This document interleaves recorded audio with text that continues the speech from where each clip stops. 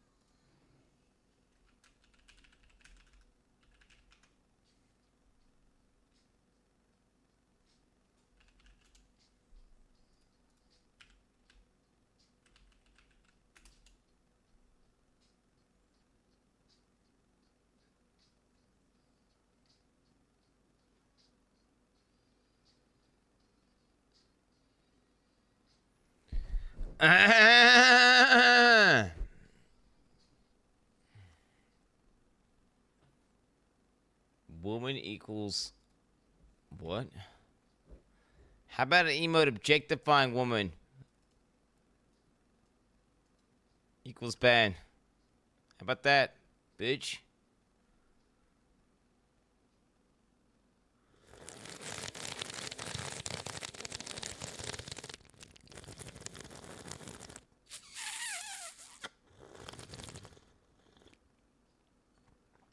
Oh, yeah.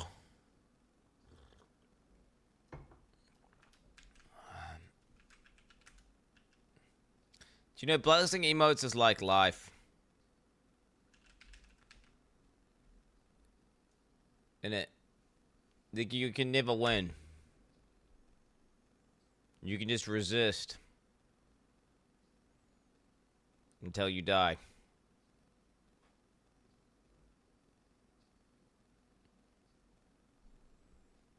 Doesn't matter how many emotes I blacklist, there's always gonna be more.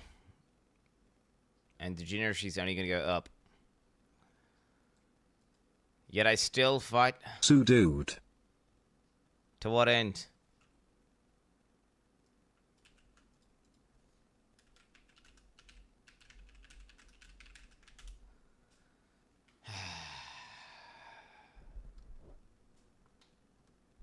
Hey, what's good, boys? What is good, boys?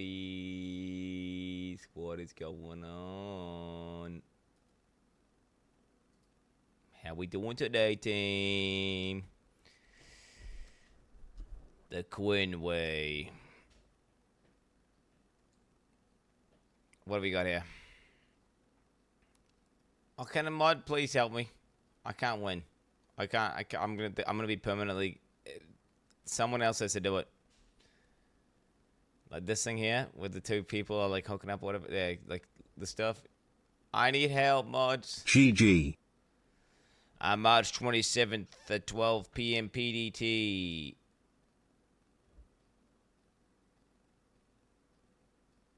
Huh? So like tomorrow?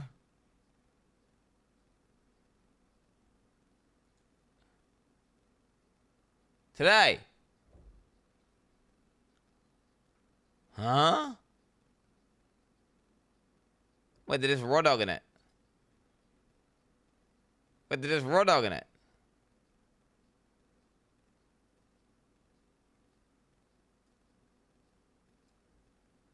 March 28th. 8 a.m.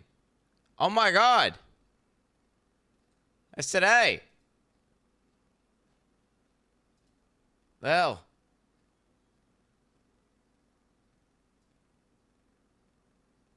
I mean... POE 2 live stream today.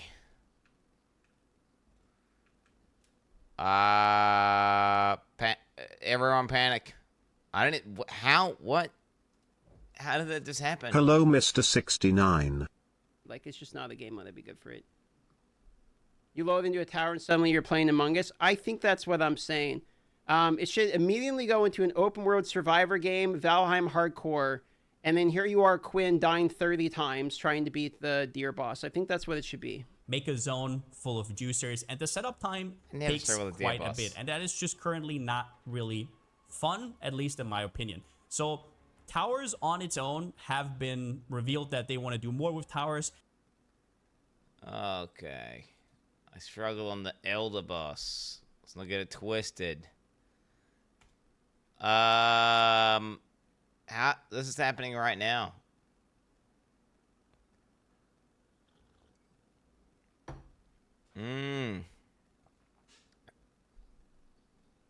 Teal'c a good days coming. Yeah. See how many good takes I can get out. How many good takes can I get out? I haven't even prepared any takes. Let's see what the YouTube algo's got prepared for us, guys. I'm getting old Vsauce videos that I've already watched before. Some guy eating a bunch of food. Ooh. Ooh. Ooh. Here's what happens when you don't rest your steaks. I'm taking these regular old Wagyus and seasoning with salt and Italian pepper. And then I just cook them over my Bluetooth induction burner. I start it super high but then lower it to medium heat so they cook more gently. 3 minutes on the first side and then flip it over, 3 minutes on the other side. I highly recommend that you reverse sear or double sear your steaks, but I think most people are probably cooking it like this at home. This first steak hasn't rested at all and we're gonna cut right into it, which honestly hurts. First thing you notice is that it's bleeding everywhere. Not literal blood, but all that juice. You never want to see juices on your board because that makes your steak a lot tougher because it's less juicy. Second I is must admit, in the morning when I'm trying to speedrun to get ready for stream, I do this sometimes. I do this sometimes. Yeah. No, I'm actually really... Chat, do you know... Chat, I was cooking 2 steaks a day for, like, months. I am now better at cooking steak than the majority of chat. Okay, that's how good at steak I am. Like, I went from being a complete novice to cooking literally hundreds of steaks bi-daily. So I'd be cooking a steak in the morning and a steak in the evening. And often I'd be cooking 2 steaks in the morning. Okay, so I'm talking a lot of steaks. I've now cooked hundreds of steaks. I basically went on a Super Saiyan mission. And now yeah.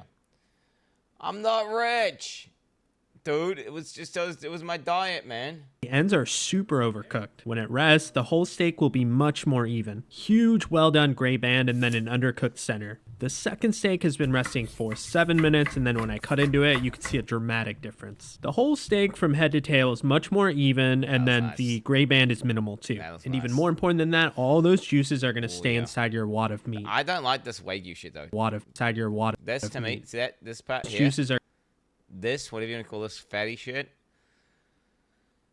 it makes me like either almost gag or literally gag. I hate it. I hate that part. And I get people like that. That's why I hate Wagyu. See, if you were to get that, if you were to cut off this part, and then I eat this, and that's like prime. This top part. What I do is when I get this, is I'll cut a little bit of it, and I'll fork through it, and I'll fork it with a lot of nice steak. So I'll cut off like this portion, separate it, put it on my fork, cut off a bit of the bottom, fork that, and then eat it in one sitting to kind of mix it. And then it's like palatable. It's palatable. Is that Wagyu shit? I bought Wagyu twice and it's been fucking trash. Yo, I bought a Samsung S25 Ultra. Okay. Why? Because my other one's broken. My other phone is literally broken, by the way. It's completely fucking destroyed. Look. You see it? It's not really picking up in the light, is it?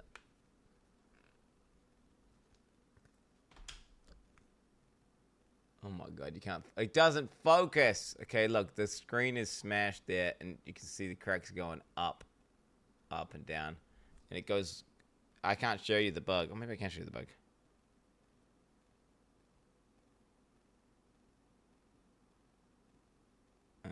This bug gonna happen? It's not happening. It goes green, and the screen completely turns off and does all weird shit. Basically, it's broken. And the crazy thing is, I don't know who broke it. It just was broke at one point. It was either Abby or the kids. Let's be real. It didn't drop it. It was totally fine.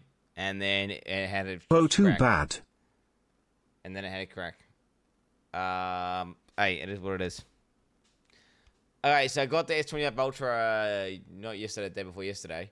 Okay, so the seam, bro. The seam. Maybe, oh, fuck, I hate not being able to put that shit close. I'm gonna buy a new fucking lens. To-do list. Buy a new fucking lens for camera.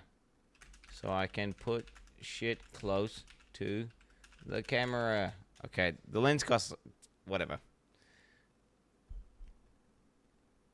Oh, it's the thing I just typed. This seam, hair gets stuck in the seam. So you got hair coming out of your phone. So you put your phone in your pocket and there's like, I don't know, a bit of dog fur in there, right? Because you just patted your dog. and the hair can get stuck in the seam, and I was like pulling out hair bits from my phone. Like, are you kidding me? What a shit phone. What a dog shit phone. Look, I can see a piece right now. I'm looking at a piece of hair right now. Looking at a piece of hair right now. This is, I don't know if this works anymore. I can goddamn try though. Yo, it still works.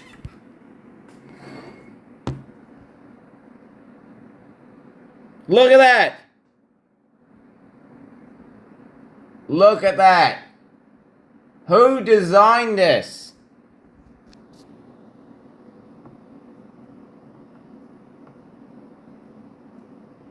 Who designed this? How is that a new phone? Like, explain to me how you got a fucking seam where hair is getting stuck in it. Oh, did I get it? No, it didn't. It's still there. That's fucking ridiculous. I'm sorry, but that is unacceptable. It makes the phone feel tacky and shit, like some shit products that hair's getting stuck in the seam. Like, why are they designing fucking phones where you're getting hair? Like, why is the seam... Like, are you kidding me? Now, maybe it's not here. Maybe it's like some plastic that just comes out or something. I don't think it is. That looks like here. When I pulled it, it seemed like here. Yeah, Gigarip. Oh, shit. Heads. He didn't hit the boss. Asala. No DPS. Dead. Asala? Everyone get out. Use your mage portal. Use the mage portal. Get the fuck out. What the I didn't get any heals. Asala? I'm up, guys. I didn't even touch it. What happened to I Brain? died. I'm dead. I'm dead. Brainstorm. Heal the DPS. Heads. He didn't hit the boss. No DPS. Heads. He didn't hit the boss. He does touch it. He does touch it. And then the tank dies. The tank died. No DPS. Yeah, you were sick and threat there, bro. You were sick and threat there, bro. Little bro, the tank died, but... Yeah. If the tank didn't die, there's no problem there, but you did. You were touching the boss. He was saying don't touch the boss. No DPS. Dead. Asala? Everyone get out. Use your mage portal. Use the mage. Dude, the instant Petri Alter 4, bro. Holy.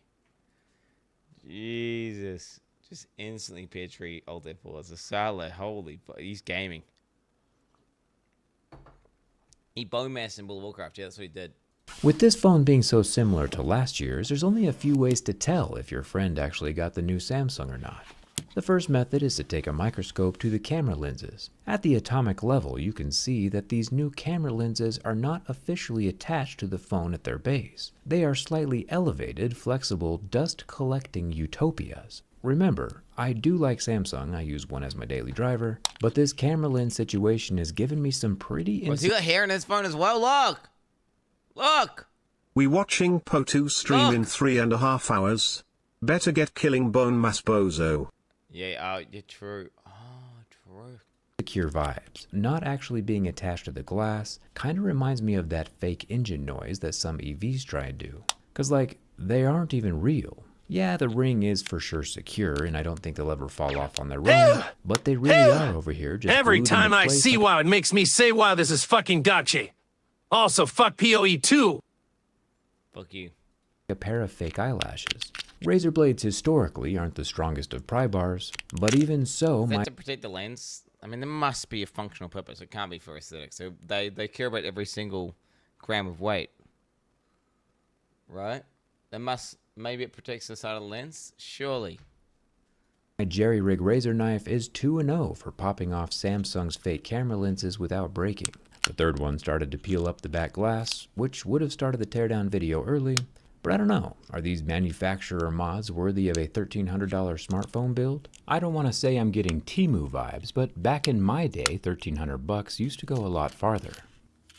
Yeah, I must admit, this is the first time I felt like the Samsung, like, my S23 felt premium and good. And I had no issues with it, ever. I didn't even want to replace it.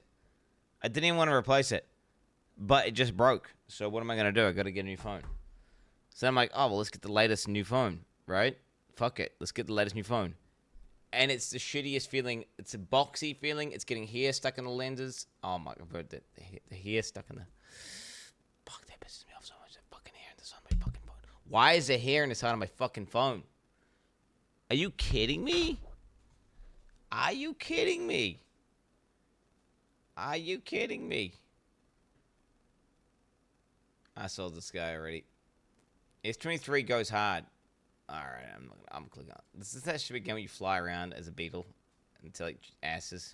Stay in the toilet for 10 seconds? Oh no. I have to now.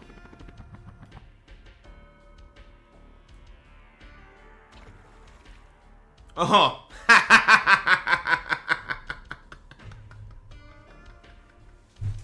There's an in-game clock, dude. Secret boss? Alright, boys, time to watch another Goon video. I got my shit lotioned up. I used to just stroke my shit for hours. Is this for real? Game. For real, for real.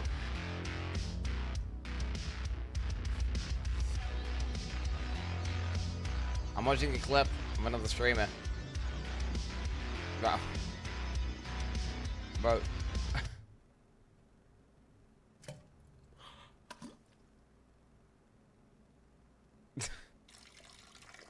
Oh! Oh! What the fuck, Eris? What the fuck's this shit? That's disgusting. Dude. Yeah. Woo! Power, no problem. Yeah. The fuck is this shit? Yeah. Woo! Power, no problem. Yeah. I get it. She made herself weaker, right? By getting like breast implants. Then people can punch her in the titties, and it's a weak spot, isn't it? It's a weak spot. Like a real jack chick is just not gonna have those, and she's gonna beat the fuck out of her. Gonna beat the fuck out of her. What was the point of the video? Was there something else? I don't know what the point of the video was. It was like just a mediocre kick, and then she just, I saw her, if she wanted to actually be good at Muay Thai, she needs to get rid of those. Kazuka, Wheel of Death. Guys, I got time for one video. We got time for one good video. We got time for one good video. Start by the Zac Mowing and Weeding Company. Live stream it all. Easy money. Hi, Quin is a... I told him to put the fucking thing on his head. Like, that's what all the TikTokers doing. He's actually doing it. Dude, he looks so stupid. He looks like one of those TikTok Annies. I said they on TikTok, they could wear a hat and they put it on the brim of the hat. And he's doing it. He's doing it. Oh, my God. Quin is equipment boy, bro. What? You know that Quin literally has a full-time weed eater dude. Oh, yo, have a good night, brother. Bro, he has a full-time guy working on his place. Like, full-time. So, he wouldn't come and work. Yeah, no. I employ my brother-in-law. Okay? It's my brother-in-law. Okay? Yeah, and it's not full-time. It's, okay, he's only here for 6 months of the year. So that's not full-time. On top of that, I think it's 4 days out of the week. But generally speaking, probably 5. 4 to 5 days of the week for half. So that means, so then you have that again. So then if you average it over the year, it's 2 days a week. Or 2.5 days a week. Right? So 2.5 days a week. Yeah, I pay someone 2.5 days a week to yeah. Chad, do you understand? You understand that I work 7 days a week. So naturally, if I'm working 7 days a week, okay, I've got less time to do garden work. Yeah. Oh my god, dude, I'm fucking working right now, homie. I'm working right now.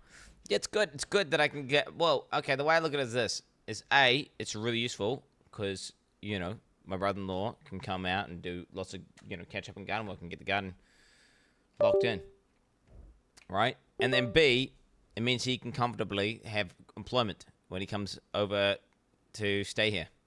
So it's because they go back to UK for 6 months and then back here for 6 months and then back there for 6 months.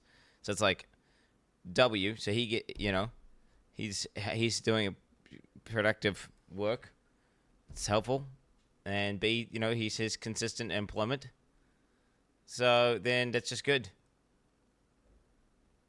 It's just W. It's W. Anytime I can give something to my family or pay my family or do it, I do it. Because the way I look at it is that's just make my family more powerful and stronger. And, that means as a unit, we're better off. Okay? Because all my kids are playing with their kids. We're all interacting. I just see them as an extended part of my family. Okay? They're just all a part of the family. So, like, I just constantly, like, man, bro, my family members, bro, let me tell you. If you were calculating everything I give away, man, I'm like the giveaway Andy. I'm like Father Christmas. I mean, people they're coming to me asking me for computers faster than I got computers to give away. That's how many okay, because goddamn, the amount of $10,000 gaming PCs they want is insane. Like, oh, yo, I've heard every time. Hey, guess what's coming? They're always coming asking my phones. Guess what? I've just got another phone. They get the oldest one. They get the S22. They now get the S22. I'm going to give it, to my auntie probably. Because I think she has like an iPhone, like fucking a really old one. Game Awards, what is this? Which is good though, right? Because don't you think isn't it a good thing? The way I see it, don't you think that your family is like your clan, but IRL? Right? Don't you think? Your family's like your clan, but IRL. So, and if you are a part of your clan, then you want to make your clan as powerful as possible. Stop clicking links. I always click links. Well, okay.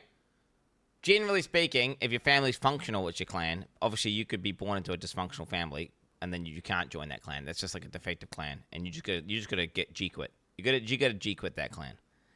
For sure. Okay, sometimes you gotta G quit the clan. Okay, and that's sad because if you're born in a family that's like it's shit, and they're all shit, and the whole family's shit, and they're just net negative. I mean, hey, it is what it is. But to G quit that family clan, I feel like is quite a large decision, and you need to be really sure that it's worth doing, because you don't want to like ostracize your family for no fucking random reason. They gotta be real cunty, right? They gotta be like, what are they gonna do? What are they gonna do to leave your family? I mean, they're all gonna be criminals and fucking be trying to get you to do drugs and beat you and shit, and they're gonna be really bad. But then you can just make your own clan, right? That's the simple one, is make your own clan. Yeah. Go find another person, breed, and then you just got a small clan. Dude, my granddad's clan, let me tell you, my granddad's 95th birthday, he got all of the Crawfords. So everyone directly fucking, like, all the people that were as a result of him breeding, who bred, and it was more than the venue could support. Fucking nuts. Insanity. Hundreds. Now, there were, like, people who weren't, like, directly blood related, because, like, they're in law. And then there was, like, but you get the idea. Breeder family. Well, yeah. So, I mean, yeah, it's kind of insane, though, right? It's kind of nuts. Much that once was is lost, for none now live. What is this? Who remember it? It began with the forging of the great rings. 3 were given to the elves, immortal, wisest and fairest of all beings. 7 to the dwarf lords, great miners and craftsmen of the mountain halls. And 9 rings were gifted to the race of men, who above all else desire power. But they were all of them deceived, for another ring was made. In the land of Los Angeles, California. In the fires of Mount Doom, the Dark Lord Jeff Keighley forged in secret a master ring to control all others.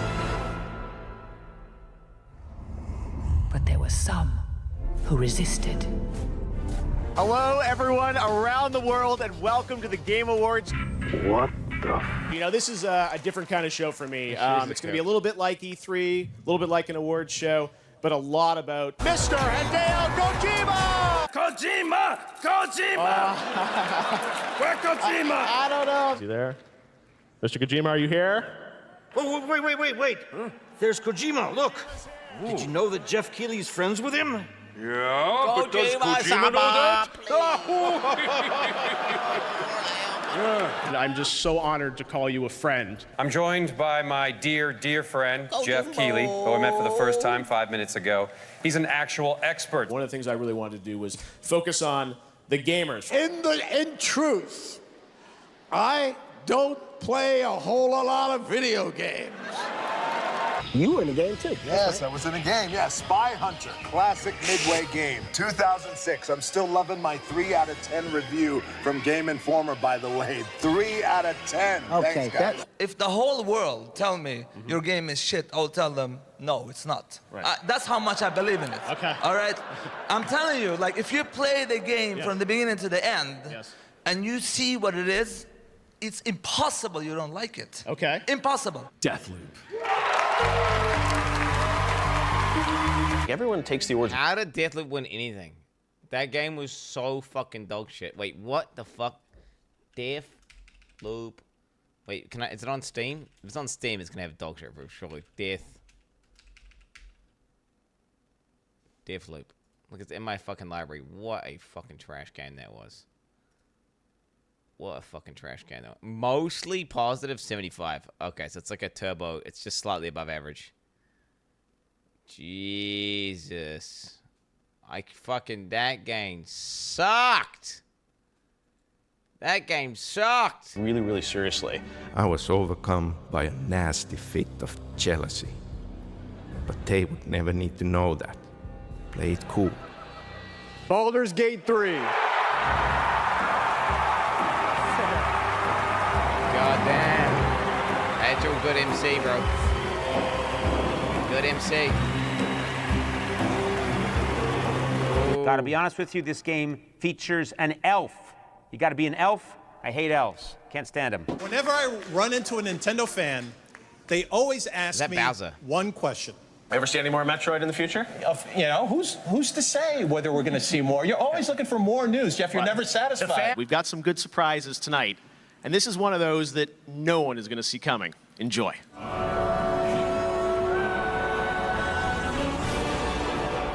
You guys have a lot of expectations on the internet for things. There are lots of rumors. What? He did another Skyrim patch? No shot. Lots of leaks. And then sometimes there's surprises that come out of nowhere. What was this? Enjoy this.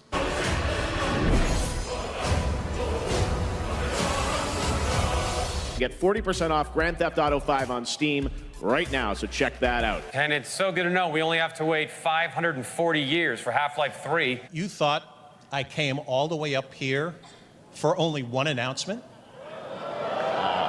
I don't know. Is there more, Reggie? You know, Of course there's more. Just switch badge.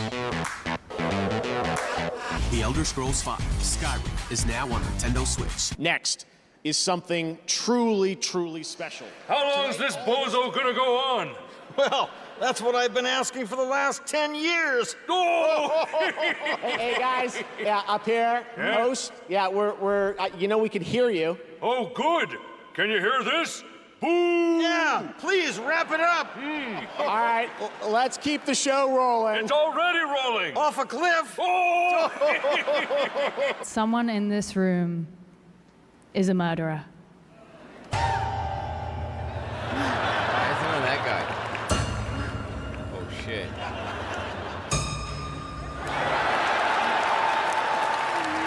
Later, among us, the new map reveal. She looks like Freudian an slip. incredibly dangerous real estate agent who really tones her butt. Do you have a favorite boss in Elden Ring? Millennia. Millennia. Elden Ring.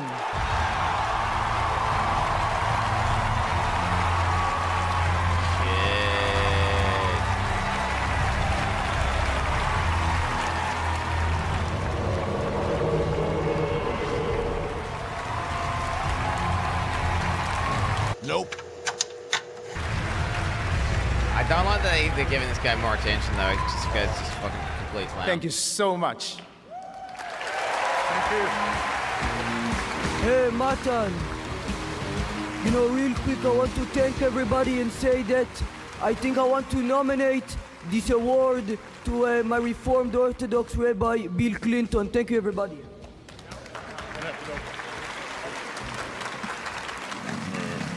What? Oh, Waldorf, you old fool. What a nightmare I was having. I dreamed we were still at the Game Awards. I saw that live chat, and I was just like, what the hell did I just watch? It was just confusing. We are. No. Yep. Oh, shit. Millions of people coming together, all to celebrate video games. Yeah. Speaking of a lot of people, why isn't this theater 12 full, months huh? watching this amazing specimen of a man playing video games. How time flies. A brand new 34-inch LG widescreen monitor for almost half off. Head to ebay.com/gaming. It's like the game commercials with award interruptions. McDonald's congratulates all the Yeah, nominees those old guys and were pretty winners on at the point Game with Awards. criticism. Make the commercials stop. Please. Please stop. Go for the win. Go for Grubhub. Help. Help! Fresh indie game presented by Subway. Make it stop. Make it stop. Once there was an explosion. And the world went to shit. That's not real, Experience the immersive world of Super Mario. We all need a way of coping with what's going on in the world. Games is an incredible way of doing that. So what we're talking about right now is to have a video game prescribed, just like we prescribe pills for conditions, and think about this as a new type of medicine. What? Why'd that happen? What happened to me? Imagine writing about video game, bro. The Game Award goes to Boogie 2988. There is nobody in this country, in this world, that is more deserving of this trophy, that has done so much to bring games into life.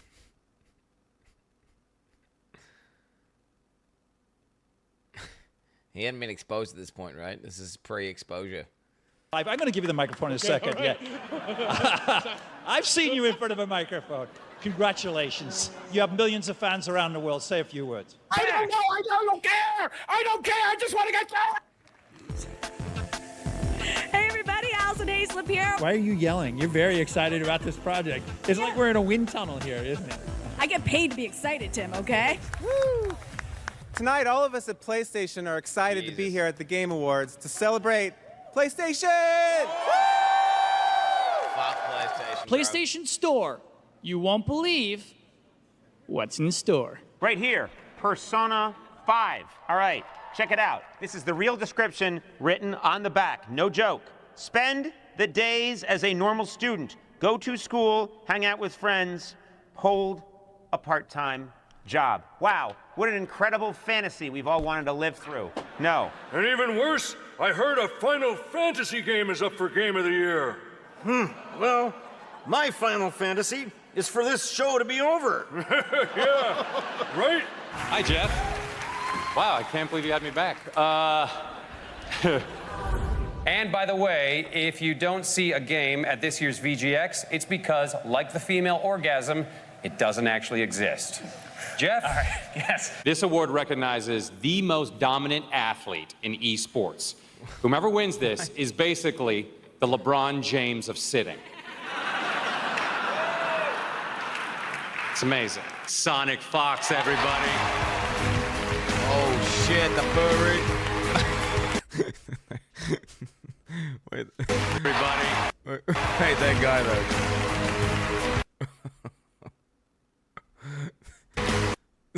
Dude, he's like, dude, he wants to beat the fuck out of this furry. As you guys also may know or may not know, I'm a furry. Your friends will know, and they will tell their friends. Your mom will tell other moms. Your little sister will know. Your twin brothers will know. So will their twin friends. Even your dog will know. Even me, Mix-a-Lot, I'll know. This game store owner will know, and so will these guys, and so will she, and the actual creator of Magic will also know. We got a tabletop store opening up. And not just inside the folds of my adult diaper. Oh my God, I feel like I got the best seat in the house. Whoa, Cliff Blazinski. I'm well known in PC circles for talking trash about the PC as a platform in the past. I was wrong, okay? Let it go, people. Gears of War 2 is not coming to the PC. Ever. The PC is forever. Steam crushes it all. What a fucking clown.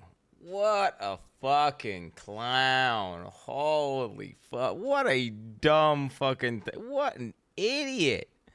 What a fucking idiot. All the time. People are surprised how many people are there and the love they have for this game. Yeah, I mean, we have 26 million registered users, which is crazy to say out loud, which is, it's been hard to do, but we've made it for these, you know. The losers. Every hour around the globe, neglected gamers feel lonely. The Game Awards Discord server to discuss tonight's show and even watch together.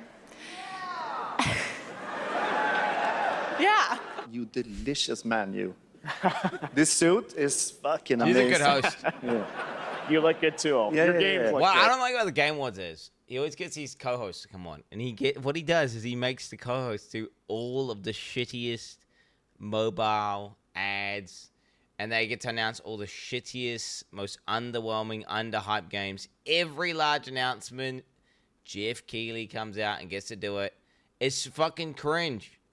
It's fucking cringe. He's like paying them to do the gutter jobs. Like, he should give them at least one good thing, right? Come on. No, he should get them one. Third, if you're going to be nice to cars, instead of being like, this guy, because then you could be. Think about this. It's actually a good thing, right? If you randomly let them announce something big, well, then you hang on to every word they're going to say, because then it's like, wow. They could announce something big at any moment, so then they're going to pay more attention to the adverts. How long is this bozo gonna go on? Well, that's what I've been asking for the last 10 years. Oh! All right, guys. Yep, someone already clipped the previous one whenever it happened live. Anyway.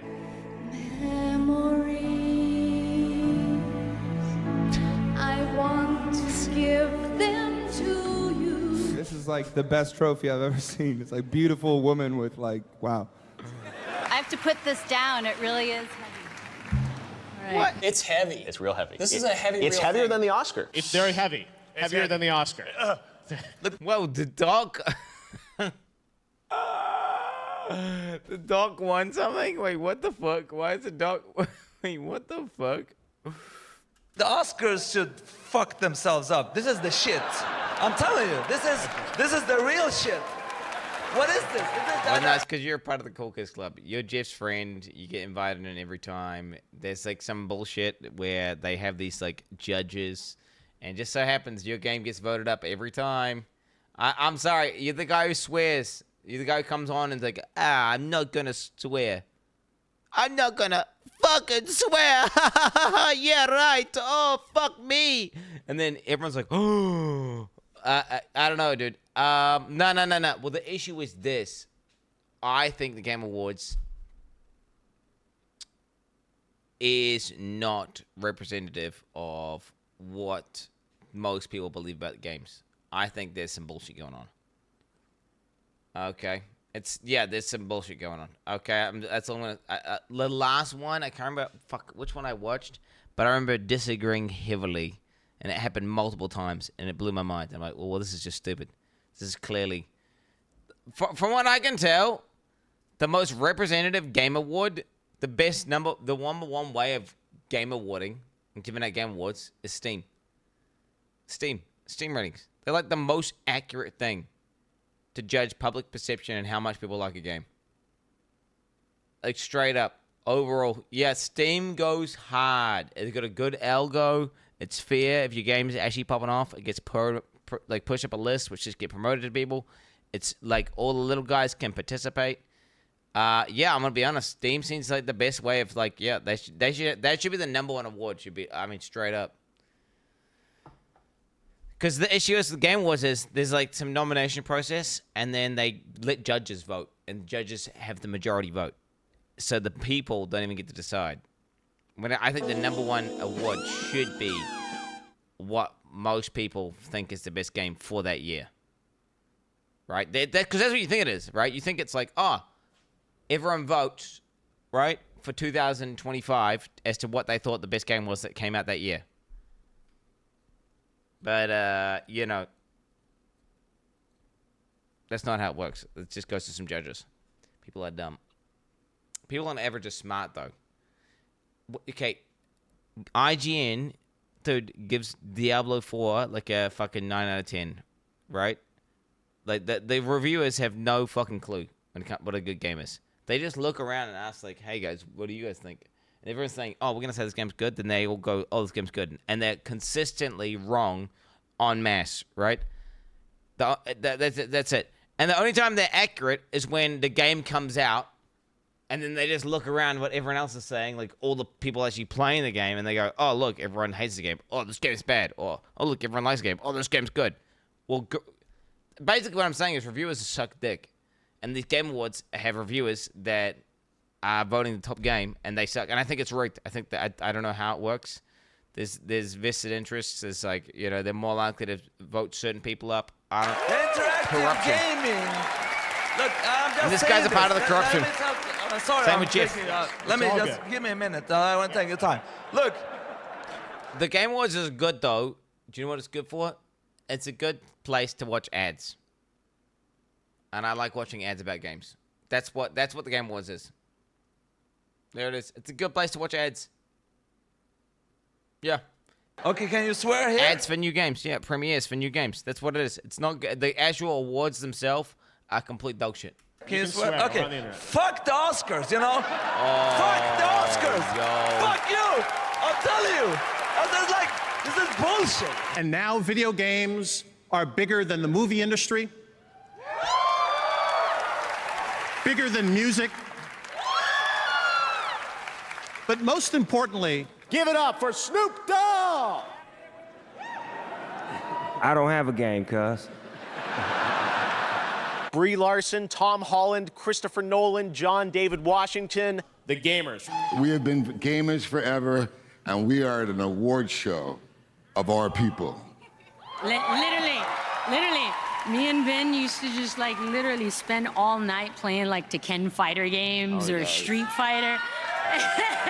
I feel like the people who really should deserve the Best Performance Award are the celebrities that they pay to come up here and pretend they care about games for minutes upon minutes. But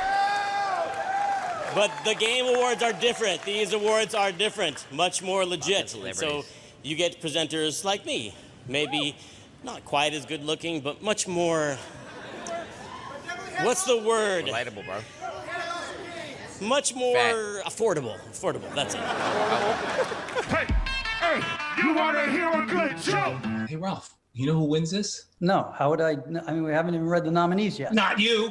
Hey, Mike, you want to hear a good joke? Please bear with my English. Hey, Al, you want to hear a good joke? Stadium. LA, you want to hear a good joke? Yo, do you remember them? Do you remember them? All those streaming services with the 300 ms ping shit where you would like, and they all failed so miserably. Who could have guessed that doesn't work when you have this awful input lag? I mean, who could have guessed? That's crazy. I mean, once they solved that, don't get me wrong, if you could have like a fucking cracked console with like low latency, and when they solved that, GG. But until they solved that, no one's. Dude. People like it's just nice having your own device that runs your own shit. Not being like, oh, this is another subscription service where you got to pay money and you don't own anything. Fuck you. How does one get into acting in video games? Wait for Nolan North and I to die. I hate this guy. Actually, Troy. I don't even know what character he plays, but he's on all the game shows and he's one of those industry plant guys who just yaps constantly. He's like the guy who came on before who like swears all the time. He swears all the time. This is the guy who just comes and talks about being a voice actor at length.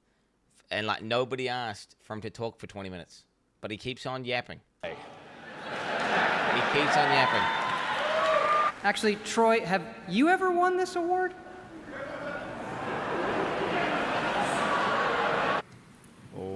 Oh shit.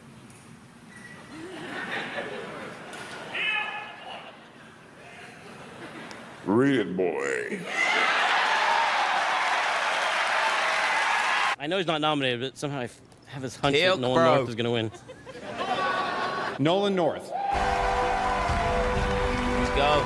Viva Seifert, The Witcher 3. Wait, what happened there? Dude, that was awkward. Oh, he went to go do a high five. We went down low, but he missed. He's too slow, and he's still holding his hand out. Viva Seifert, The Witcher 3. The Witcher 3.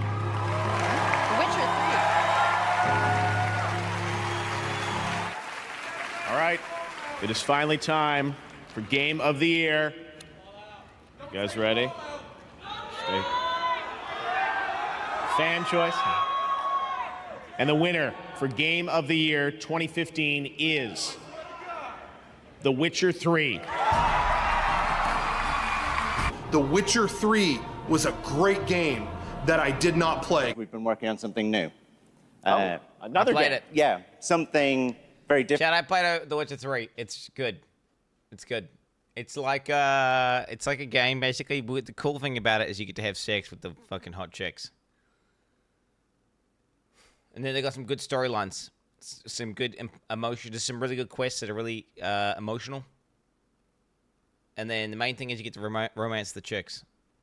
Do you know what? The Witcher 3 is basically like Baldur's Gate, except with just more action-oriented, like arcadey combat. Same exact thing. And then there's also this minigame inside the game called Gwent that's actually better than the entire gameplay loop of the actual game. Gwent is objectively better gameplay than the Witcher 3 gameplay. Because the Witcher 3 combat is fucking trash. But it doesn't matter. You don't play the game for the combat. You're playing the game for the story. Okay? The stories that I want to call it it's the atmosphere, right? It's like it's the immersion. That's why you play the game. That's why you're playing the game. And then you're playing it for Gwent. Okay, to win the Gwent tournaments, ultimately. And the NFSX scenes, exactly. Didn't even do all the DLC. Oh, shut the fuck up. Didn't even do all the DLC. Yeah, he literally played all the DLCs, did all the main quests, did all the side quests, that every single chatter said was good. Oh, technically he missed like one side quest. Didn't do all the DLC. Oh, shut the fuck up, you Witcher Andy motherfuckers. I legit did all of the main quests in the game and did all of the secondary quests that appealed to me, and then all of the secondary quests that chat suggested that I should do. Okay? Don't get it fucking twisted. You fucking bozo-ass motherfuckers. Oh my god, these Witcher Annies are insufferable. The game's pretty good though, yeah. But let's be real. Carried by the story, the immersion, and the sex scenes. Well, it's not even the sex scenes. I just enjoy the minigame of romancing a character, you know? That's always fun to me. I love that's why it's really fun. I really enjoy Baldur's Gate. That was like legit. If you couldn't romance Shadowheart, then I wouldn't enjoy Baldur's Gate. How crazy is that? It's like the combination of the minigame of the combat, which is way better, by the way. Baldur's Gate combat's way better combat than Witcher 3. But then you get the minigame of trying to romance the characters and try to pick the best options. Right? And unlock the secret scenes. That's what it is, dude. There you go. I'm not a goon. I'm not goon. I'm not a Quincell. It's just fun. Okay? It's fun. Different, something maybe more ambitious. You know, for... Here we go. The first real open world. It used to be that a game would ship, and that would be the game. We brought in gamers to demo the latest Cyberpunk update. Let's see what happens when they find out. This fucking game.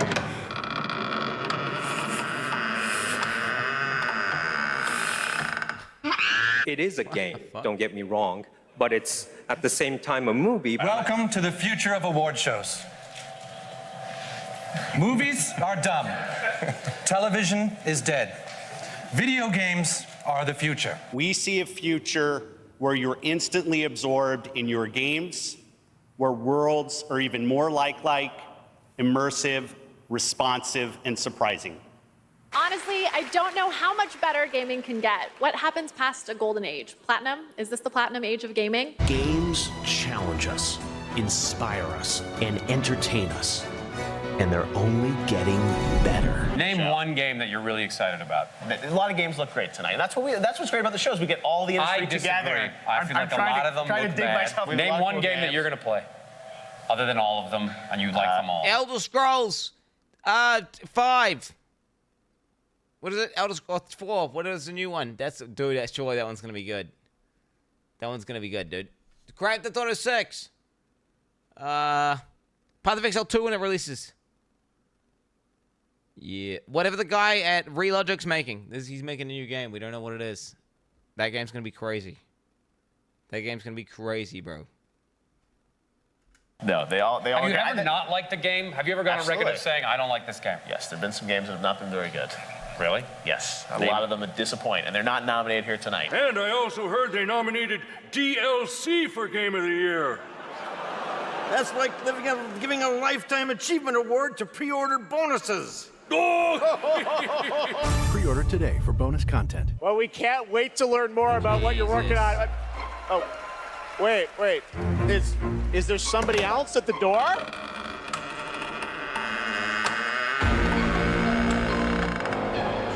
And the game award goes to, oh man, I have to pay a microtransaction to unlock. That's so stupid that this has to, hold on, I got this, guys, here we go. The EA shit going on with the loot box and stuff. Okay. No. Look, I'm gonna say to you one thing. EA has been very good to me. Yes. And to be honest with you, they're getting, because it's nice to hate EA, blah, blah. I don't care about that shit. What I'm saying is this. I had the chance to play the game recently, and I can honestly say that this is one of the best Star Wars games of all time. And that's saying something. So anyways, go ahead and roll that teleprompter. That'd be nice. Thank you. Boy, let's skip. What was that about, by the way? He was like totally... Was he having a mental thing? Was he wasted? What was that about? But yeah, I played that Star Wars game to the end. It was actually really good. Okay. Straight up. You should fuck with that game. If you ain't fuck with that Star Wars game, it's actually pretty good. Hey, it was actually pretty good.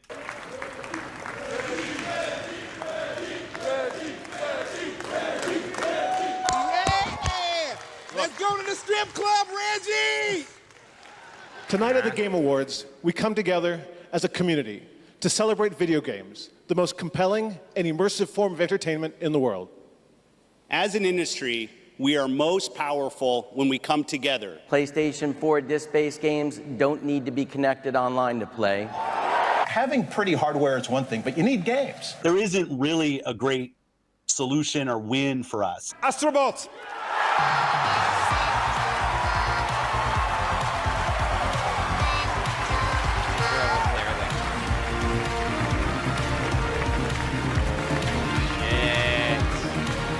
God of War.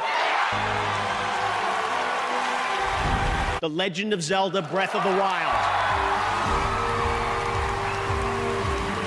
The Last of Us Part 2. The Last of Us Part 2. The Last of Us Part 2. The Last of Us Part 2. The Last of Us Part 2. The Last of Us Part 2. The Game of the Year award goes to The Last of Us Part 2.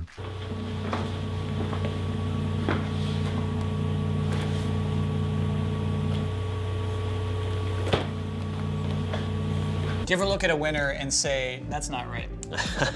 Dragon Age Inquisition. Studio made their game because they wanted to make a game that they wanted to play themselves. Why is The Last of Us Part 2 bad? I never played it. Was that with some shit where it was rigged?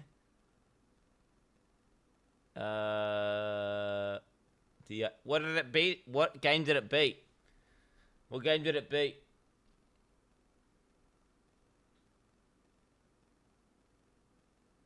Red Dead Redemption 2. Oh, sure. They created it because it hadn't been created before. You know, the beginning was make money making games, right? 3D World is doing quite well here in this market, so that's How much wonderful. money have you made? Joel, I love these questions. They didn't make it to increase market share. They didn't make it to service a brand. They didn't have to meet arbitrary sales targets. We'll package it up with the original game and we'll put it on consoles and everyone will buy it again because they're suckers.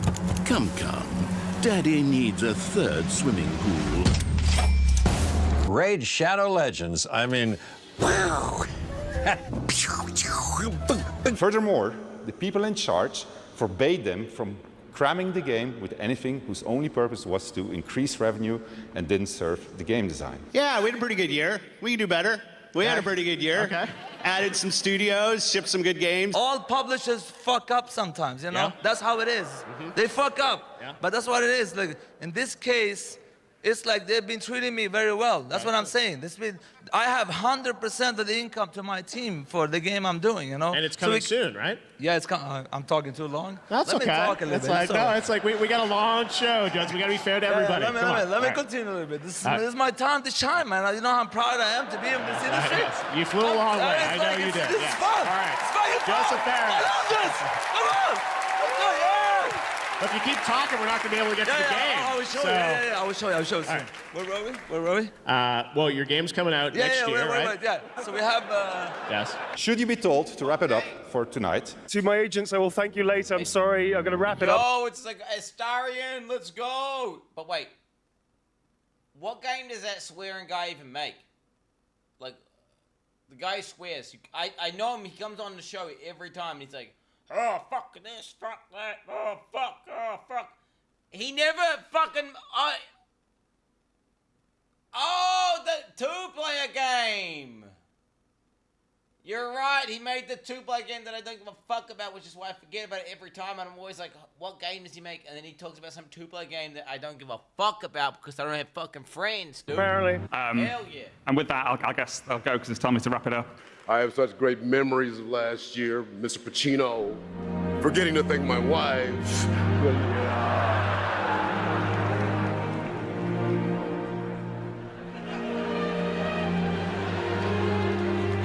Mother Potatoes! Oh, wrap it up? All right. Please wrap it up. Let's look at the trailer. We can talk after. No, we can't. This is okay. it. Okay. Let's check out the trailer. Wait.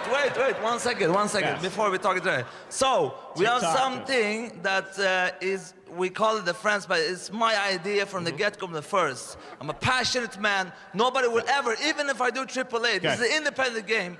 But even if I do that, it will always be the game I want it to be. All right. We'll come to the point soon. A Way Out. We got to go. Here we go. A Way Out. Coming out next year. Check it out. Joseph Farah. He's a passionate guy. Was that a bit, or was Jeff actually getting irritated? I think it was just a bit, right? That was a bit. That's a part of the script. That's a part of the script. He's not. That was a bit.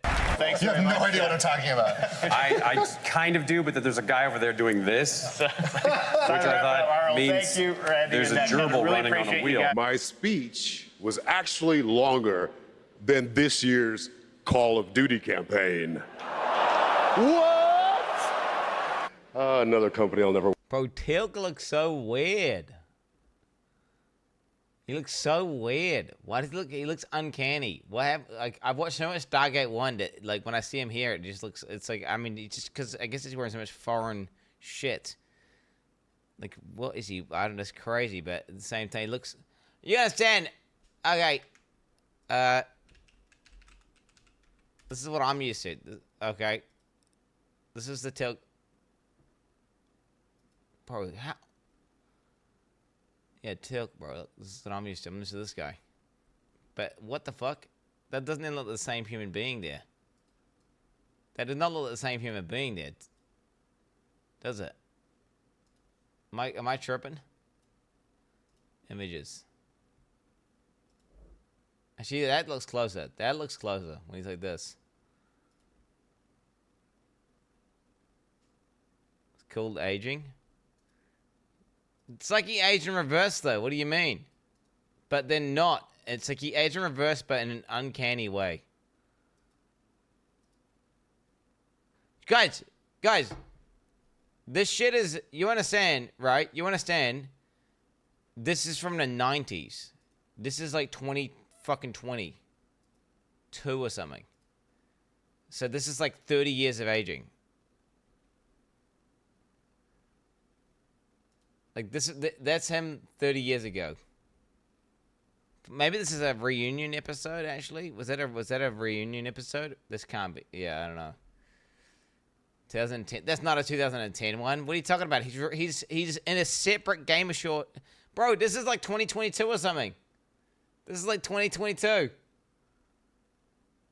This is 2022 or 23 even.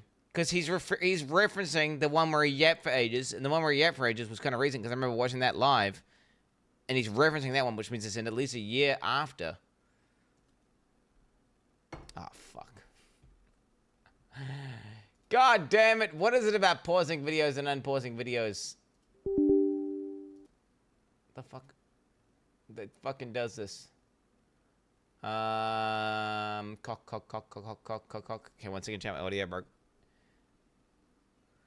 Just booting up the old Dante software real quick. Just booting up the old Dante software, you know how it is.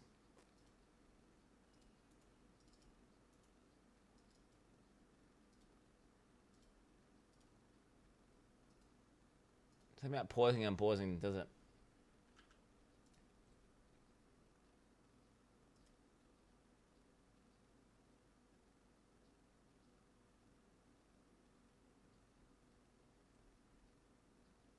What is this? How do you see what this is linked from? Has Crystal Judge had plastic surgery? Yeah, there's something weird.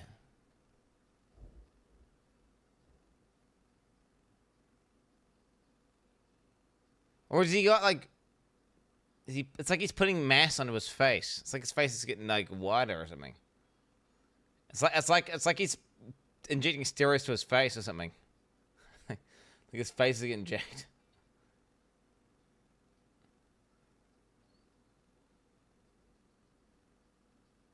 Dude, he was fucking badass, bro. Let's not get it twisted. Let's not get it twisted.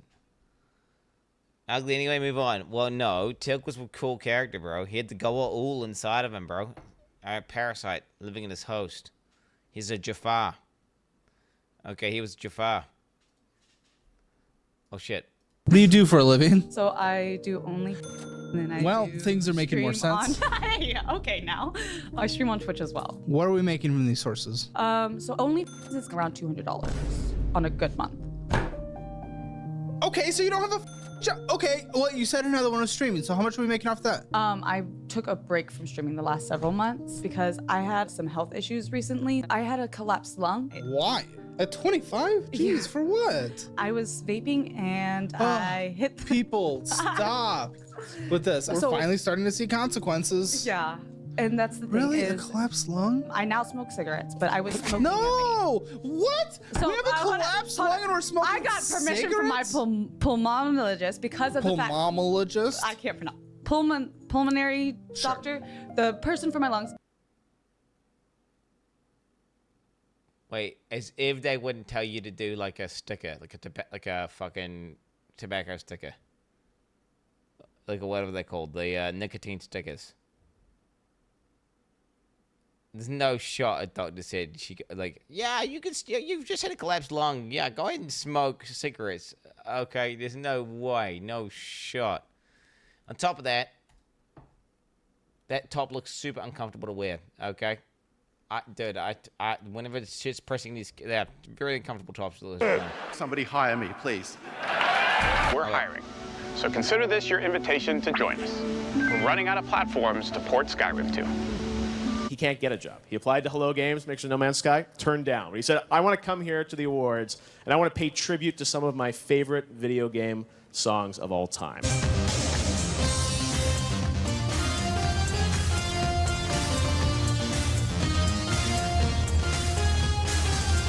And it's really amazing to feel like you're standing on stage, looking out at the crowd, cheering for you.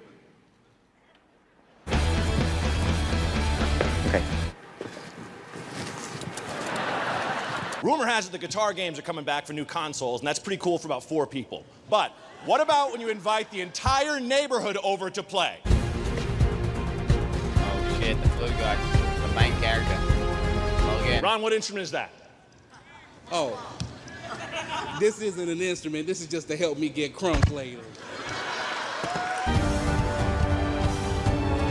the fuck's this guy getting drunk and talking about strip clubs? I felt an urge to dance.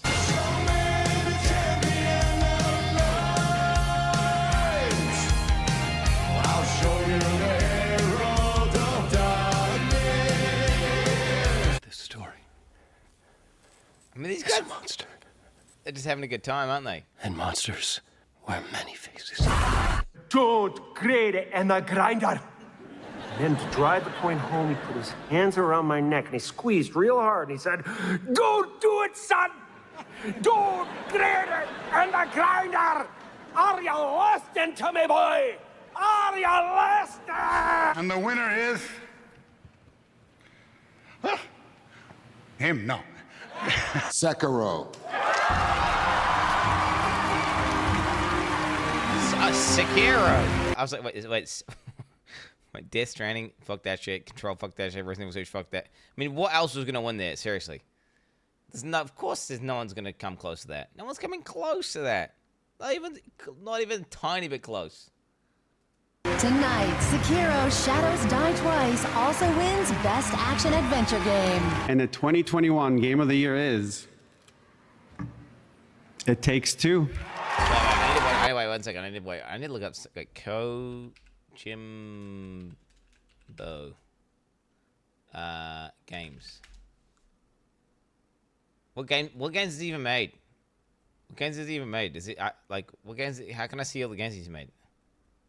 What's a list? Oh fuck. List. Okay, let's see. Never played it, never played it, never played it, never played it, never played it, never played it, never played it, never played it, never played it, never played it, never played it, never played it, never played it, never played it, never played, never played, never played, never played, never played, never played, never played, never played, never played, never played, never played, never played, never played, never played, never played. Yeah, never played any of his games. Not even one. Not even a single one of his games. Never played it. His games are shit. They're all shit. All these games are shit. I mean, bro, they're all shit. Like, the only thing these games are good for are memes. That's it. They just make memes, and then we can use them for memes. That's it. Okay, there it is. Yeah, like I use the sound effect from Metal Gear Solid that goes dring. That noise. That's a good meme. Okay. That's about it. Like this. Where are we? Like. Can't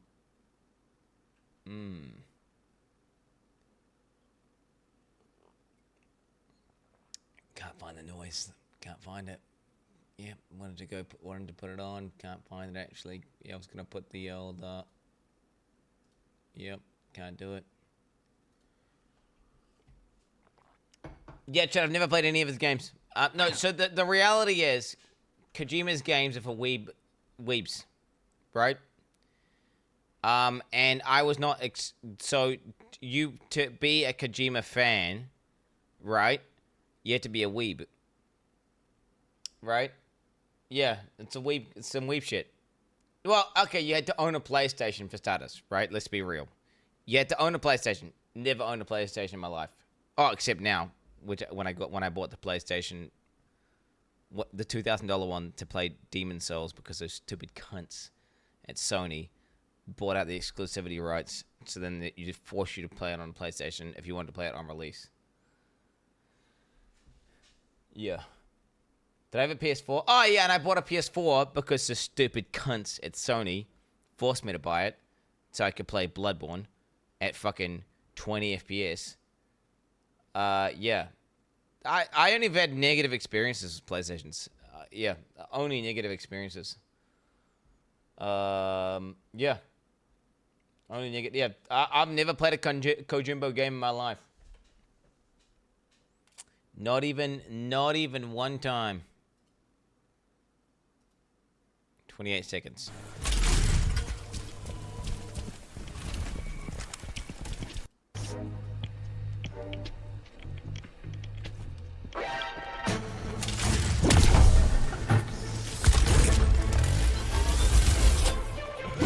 What's this? That's the game. It's like, this is a weird stealth. Yep. Okay, I don't know what the fuck is this here. Alright.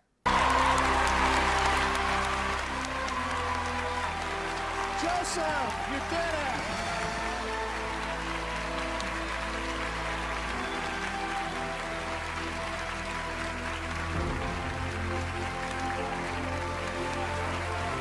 So unreal, this thing. I was up on that stage 2017 saying fuck the Oscar, and now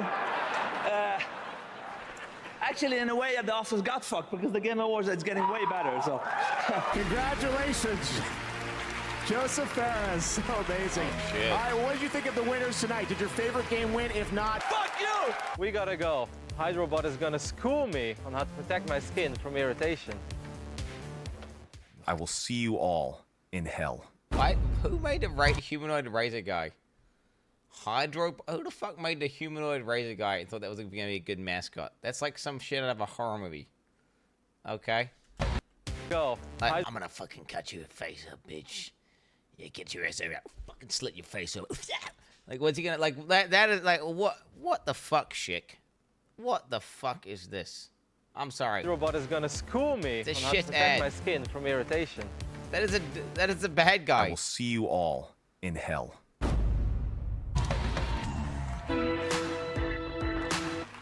Shit.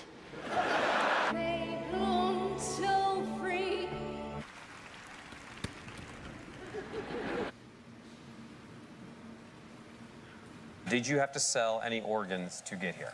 I'm waiting for my awards. Where are my awards? Your awards are coming, Richard. The best game goes to The Last of Us. I saved the best for last.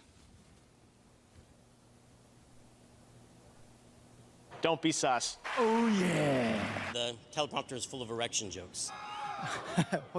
Keep him out for Harambe, always. Peter Griffin's skins. What a moron! Look at him! Look at him just standing there! I'd like to pass on a word of advice that my Scottish grandfather gave to me when I was just a boy. He said, son, games are a waste of time. You're welcome.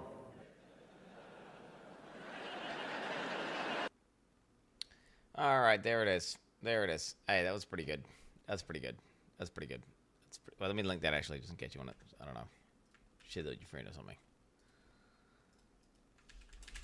I mean, wow. Just a lot of this. It's kind of cool. It's like it brings back a lot of memories. Obviously, I've seen a lot of Game Awards, so yeah, I've already seen this. Elon, yeah, he got fucking 500K upvoted. He got Giga Turbo Ultra Mega ratioed, like Turbo Giga ratioed. Have you guys ever argued with your girl that you could suck cock better than they could? Have you ever been in that situation? Ladies and gentlemen, has that ever fucking happened to you? because that was a whole nother fucking argument, and I was like, this is insane. Like, if like, you guys know what I'm saying? You guys know what I'm talking about, right? I'm not sounding crazy here. I've never had that conversation. Guys, think about some of the worst heads you've gotten.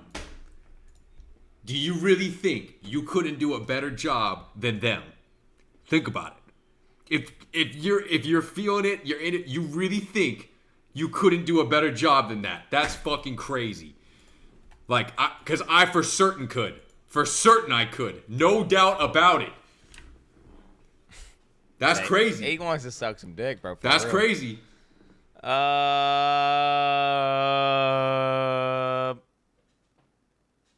The man's kind of got a point.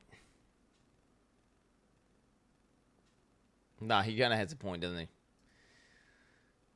He kind of does have a point.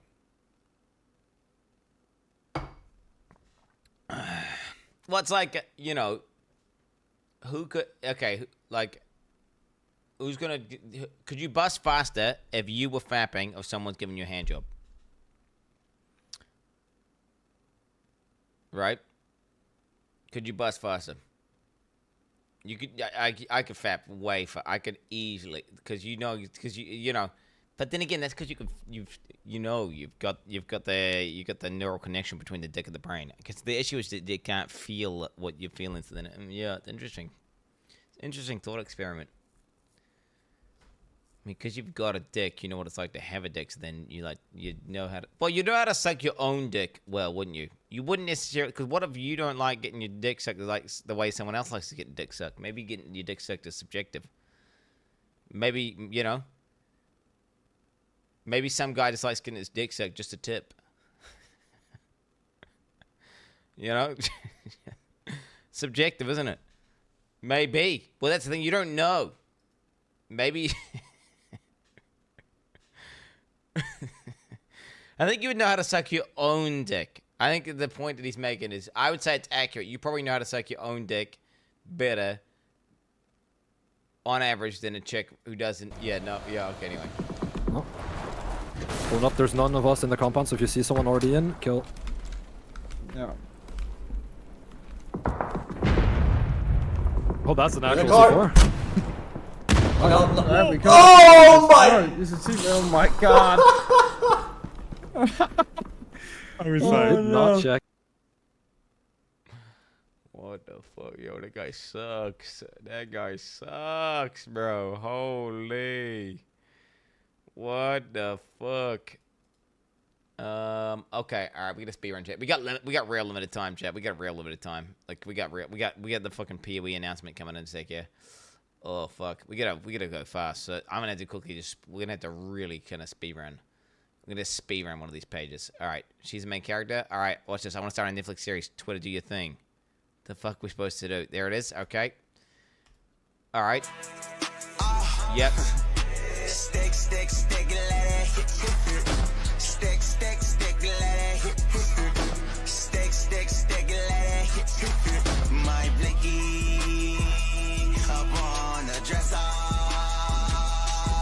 My blicky up in the. I wonder why she's not married, bro. Ain't no setup, nah, ain't no setup. Blicky on the dresser, nah, I can't let up.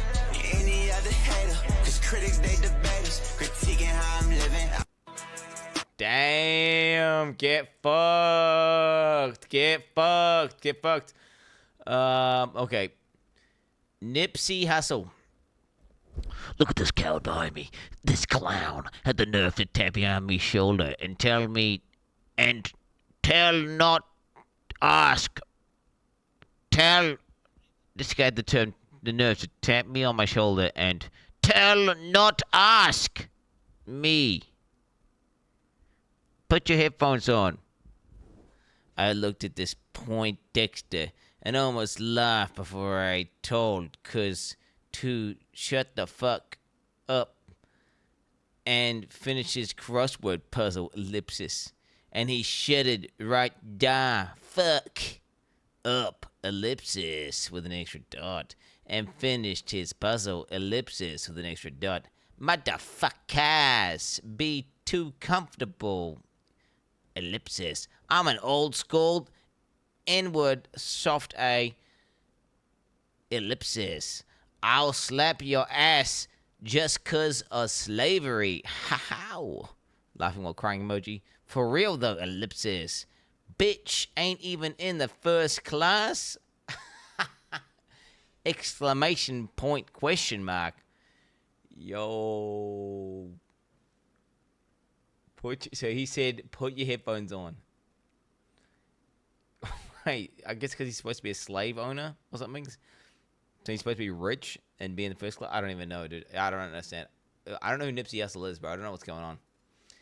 Every single influencer and how dare a 600-year-old Italian town not be card-centered? I've seen this. TikToker who put the Amalfi Coast on my For You page over the last 2 months deserves jail time, because while they showed you the gorgeous coastlines and the cute little towns, what they didn't tell you were the disclaimers. First of all, it's impossible to get here. You have to fly into Naples, then you have to take a train from Naples to Sorrento, then you have to stand in 90-degree weather waiting for a ferry to get on a ferry with all of your luggage. Mind you, we've been in Europe for 2 weeks.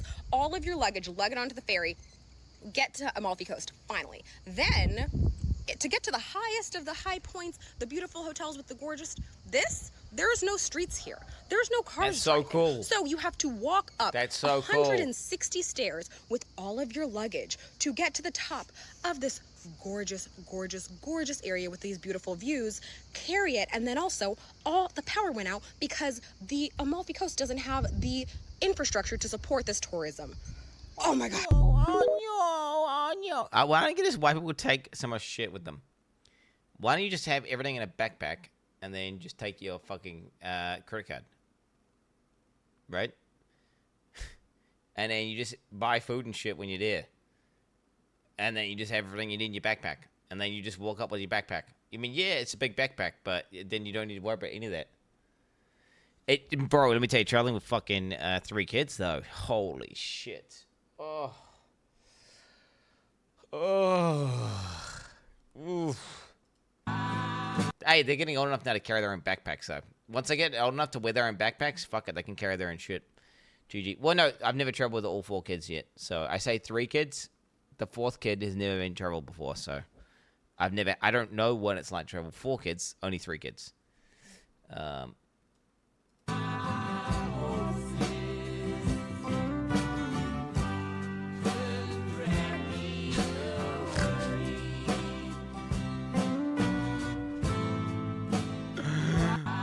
What is she expecting to happen? Like, what is she expecting to happen, bro? I've seen this one. I have seen this one. I've seen that one before. It wasn't like... Yeah, I've seen this one as well. Trying to see if the guys I play pickup basketball with will compliment my makeup. Do you remember any of the rap?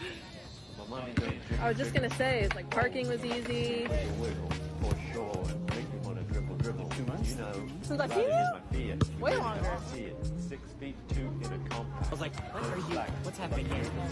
I went to his Instagram page. Update, no compliments were given. Trying to see if... I mean, of course, for sure they would have noticed it. I mean, what is that a main character? I mean, it's a bit. I think it's a bit desperate. I don't think it's necessarily main character though, is it? It's just a bit desperate, isn't it? She just desperately wants validation for her, you know. All right, girl plays explicit music in public park around children and calls other people Karens. And I ain't using no rubber. When she make that ass bounce, think I love her. Got that ass in that mouth from my mother. Type to make you baby man, you in trouble. NBA playoffs, that ass, it's a bubble. This music around children, shame on you. Why are you singing to me? My kids aren't listening to that shit. Is a kid really listen? I don't know. I think playing real loud music at a park is obnoxious. But if it's like, so what I'm saying, make that ass bounce. I mean, maybe because I'm cooked, I don't really listen to lyrics. Unless I have to really pay attention to listen to lyrics. It's weird. I started doing it recently where I've started listening to lyrics of songs and it's been blowing my mind. It completely changes the context. Like, I would listen to, like, System of a Down. I never listened to any word they said. And I'd listen to those songs hundreds of times. I have no fucking clue what the fuck was going on. And then, actually, you listen to it now, it's like, holy shit, this guy's political as fuck. the hell's going on there? Jesus Christ. You know, it's one of those things where I just never pay attention to the lyrics of songs. You're cursing there on children. Who said this was my music? I said it to her and him as well. Okay. Yo, wet ass pussy, dude. No. Oh, shot.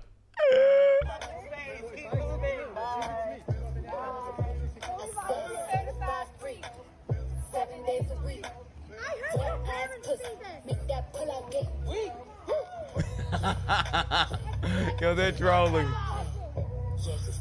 I mean, this is quite explicit, but the kid wouldn't have a clue what's being said, though.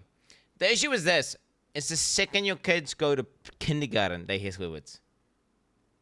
The second they go to school, they hear swear words. Like, dude, all my kids know all the swear words now. And I don't want to say all swear words, I mean all swear words. Dude, there's a kid going around doing hard R at primary school. Like, fucking, like, 6-year-olds. Just doing hard R. They know all the swear words. And we, like, dude, they never had heard that word before. They'd never heard that word before, and now they know that word. Yeah. NZ, bro. NZ. And do you know what's crazy is they were using that as a way to, like, they were calling each other it. Right? And you can kind of get away with it because, like, no one, there's, like, you can get away with it. Yeah, you're in New Zealand. You can. You know, the kids are calling each other hard R N-word. Like, which is so dumb. That these 6-year-olds and shit calling each other hard R N-word. Because they're just like, oh, this is a more powerful swear word. Look, we're like, oh, look, we found out shit. Which is like, oh, shit, you can say shit. And they were like, oh, that's crazy. And then they heard fuck, and they're like, oh, fuck. And then they just found out, oh, there's a word that's more powerful than fuck. Like, look, the grown-ups really don't like it when we say this one. So there's, like, the max power level word they can say. And they can get away with it because there's, like, it's basically in New Zealand, so it's not a racial well, it's a slur, but it's not unless you're, like, whatever, African or something, right? A Māori person won't take offense to that, is what I'm saying. Because they don't identify as a hard R. You know what I'm saying? So you can get away with it. But eventually, if the kids are going to keep saying that, they're going to go bust out a hard R. Right? As they should. As they should. They're going to learn that lesson, which is like, yeah, never use that word. They have no idea what they're saying, though. Just to be clear. Or the kids, they're saying it at primary school. They have no idea what they're saying.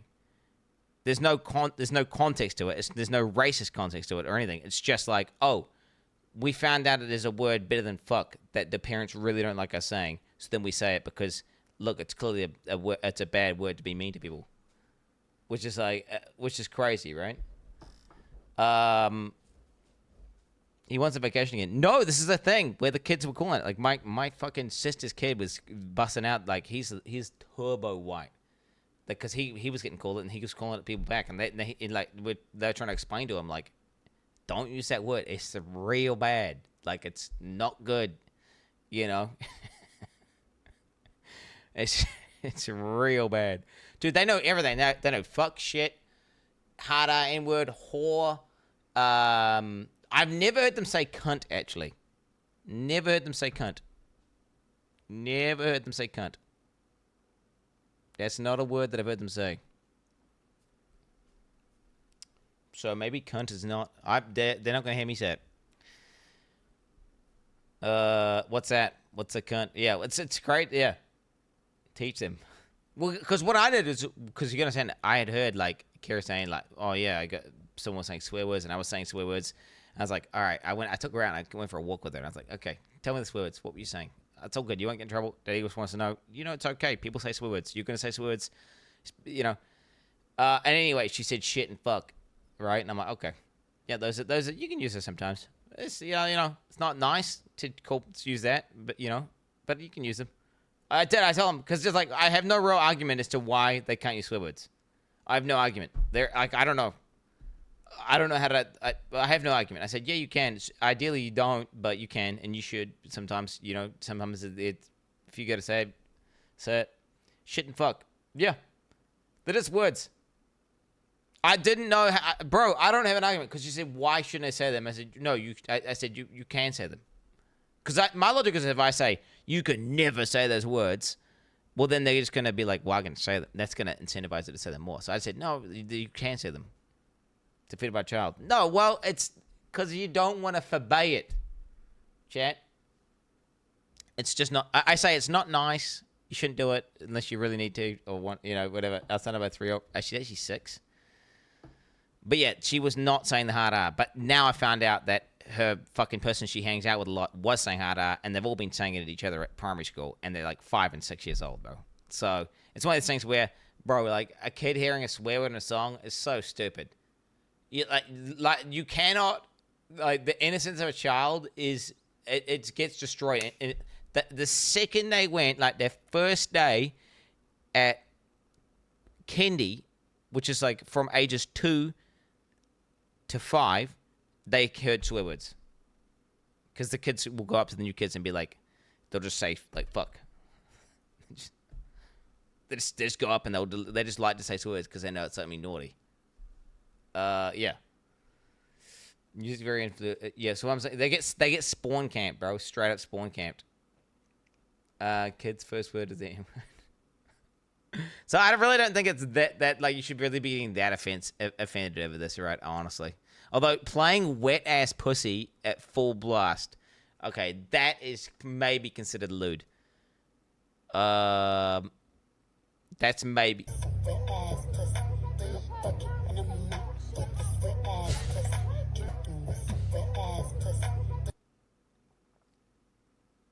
The Karen's husband blows a kiss. What the fuck? Oh, the Karen. I mean, I don't know who the MC is here. I don't even know who the MC is. It's the Chris might have real live music, isn't it? I've seen this guy before.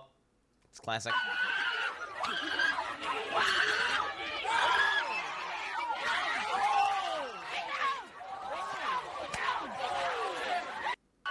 He won't it back. He's an NPC.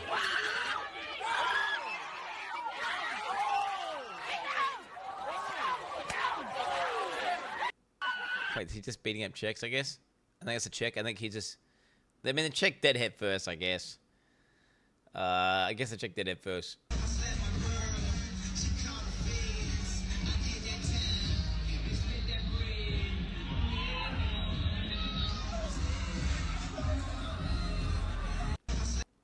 Alright. Can I hang out with you? Oh, it's this freak.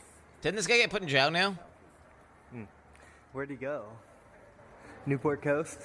Didn't this guy get put in jail? Huh? Can I hook up with you? What kind of vagina do you have? Is it an innie or an outie? Does it have beef curtains? I'm gonna call the cops if you don't. Yeah, fuck you. Yeah. You're annoying, dude. Why are you following me? I think this guy's in jail. He's a live streamer. My fat ass cock is ready to get hard for you. Cops are coming right Why would you call the cops on me, bro? I'm just speaking. It doesn't matter. Fuck you, you little bitch, you little void. Oh, you little. Whoa, what's wrong with you? Chill out, chill out, chill out. Hey, chill out. Chill out. Chill out. You just kicked me in the balls. You back up. You back up. You back up. Throw that at me, you're gonna.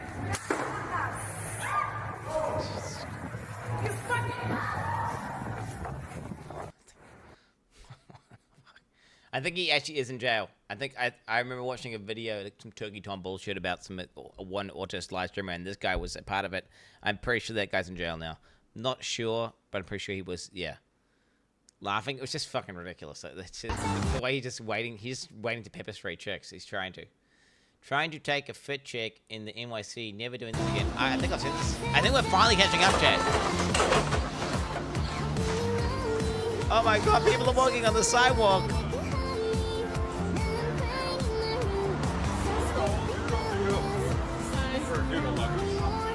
Oh my god, so it's jogging.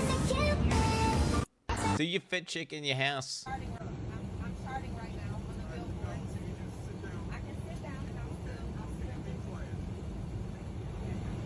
What's she doing? The seatbelt signs off. The seatbelt signs off. It's not a disturbance.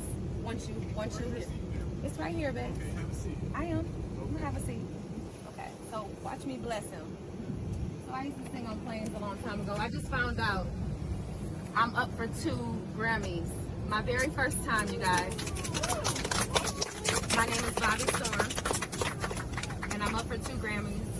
I sing for the Lord, and my song is out on all platforms. It's called We Can't Forget 'Em. Michael McDonald. It should be illegal to promote shit.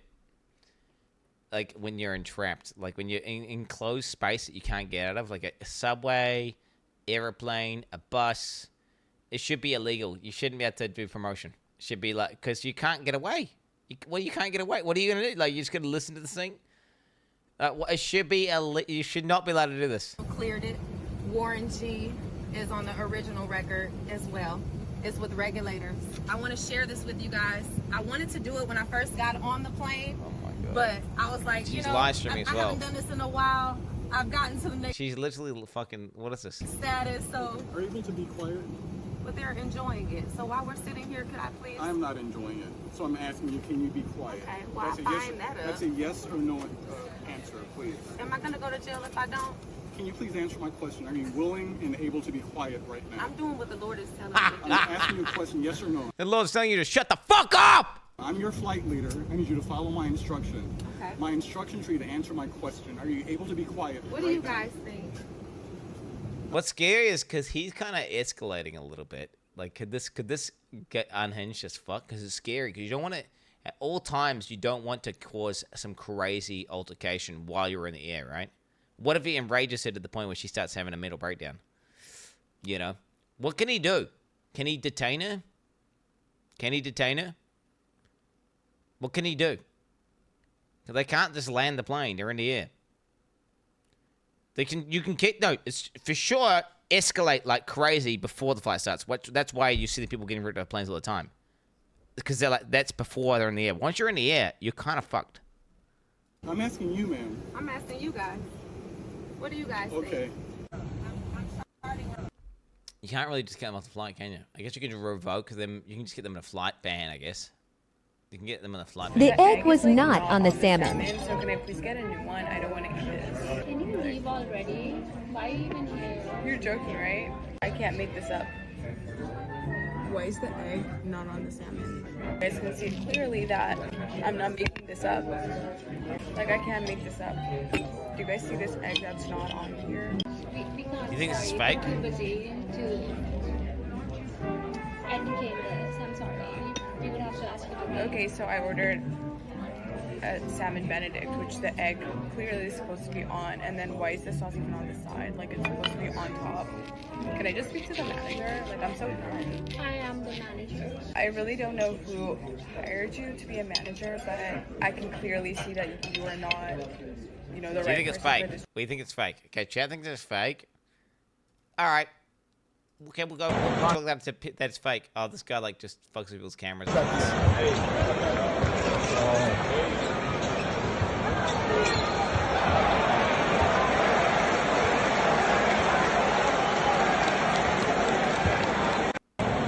What a dickhead, bro. What a dickhead. That's not funny. That's not funny, bro. What? Imagine you're doing your job and someone's just fucked your settings up. Bro, what? If it was something harmless, like, I don't know, they flicked the off switch for 2 seconds or something, I don't know. If you knew what you were doing and you were doing something that was just pretty cosmetic, but if he was just fucking up all the settings of the camera and just ruined that event, I mean, that shit. That shit. Okay. Wait, what?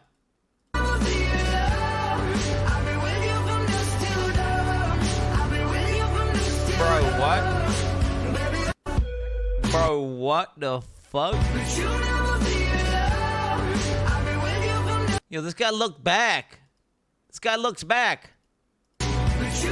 This guy looks back and sees the ambulance and isn't like, yo, guys, there's an ambulance behind us. Yo, move, move, move.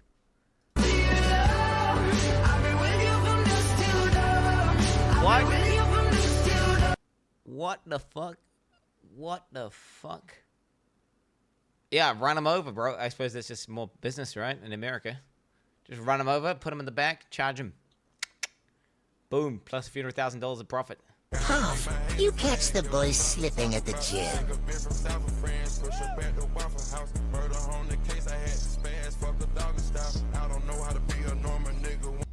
Pulling your shorts way up your ass to try and catch guys slipping at the gym so you can expose them on social media. Whoa, that's the first time I heard him like criticizing the outfits they're wearing. I've never heard Joey do that before. I've never heard him do that before. Pulling your shorts up your ass. Were they actually? I didn't even notice. Slipping at the gym. That's just form fit. Isn't that just all the shit that people wear nowadays? Isn't that just what everyone wears nowadays? Bro, the shit people wear nowadays, like, it's basically a skin MTX. I'm not even kidding. It's like they're walking around naked, but then they have like an MTX to skin just over, like, just an MTX. It's like a skin MTX. No, I'm telling you, it's like they're walking around naked, but they've just got an MTX on the color of the skin around their their lower pelvis area. Okay, that's like straight up, which is fine. There's nothing wrong with that. I'm just saying that's what the clothing is. That's the current fashion meta is people walk around naked with skin MTX, vacuum sealed pants. Exactly, real form fit. I mean, how do you even find a thing that like perfectly fits your ass like that? Like I don't even know how you even Slipping at the gym so you can expose them on social media? Really? Nobody is staring at you. The first guy doesn't even have his eyes open. The second guy is directly in front of you, probably looking at you wondering, why does she have an entire film production set up with a camera pointed directly at me, filming me, when he doesn't want to be in your video? And the first guy saw this, and he commented, pretty pissed off. You don't have his consent, you're not his friend. He didn't say it was okay to do this, but you replied, oh, it's just a joke. I'm sorry. There's nothing funny about this. Well, the thing is, trying to portray somebody as well, you also gotta like look, right? If you're looking around, like you're scanning the environment, like to see what someone's wearing, you gotta look at the outfit. There's nothing wrong with doing that. There's nothing wrong with doing that. It's fine. Like I mean, what? You're not allowed to use your eyes to look at things? No, you're allowed to look at people. You can look at a person, and okay, if you like, this is fine. This is fine. All right, so you're walking, and then you see a person, and you go outfit person. Oh, and then you keep walking. Cool. Well, you do while you're walking. And now if you do this, that's weird. You're weird. If it's more than a second, if it's more, you're allowed. You get like you get 1,000 ms of free look. Right. Bathroom is basically exactly how it was whenever I moved in. And what's interesting, if you'll notice, like all the nude sketches coming from floor to ceiling in the house that I was in previous to this. Chat, okay, I had the eye track on. Okay, their lining was dude, that's a video. You can look as much as you want at a video because there's a video. All right, you can look as much as you want at a video. It's a video. All right, let's not get it twisted.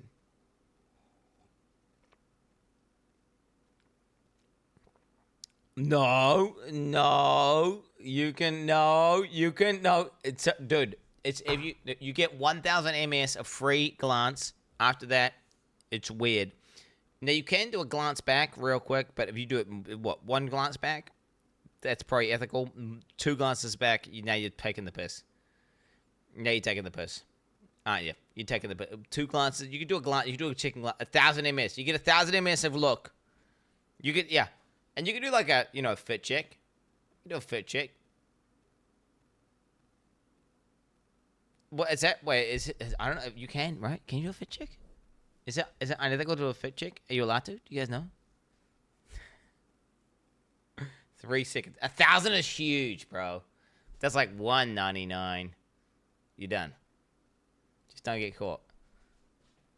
I don't know. That's as a gym creep staring at you. All for likes and attention on social media at his expense. And I talked to that man privately. He was scared that this could be hurtful to his relationship with his girl. How do you not know better than to treat people this way? How do they find each other? How does he find this video on TikTok? Like, I don't get it. How does the guy find the video of the person taking the video of him? Is he stalking her Instagram? Or is he stalking her fucking TikTok? Like, how does he find it in the first place? I don't even know. People saying. So LA Fitness in Delray Beach, Florida. I hope you see this. I hope you kick her ass out. She doesn't belong. You need to do better. No, to kick her ass Mind out. your own business. How bad is it again? Let's see again. Let's see. You catch the boys slipping at the gym. He didn't even look at it. He didn't even look at her. That guy's just looking for it 1 second. Yeah, nah. You need to catch someone. You'd have to pretty much, the way it'll work is, you'd have to videotape them, and then that had to be like on like an elliptical or something, and then just staring at your ass the whole time you're doing an exercise for like, and it would need to be at least like 10 seconds. At that point, you'd be like, yo, that guy's a bit of a creep, eh? That guy's a bit of a creep. If he was just doing a fucking straight 10-second stare right at your ass, okay, straight 10 seconds, just only, yeah, okay, boom. That would at that point that's you being a creep. Who cares? It's a nice ass. Just look at it. Well, because it's a bit rapey, isn't it? It's a bit rapey. It's a bit yeah. Because it's just another human being. It's another entity. It's not like just a piece of meat or something. So you can't just sit there staring at it. Yeah, it is. It is. If you're staring at someone's ass for 10 seconds straight, when they don't know you're looking at them, that's definitely a bit weird. That's definitely weird. That's definitely weird. Yeah, nah, it is. It is. Nah, okay, if you're watching a YouTube video, okay, fuck. I mean, whatever, who cares? Well, okay, it's because then you're separating it with a separate medium. As long as, you know, this is some public shit. But no, you're doing it in real life, in person. It's like maybe rape is the wrong word. Stalkery? Is that the better word? Stalkery? Maybe rape is maybe a little bit of a strong word. There's definitely you crossing a line. Incognito. I like a little mystery. Let me see you without those sunglasses.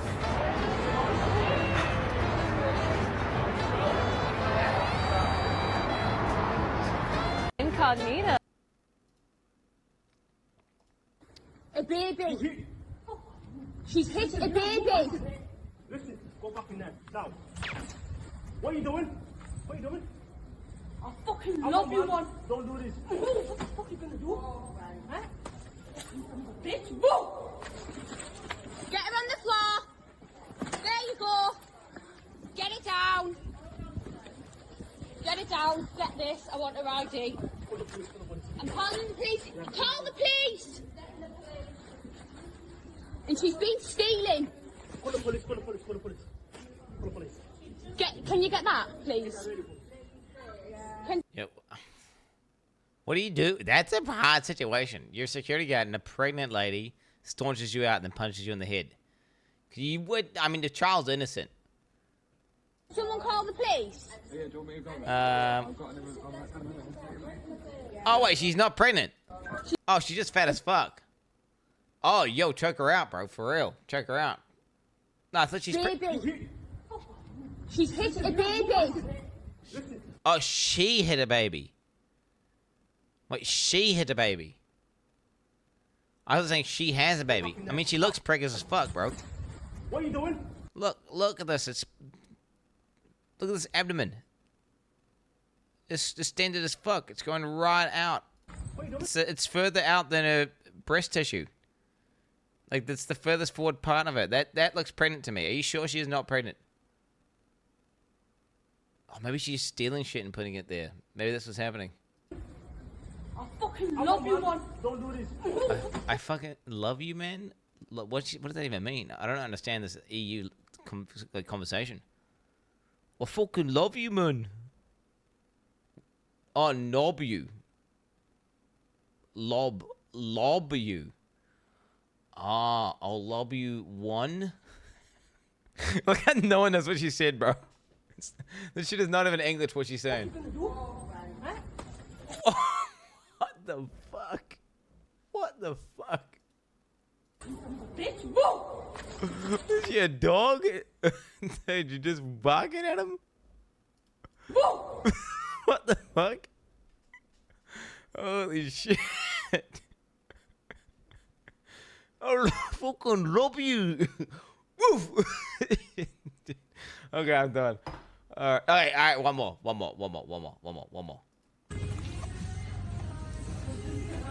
I gotta ask you a question, bro. What's good? You know me? You don't know who I am? I don't think so. I don't look familiar? Wow, that's crazy. I'm Miss Biscuit, the biggest blogger in the world. I got like 1 million followers on Instagram. Why do people like this? I have Instagram. For real? Yeah. Wow, come on, bro. Who don't got Instagram? Me. No one cares, bro. It's all love. Well, you know now, you know what I mean? Yeah. I got YouTube and all that stuff too. Okay. Why would he post this?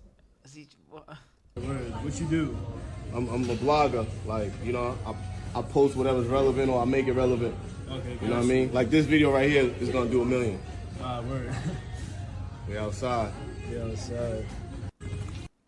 Why he fucking recorded that and then posted it? Bro, his head must be so far up his own ass. How does he not understand it's so weird and cringe, bro? That's crazy. That's crazy, bro. One more now. We're done. We're done. We're done. I gotta get in VALHEIM ASAP. We got like limited time. Oh shit! It's POE2 live stream today. We should get a countdown.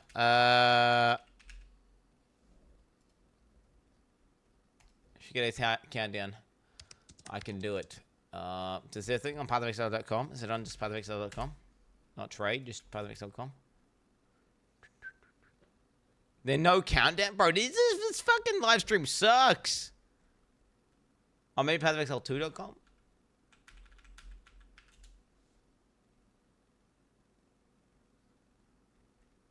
Bro, how the fuck they got nothing? Bro, they posted the shit 12 hours before it was going to go live.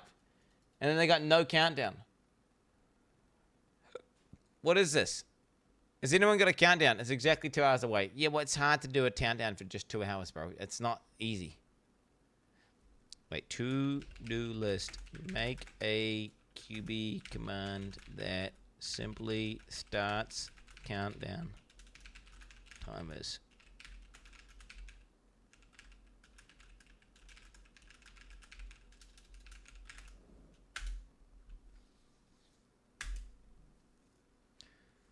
Counting down too.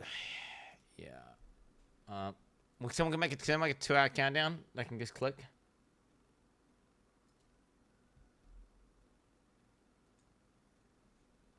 So I make.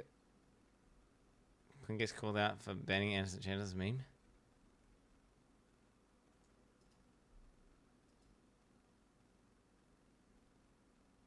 This doesn't exist, bro. I think we've got a 2 hour countdown timer that I can click. Bro, do we not have one? Do we not have one? POEDB. Oh, is that one? If there's a web page that has the countdown, then GG.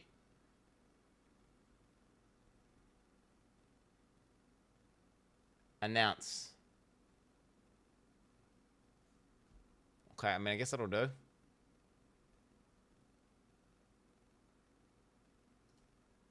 What is this now?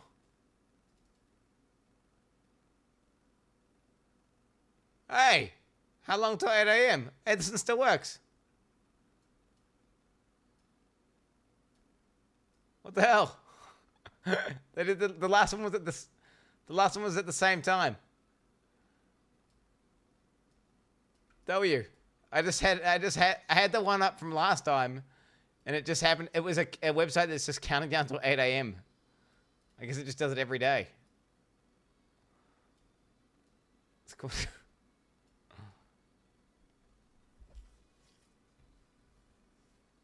So it's the same time. Dude, this Pat Basketball. Yo, hey, I like this. Got good information. Who is this guy? I modded this guy at complete random, by the way. But you've been a potent moderator. You've been a potent mod. He's been very, very informative. Straight to the point. Gets the job done. You know, yeah. A potent mod. I legit was like the idea was like I'll mod you for like. My plan was I was gonna mod Pat for like 3 hours or something, and then it's probably just a terrible decision, and then I was gonna unmod him. But I mean, he's gone days now, maybe almost a week. I don't know. Still, I haven't got any bad vibes. Still haven't got any bad vibes. Yeah.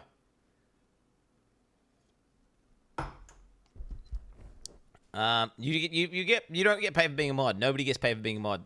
You only ever get paid for things that are extracurricular. That's the way it works. If you're doing something that's like just totally out of the realms of being a moderator, I don't know. Some of the other mods who've got paid could tell you, but it's got nothing to do with moderating. It's always extra bullshit.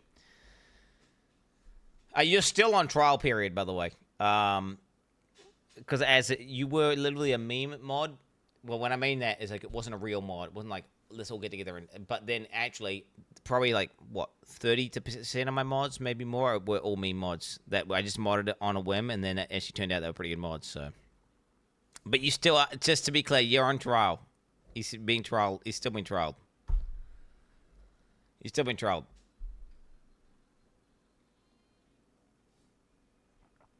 You just got, dude. That's the biggest thing to becoming a mod in this channel is just being in the right time, in the right place. Like, there'll be a point where I'm getting triggered as fuck, and I'll be like, man, I need a mod so bad right now. And then I'll just mod someone.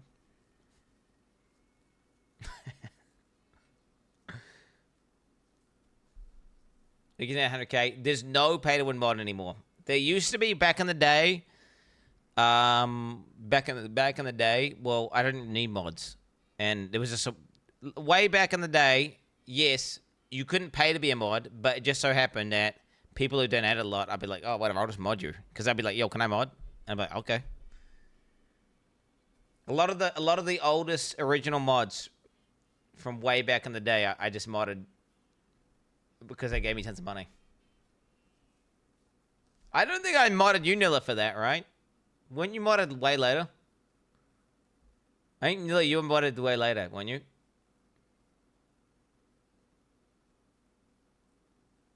Who's Nilla? You was a mod before Instant. Okay, now I'm completely cooked then. Never mind. You probably just paid to win mod then. Hey, he's been a good mod. He's been a good mod. Don't question it. Don't question it. Don't question it.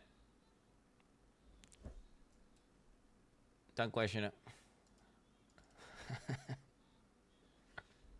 To be fair, I think a lot of mods were mods before Instant. I think the oldest mod here, I think, is Rob.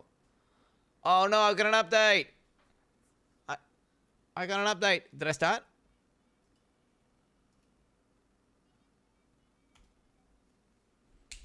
Rob from the block. Rob, that's a Ryan. Ryan. In chat. It's called I2 Rob.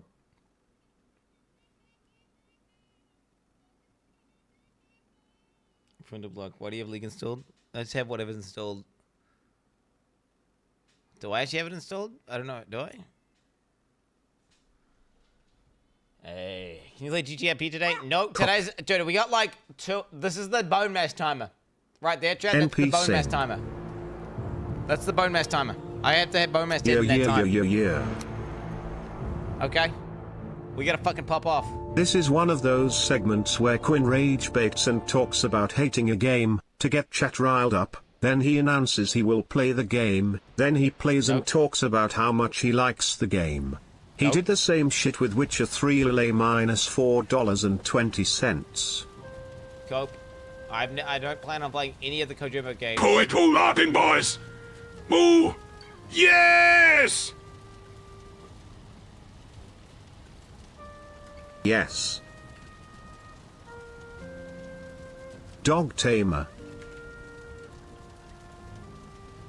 Why are you hating on someone aging normally when you have the body of a 59-year-old father of 10?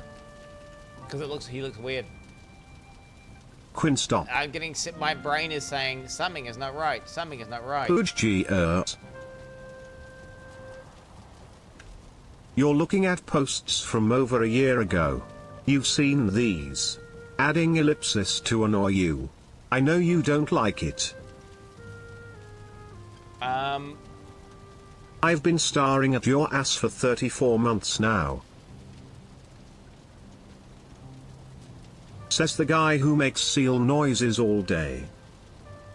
What's wrong with seal noises? Yo, Quin, can I get a bro fisture? What up, bro? What up? Welcome back to the circus. King. Quinny. What up? Load up schedule drug kingpin game Quin. It's a lot of fun. WW Pat.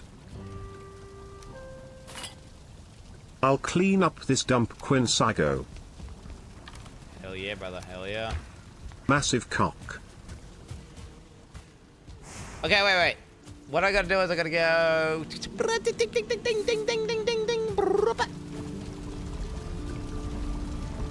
I need food. Okay, we're gonna use shit food for now.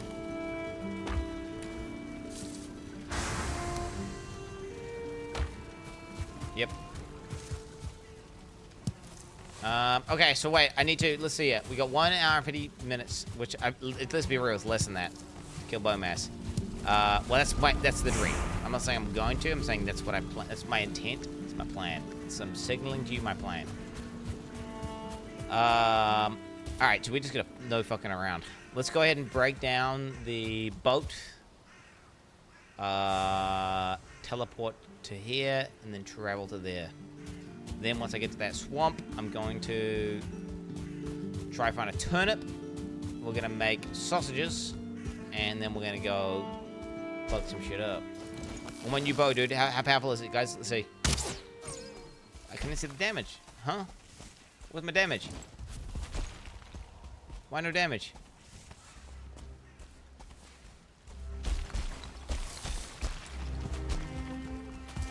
Super Chan Clip Pills bonus today. That's how I hate it would say, brother. I don't have rested buff. Oops. Sure.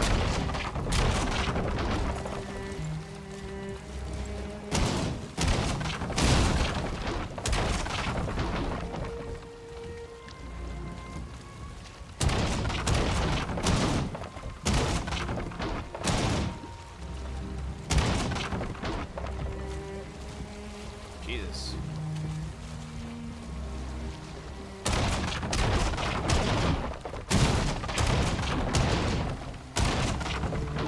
Holy shit, man. When you're not rested, you might as well not play the game.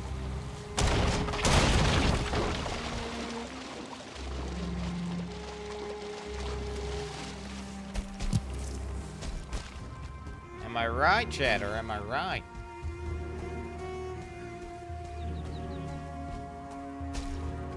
More offensive dismantling ships. Yeah, I need to get that, but I mean, whatever. Bro, I can't even walk up this hill. The fucking Grey Wolf chasing me. What is this? Instantly destroy boats and carts. Oh my god, is that a thing? Might have to get that. Yeah, I had that in my other runs. Nah, it's quality of life. The thing is, you can already destroy your boat anyway. It's just a way of destroying it faster, just to save time. Now, I feel like it's less janky, because it seems stupid. I feel it ruins your immersion more by hitting the boat with your hammer, with your mace, right? Like, oh, I break the boat, but then you get all the parts back, so it works. Right? So technically it works, but it just seems a bit stupid, right? Can I make a better boat now? I think I can. Can I make a better boat? Iron nails, which I don't have. Oh, we're gonna use the ship boat. Whatever. We're not gonna fuck around here. Let's just go get the rest of stuff and then teleport and go.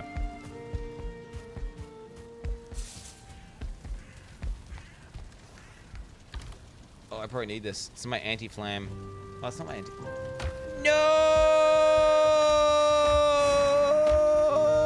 What have I done? Did I salvage it? Maybe I didn't. Fire resistance.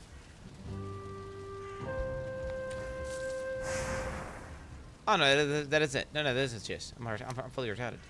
Okay, that's what I gotta use if I see fire monsters. Okay, chat, if we see fire monsters, we use that.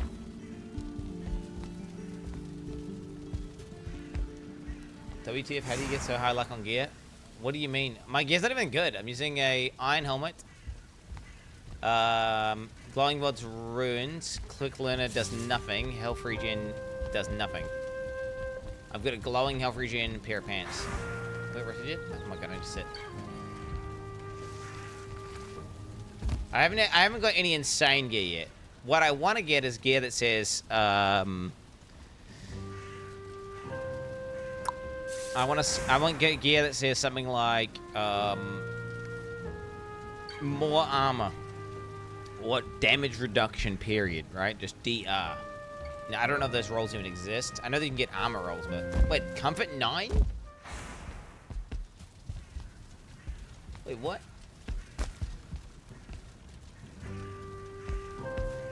Let's comfort 11. Ah, whatever, I guess. Let's go. Let's fucking go. 60 minutes is enough.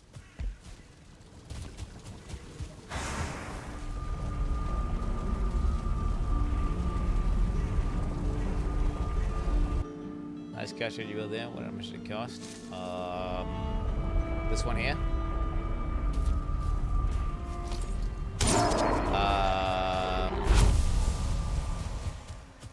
Like 0.6 mil.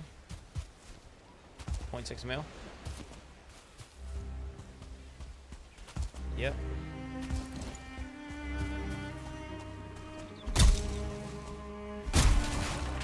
Anyone know when the POE 2 announcement is?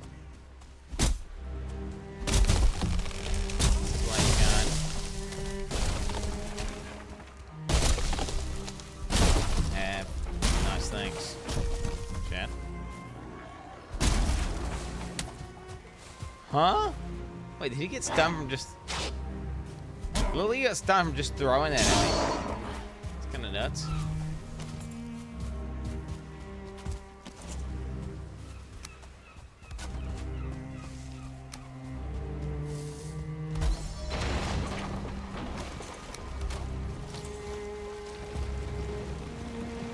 Go, go, go, go, go, go, go.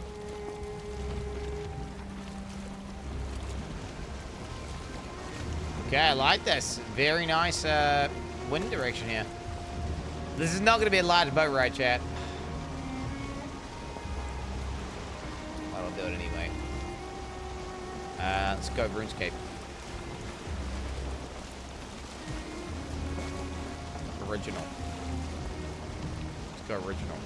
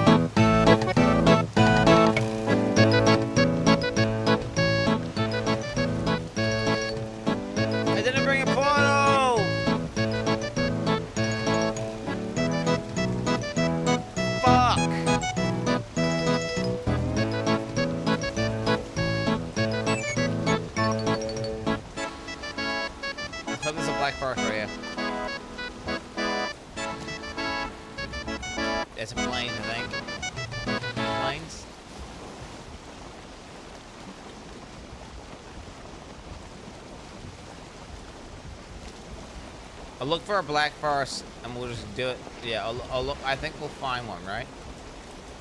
God damn it, man.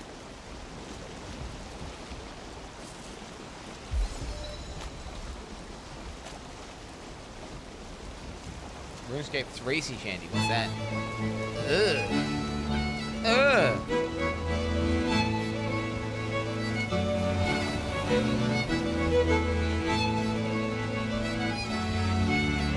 Ugh.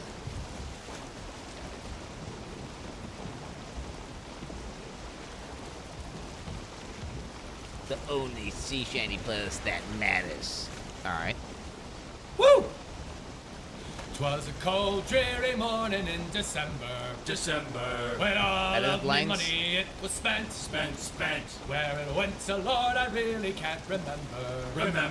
So down to the shipping office went. Paddy lay back, taking your slack. Take a turn around the capstan, heave a pull. All around ship stations, boys, be handy. For we're bound to rise around the hood. That day there was a great demand for sailors. For the colonies and Big for dog, Frisco and game a dog, keep up to. So I shipped aboard a limey bark to Hotspur. Hammo Calzy. On me oh, come on, the wind changed again? Taking your slack. I'm getting trolled right now with this wind. All around to my aircon off, it's too cold. For we're bound for Valhalla, rise around the hood. 'Twas on the quarter deck when first I saw him. That's a big swamp. That's a big swamp. Seen before. For the captain, he had shipped a crew of Belgians. And it made me poor old heart feel sick and sore. Paddy lay back, taking your slack. Take a turn around the capstan, heave a pull. All around ship stations, boys, be handy. For we're bound for Valhalla, rise around the hood. But Jimmy the Rat, he knew a thing or two, sir. And soon he'd ship me outward bound again. On a limey to the Chinchi. I gotta go exactly in the direction. And there I was a-roaring this refrain. Paddy lay back, taking your slack. Take a turn around the capstan, heave a pull. All around ship stations, boys, be handy. For we're bound for Valhalla, rise around the hood. It is what it is. I asked the mate to which a watch was mine. Says he, oh my god, there's a real pirate in chat. Which. And he blowed me down and kicked me hard asterno. Calling me a dirty rotten son of a bitch. Paddy lay back, taking your slack. Take a turn around the capstan. I miss him. Around ship stations, boys, be handy. For we're bound for Valhalla, rise around the you guys remember when he was like, hey, I'm Chris, I'm trying to get games. You guys remember when he used to say that? I'm Chris Wilson, trying to get games. Over and over again. So won't you stop the caps and make some noise, boys? And join me on and singing the whole refrain. Days, man. We didn't know how good we had it. Taking your slack. Take a turn around the caps. We didn't know how good we had it. All around ship stations, boys, be handy. For we're bound for Valhalla, rise around the hood. Yep. Oh shit. Is that one of them islands? One of them turtles or something? Wait, is it? It is.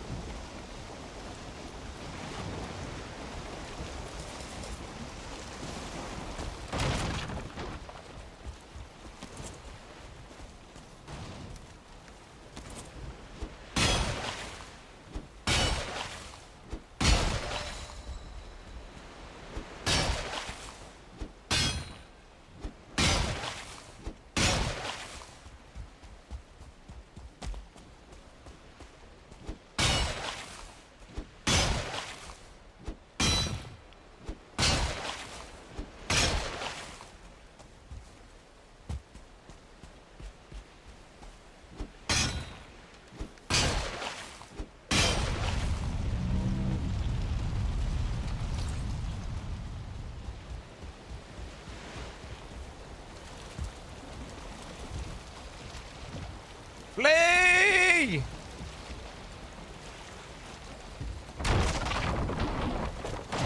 Move. Go. Bear left! Bear left. I've never stayed on to know what happens there. Let's look at Dark Forest. I see a Dark Forest.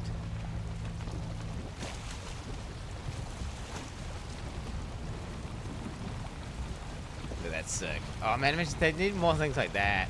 I love those. A lot anyway. Take it. Don't forget.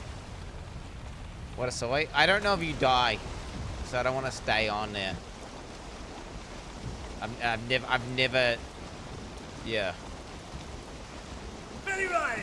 Oh, Billy Riley was a dancing master. Oh, Billy Riley! Oh, Billy Riley! Oh, Billy Riley! Oh, Billy Riley! Oh, Billy Riley, master of a droga. Oh, Billy Riley! Oh, Billy Riley! Oh, Billy Riley! I'm not using invisible boat mod, bitch. Bound for Antigua. Oh, Billy Riley! Oh, Billy Riley! Hey, Prage chat. Oh, Billy Prage. Riley! Oh, Billy Riley has a nice young daughter. Please give me crypt. I need crypt. Oh, Billy Riley! Oh, Missy Riley, little Please. Missy Riley.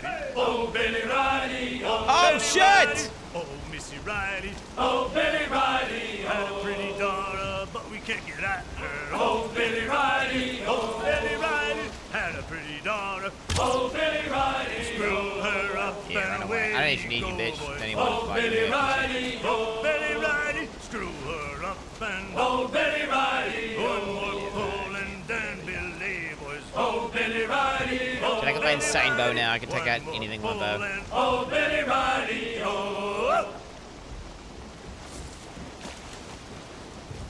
Yo, be a big black forest. It'll be amazing. There's no way it can be that big though, right? Only there's one crypt. Huh? What are these weird things they've added in? What is that?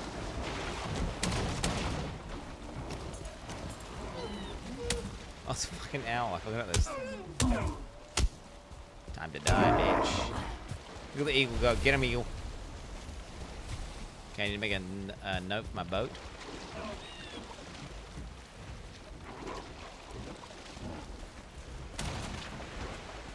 Oh, these fucking great. What the fuck are you doing?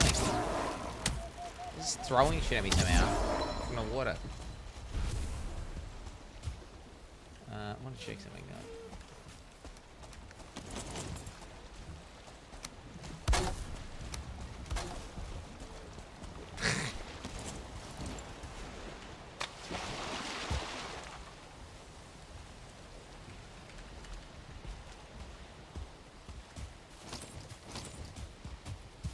Okay, I gotta be real careful. I don't have poison protection up. But I gotta see a thistle over there. Dude, there's 3 deer. There's 3 deer. Look at them all. There's 3 deers right there. And what do I need that meat for? I mean, I do need the meat though for DS2. Right? I need it for DS2. How can I get all 3 easily? I know how. Nah, we'll just use the bow actually.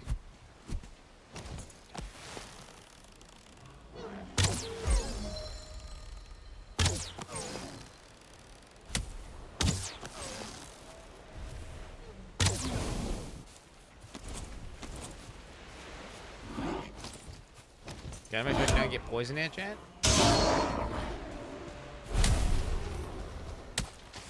Bro, huge idea. Yo, he's knocking me in the water. Get poisoned! Imagine that. There's a little snake in the water. It just hits me one time. Dead.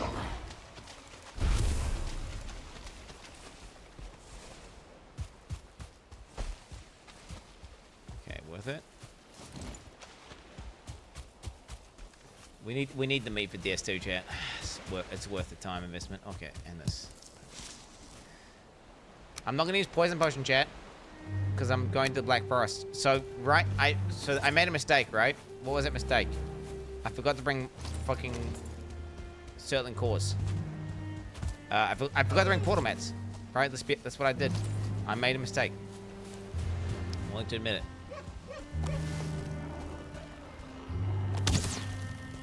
Really? Boom! Really? Oh, that bow's gonna hit harder. genuinely surprising.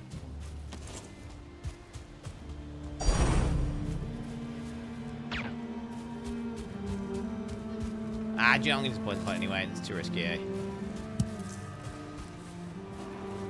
Swamp is like overlapping with the black forest. Too bad.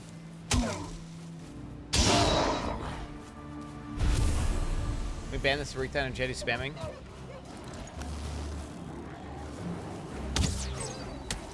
Jesus! Leave me be, demons!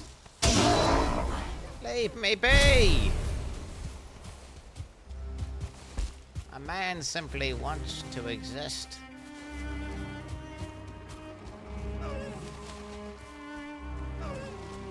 The deers are running into the swamp. Oh, yo, can we get him? Can we stab this motherfucker? Stab! Double stab! Triple stab! Oh, lucky, bro. Lucky. I'm wet again. I'm wet again.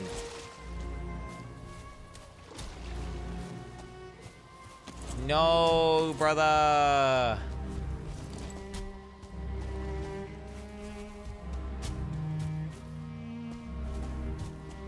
We got a Durger killing everything.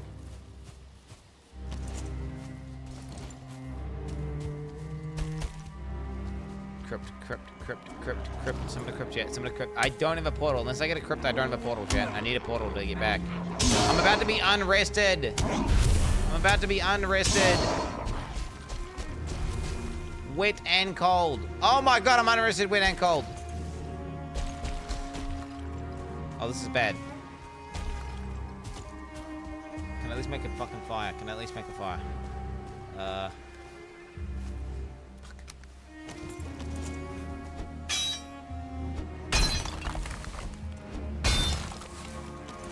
Hey there, Meadows69. I just tried explaining your stream to my wife and now they think I need therapy. Thoughts?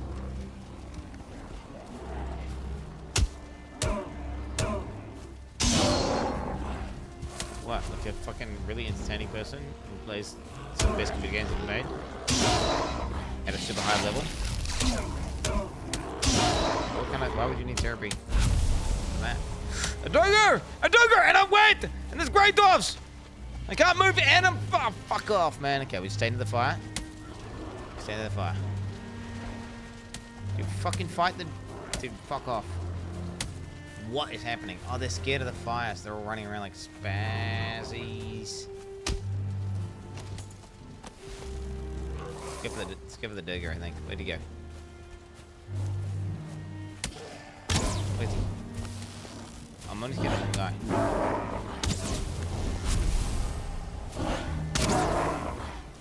Thank God it's daytime. Die, little bro. The Grey Dwarf took him out from behind. The Grey Dwarf took him out from behind. See that shit? Badass. Okay, new plan.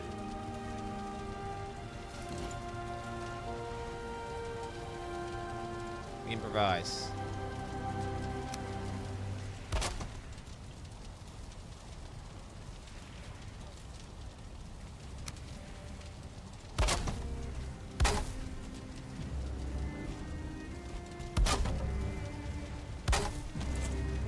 Ta-da!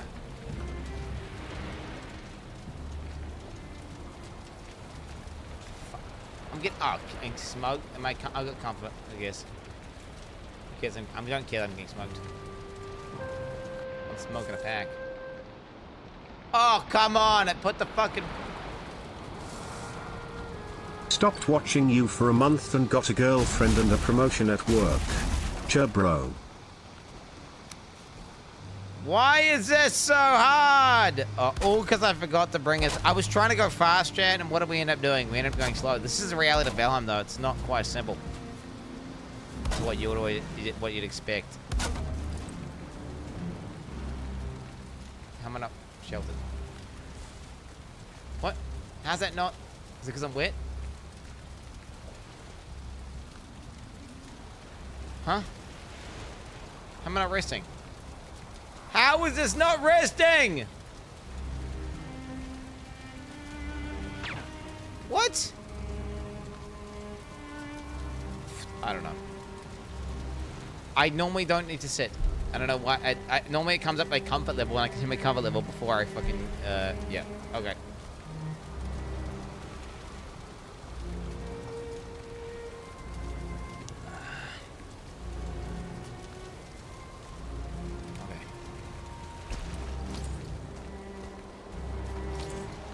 What a fucking mission that was, chat. Jesus. Okay, summon a crypt, summon a crypt, summon a crypt, summon a crypt, summon a crypt. We need a crypt. Can a brother get a crypt? Can a brother get a crypt? Any crypts? What, is that planes? Guys.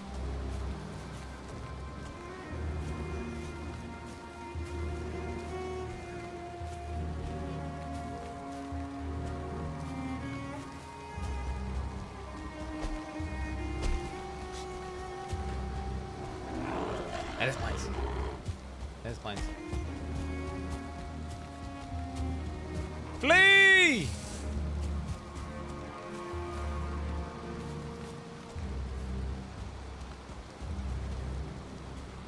Okay, we stay in the swamp. It's fucking Grados, man. You are nothing to me.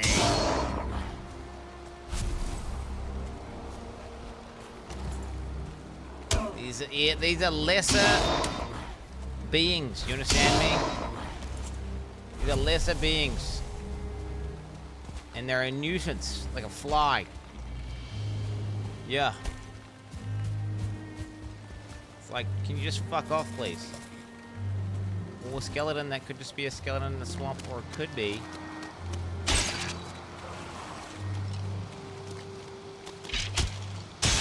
I'm a full-blooded Viltrumite! Brother!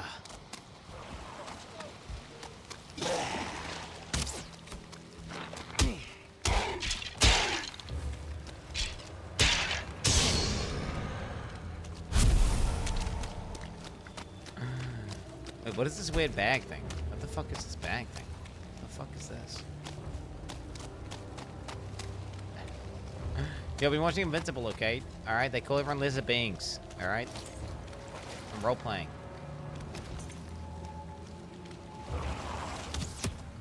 Dude, my PS reduction is unethical as fuck.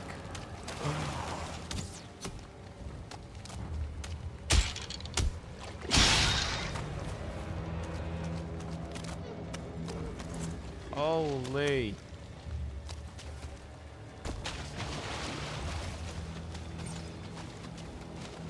Do you know what I've realized, chat? Is that Invincible is just Dragon Ball Z. With a few extra steps and a little bit more edge. It's legit the exact same DBZ vibe. It's the exact same vibe.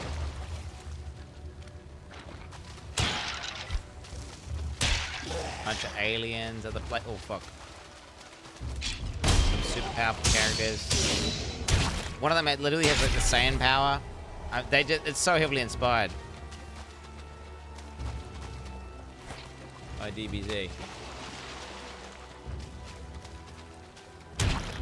They got like Invincible's little brother. Okay, so Invincible's Gohan, and then Invincible's brother is not Gotenks. My favorite character, bro. My favorite character. He's like young, but he gets his powers super hard, and I don't know yet, but he's probably just gonna he's probably gonna find everything super easy and pop off and have it insanely high power level, but he's gonna squander it. He's Goten. Yeah, he's Goten. I mean, it's legit. It's just Dragon Ball Z. I'm only at season 2. If anyone spoils anything, you're permabanned. And if you do fake spoilers, you're permabanned. Anyone does any Invincible spoilers, you're permabanned. Okay. Fake spoilers, real spoilers, any spoilers. So, the question is, chat, what is the gamer doing? What is the god gamer doing? What is he doing? Who knows what I'm looking for? I'm on a clock.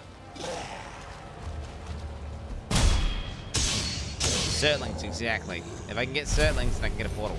I have one poison pot left, though, so I have this much time before I have to literally swim all the way back.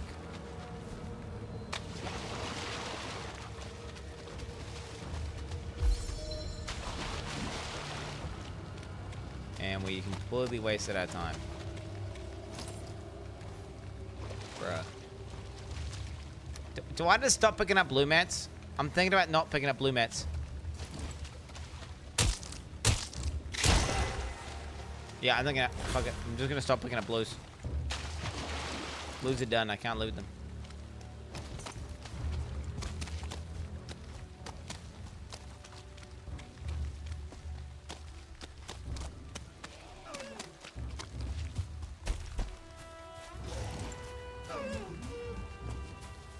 You may want to use that last poison potion. Oh! I didn't notice. Bro, my man, thank you for that backseat. 0. Appreciate that, brother.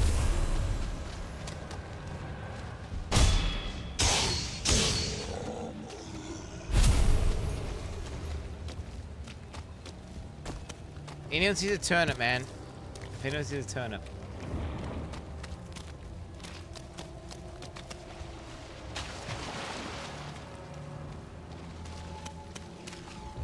Oh, what's that noise? It sounded kind of circling. Did that sound kind of like a circling?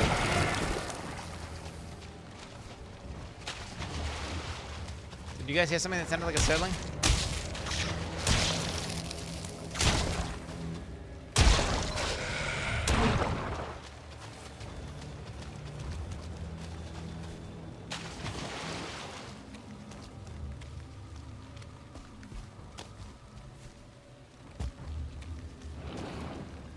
Am I just leaving the blood bags on the ground? I think I am.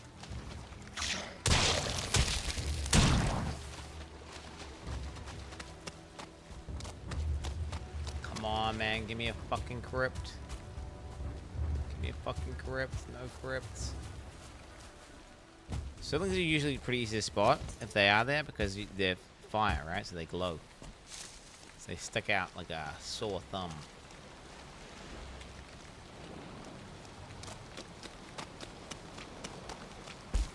I got 8 minutes before we have to flee. So that's dangerous.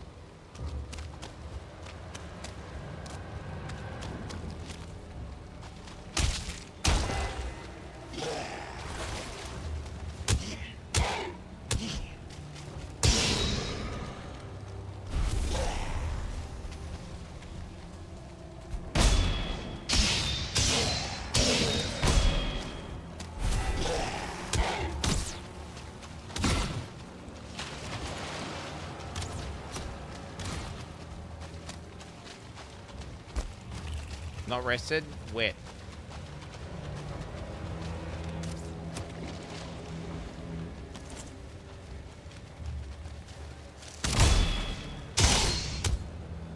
Dude, I am so tanky to PS now, it's actually ridiculous. Look at this. I have the PS reduction chest on, plus I got PS reduction cocks on my ass. Which makes me completely immune to PS damage. What do I need tier trophies for? I don't think I need them. Fuck these. Oh, I have no food left as well! Oh my god, I rushed so hard, I ruined everything! Oh, Abby's texting me in the morning.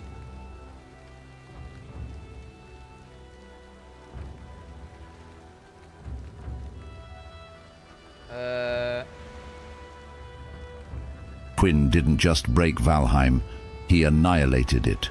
He built a portal inside a troll's ass, summoned 50 queens in a thunder orgy, and rode a carve into the sky screaming, I'm the patch notes now, bitch! Brain 2. Dev sobbed. CPUs melted. Odin rage quit. Balance is a myth, and reality is optional. This isn't survival. It's Quin's fever dream of domination, destruction, and pure, unfiltered disrespect. swamp, swamp, swamp, swamp, swamp, swamp, swamp, swamp, swamp, swamp, swamp. Swamp. Give me swamp. Give me crypt.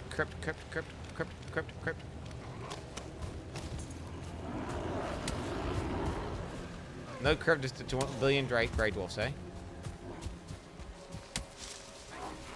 Go fight the grey dwarfs, bitch. Fight the grey dwarfs, bitch. Yeah, you fuck them up, boys. Fuck them up. Now what do you fuck them up? Boom!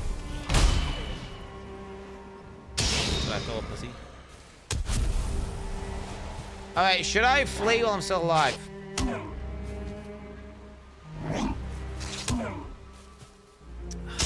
What are my options here, chat? I was really hoping to get a portal. Fuck it, we'll make this my backup base. Tell you what, this is what we're gonna do. Make this my backup base. We'll just make a little getaway here. A little getaway.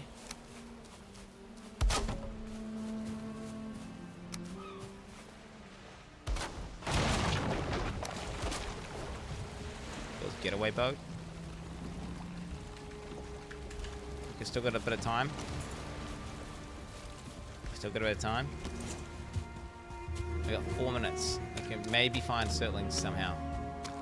Wait, if I find Surtlings and I'm wearing a chest that makes me take 4 fire damage though, am I just gonna get fucking clapped actually? I think I'm done. I think I'm done, chat.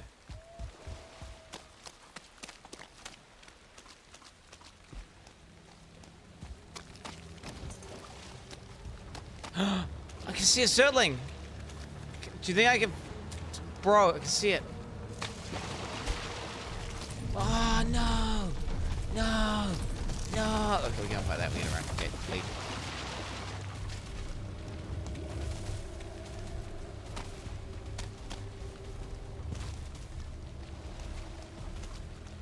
Oh, that's so fast. So, where is it?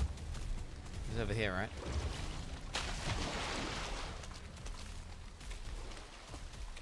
To the getaway! It was this direction, right?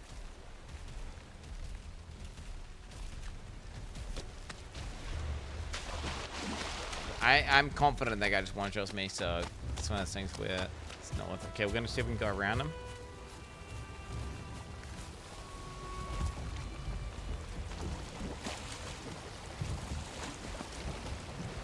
Fuck, I've got 3 minutes to get 2 Surtling cores. It's not happening, is it?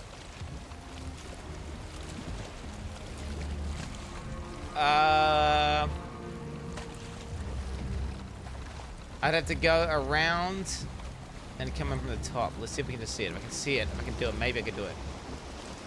Chat, are you sure I'm safe with this? Weak versus fire.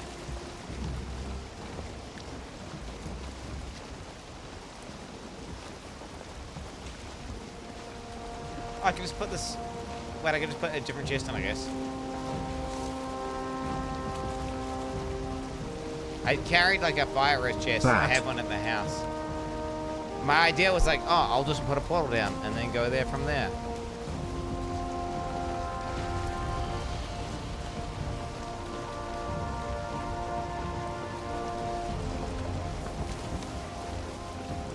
Two minutes. There's no way, eh? I can see it, bro. It's right there. Yeah, pretty accurate, my note.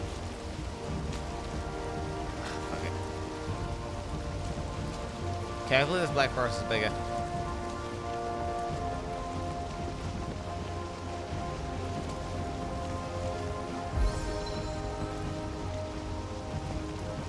Check the map. For what, bro? All this because I didn't bring a fucking portal, bro!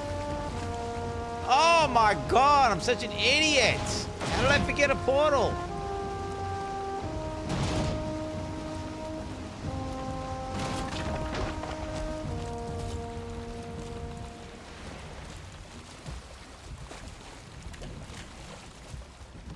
Okay, please. Please.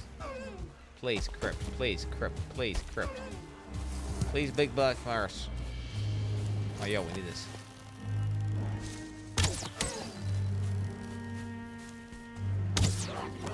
Let's change the direction as I shoot.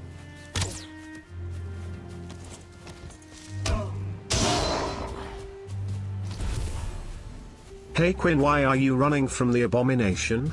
Since you have the chest piece from it, you must have killed multiple already, right? Can you tell me when in yesterday's VOD that was? No, I looted it. Epic loot, baby. Epic loot, baby. Oh, shot. I'm gonna drop.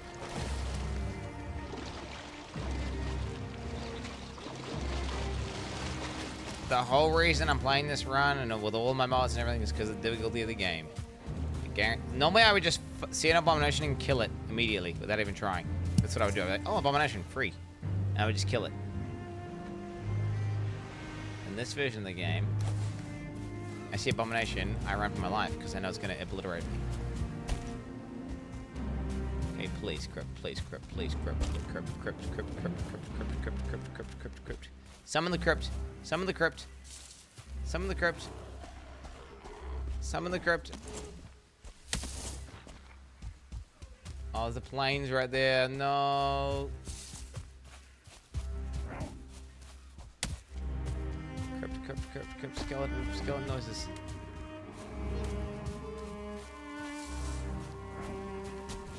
Oh, is that a skeleton noise? I think I heard a skeleton noise.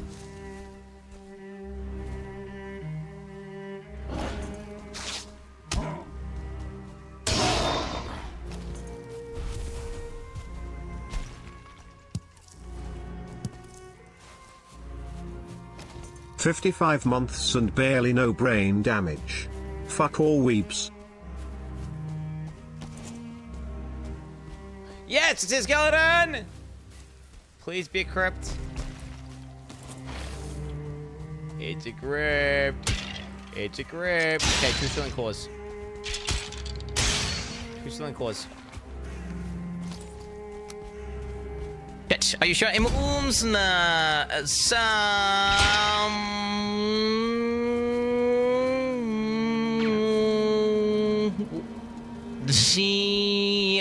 What I meant is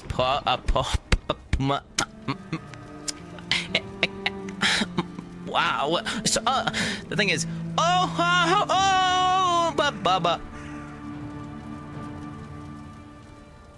Kek.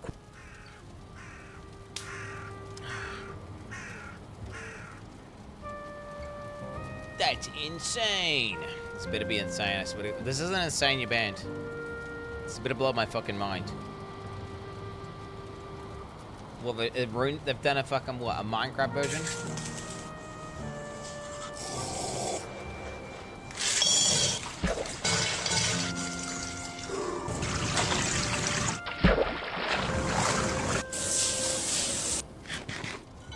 So looking at it, bro, we gotta go ahead and get in at least 10,000. Eh. I mean, it's classic, but I mean, eh.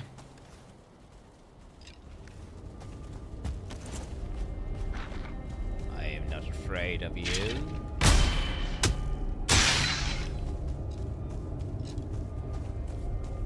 I'm afraid of nobody in here.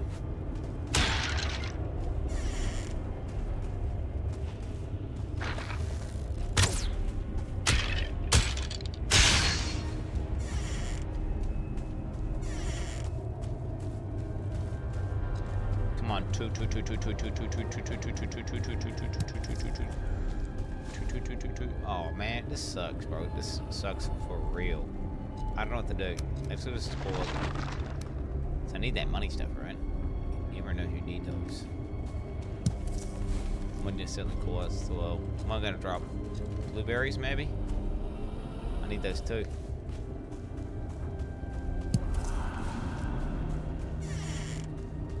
I'm breaking all my rules. I'm not even full clearing properly.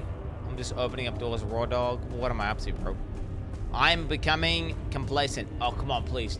Dude, if this crypt does not have 2 ceiling cores, that is so troll. Please, please, please. 1. From 5 change, fuck it.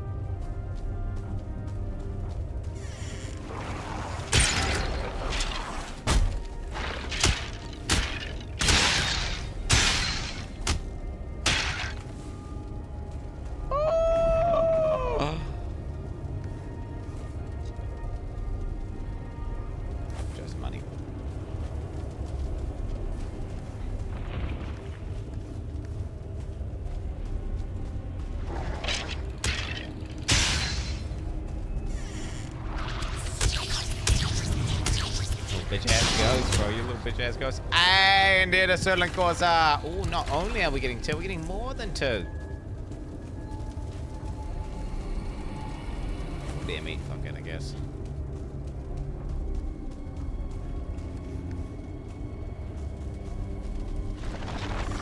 Can we get even more? I'm just grading now at this point. Might as well, right? We're here. It's a crypt.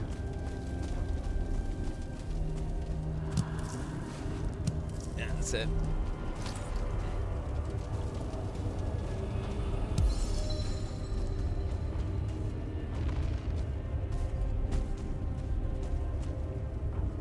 Cool, this one's way better. I think I'm not trying to farm cores. It's cute that you think that I was doing that. Okay, I'm just gonna drop some. Get this, I guess, real quick.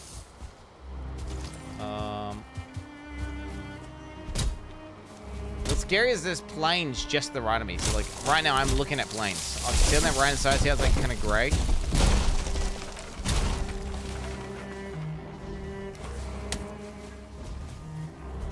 Fuck, it's eating my wood! My fire's eating my wood!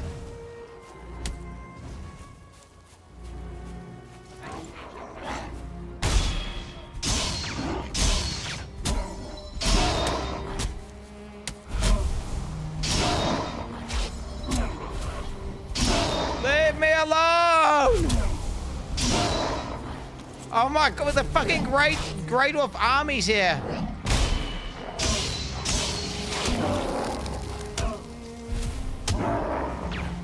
Holy shit.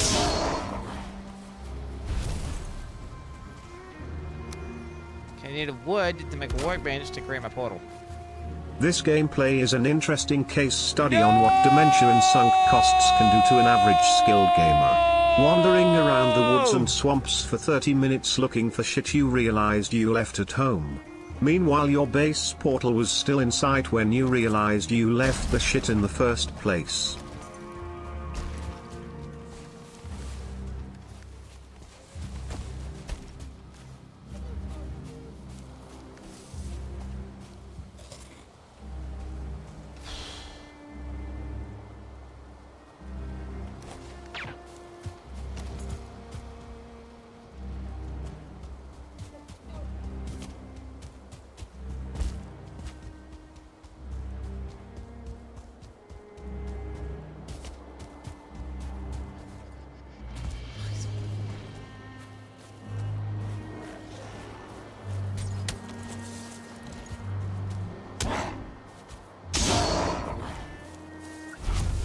Fight you little bros. I don't want to little bros. Where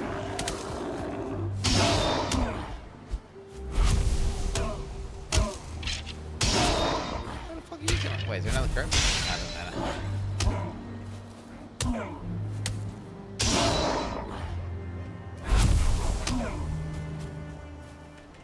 Oh my god, can you believe how much time wasted here, chat?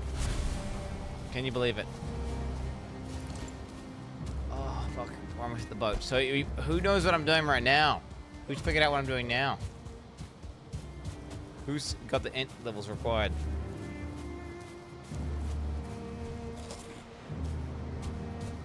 Stalling. I'm gonna deconstruct my boat.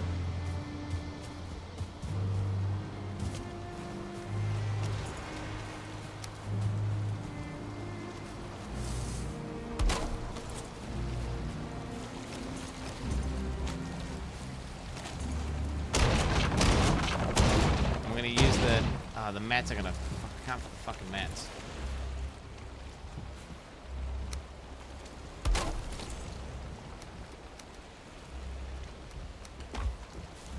I can.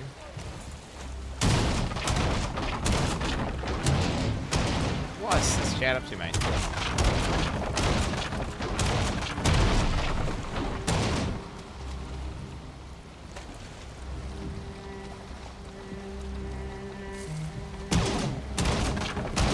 Good. Booming! Booming! And then problem solved. There it is, boys. There it is. And we're back home, just like that. Dude, that emote is fucking disgusting. Hoggies, my doggies. That wasn't that hard, was it? Just fucking took a bunch of time and effort. And we're rewarded.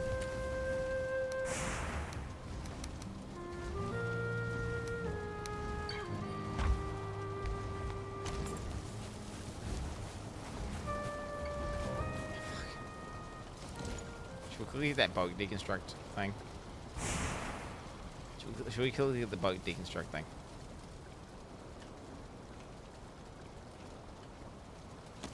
Nah, just gonna say something illegal.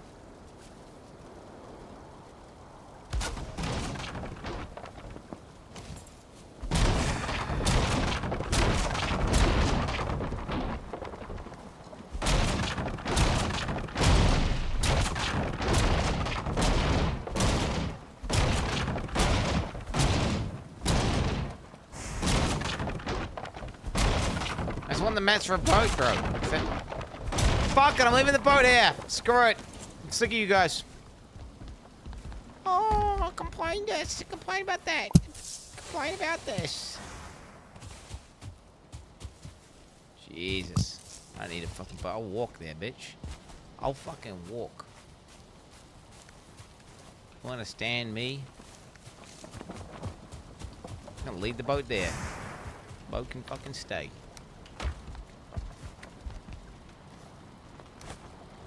Huh? Yo, what are my nails?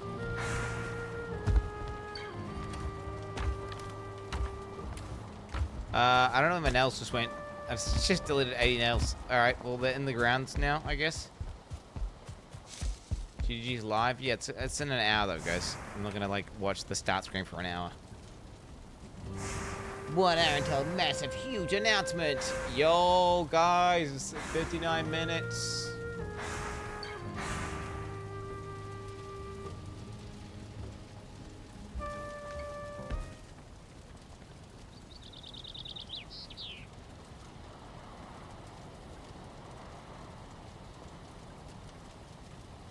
It's 59 minutes away.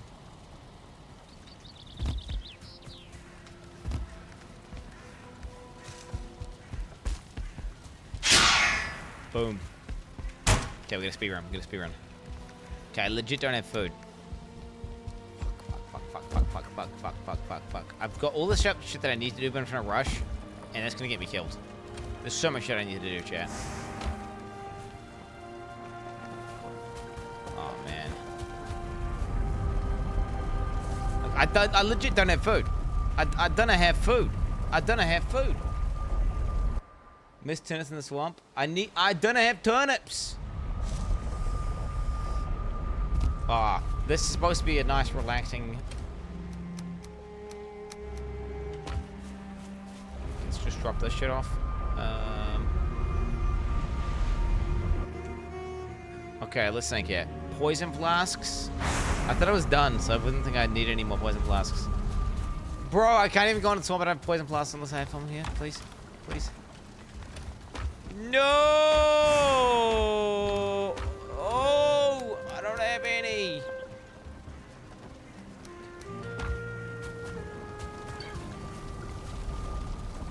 Where the fuck is it? Oh, what the fuck? Coal. Oh, I can make coal. I can make that. We can make coal. The fuck's my coal been gone? The fuck is my coal been gone? This whole time. Oh, maybe I didn't have. Did I not have wood? No, I have wood.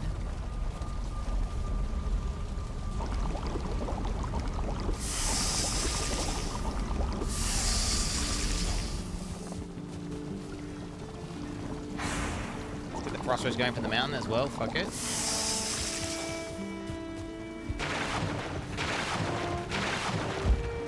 Okay. Well, those are cooking. Chat. This is a little bit bad. It's a little bit bad thing. So the TLDR of the situation is that I just realized I don't have poison immunity.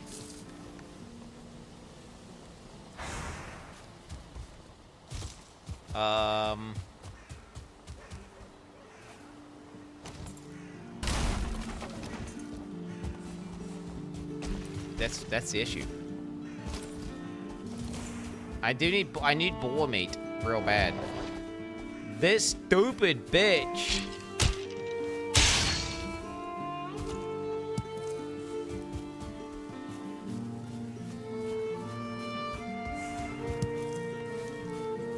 Frickin' killed all my boars. One skeletal archer killed all my boars. My whole boar. Look at my boar. I guess it despawned.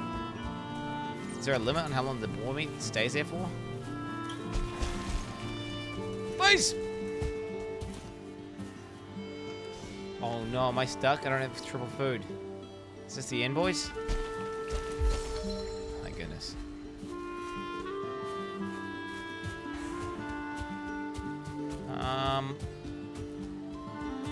Fuck, how long is that shit gonna take to ferment?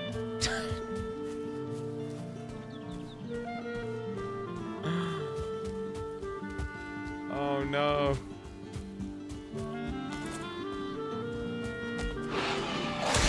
Okay, what else could I do? Let me just think here. So I do need boar meat to make food for bone mass. Somehow I'm out of arrows as well. My fucking bone arrow. Can I hit? No. Can I hit? What about this?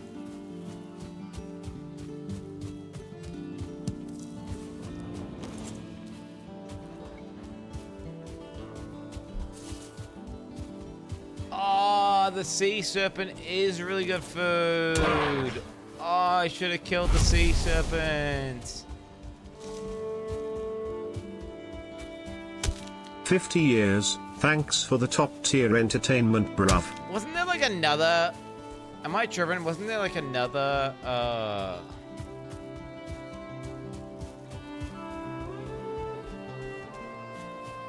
way of getting poison resistance? Was it just gear? Oh my god, I don't have a fucking bone arrow, dude. This sucks.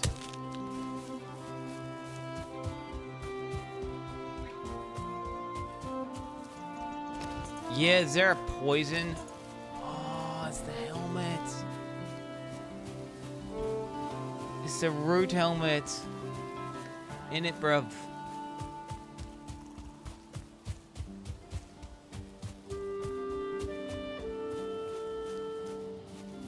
Hey, no problem, man, no problem. Yo, D doing drugs 99, sure, bro. Sure, bro.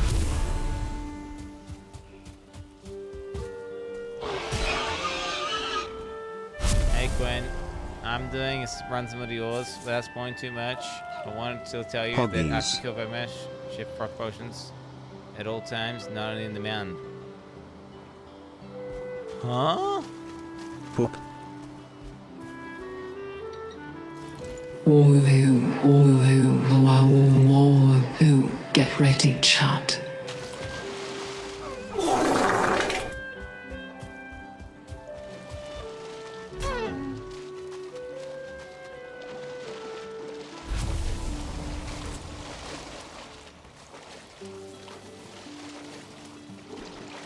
Didn't work, by the way. Wait, Farah's in my bro. It legit didn't work. I don't know why. Interesting. I'll allow it though. Okay, if we find a boar that's high star, we are gonna somehow save it and try to breed it. Well, right now, so you're asking what I'm doing right now. So I had an issue. Everything got fucked. My whole plan got fucked because I was just gonna arrive there, put a portal down, craft poison pots, do everything, go back, get certain cores, break the bone mass arena, fight the boss. But because I'm offset now, because I had no portal, I couldn't get a portal, I had to find all the mass for a portal, I finally created a portal. By the time I got the portal, I used to build my poison pots up. Now I got no poison pots, so now I'm basically forced to not be in the swamp. But in saying that, I do desperately need boar meat. Look, I do really need boar meat.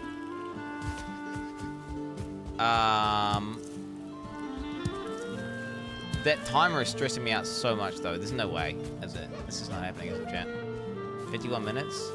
Oh, there's definitely a way.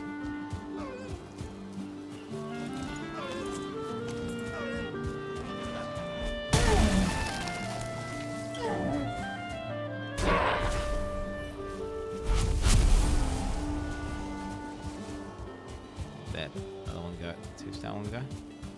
I see you. Watch this chat, watch this. This is gonna be sick. Oh, my sick. In my head, it was way cooler.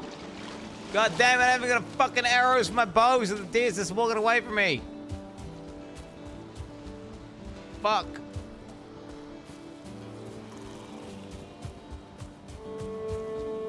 You got that? I didn't know there was a POE 2 announcement, did I, bro?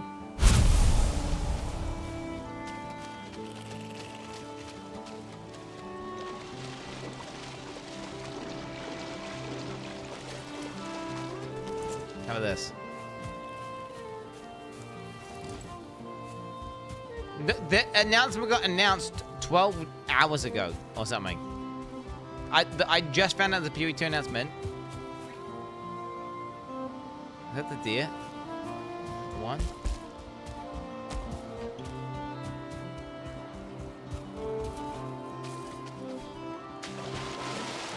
Log into.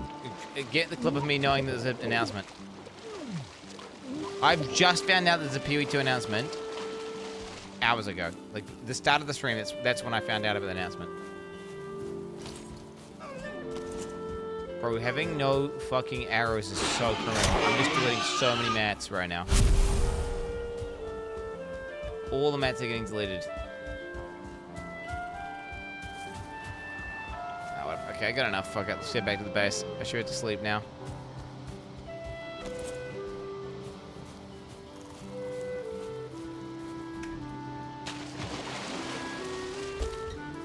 Okay, I saw the teaser, obviously. I knew the teaser. So, okay. Oh, I know about the 0.2 patch. Like, I know about they're doing like a thing where you're playing the Amazon and all that. I didn't know. I'm talking about the live stream announced day. Like, just like, oh yeah, we're doing a live stream today. Announcing all the features. I didn't know about that. That's what I'm saying. Of course, I watched the video of the new class and everything.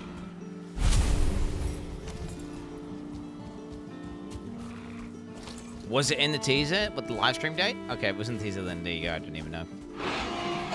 Didn't see it. Didn't see it. If it was in the actual teaser, that means it would have been on my screen. I wouldn't have reacted to it or said anything about it. It would have just been like, oh. Normally, it's like days before the live stream. They're like tweeting out like 5 times, and you know, it's well telegraphed. To me, there's no telegraphing in my mind. I mean, I'm just completely unaware of it. It was just like, huh? It's a live stream today? Lack of communication, yeah. Bad communication, bad comms. Bad comms. I think the comms have been far less ever since the new PR's taken over. They do a lot less posting, a lot less teasers, a lot less everything. Which, you know, I don't know. It could be a good thing or it could be a bad thing, right? Maybe they're going for quality over quantity, but they've been tweeting out like fucking boss fight things and all sorts of weird shit. I don't know. I'm just, yeah. It's a different vibe, man. I legit didn't know there was a live stream till this morning when I started my stream. I had no idea.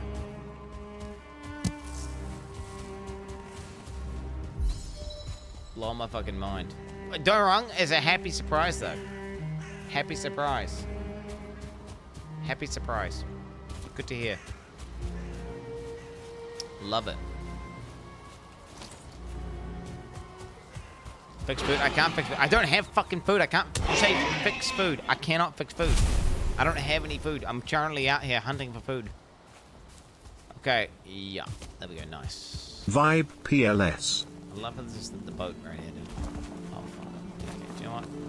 I think this is a bit of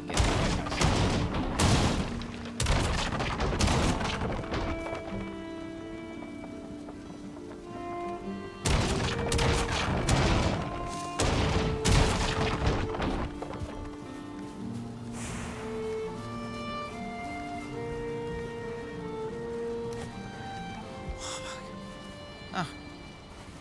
Where'd it go? Where did it go?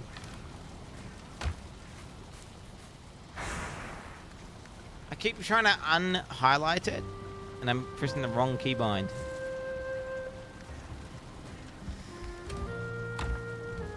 Alright, we gotta badge ASAP because we want that fucking poison potion shit to get ready.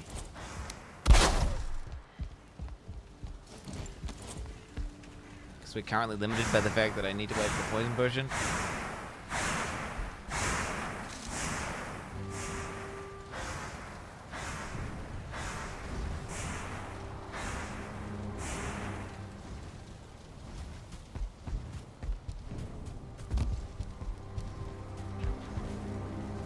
Okay, please be ready.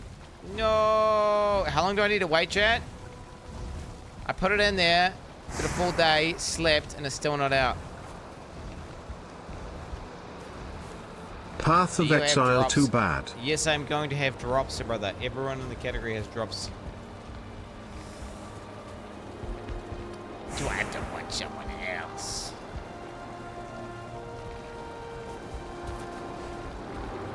Where are you? What, how long did I do? No! I'm completely cucked. I cannot go into the swamp without this. It's just a death sentence. What do I do? Okay, what level of progression can I do? What can I do? Let's see it.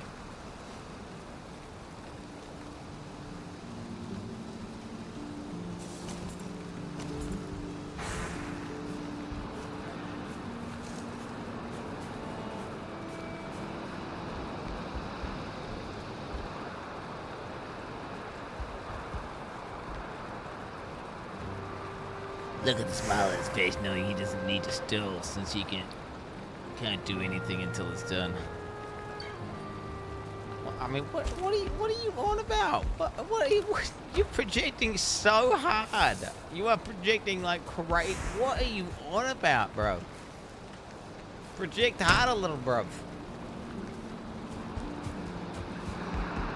Okay, what can we do? We can do craft. Ooh.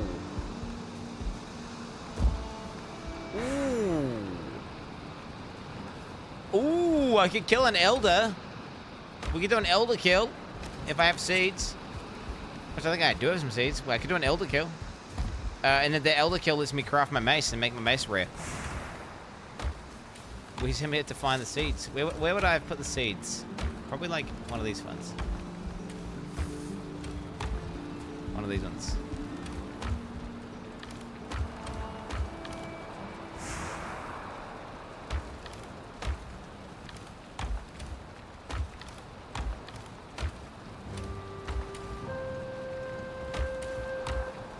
Huh?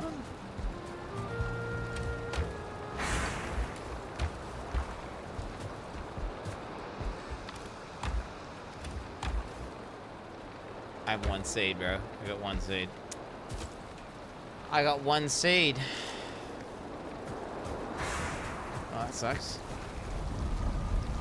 Okay. Yeah, well, let's make some DS stew real quick.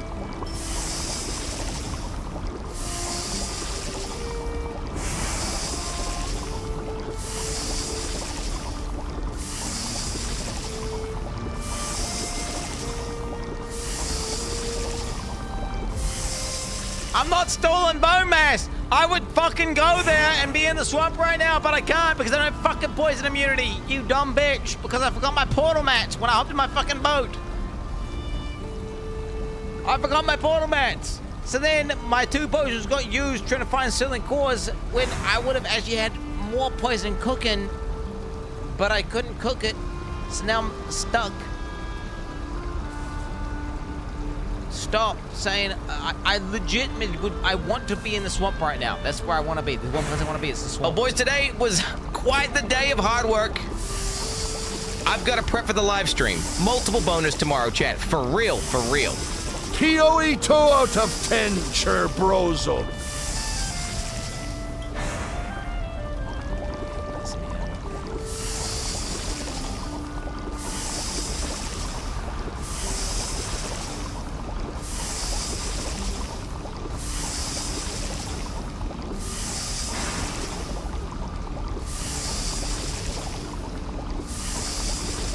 Do you understand? So if I go to the swamp, chat, with no poison immune, what happens? You get hit one time and your HP goes from full to dead. That's how it works. Legitimately, it's not like a, oh, it's just harder. No, it's a, you die. It's a, you die. It's a, you die. It's like, it's not like a. Shut up, bitch! Oh, maybe maybe I could do it, or like, no, it's a, you go in there and then you just fucking die, bro. Does anyone know if you can whitelist items in your bag? I guess you just have to do this. Okay. So make sure we don't get any iron.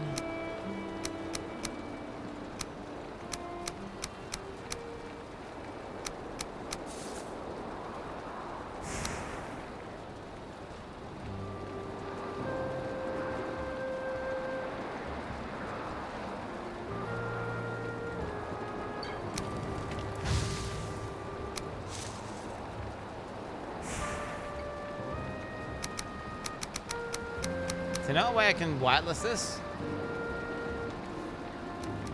I did not delete an iron peg, did I? Don't tell me I did that, bro, because I didn't. I'm sure I did. Oh, yo, there's a jump. I need 3 magic shards. Augment. I've not tried augment before.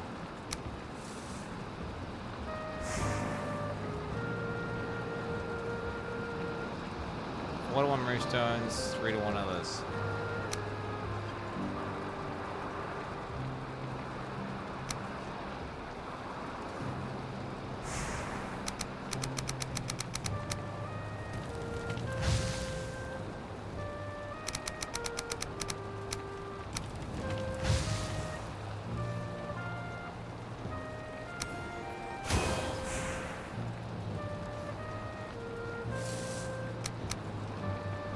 What is it? 4 choices, 0% augment. Oh shit. 10 ceiling cores. Do I want to do this? Wait, rare shards? Isn't this a rare shard? Yo, bunch of rare shards. Wait, 10 ceiling cores. Alright, fuck it. I'm gonna break some of these. I don't need this so many. I think it's 1, 2.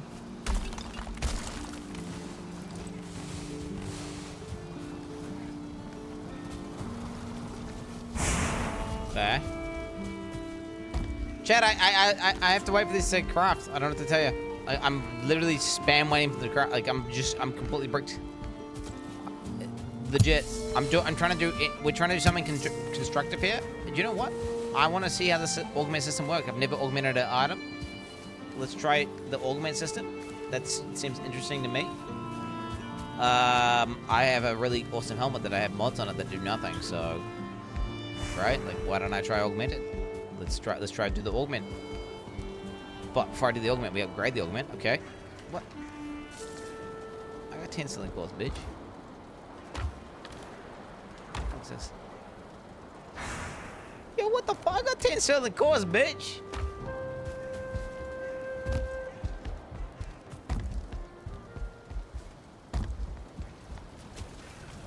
Can I sleep right now?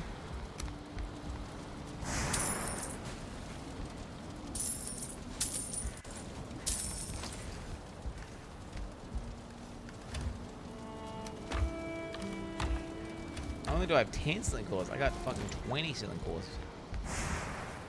You get the most ceiling cores. Okay. Let's just have it in my bag, I guess. Played Little Nightmares 1 or 2. I was playing Little Nightmares, and then Zac came around to my house for the first time in like 5 years or something, and then I got completely duped. I just forgot about continuing. Dog, what's wrong with this thing? Is it because I just got to deposit everything? Maybe if I deposit everything, it'll work.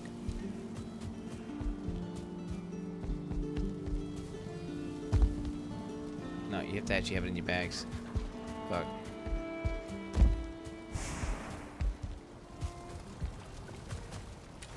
Okay, I need 100 G.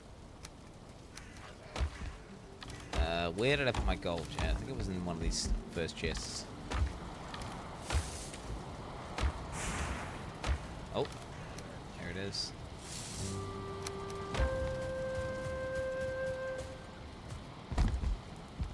This is the run, boys.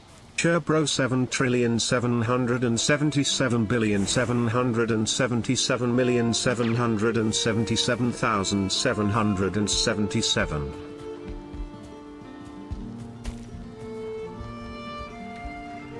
Okay, here we go, boys.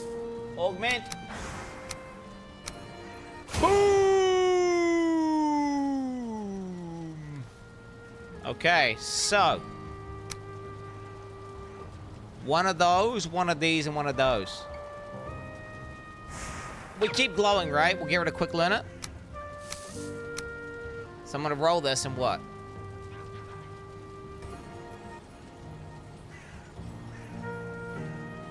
I can go fire reduction, 7%. I can go 4 life. I mean, fire reduction, what do you guys think?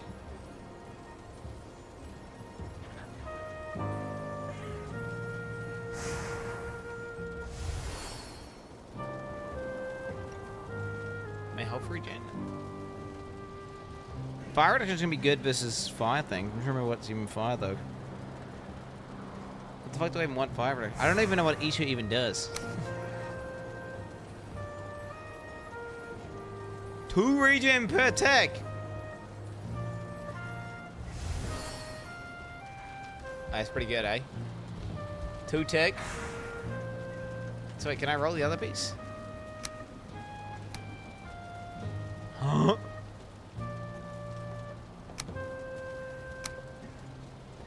Wait, that costs 500G to roll that? That costs 500G to roll that. I see. So you can roll 1 mod quite easily, but if you want to roll 2 mods, it costs like way more. Interesting, indeed. All right, we take this. This is pretty good though. 2 health regen. That makes this kind of potent. My health regen's kind of nuts. And I wanted to reroll this. Wait, if I want to augment something like that, what happens? Is it purple mats? It's purple mats. Fuck that. Holy shit. So I could roll this. Stagger damage. I mean, what the fuck is this? I want stagger damage. Let's get like anything.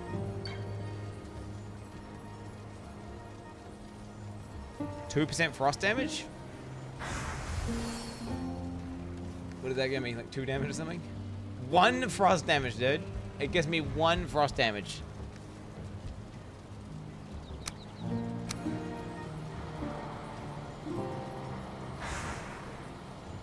%2 fire damage? What did it give me?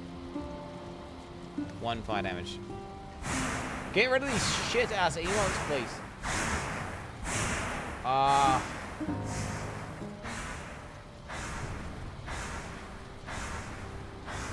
Roll the cloak for fireproof? Wait, what the fuck's fireproof? Waterproof! Does that mean I'm immune to getting wet?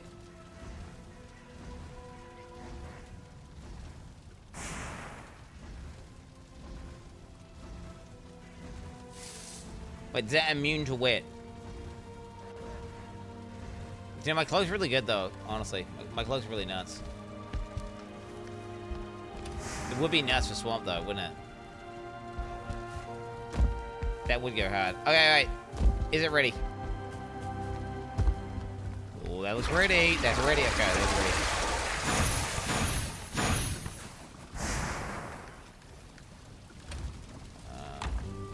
Alright, chuck this in here. 10 of those. Chuck in there. Whatever. 10 of those. Alright. Fully rested. Eat with the food.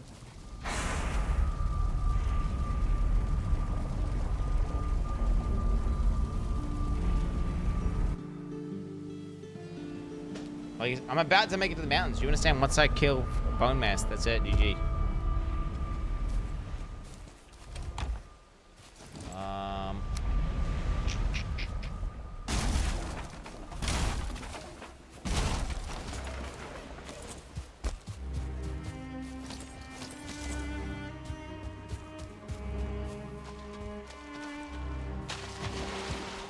If you could roll waterproof, that would go so hard. Alright. Check one of these. Okay, so what are we doing, Jet? We're going to the bone mass. Why are we going there? To set up a portal. What do I need before I fight bone mass? One simple thing. Turnip. We need turnip. We need turnip, chat. Okay, if you see a turnip on the screen, spam the chat. Okay? Do you understand? Spam the chat.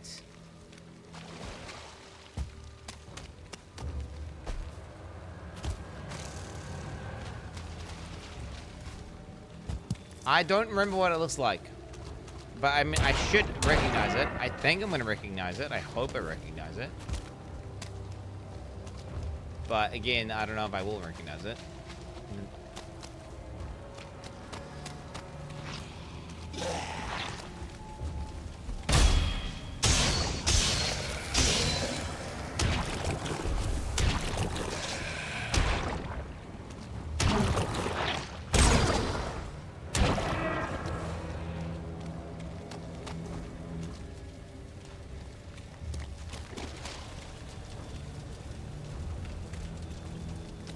Going in these, but it makes sense to just knock them in the case that I need to go with it. One. Here you go. Okay, you're spamming so you can shoot a little turnip thing. Chat, this is the day we beat Bone Mess and the swamp. Log in. Wait, what is that? Is that a white drag? Okay, let's go the other way. Wait, 2 white droxes. Okay, shit, this is way too rippy. Time to install a couple more coal mods. Bone Mess tomorrow for sure.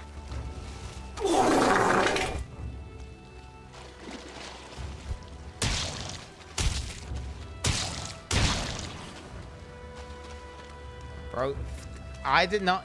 How come no one told me about the POE live stream tomorrow, by the way? What the heck is up with that, chat? Why not say POE announcement tomorrow? Question mark? Exclamation point? Where the boys at saying that shit? Oh, you did not. Nobody, no shot. Don't lie to me, boy. Okay, we should go check out whatever the fuck that weird bag thing is. Okay, do I go for the mob spawner? These things are so rippy. Do we go for it? Okay, ready? Ready, chat? 3, 2, 1.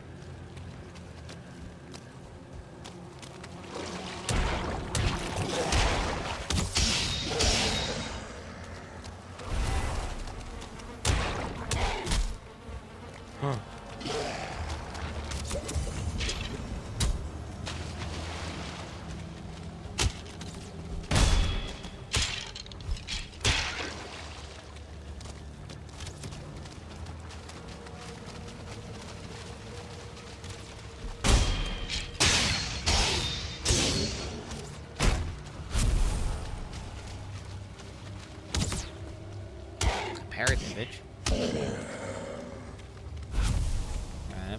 Run up the guts.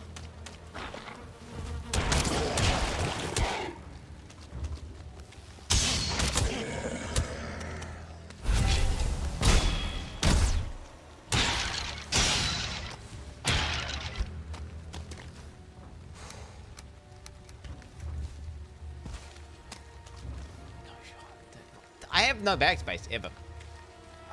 Yeah, the playing Epic Loot without a bag expansion is just, it's obscene. I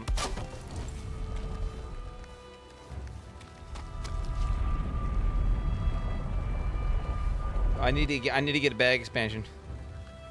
It's not 4x loot. I'm not playing 4x loot, chat. This is 2x loot. Should I go? Do you know what? Fuck it. I'm nerfing myself. I'm not allowed to change things to buff myself mid-run, but what I can do is I can nerf myself. Should I do it, chat? Should I do it? Where is it? Epic loot. What the fuck is it? Epic loot. What the fuck is it? I'm gonna nerf myself mid-run. It's a terrible idea, isn't it? So I want to do enchants and stuff. Just to leave Log in. loot. The whole fucking run is balanced around epic loot. The whole reason I'm playing is epic loot.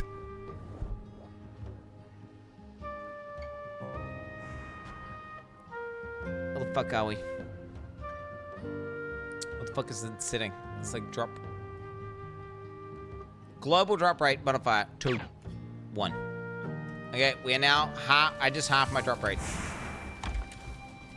My drop rate just halved.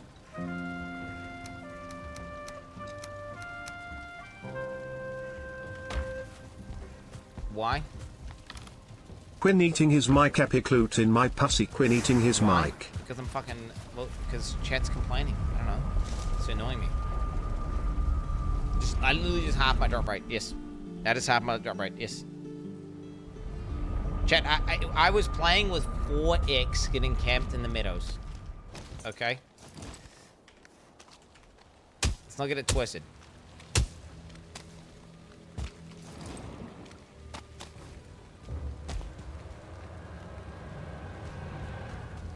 Wow, retail when? Well, everyone's complaining. So then it just pissed me off, so I just did it. I just do stuff. Guys. What do you call it? Impulsiveness. There's an impulsiveness that people pissing me off and I just nerf the fuck out of it. I'm now playing default epic loot, chat. Oh wait, no, it's not default.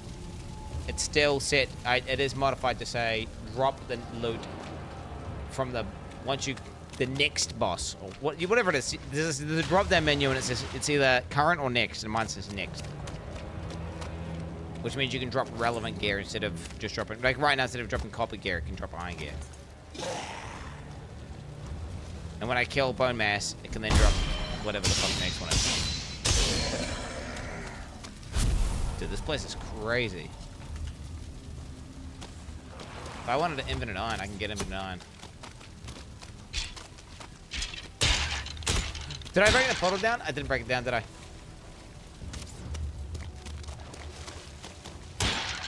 I'm gay.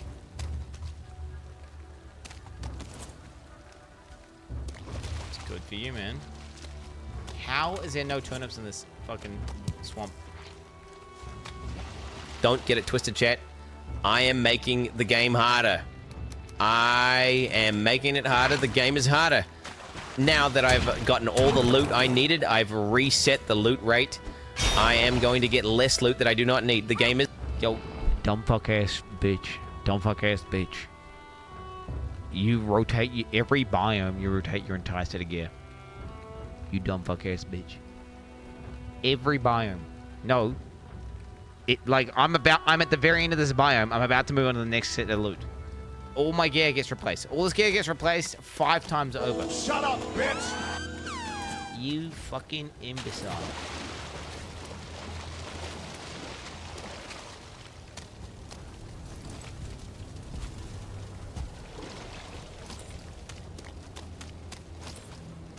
Dude, I'm changing it back.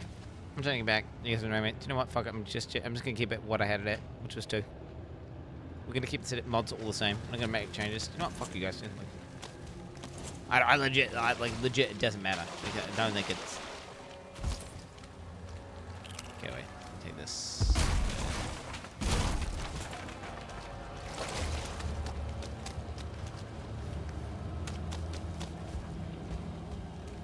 Okay, there must be a turn up my screen, right?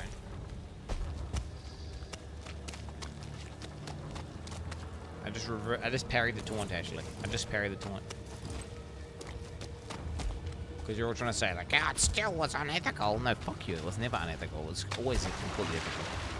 It's always been completely fucked.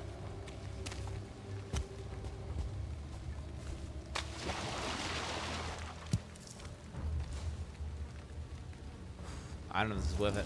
I don't know if this is worth it. It was so risky last time. Nah, this shit ain't worth it.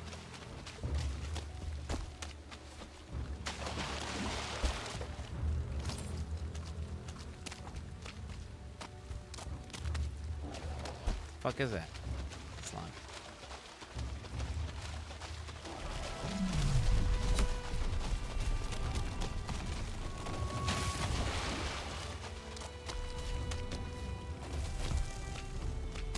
Before this isn't a safe zone, I'm assuming this is a safe zone up here. If this is not a safe zone, Monka S.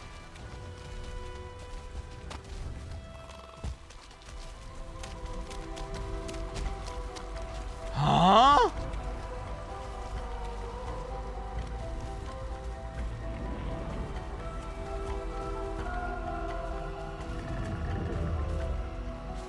What? Wait, you can have a friendly Grey Dwarf?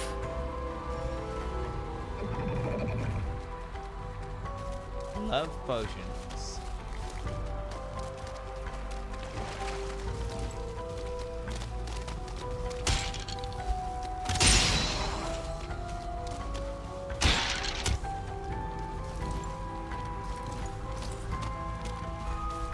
That's a Grey Dwarf.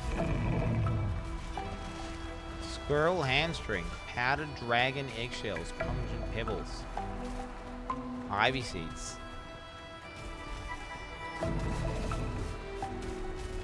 What the fuck? This is cool. But do you know what I need to do though? Chat?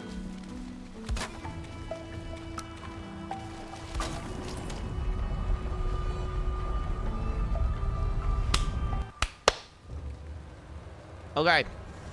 Hey, depending on how long this fucking POE 2 thing is, look, chat, ultimately, where are we now? We're at a position where I've got a portal on this fucking map here. Bone mass is right here. We've got Surtling spawns, which is nice. I am sure there has to be a turnip here somewhere. So what we're gonna do is this. POE 2 announcement live stream. I do anything where I talk about it at length. I mean, it might go for hours and hours and hours. Depending on the timing, if I have time and I feel like up to it, we'll log back in. We'll do a turnip farm. Or maybe I even log in on do a sheep farmer stream later on tonight after I've done some exercise and stuff. TLDR is... got a little bit cucked. Didn't know the POE thing was happening today. Yeah. I mean, it's what? How long we got? How long do the POE announcements normally take? Don't they normally take something like what? An hour.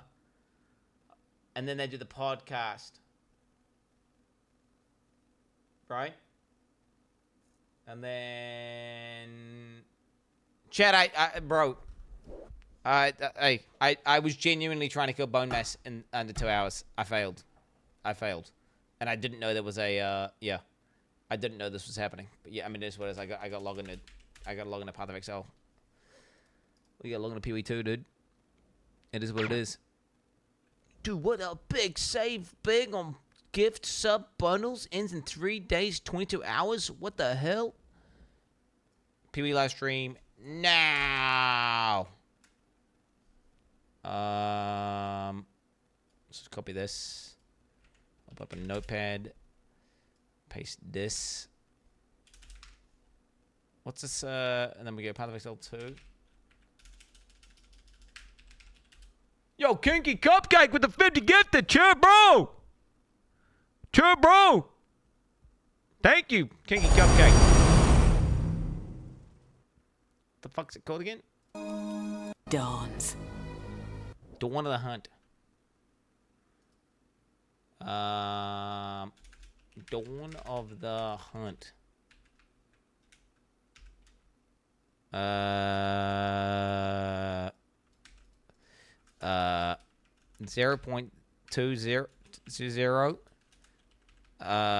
patch. Insane announcements out the wazoo.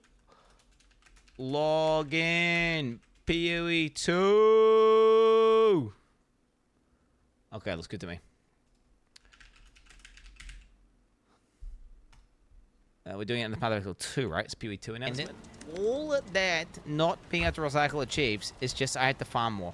Yeah, okay, so dude, yeah. This just means I farm less. I didn't know the announcement was happening. So it means that instead of being able to do bone mass like in the first hour of tomorrow's stream, I would have to do it like 10 hours in my next stream. Yeah, I know. It's unlucky. That's unlucky. Bro. It is what it is. It is what it is. Let's just go grab this modem real quick. What's it called? Instant Lee.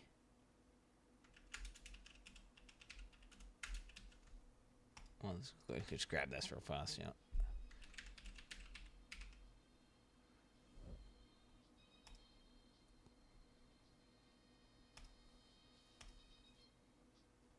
Grab that one. Get up to 39 mods. Nice. You love to see it. You love to grab that.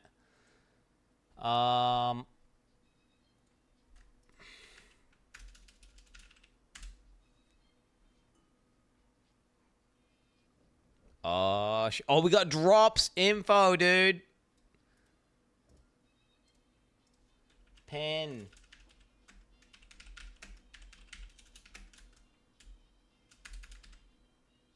Look at that. Just take that shit, drop info. Should I knock with GG and let them know I want to collaborate? Oh, I didn't put drops in the title, guys. Drops.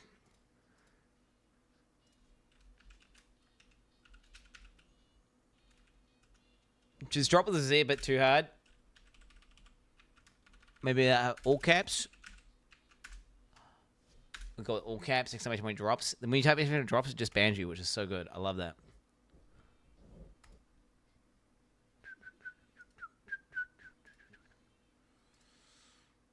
Let's just confirm. Let's just, you just open up the... So this, whenever they do all the drops, you do this. You click here, and you just type path. And then enabled, check. What is it? Executioner's finisher. Executioner's finisher. Cool. It's a finisher effect about this drop. Wow. It's a fucking drop, guys. Sick. It's pretty good. What does it look like? Is there a video? Do I have to click here or what? Oh, shit. Oh, shit. You get a fucking big-ass thing. That drops down. Cool. Cool stuff, guys. Yeah, we get drops anyway, guys. All right. Path of Exile. Are they doing it just on Twitch? I'm guessing they're doing it just on Twitch. Let's go full screen. We'll have the chat up for now. We are going to go F11. Get it like that. Get a nice one. Yeah, like this. Alright, the announcement is in, whatever, 13 minutes. You can see it there. I'm going to get coffee. And I'm going to buy a plan. You should do the same, chat. Oh, run Giga ads now, so that way they get no ads, and then pause the ads. How do I do that? I don't know how to even do it. I don't know how to do it. Hey. Oh, Simizia's already done it. Okay. King. Hey. King.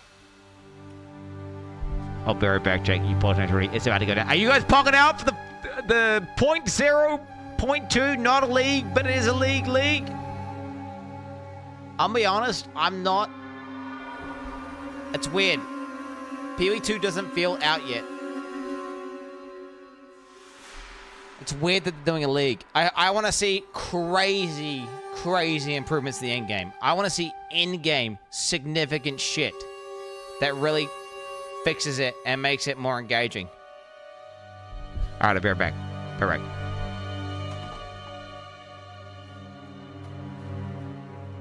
Before bad, before dog shit, before escape. Ever make things made by devs. They've never played an RPG in their life. Before bad, before dog shit, before escape. Ever made, how could you mess it up? This bad, the itemization of day 1 and 39 teeth, get better, you put me on before bad, before dog shit, before the worst. Ain't never made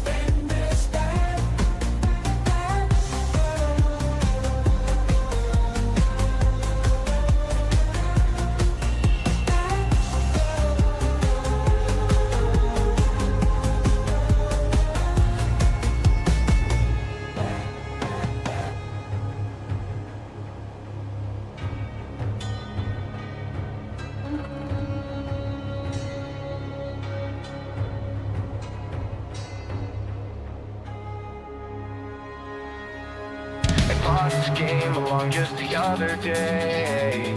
Came to the world in the usual way. There were things to move, a game to play, until that box got in the way. Yet, you cannot grab the box. I try to grab the box lid every time. You cannot grab the box. There's clearly some other way, some other thing that I'm missing here. I literally pulled it multiple times. You fucking low on just. That's the first thing I did. Intuitive thing. When I got there, I tried it like 3 times. You're like, oh, that's the definition of insanity. Trying to do the same thing again. Look, I walk up to the box. I press grab. This game's fucking dog shit. This game's dog shit. The game is dog shit. There's some sort of bug that would get me every time I try to grab the box.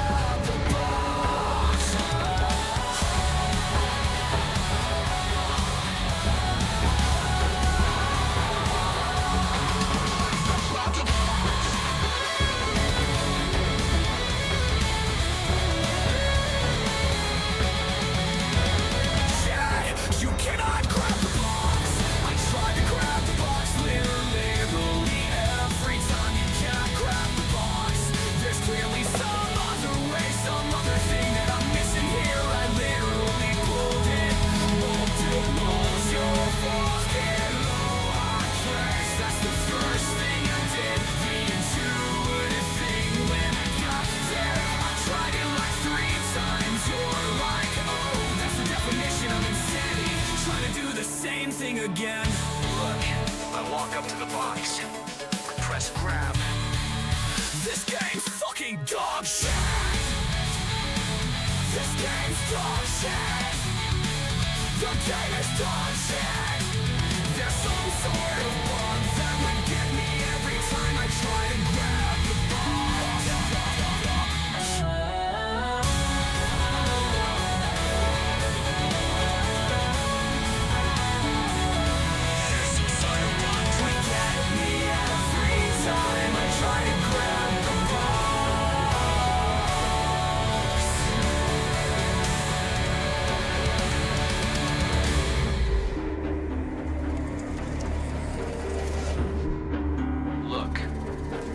Up to the box.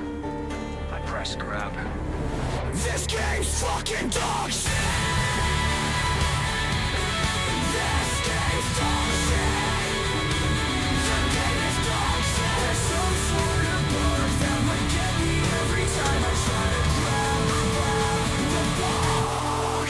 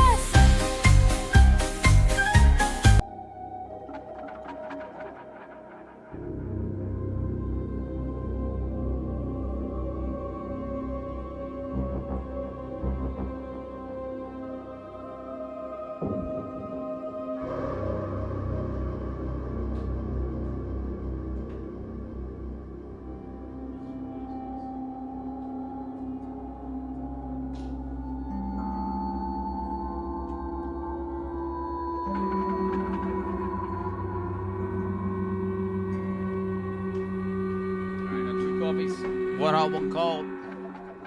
Which one's gonna hold bit of you reckon? The cold one or the hot one? I drink the cold one second. Wait.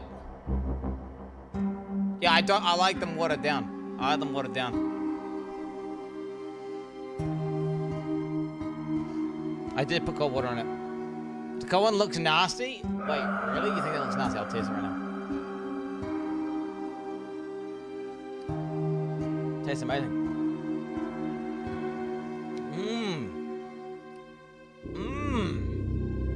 Bro, I did not think a water softener would make that much of a difference, but it tastes significantly better. This is the first cold coffee I've had since I've, you can really taste the cold coffees more, I feel like.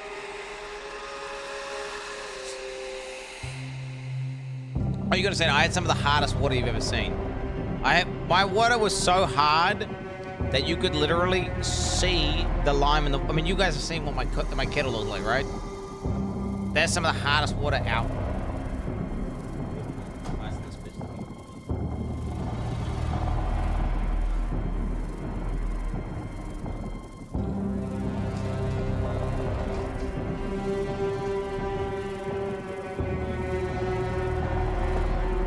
All right, get your bog jam ready, boys. Okay, so what do I want? What do I want, chat?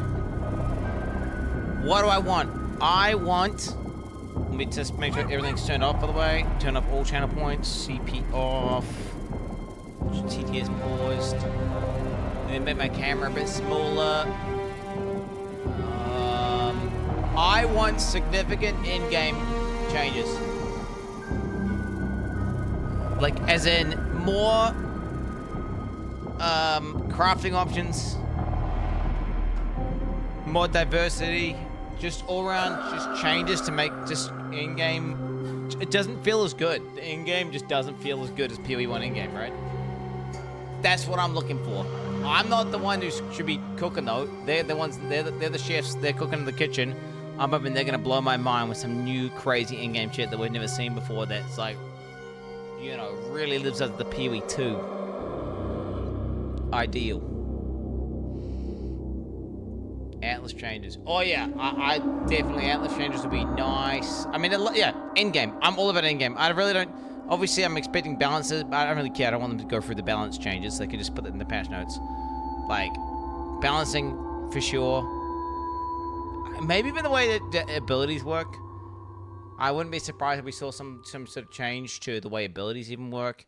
You know, the whole fucking thing where, like, the weapons kind of cuck you super hard to abilities where you kind of like a mace build, where you have to use Hammer of the Gods.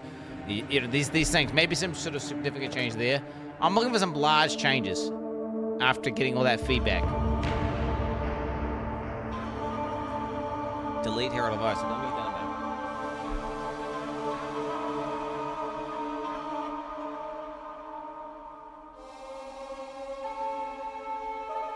Get your ball chaps ready!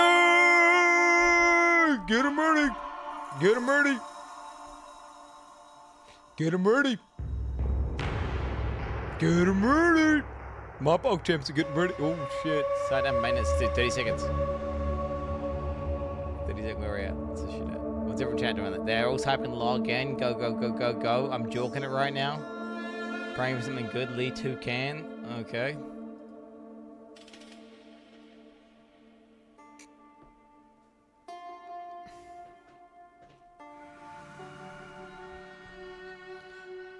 Eight, 7, 6, 5, 4, 3, 2, 1. Hi, I'm Jonathan Rogers, Game Director on Path of Exile 2. Welcome to GGG Live. Well, it's been a little over 3 months since we launched Early Access, so it's about time for our first major content update. Today, we're going to show you an exclusive reveal of Path of Exile 2, Dawn of the Hunt, which launches on April 4th.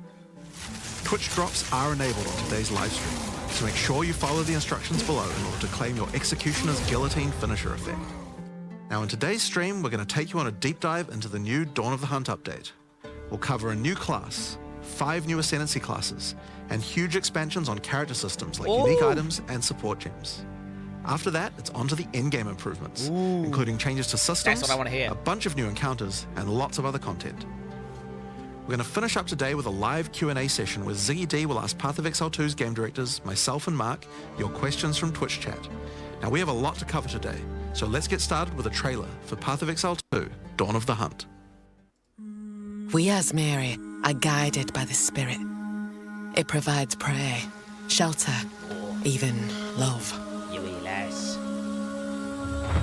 But for me, one day, all that were changed.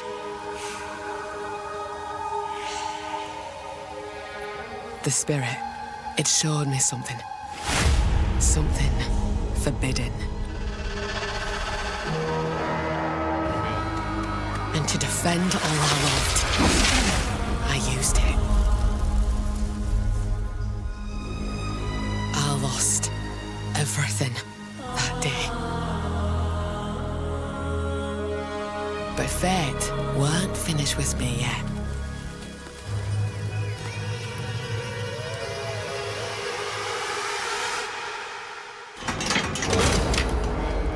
I'll right the wrongs I've done. I'll do what I must, no matter the cost. I will hear the Spirit once more. Whoa, dude. Oh, shit, what was that attack? That shit looks like Diablo 4, bro. But better.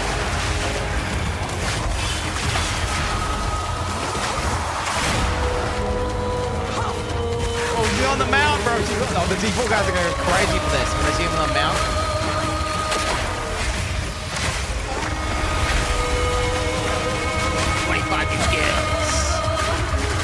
God damn. That's Marion Wisps. Bro, it's Spirit one. Don't make me kill you. Rogue Exiles! I shall bathe in your blood. 100 plus blood gems? Hell yeah, brother. 100 new uniques! New in-game mechanics, that's what I want to see. Maps and much more. Oh, we're gonna have to go frame by frame later. We're gonna have to go frame by frame, boys. Yeah, I saw Calandra in there, bro. There was a Calandra League in there, bro. What's that about? We're gonna have to deep dive that, boys.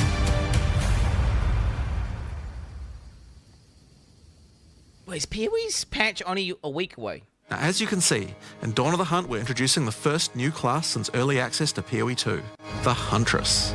The Huntress is a spear-wielding Asmeri warrior. Born into a society with strict traditions, she was exiled from her homeland after using the power of a skill gem to defend her village. As a dexterous spear user, she specializes in both melee and ranged combat, dashing into and out of battle. Spears have extended range and a short dash, but unlike other melee weapons, you can also throw them. In order to make a hybrid ranged and melee character work, we had to do a lot of thinking about ways to make it fun to both enter and exit melee range. Bro, what was that? The first skill you will get as a Huntress is Whirling Slash. As well as striking in a circle around you, this skill creates a whirlwind that blinds your enemies. Leaving the whirlwind will make it explode. It's like Bladestorm. The more Whirling Slashes used, the bigger the whirlwind, and the bigger the explosion. Once you're out of there, you'll want to follow up with something ranged. Whip your spear around to shoot twisters towards your foes. These twisters bounce off walls and can hit enemies multiple times. You can also throw twisters inside a whirlwind to shoot out extra tornadoes that do way more damage. Those twisters look nice. In her offhand, the Huntress will usually want to hold a buckler, which allows you to do a new skill, Parry. While holding down Parry, your character will counterattack any incoming attack from monsters near you, stunning it down? In addition, the monsters will take extra attack damage from your follow-up strike. Some specific skills are designed to be used after a parry and have extra effects. Disengage is a skill that does a quick jump back, damaging enemies in front of you, and it can be used to interrupt other actions, like dodge roll. If you use it against a parried enemy though, it causes an explosion and gives you a frenzy charge. Just be careful. If you parry too much, you're going to get stunned and possibly killed. You can combine this combo with Whirling Slash. Slash, parry, disengage, and you'll get an explosion from the disengage and the Whirling Slash. Double explosion. The Huntress also has a variety of elemental spear throw attacks. You could use Lightning Spear to bounce lightning between your foes. Or you could throw explosive spears into the ground. These spears take a while to detonate, but when they do, they'll incinerate anyone caught in the blast. All spear throws on the Huntress can also be empowered by frenzy charges. For example, explosive spears will do an even larger explosion and leave fire on the ground. And these empowered versions can activate even more combos. Using Whirling Slash over ground fire will suck it into the whirlwind, adding fire to the explosion. That's cool. Using twisters inside a fire whirlwind will shoot out fire tornadoes as well. Okay. And you can do similar combos with ice. Lightning. And lightning too. Yep, okay. I get it. That's cool. Now a key aspect of hunting is exhausting your foes by causing blood loss. This skill is Rake, which dashes towards your target and unleashes a deadly slash, opening up wounds on your enemies. We're doing a Rake build, boys. Follow up with Disengage and watch them bleed out as they run towards you. Rake parry. On the health bar of monsters, you can see how much blood loss the enemy has experienced, and the Huntress has skills to take advantage of this. For example, using Blood Hunt will thrust forward and cause a bloody explosion. The more blood loss, the bigger the explosion. If you want to cause bigger bleeds, try out Rapid Assault. The final hit of this multi-hit combo will stick a spear into your enemy for a big bleed. How much? Now, Explosive Spear and Rapid Assault both result in leaving spears behind, either in the ground or in enemies. But there are other skills that leave spears around too, like Storm Lance, that leaves an electrical spear that arcs towards enemies. But what can you do with all these spears? Detonate them, of course. Thunderous Leap will allow you to jump onto and explode any spears either in the ground or in your enemies. Now, as well as hunting animals, the Huntress also has the ability to work with them. While fighting any beast, you have the ability to tame it and use it as a companion. You can only have one companion at a time, but it will keep the mods that were on it. That's Try to find a rare sick. beast with good mods to take full advantage of your ability to tame them. Fuck? That's cool, bro. A bleed companion. Now, this is just the build, beginning of the Huntress. We've really tried to make the hybrid ranged and melee gameplay work for this class by having a huge amount of synergy between ranged and melee options. There are 22 new skills available for the Huntress. By endgame, you'll be slinging hundreds of insanely powerful spears, sending forth spirit animals and summoning the might of Solaris from the sky. What the fuck? But we still haven't talked about ascendancy classes yet. What can the Huntress ascend into? Well, the first ascension class you could choose is the Ritualist. The Ritualist has embraced the darker side of his merry traditions by harnessing the power of animal sacrifice and plague. The Corrupted Life Force skill causes all enemies around you to grow volatile blood boils on their skin. When those enemies are slain, the boils will burst, spreading corrupted blood to all enemies around them. The Ritualist also excels in taking advantage of magical trinkets. The Unfurled Finger skill allows you to equip an additional ring on a finger around your neck. Taking Mystic Attunement increases the bonuses of all the rings and amulets you have equipped. Nah. Now, this is one of my favorites. As the Whispers Ask grants you a new skill, Ritual Sacrifice. Use the skill on the corpses of slain rare monsters to absorb the power in their blood to give you one of their modifiers for a short time. Get under it at home. Specialize further into Ritualistic Sacrifice with As the Whispers Demand, which allows you to perform that skill on yourself instead of a corpse. Cut your own hand, sacrificing some of your own blood to empower yourself. The Amazon Ascension is for those looking to hunt more than just beasts. Trained as an elite guard to the most important Asmeri elders, the Amazon will use more traditional fighting techniques mastered to perfection. The Predatory Instinct skill will cause you to reveal weaknesses in the defenses of rare and unique enemies, causing you to deal more damage. You can see those weak spots represented on their life bars. While using Elemental Infusion, any charges you consume will infuse your weapon with elemental power, causing any projectile attacks to explode on impact. It's like a little discharge. The Critical Strike skill is as simple as it sounds. It takes your excess accuracy and gives it to you as critical strike chance. Additionally, you have skills like Mystic Harvest, which allows your elemental damage to leech life, and Asmeri Brew to be able to use either flask to restore both life and mana. What? So those are the two new ascendancies for the Huntress. But those are not the only ascendancies in Dawn of the Hunt. We've added a new ascension class for 3 of the other existing classes too. First up, for our warriors out there, we have the Smith of Kitava. The warrior is a blacksmith in origin, taught by his father Renly. With this ascension, you can take your smithing skills to new heights by embracing power from the insatiable one himself, Kitava. Smiths of Kitava are master blacksmiths and have the ability to forge their weapon, quite literally. Using the Against the Anvil notable skill, you can enhance your weapon with fiery destruction before any battle. After doing so, your attacks will release explosions on hit for maximum devastation. You can also use the power of Kitava to summon an animated copy of your weapon to fight alongside you. A great blacksmith can do more than just forging their weapon though.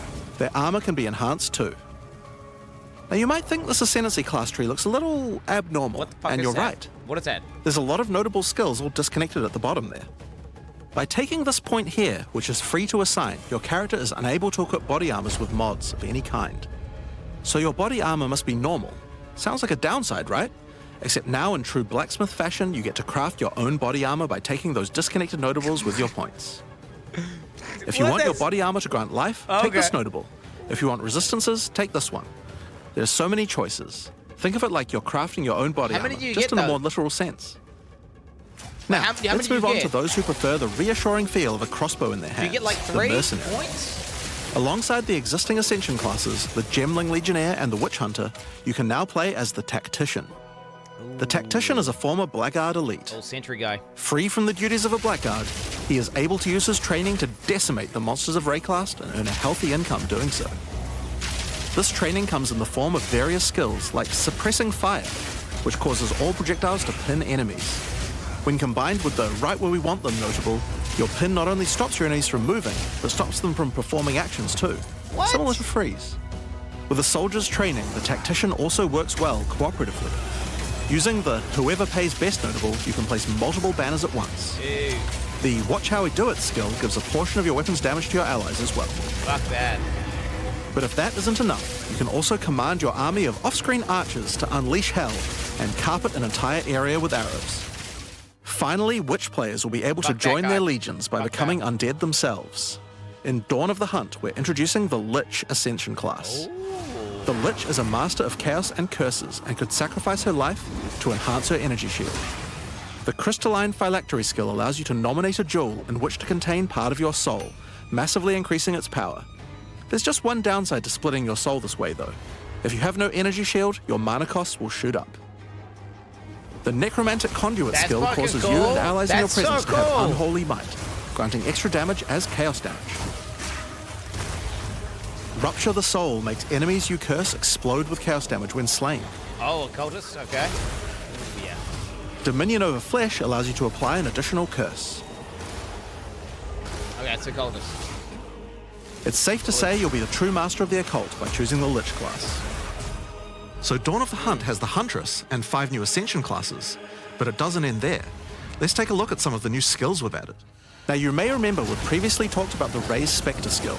It's finally complete, and it will be made available in the upcoming expansion. Oh shit, okay. It can be found in the occult skills on the skill gem crafting panel. Okay. Raised Spectre is a skill that allows you to trap the soul of almost any monster in the game,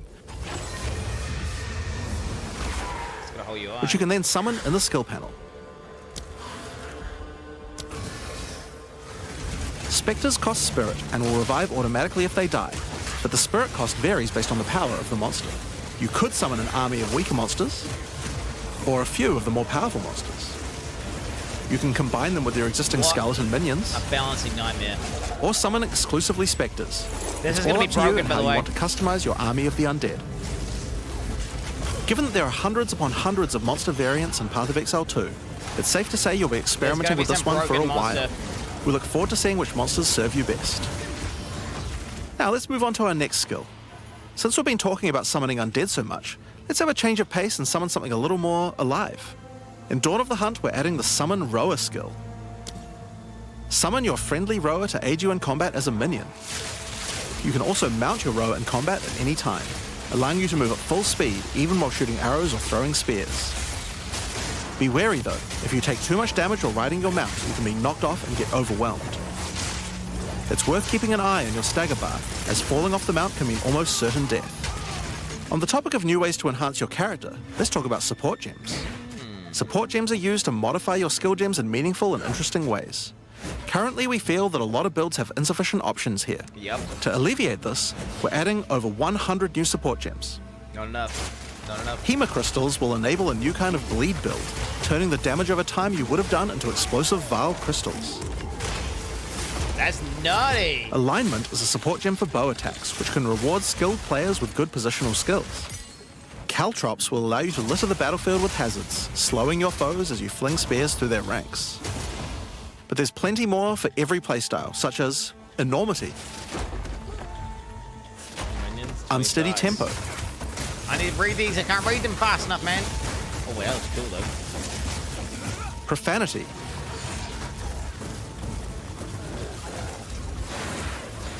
retaliate, just Dunbar increases. Okay. syzygy. Yep, that's a real word. What the fuck is syzygy? And many more. Now, we've talked about a new class, new ascendancy classes, new skills, and new support gems.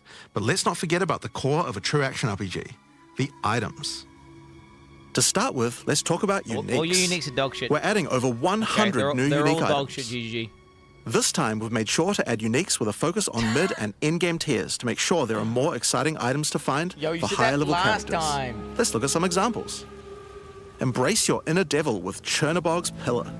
It grants you a large amount of fire damage based on your block chance. Okay. The Coming Calamity allows you to become a true master of the elements, granting you all 3 Elemental Herald skills without costing any spirit. What? At the same time, it penalizes enemy resistances. What? Wastegate is a belt useful for builds using a single resource like Blood Magic or Archmage builds. With this belt, you can use 2 Life Flasks or 2 Mana Flasks. It's Finally. up to you. I feel like it's been Now, known we on could the go tree. through these all day, but we'll leave most of them for you to discover. Suffice to say, though, we want there to be way more cool things to find. Over time, our goal is to add a unique to every single base item type at a minimum, so that you can chance any base in the game. It's the pouch hatch Now, thing. given that we have the Huntress, we have a set of unique spears from early game all the way through the end game as well. One example is Scyther's Spear, which combines bleed and fire in a powerful way. It allows your ignites to be aggravated, dealing substantially more damage. We're also introducing a suite of unique bucklers with some interesting parry mechanics. Kalgyra's Arc, for example, allows you to parry projectiles from any distance. And we're also adding our first unique charms. Bayra's Anguish will not only protect you from ignite, but will also emit a devastating fire nova whenever you do get ignited. That's kind of cool. In sum, there's just a ton of new uniques to find. We can't wait to see the weird and broken builds that come out of it. Now, we also want to talk about crafting options. Okay, here we In go. each major update during early access, we'll be continuing to add and improve the options here. We have various new crafting tools that have been added as rewards to many of the different types of new content that we're adding. But for now, I just want to mention the changes to runes. Runes add commonly available mods, but since they only have 1 tier, flat damage mods tend to get outclassed by in-game. So we've changed runes to have multiple tiers, allowing you to get higher tier mods than before. Our plan is to significantly expand the number of more specialized mods for crafting using socketables as we add new content over time. And the first new set of those comes from what we're talking about next. That's buffing the In bench. Dawn of the Hunt, we're adding Asmarian Wisps, which can be found throughout both the campaign and the endgame. I got Wisp PTSD, bro, from that fucking The one Asmari spirit has made itself present in Rayclast, and it appears to be trying to warn, or maybe prepare us for the coming darkness. You will first encounter a manifestation of it in the Grellwood in Act 1, where you'll meet Delwyn, an Asmari hunter who is trying to find out what exactly is causing the spirit to behave this way. As you approach the Wisp, it will flee, leading you past monsters. Any monsters it comes into contact with are infused by it, making them more powerful. Each spirit is associated with a specific revered animal within Asmari culture. This one is a Wisp of the Great Bear, and grants enemies extra life and stun. The Wisp moves faster the closer you are, and as you move away, they slow down to wait for you. Okay. But if you get too far away for too long, they'll dissipate and return to the woods. As you continue to chase the Wisp, it will find and possess a rare or unique monster, granting it a new powerful ability. Because this was a Wisp of the Great Bear, this monster now also has increased life and stun. But on top of that, it will periodically summon a large spectral bear that slams with wild fury. If you're able to defeat this foe, you will be rewarded. For each monster that was infused and killed along the way, the rewards will be increased. Each Wisp has its own mechanics. The Wisp of the Winter Owl is a primal wisp that causes enemies to deal extra cold damage, gain energy shield, and release wind vortices on death. When infusing a monster, they will call down large tornadoes to protect their host. The Wisp of the Wild Cat is a vivid wisp that causes affected monsters to deal more critical strikes and become more evasive. When it infuses a monster, it will summon a barrage of feline spirits that will attempt to tear you limb from limb. Jesus. If you're lucky, you may even find sacred wisps that can do some pretty crazy things to the monsters they influence. Like the Wisp of the Cunning Fox, which turns normal monsters into magics, magic monsters into rares, and rare monsters into actual bosses. Wait, what? Asmarian Wisps can drop a new set of socketable items that allow you to craft a wide range of interesting new mods onto your items. Each one may only be used on a specific item slot. As mentioned, the Asmarian Wisps can be encountered throughout the game, but there's also a new endgame map called the Asmari Ranges, a mountain village where the Asmari once lived, now overrun with corrupt monsters. This map always has multiple Asmarian Wisps in it, and familiar, yet not quite the same boss fight. Asmarian Wisps can also be further modified by the endgame Atlas tree as well, and by tablets. Okay, wait. But I'm not going to be the one talking about those things. In order to cover all the new content in in-game, I'm going to hand things over to Mark. Hi, I'm Mark Roberts, Game Director on Path of Exile 2. There's a ton to talk about with the endgame today, so let's dig right in. Path of Exile 2's early access began with a brand new endgame, and it was clear that it needed a lot of work. Yeah, it did. After absorbing your feedback, we're ready to make some epic changes. We need big changes. The first thing is, we just need a lot more content. True. In Dawn of the Hunt, we have made sure to focus on increasing the sheer number of interesting and different encounters you will randomly stumble into as you explore the endgame. And the second goal is to smoothen the progression through maps and reduce the amount of annoying busy work. To start with, let's talk about the new interesting stuff to find. Well, the most obvious thing to add are new maps. As well as the Asmari Ranges that Jonathan mentioned earlier, Dawn of the Hunt also contains 7 other new maps, all with their own custom encounters. Let's start with this one. The Feral Megaliths map starts off in the wild Ezomite forests. As you progress through the forest, you will find mysterious rune-carved stones that, when touched, surge with energy. After activating all the stones, you can find a grand henge, where all the energy is coalescing. You can then start an encounter. The area darkens, a storm moves in, and a concentration of energy summons a dangerous boss. What the fuck? You must fight and defeat the boss to get its rewards. Once you have defeated it, summon another. And another. And another. And another. Yo, you have 10 total waves of boss fights which get incrementally more difficult. Oh, no. If you manage to defeat them, you get full boss rewards, but also opportunities to get new runes. These can only be obtained from this map. The Fractured Lake contains a surreal waterscape with fractured mirror-like objects. As you move around the map, the terrain itself elevates from below, creating the ground you walk on. In this unique map, all the rare monsters are mirrored, so you're always fighting 2 of the same rare at the same time, which can prove quite difficult.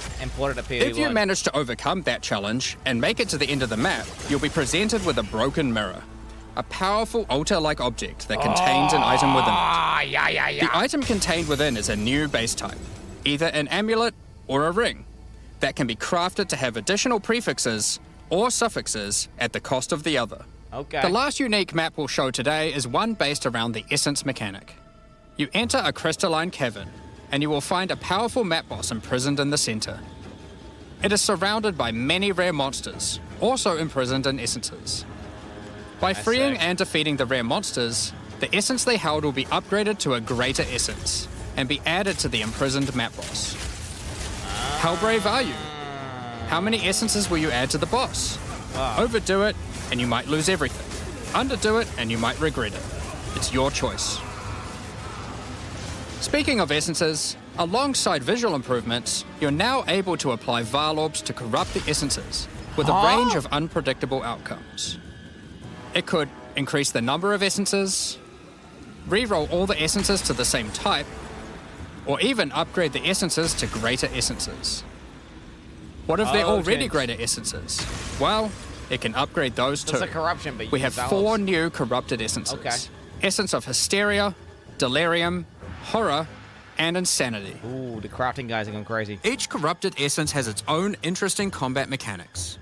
For example, the essence of Insanity causes you to question even your own mind, as monsters split into shadowy clones, and you must locate the real one before a devastating icy explosion freezes everything around it. Ah, fuck. Each of these has their own crafting outcomes. The essence of Insanity can be applied to a belt.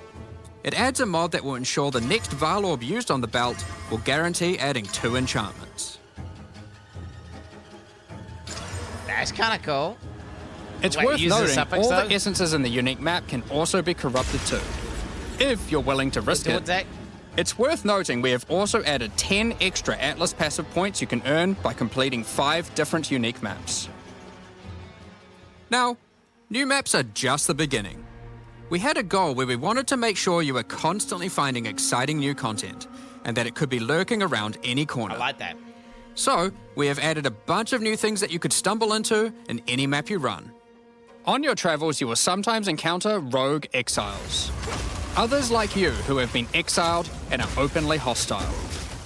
Some are malicious, some are mad, while others are simply fiends for loot.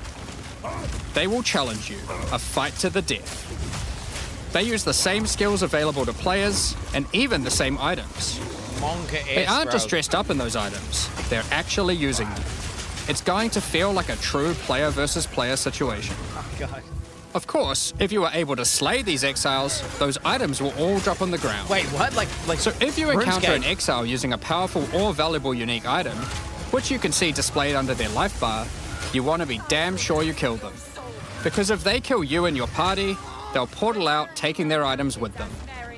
Every fight will feel completely different depending on the items they come equipped with. That's cool, I like These exiles are much smarter than your regular monsters. Dragons. They have capabilities to dodge roll, avoid your abilities with smart pathfinding, smart targeting, and much more action-packed gameplay. Oh, God. Fortunately, they're like you, and they're not super durable. Unless, of course, they're wearing uniques like Calm's Heart, in which case, expect a longer battle. There are 12 different rogue exiles you can find, each with their own skills and personalities. They have a randomization in terms Some of may uniques. insult you, while others may admire your honor in combat. Another encounter you might stumble onto in Dawn of the Hunt are one of 4 new unique strongboxes. Strongboxes are chests with modifiers. When you try to open them, they activate traps and spawn waves of monsters that you must defeat to access the loot. Let's take a look at 2 of the new unique boxes that are harder to find and behave just a little bit differently. The Ogham's Legacy Strongbox has a corpse splayed out in front of the rune-carved stone. Upon interacting with the stone, you activate Forbidden Ezomite magic, which revives the monster as a powerful rare. The Strongbox comes with a modifier which determines how many times it will revive that rare. Each time you defeat the monstrosity, the Strongbox revives it again, adding an extra modifier to the monster. With each resurrection, it becomes more difficult, but also more rewarding. Oh, God. This Strongbox is infused with thaumaturgy from ancient Vaal technology. Eshel's Torment has a powerful artifact inside, and is guarded by Chaos itself. Defeating the monsters will grant you a unique item, with a specific corrupted outcome. You'll have to find the other 2 for yourself to see what they do. Beetle, dude. Oh, no. Now, let's talk about the introduction to the endgame. Upon starting the endgame, Doriani tasks you with cleansing corruption to help restore the land. However, in practice, the quest objective just sent you on a grind to clear 15 maps. We wanted to make the quest to unlock your Atlas passives much more interesting. Now, Doriani is tasking you with a more specific objective. On the Atlas, you will find areas of corruption caused by the beast. In the center of each one, you will find a corrupted nexus, the source of the affliction. In the areas leading up to the nexus, you will notice that corruption spills out from slain enemies and amalgamates into powerful monsters. Corrupted maps existed on the Atlas before, but we've done significant work on improving these monsters. We've also done a full pass on the modifiers on these maps to make them more interesting and more rewarding. Once you reach the nexus, you will have a new task: cleanse the source of corruption. When you defeat the last rare in those maps, they will spawn one of 3 terrifying bosses, amalgamations of corruption itself. After defeating that boss, Doriani will come and cleanse the corruption for good. As the remains of the boss are purged of corruption, it coalesces into raw crystallized power, which you can use to gain points for your Atlas passive skill tree. The upgrade system that allows you to add and enhance content in your maps. That's cooler. We didn't stop there though. When you complete a corrupted nexus, all of the remaining surrounding corrupted maps will become cleansed maps. Cleansed maps also have new monsters. That's cool. A new boss. And their own set of modifiers and rewards. Whoa, that's cool. Including finding fracturing orbs by slaying cleansed enemies. Yo, fracturing orbs. What? Fracturing orbs? These orbs can be used in crafting on a rare item to cause one of its modifiers to become fractured. They're going to be so rare. A fractured modifier is one that cannot be modified by any means. You are able to freely modify the item, ensuring the fractured modifier will never change. If you get the right item with the right mod, it can prove to be a very powerful crafting base indeed. You must now choose. Do you complete all the corrupted maps and then the Nexus? Or maybe you beeline to the Nexus, complete it, and do all the remaining maps clean. Beeline Nexus every time. Both have rewards to entice you and challenges to assess. I hate those Beyond mobs anyway. Now, let's have a talk about towers. One thing we've had a lot of feedback on is the busy work around running towers and managing your tablets. The first change we've made here is that we have reduced the number of towers drastically. So there are now 1/3 as many as before, but we've made them much more powerful. Triple. To start with, tablets now inherently add twice as many mechanics. Okay, but that's not all. Doubled it? Running higher tier maps and towers now increases the number of mechanics applied by tablets. By tier 15, the bonus is double, allowing a single tablet to now add 4 times as many mechanics as before. Jesus Christ. So, we're running far fewer towers, dealing with fewer tablets, and affecting even more maps than before. Yeah. But because there were fewer towers overlapping with each other, you won't get as many opportunities to stack different tablets. In order to solve this, we've made it so that each tower can consume up to 3 tablets at once. You always get 1 slot on completing the tower, but if you can complete a tower with more mods on the waystone, you can unlock a 2nd or 3rd slot. Overall, this allows for even more juicing from towers, while drastically reducing the amount of busy work you have to do. On top of that, towers are much more interesting maps because they can now spawn with all mechanics, including bosses. Each tower map has a new boss. Let's take a look at a couple here. Okay. The boss fight of the Alpine Ridge map has 2 powerful witches contesting for territory. One witch has an affinity for ice, the other fire. Who will win? Hopefully neither. The boss of the Sinking Spire map is a remnant of the Val that has been charged with lightning. It uses a full suite of lightning abilities, but be careful. If any of them hit the surrounding constructs, they will power up. Another thing that we've seen a lot of feedback about is sustaining waystones. As we looked into it, we realized that the people who couldn't sustain waystones were dying a lot. Oh, shit. A lot more than we had expected. And that made us realize something. During the campaign, the expectation is that you can die multiple times in order to learn how to overcome challenges. You are able to learn how the monsters behave, adapt to their skills, and eventually overcome them. But as soon as you get to the endgame, you are effectively no longer allowed to die if you want to sustain waystones. As it should be. By the time you are getting towards the end of endgame, we want you to have to be careful not to die. But it certainly shouldn't be that we have such a sudden shift to make the campaign as you run harder. your first maps. That's how they fix it. The first change we're making is you can now respawn and return to a map if you die. Wow. Continuing from where you left off. Okay. When you start the endgame, you get up to 6 total attempts per map. Reddit 1. As you add more modifiers to a waystone, the number of respawns goes down. Okay. So this means that as you get to the point that you're running every waystone as a rare, you will have to be more careful. There it is. In parties, everyone gets to respawn that number of times. Reddit didn't win. But we still think it's important that you can kill a boss in one go. In order to allow that to happen, we've made a change so that once you start the boss fight, it changes over to the same respawning system we use for pinnacle bosses. This means that the map owner can choose to respawn everyone at the same time. Another complaint we've seen a lot of is players not wanting to do the pinnacle content because of the experience penalty from dying. A change we've made here is that all pinnacle content now no longer grants experience, but also no longer removes experience on death either. Dawn of the Hunt also brings the first batch of Twilight Order reliquary keys from the early access supporter packs. These keys contain items selected by our supporters.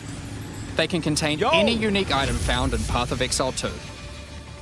If the selected item is a pinnacle boss drop, then only special keys dropped by this content will be able to provide these items.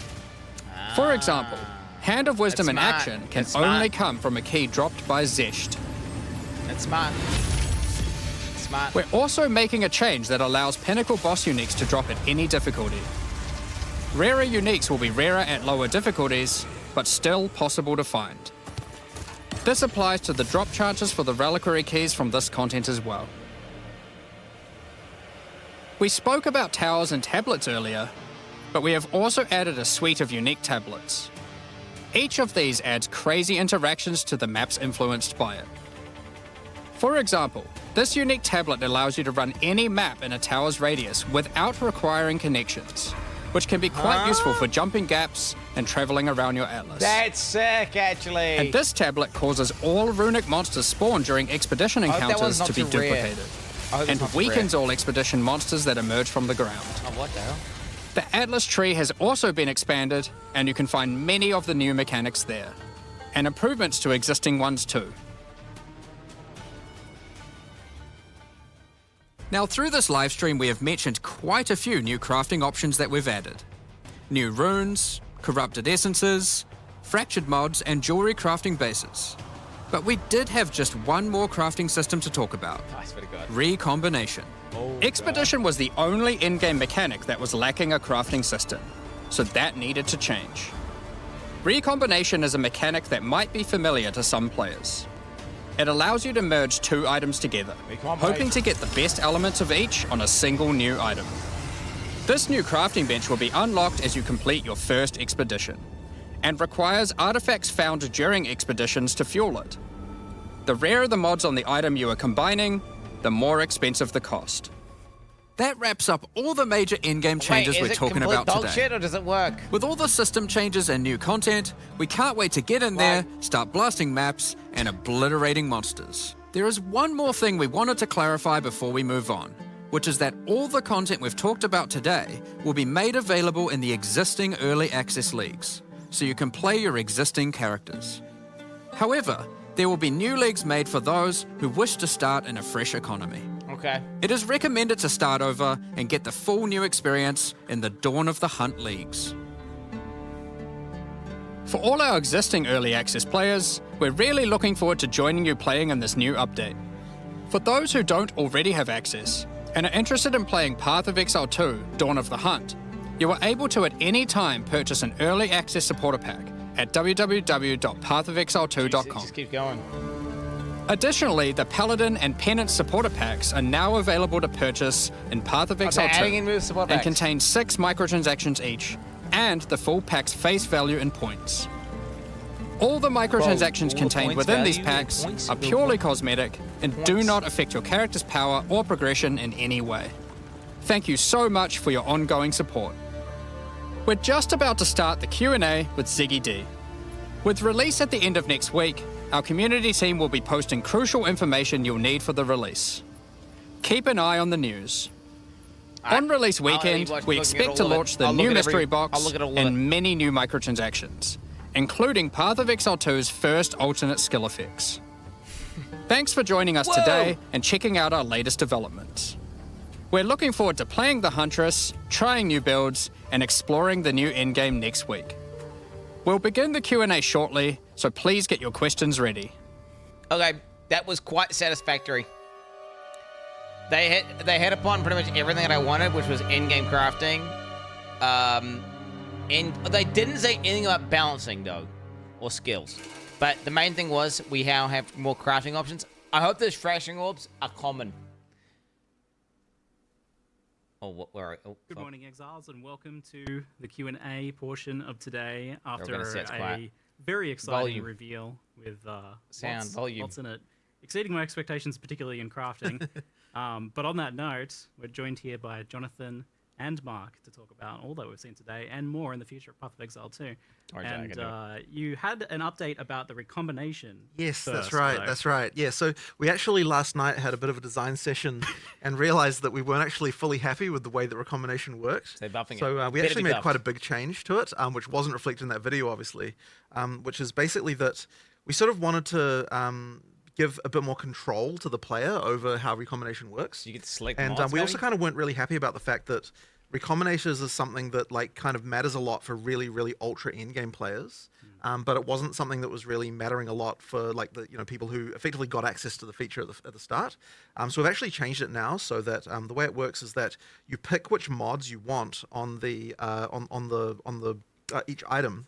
From each item, and then it gives you a percentage chance of success based on the number you picked. So if you pick just like one from one and one from the other, then the chance is much higher. Ooh. But if you pick if you pick 6 mods, it'll become practically impossible. So effectively, like the more you're wanting to design the item, the less of a chance of actually having success. So it means that if you just want to get like a mod, if you want to get an item with like these 2 mods that I found off the ground, that's relatively easy.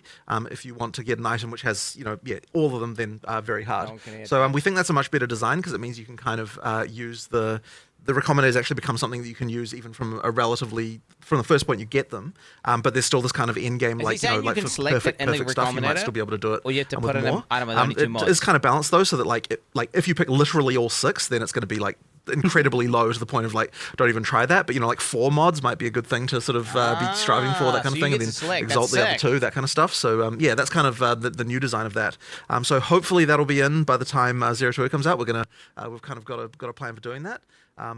Yeah, like I think it's a much better design than what we had before for recombinators.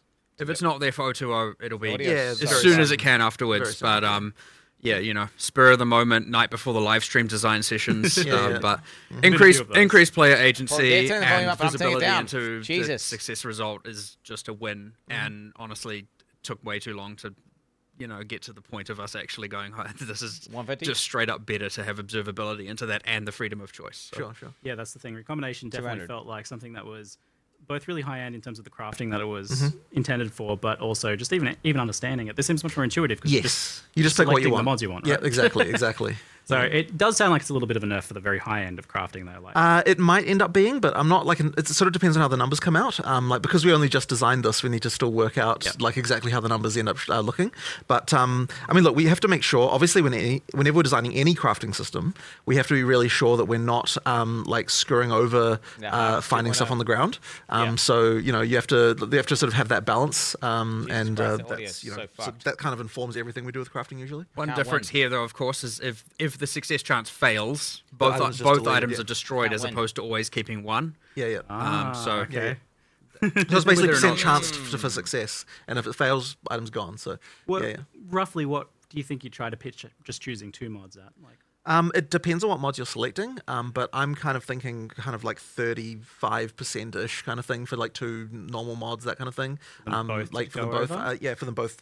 For if you pick 2, and then but we'll it kind of depends. Again, it kind of depends. We'll see how higher tier mods are rare. And, exactly. So it sort of it also the other thing is it's going to now have a fixed cost, so it's not going to And the idea is like doing a single expedition should be enough to do a recombination. So you're going to be doing them like relatively often as you're doing expeditions. So is the part of expedition where you change the volume? I had to change the volume every time you change the volume. Now that you're adding this, I mean you've still got that whole mechanic, and like so it's effectively it's competing for the artifacts. Between recombination versus buying things from that other way. So is there some buffs intended for that then to make it more competitive? Not yet. It definitely needs some love in the future, but not at this time. It's fine now because I fucking fixed it, you retard cunts! Where one is giving you items that you can then potentially recombinate. It is also true. You can use the ingredients of one in the other, or the outcome of one as an ingredient in another, Cool. We'll talk more about crafting a little bit later on for sure, because there was a lot announced there, which I'm quite excited about. Definitely exceeded my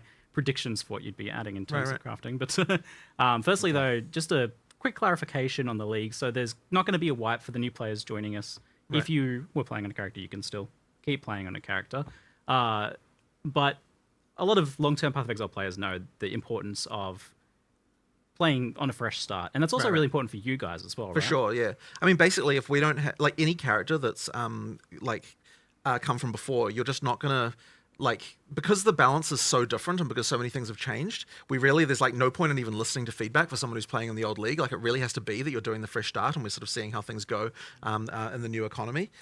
So like we were really sort of, it was kind of an interesting decision about whether or not we should make it so that all the content is exclusive, or rather like what amount of content would be exclusive to the league versus not. And the issue that we had is that, so I mean like a league means something in Path of Exile. You know, like in order for something to rise to the level of a league, it needs like a certain amount of features. And the original thing we were thinking about doing that way would be the Asmeri and Wisps, but there wasn't quite like the kind of like meta mechanics and stuff with that. So like we didn't quite rise to the level of feeling like it deserved to be a challenge league.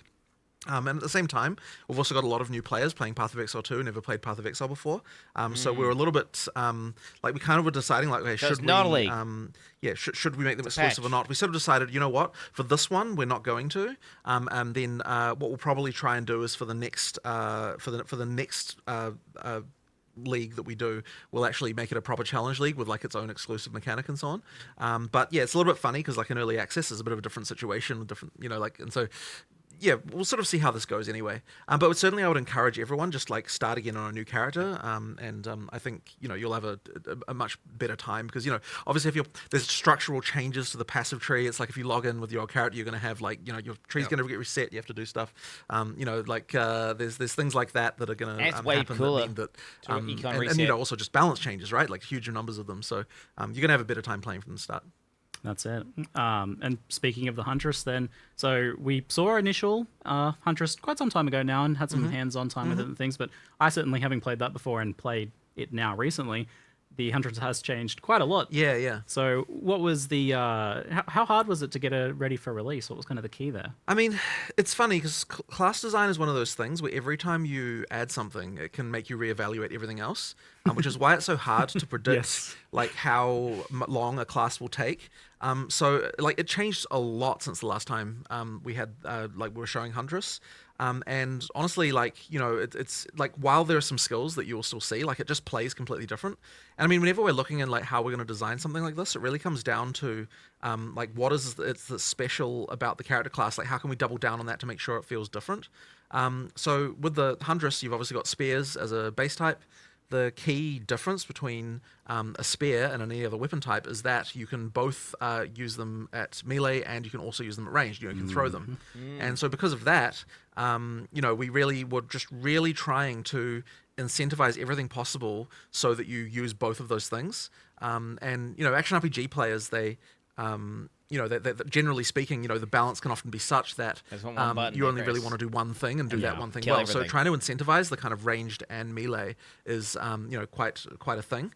And I mean, the way we do it effectively is try to make sure that like there are combo chains where, a ranged thing can combo with something that's melee and a melee thing can combo with something that's ranged, and then also give you good abilities to move between the two states. And so that kind of means that you end up with a very like agile character, like you're constantly moving like backwards and forwards and kind of moving around. And I would say that like given that it's the Dex character, that it's good that it feels that way, that it feels the most agile of all of the melee character classes. That's been a really good one. But I mean, look, there are, in terms of changes, I mean, look, there are just changes all the time. Like the frenzy charge thing was like relatively late in development. Like there's like quite a lot of things going on that just meant that the field kept on evolving. And another big one, of course, was parry, which I honestly was very skeptical of working. And Mark, Mark was the one who saved it. Honestly, like I was like, you know what? There was like 3 times I think where I was like, you know what? I don't think it's going to work. And then you were like, okay, I think we're going to save this. I was like, give me a week. Yeah, exactly. And it works completely differently for most games, because in most games, obviously, for parrying, the way that works is that you have to time the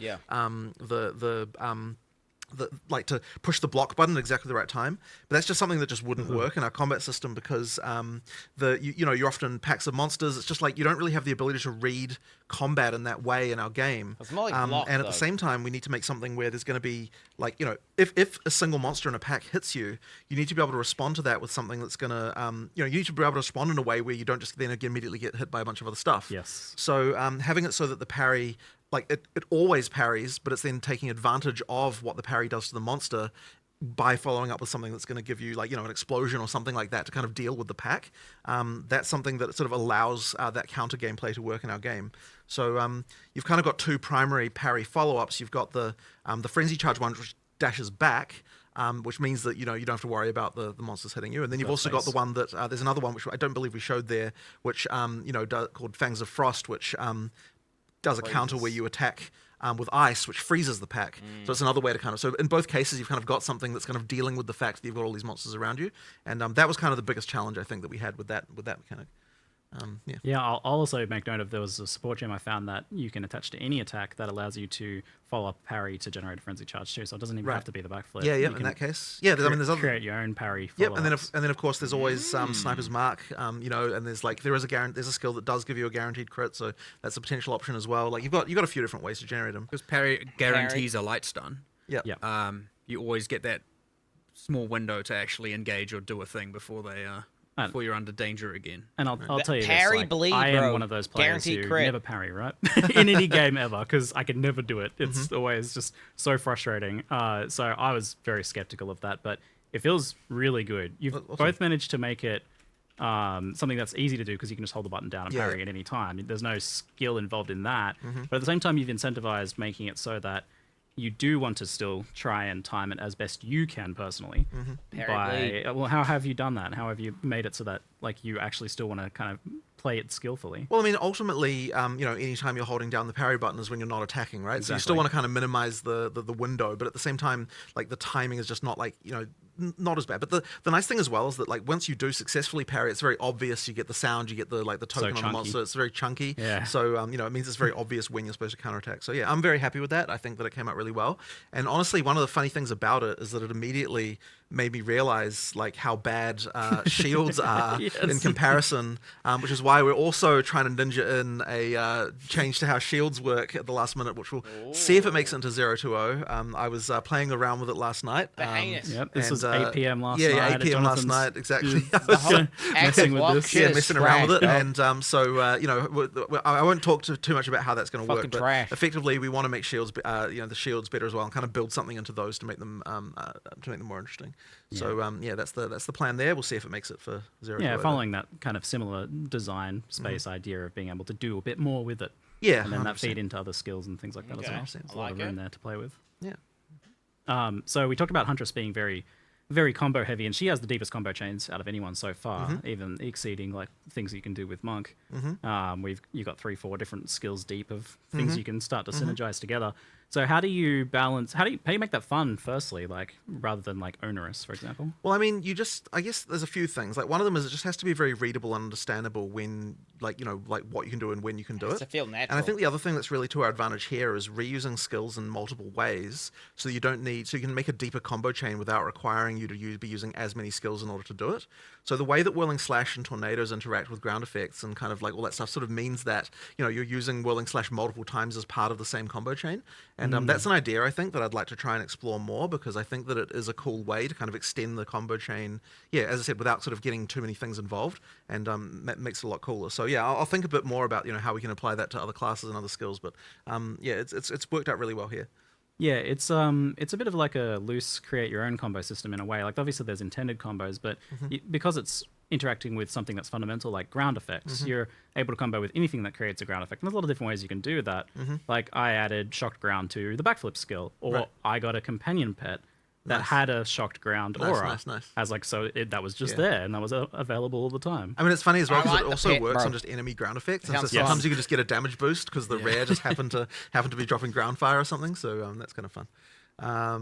Yeah. But it's been it's just a lot of fun to play. You know, the first time I ran into that was actually in the graveyard where there's these like chests that like pop open with fire, and like I was using tornadoes, and then one of them just randomly turned into a fire tornado, and I'm like, oh, what happened there? Oh, yeah, sweet. It was just like a really cool moment where it just sort of interacted with the environment, which I want really more fun. stuff like that, where physics interactions. It always feels like you're getting a little bit of something extra The for free when stuff. you're taking advantage of the enemy effects. They've or a been boss some fight sort that of just has fluid burning ground interactions, everywhere. you know. Sweet. So how do you go about balancing, though, when you have a class that has deeper combos and kind of somewhat requires you to do a bit more versus a class or a skill or a build that is just bonk?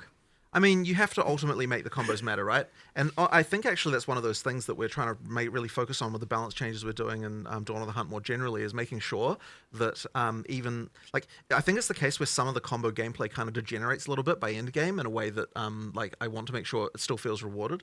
And so we were sort of doing various checks, you know, like recently about, you know, like as a random example, right? Like, so on the Mercenary, we found that doing, you know, but when you get to endgame, doing armor break, what's it called? The armor piercing that causes armor break, followed with high velocity rounds, is just worse than just using high velocity rounds. Yep. And that's like really bad, right? Like we have to make sure that we're improving that stuff. So it's like sometimes you just get these things where like the balance by endgame kind of degenerates in a way that that doesn't support the combo anymore. And so we have to make sure that when we're looking at buffing things, that we're like making sure that when we're doing it, it's to support the fact that using more things is actually a good thing. Yeah, we're really trying to make sure that we're bringing some of that, you know, improving some of that stuff as well as we're making the balance changes.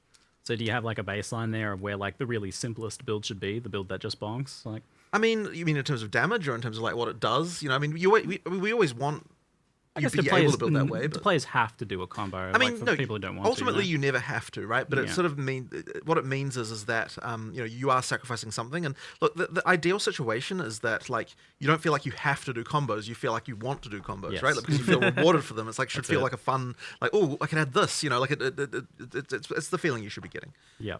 It needs to feel natural, doing that very and well. not shoehorned. Like, extremely hard, because I don't think I've ever seen this like ranged melee combo done well before. Right.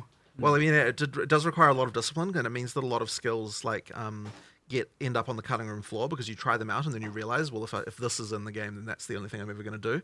So you got to be really careful about that stuff. Certainly, playing the Huntress now makes me go back and look at the other classes and be like, we need to up that the level there, and we missed the mark a little bit now because this is better. And who's to say the next class won't even be better and make us question even this? But you know, but that's the way it is with class design. That's what he says when we like literally when you make a new class, you question everything. He's not understating the level of questioning everything. Yeah, do you see like going back to the monk at some point and looking for more like opportunities to link skills together with? I mean, we haven't got to the full skill set for any class yet already, and we need to add more pieces for a lot. I think there's at least 4 skills that were designed and then aren't in the monk currently. Just you know. Ranger the same. There was extra poison skills. It was intended to be more chaos dots. There's all kinds of stuff. We have to obviously at some point fill all of that in. Hard to say when, but. We're going to try and incrementally get it, like much like how Ray Spectre and I mean the mount works with the Huntress, but we were like, let's give something for the Ranger this time. Let's give something for the Summoners out there this time, and so we're just going to keep filling in those gaps over time. And it feels like you're getting better at class and skill design as you go too. So I imagine the last class you're going to release is going to be like amazing. You'll look back at the first ones and be like, ooh. Possibly. Well, that is the worry. But whatever. But look, with that just means we've got another round of going through everything and improving stuff again, right? So and that will never end. That's it. So with the parry came the kind of looking at the player getting stunned, in particular player heavy stun. So it's always hard to tell players like, hey, we're going to do something to you and it's going to be a bad thing. You're not going to like this. Well, the funny thing, let's talk about why. there's a few things like that actually, because so I mean, for a start, like we needed the downside of parry to be, you know, like that. Yeah, you get stunned out of it. But then when we're looking at how long, like we're like, okay, right now, even, and it's true with shield block as well. By the way, it's like if you get stunned out of that, the amount of time that you get stunned out for is actually not even enough time for most bosses to do a follow-up attack on you. And it's like, well, where's the downside if it doesn't even have enough time? So we did have to extend that out a little bit, and it makes you a little bit more careful. But in just to warn people, right, there's a few other things, like we lowered, what's it called, I can't remember the name of that thing now, the thing that makes you more easy to be elemental statuses apply to you. ailment threshold. That's right, ailment threshold. Yeah. So we lowered ailment threshold to actually make it so the player has those mechanics happen more to them, right? Because like right now through campaign, like you barely get frozen or burning or shocked, really, to be honest. Yeah. So there's stuff like that we've had to do to kind of make sure that you know, that because if you don't have that stuff actually happen to you, then there's no point in mitigating it. And it's like, you know, things like charms were like not very useful because, you know, those mechanics weren't happening to you. There's stuff like that, right? The downsides do actually matter in order to make it so that, you know, that you then, you know, there's other things you can do to sort of bypass those downsides. So yeah, that's kind of one of those things that, you know, you just have to make sure is scary. Is I did always find it a little bit strange that like I was able to count the number of times I was frozen in the campaign on one finger. For sure. For sure. But it's always by those vile ghosts. Yes. Oh my god, those ghosts! So expect a little bit more, a little bit more danger from the stun. I definitely died a couple times to getting heavy stun. Yeah, it can happen. So that's mostly occurring if you're like doing bad blocking or parrying. But can it also occur just from like taking a really big hit or something? Nope. Not, at least we've discussed that. We've gone through a whole bunch of different like. Should certain boss abilities heavy stun you, and if you speak into enough stun threshold, it like demotes it to a light stun, and if that, you know, there's all kinds of multi-hour discussions we've had, and we haven't really come to anything conclusive there. But it's only from mount, raise shield, and parry, and of which, you know, at least for all of them, you can see your stagger bar filling up. It's worth noting things like evasion apply to.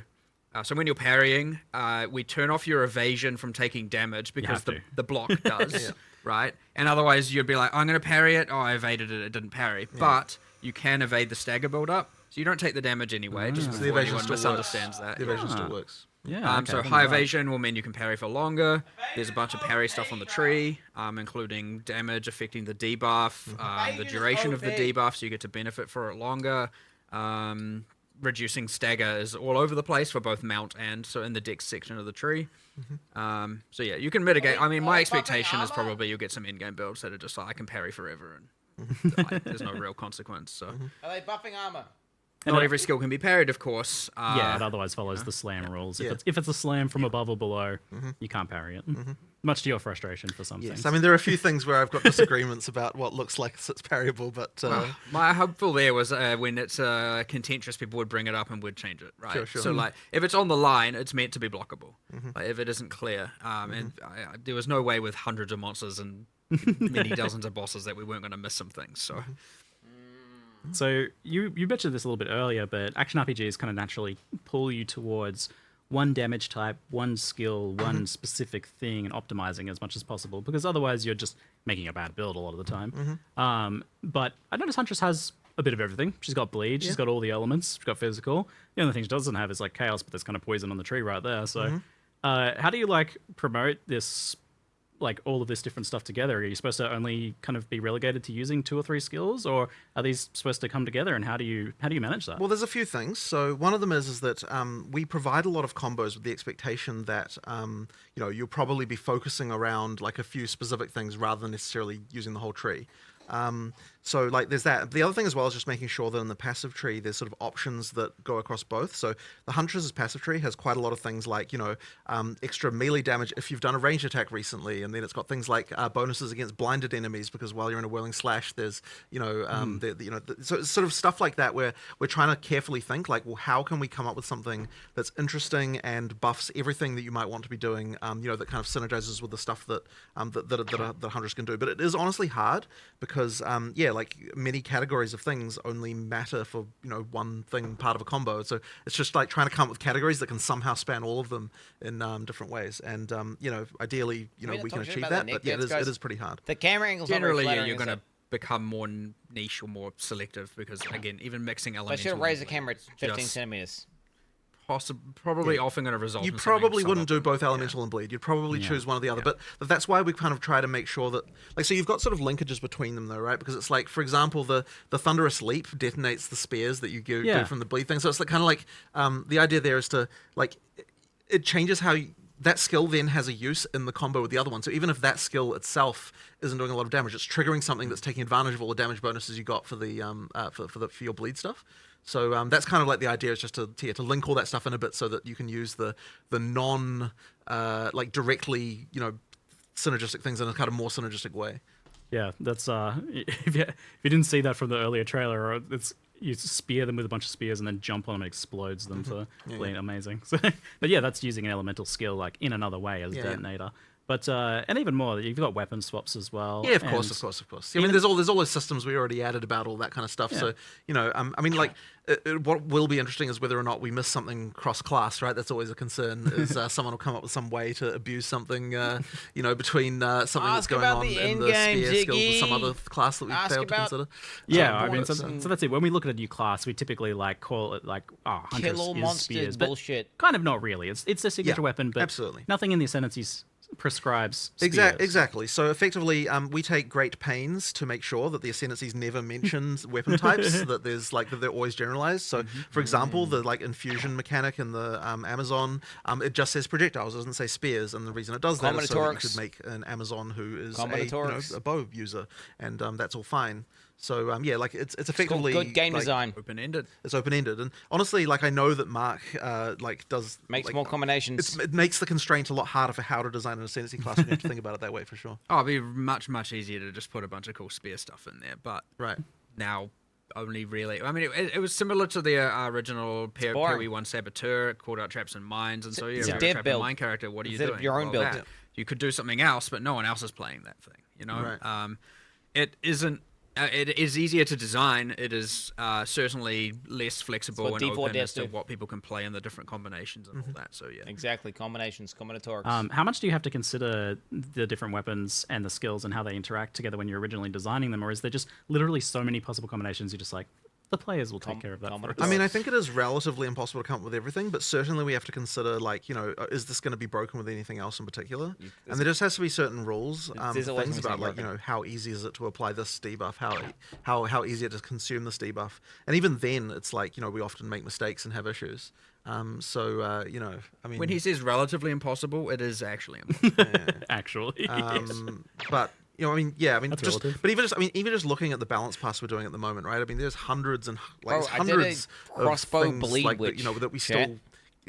I mean, there's things that we could never honestly understand all of the different broken things that could possibly exist, and so it's it really does depend a lot on on seeing reports on what people are doing on some level, right? But then I think that what will happen over time is obviously the game's still relatively new. We're still making relatively big changes. Over time, the balance I think will get to the point where we no longer have these crazy outliers to the same extent, and it should mean that we get to some sort of relative class parity. By parity, what I mean is people playing all the different classes rather than focusing only on a few as we get towards full release. Because right now it's obviously very skewed. Because there's certain broken things, so the balance over time we'll get there. Are we getting a balance patch though? Goals and benefits of the early access is just let's get the balance of characters right, and this patch release was always going to have 1,000 problems, or probably 10,000 problems. The next one will have half that, the next one half that, and probably eventually it's going to be down to here's only a few things going cock-ass? Out of whack. There's always going to be something. Because we add too much content for it to even be controlled. Again, there are too many uniques, too many supports, too many skills, and too many other changes. Yeah, ice for any amount of people. You're talking about a matter of you'd have to put in thousands and thousands of hours internally to find it, and then you give it to the players. There's so many people, it's going to take literally 5 minutes. So it is. It's very beneficial. And we're lucky in that regard that we get to that level of testing and feedback and on such a mass level, and especially, with things like, Ninja and all of that, and other people being able to see it and discuss it more openly, we're just going to be able to iterate on it even faster. But yeah, every single patch, you're going to see a pretty substantial change in what's going to happen here. Yeah. Thanks for making the broken builds. And well, 100%. I mean, you mentioned support gems. It's over 100 support gems added just this patch. It's already so many, and with you doing a different weapon for each of the 16 classes. Yeah, there's going to be a lot by the time we're done. But there kind of has to be, right? Because that's what you made it. You made this system that you need so many supports to support. Yeah, you do. Because otherwise, it's not going to work. Like, especially with this one support system, it's like we need like 500 more skill gems straight up. Look, this is why we have recommendations, and hopefully we can improve those as well. Loads of obscure, crazy supports. There's certainly room for the complexity to get a little bit out of control here. So the recommendeds are going to become more and more important. Right. So we need to make sure those are very much right. For sure. Yeah, the recommended should be based off players. Some of those recommendations down the line as well. In some cases. In some cases. They should have a percentage. But the thing with the recommendations, though, is that they can't really take into account what you've already got on the gem. So the recommendations have to be just sort of generally good, but not really take into account combos. And, they can totally do that. That kind of means they're a bit more simple. Like the recommendations are going to be more simple than what you'd otherwise be doing if you're not following them. Feels like at some point you're going to need some sort have of an nested algorithm. recommendation system. It's like, well, I'm kind of doing bleed stuff, so you go to the sub menu for bleed. I'm less certain about that because I kind of don't want to get into the thing of actually telling you what your build should be. Yeah, that's a little bit different there. Maybe like more sorting methods for the show me all the gems. Oh. There's a lot that are only in there that are never recommended, right, at this point. There are, yes. There are. It's going to be an interesting challenge you guys have set yourselves to make enough supports there. So another thing that you managed to challenge that you set yourselves, and I always wonder, like, why did you do this to yourselves, was Spectres. So originally those were planned to be in for launch, but obviously Spectres are a whole can of worms. It's, hey, let's just give players access to every monster. Also, we've made so many new monsters. Yeah. We're talking about all the broken. There's going to be some broken in there, I promise you. And there's going to be some stuff we have to change. I mean, they've done, but I mean, effectively, what the time between early access and this was like, okay, let's actually attempt at least to do a balance pass of this and like see if there's anything that's going to be a problem and then adjust numbers. Yeah, but now you've got to account all those support gems on all those monsters. Yes, well, this is an interesting thing, isn't it? They're support gems work. Support gems work always on them. Broken. And like, what the hell is that going to do? Yeah, like it's impossible to completely know. But yeah, like, look, I mean, there's probably definitely there's gonna be some actual broken monsters, some like, dark that are just secrets bugged. lying and what kind of Spectre mixed with support You gems. put like multi-broach on it and it just fucking now. does It's not 20 like times the POE1, damage. it's like just a bunch of zombies just doing default attack. It's like everything pretty much has a skill now at this point. So, but the great thing about it is we got to leverage all that work again for the beast taming as well. So and of course the difference there is that you also get the mods from the thing that you tamed. So that's going to be auras, ground effects. Yeah, exactly. Death explosions. No, you've got a whole nother ruckus of potential interactions. So we'll see what happens there. We've done nice specific player versions of those things, for which specifically when you tame the beast, so that they're not sitting there spamming skills in your hideout and all of that. Good. Yeah. Yes. But also, like, there actually are player versions of the mods that Res can get, like, so that we can balance them if we need to. Yeah. Because some of that stuff would be ridiculous if you had it yourself. So basically, we still have it sort of work. It mostly works the same way, but there will just be numbers tweaked to the player versions, and the same works as well for the what do you call it? The ritual sacrifice. Headhunter, Headhunter and stuff like that. So it's player versions of the monster mods for that. Yeah, this new attention to these things is going to benefit like the pre-existing stuff like Headhunter and that as well. Yeah, that's insane. There's a new. Probably should let people discover it. There's a new unique charm that possesses you with a random Asmeri spirit as well, and so you get the daemons and the stats, and those technically also have player versions too, but actually not to necessarily make things worse, to make things better, because monsters are balanced to fight player life and monster life, not in the same universe. So actually what we've done is all the things you steal that are monsters and the monster skills, like the explosions and the summoning bears and all that, we've actually specifically balanced them way up to be more effective against monster. So when you steal them, they're much more powerful, actually.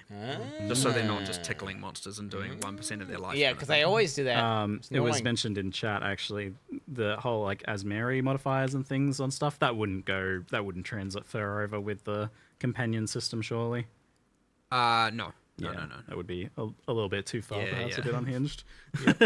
We actually had to, because this is certainly a benefit. Once you have tamed the beast, it is not tradable. And people might immediately be like, oh, so that's sad. Well, the issue is, and as much as you might want some of that, I'm sure you don't want to be carrying around a whole bunch of tame beasts in your inventory all the time.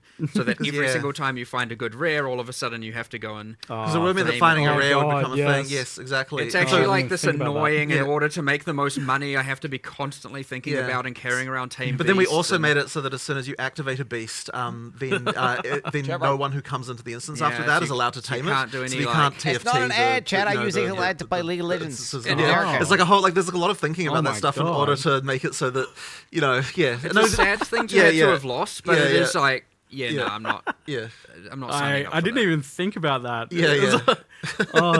The like needing for cheat sheets and guides exactly, and stuff. right. And so you have to be really careful. You have to be so careful. This week. And the thing is like it's like we design this thing and then think, oh, trading beasts is going to be fun, but then you realize that the horrific reality of what it will turn into. It's like, you know, but at least we're thinking about that kind of thing. Like with more experience that we have now early, so that we don't sort of run into those problems. Exactly. Yes, we have. Yeah. I'm glad we've learned from past issues with that sort of trading. Yeah. Fantastic. So, talking about some of the other new skills, we had the addition of the rower, which was teased quite some time ago, I think. Yes. But you've got it in and working now, and it looks like it's moving around pretty good. Yes. It's obviously... you've got like a big downside. If you get knocked off at heavy stun and stuff, you can't use melee from it, so it's for ranged attacks. Yeah. But it does seem like one of those things that it's going to be like everyone's going to use or no one's going to use because it's a clear speed machine. It is a concern. I mean, look, my ideal situation is that you're using it sometimes and not using it other times. Like, if you're using it like during clear, I think it will, you know, like you will definitely want to. You can't just roll, right? We want to just make sure that we've got like, you know, sort of fun things like that. And like it's just a cool fantasy. Like there's stuff like that I just want to get in, and it's like, you know, look, if it doesn't work later, if we have to nerf it, I mean, sure, I suppose, but you know, like I want something like that to exist. You know, we believe that it is balanced as much as we can. You sound very convinced. It's balanced. Well, as I said earlier, you can probably get builds that get to the point of parrying indefinitely. So you can. That means in theory you can probably get to the point of running a rower indefinitely. Sure. Again, enough evasion and enough stagger speaking into and all of that. Yeah. Well, fundamental question actually. Like, what's its move speed based on? Its own move speed? The move speed is just your move speed. Like but it's what you don't get is the penalty for when you attack. That's the thing. But it's funny. It's funny though because like even though it doesn't have a move speed bonus, it feels like you're motoring when you're using it just because of the fact you don't get that downside anymore. Like you feel like you're the fastest thing on the planet. It is when you're doing it. There are other like more mechanical benefits like. It's considered a companion, which is a kind of subclass of minion that we've added, where you can only have one of each one companion base is a keystone for another. You can only have one of each type.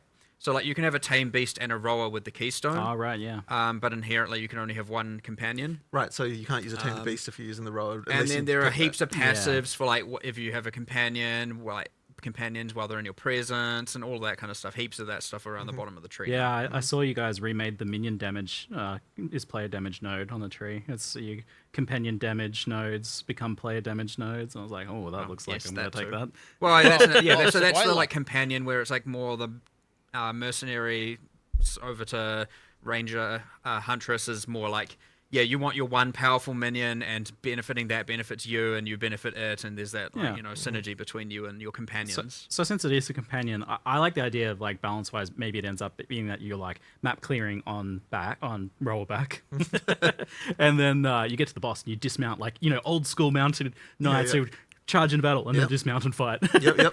So if it ends up like that seems like that would be a pretty cool balance for it. That should be the best way to use it, I believe. Yeah, because then you gain access to your dodge roll for the boss fight where you need it. And does the rower then kind of do a bit when you're not on it? It can attack, but I mean, it's not exactly a huge damage source or anything. It's certainly better to stay at ranged. It's not the most durable of birds, for sure. But it acts as a distraction. I mean, it's a minion, right? Like it attacks things and does stuff. Yeah, you can support it with minion supports to make it more durable and all of that. So. Yeah. What about minion speed? I mean, there's the one that's like the minion takes 10% of the damage before you do. So sacrificial bird. Yeah, true. Poor little guy. So that sounds. I'm looking forward to playing around with that one then. speaking of new content, 100 new uniques this time. So how many are you aiming for, kind of in general? Is this about really like filling out about the current we POE want to uniques, have Ziggy. every base type have a unique for the purposes of outside of boss uniques. Outside of boss uniques. So we want every base type to have to have a unique that you can chance. And so that was the eventual goal. One of the things, of course, that we had that was sort of a problem in early access is that because of the way, because when we were designing uniques, we kind of designed them like in order of from base type up, just literally because that's the way that like spreadsheets are arranged. It's like we ended up with all the low level uniques first, kind of before the high level. It was kind of it's like we didn't see that mistake coming. Like it was kind of stupid because we thought we'd get we thought we'd get through them all, right? We were like, okay, we'll get all the uniques, and so we designed them all. It's like, okay, we'll start working on the art, just go down the list. So then we're like, oh crap, now we don't have very many in-game uniques.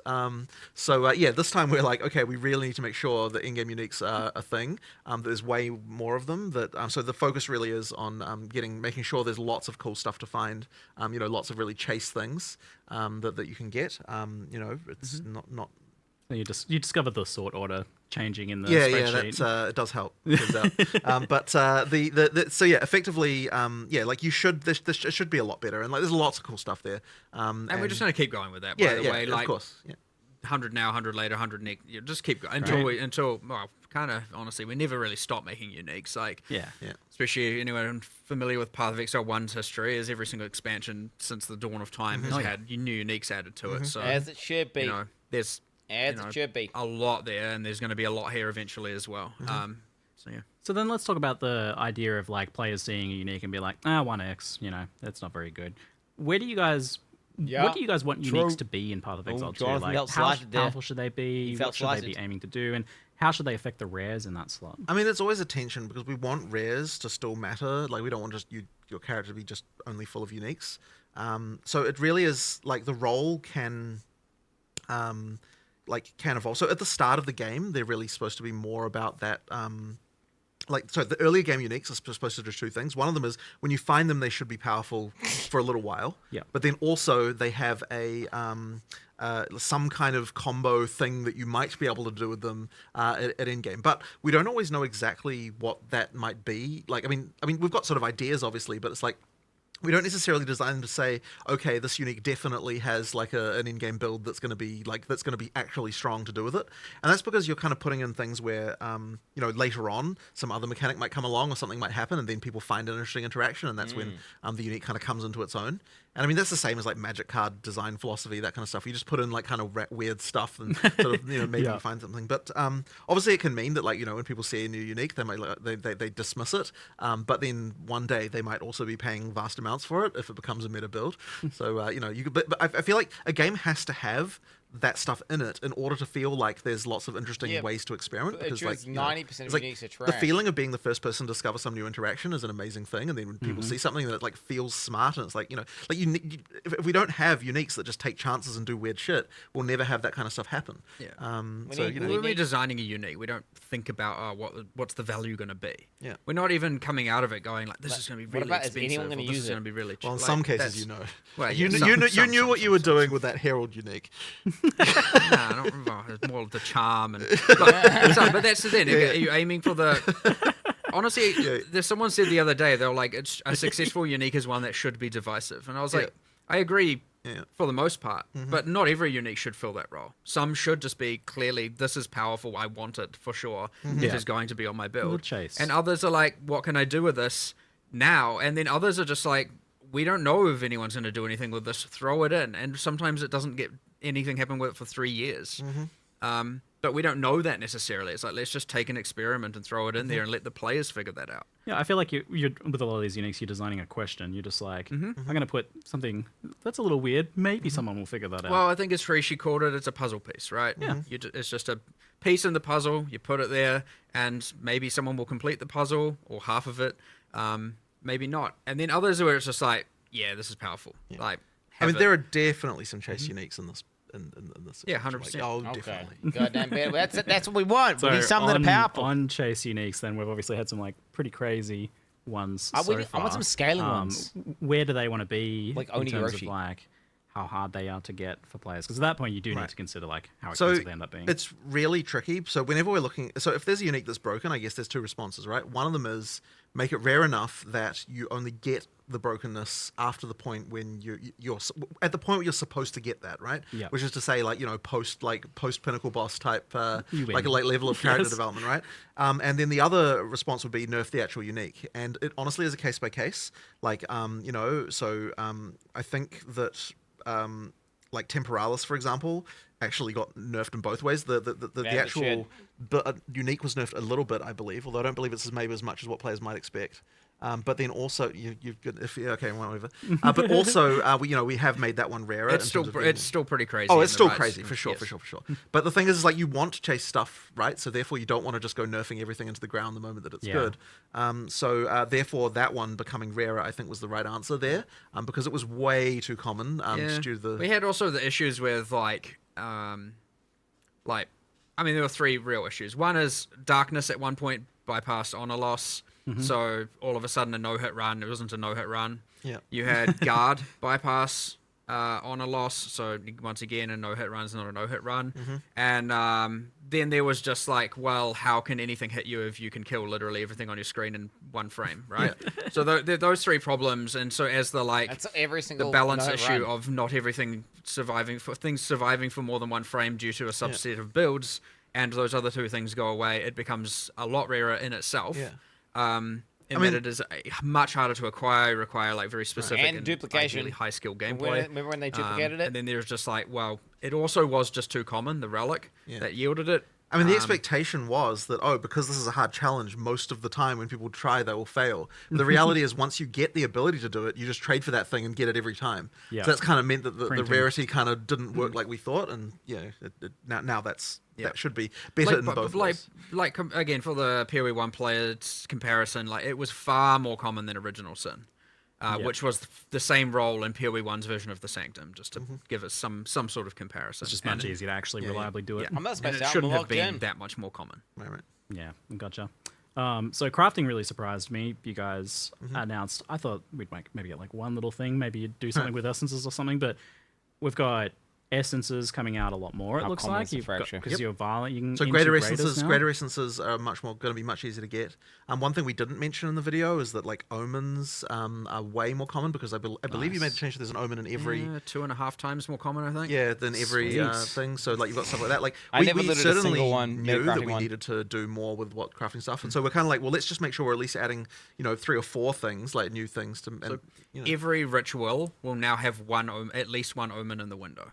Amazing. So you can know upon finishing a ritual, you're like, what is the omen I'm going to get, and hope it's a good one. And love it. Maybe most often it's not, but But yeah, the greater essences, obviously, the Varlorb thing makes it much more common. There's more sources of them with the map and everything like that. So that'll be happening more. And then, of course, there's the improvements to things like the runes. We've got higher level mods that you can get from them. There's like a ton more runes. There's like, we just wanted to expand the set, and having the kind of like the niche mods that you can get and craft onto things, like it just needed more options. And it's sort of interesting because like some people say, oh, you don't have crafting in PoE 2 because we don't have a crafting bench, but it's like we actually have a huge number of crafting options, and the crafting being good kind of comes down to like how many of these kind of weird systems are there and how they can interact. That argument, but we just have to be really careful because you don't want to get to the point where ground items no longer matter. It's metacrafting. And I think PoE 1 kind of basically did get to that point for various reasons, where like people aren't caring about what's on the ground nearly as much. So we still want to make sure with every change we're making that they still use the ground stuff, that you're still excited for things on the ground, and so that's like a really careful balancing act, because they do directly contribute each other. Like the better stuff you can craft, the less important the ground stuff is. So it's a really sort of subtle balancing act. But I think that the stuff we've added here will definitely push things in a way where you feel like there's more smart things that you can do to kind of improve your stuff. Yeah, well, I think done right, and what you're doing is making sure that the ground items do matter with each of these crafting systems. Yep. So you had that fundamental change where you can't just turn an item back into a white item. Exactly, and that's very important. One of the biggest ones, I think. And that kind of then unlocks the ability to do more. And so the great thing about the socketables as a crafting system is that they don't compromise the ground at all, because they don't, they're on top of the stuff that you can get on the ground. So that's very good. But when it comes to the kind of the base mods, we do want to retain, like, that an item has. We do want to retain, for the most part, the kind of thing of like that part of the item generation is random. It's just that, and it's just that on top of that, you get the more deterministic things that you can add in addition to. And then when you do it that way, it works really well. So socketables work really well as a crafting system for that reason. Well, so on that topic, we've had this talking to you. It's like you're always saying to me that like this rune system is our crafting bench, but players don't keep asking for a bench anyway. Right. So obviously there's like a branding issue or a functionality gap. It is funny because I was actually saying the other day that like if we had literally had that system be identical, except that the way it was themed was that there's a crafting bench you go to and craft extra mods on the items, like which literally be functionally the same, I think, and required materials that are effectively the runes that you get.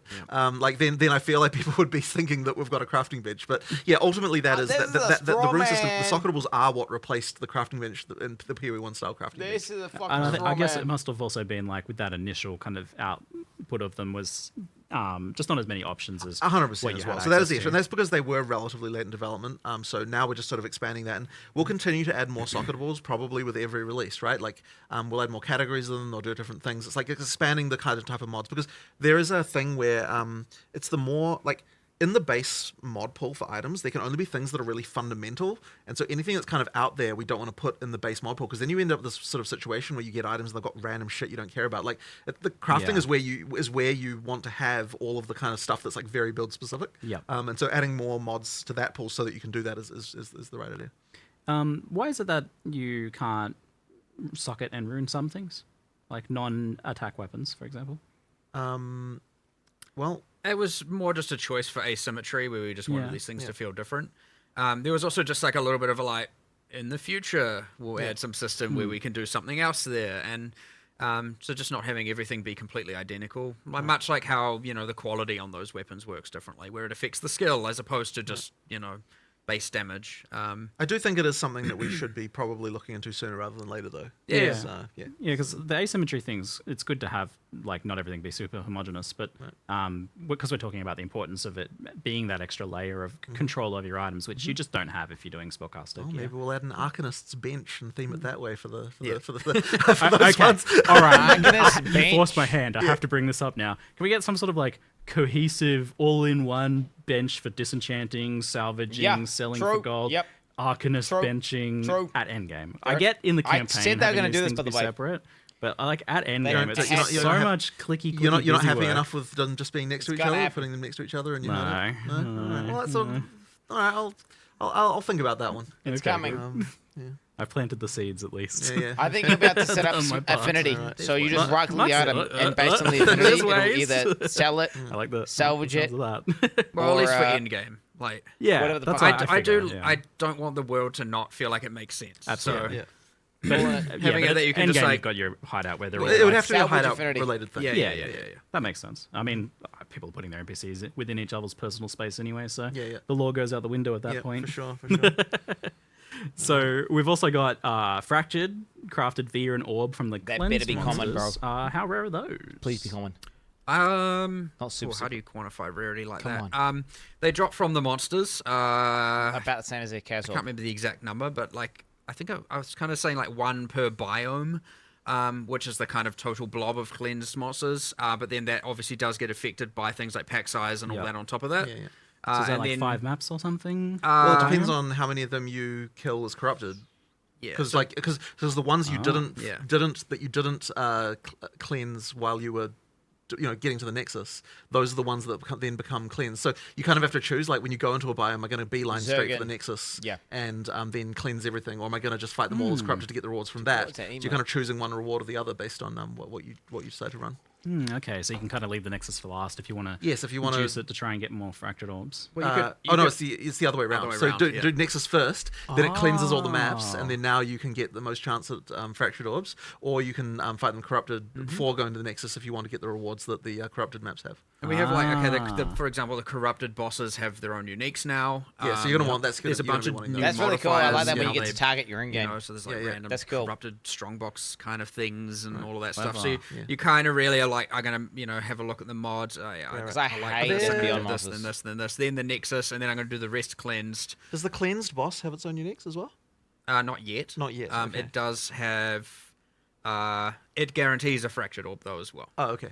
Oh, so you can get the boss. So and you'll display if you hover over the map and it says like contains, I can't remember his name. Then you run it and kill it, you will get a fractured orb. So you remember fractured orbs are nowhere near as good as they used to be. So with the fractured orbs, because you can't fracturing, that's obviously super powerful for crafting. Are there any fractured items dropping pre-fractured? I quite liked that. That's fun. I think we went with no in the end. Yeah. We were going to do it, but then we decided not to. But we might do it later.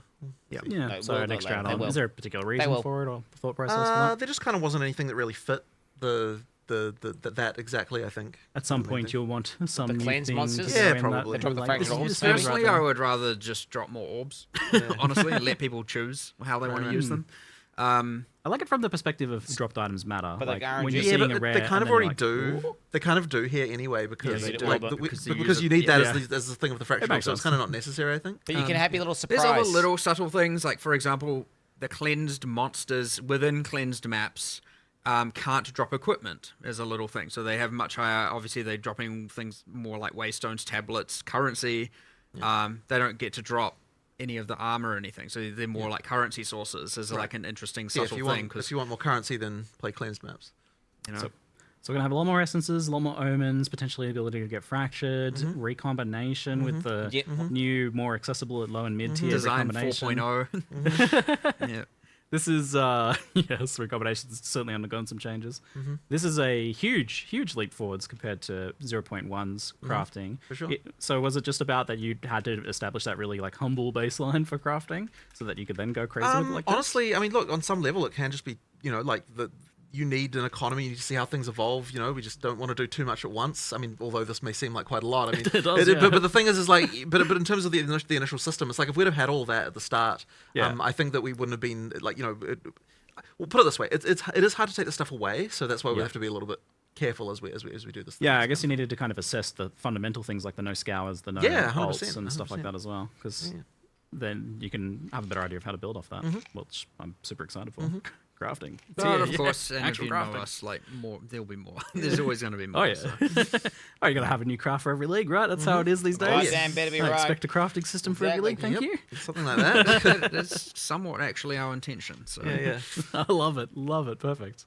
So let's talk about Endgame then, because that had some humble origins as well with the initial implementation of PoE 2's Endgame. Obviously trying some new things, being a bit experimental, not necessarily just wanting to copy PoE 1's Endgame, but how far of your vision was 0.1's Endgame? Was it what you want? I would say that the main problem that we had is there wasn't enough overlapping axes of randomness, as we call them, where effectively you need to have it so that when you go into a map, there's just chances for random shit occurring, and then that random shit like might happen alongside some other random shit, and then now the thing together is like a new scenario. So I mean, effectively, Random like shit squared. yeah, exactly, right. So it's like if you look at what we actually added here in terms of like encounters, if you will, whatever that means to you, like we've added kind of more than 40, probably something approaching 50 encounters, and that's if you count things like each rogue exile is a separate one, and each spirit's a different one, and things like that, right? So those are the things. But the big difference between the ones we had before and the ones we have now is that most of these ones can overlap with other things.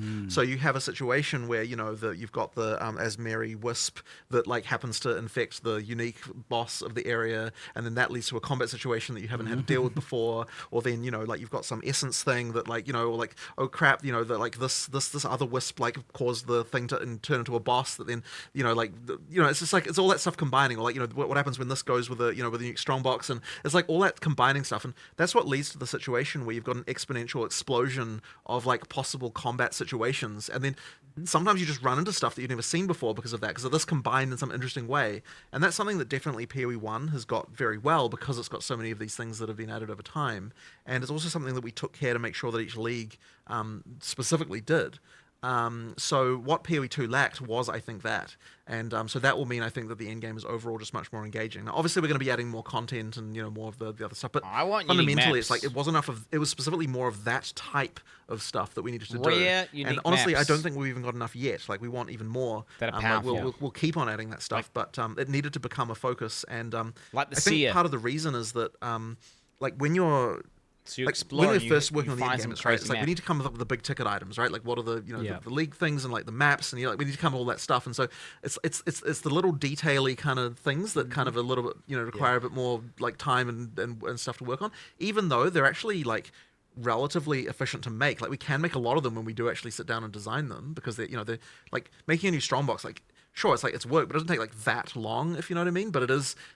But it is that stuff that really adds all the flavor and kind of interest. So we'll just be continuing to do that through the game. I mean, even yesterday we were having a conversation about like making it so more of the maps, even just like regular maps, have more interesting just little things that happen in them and stuff like that. Like more like what the campaign has. Love that. So we haven't like got there yet, but like through early access, we'll definitely be just like introducing more of those little details everywhere, so that you get the interesting things happening. Yeah, so a bit like those exploration mechanics in campaigns. 100%, yeah, exactly. That's just we just want to make sure that you feel that same way through the end game as well, and with the leagues as well.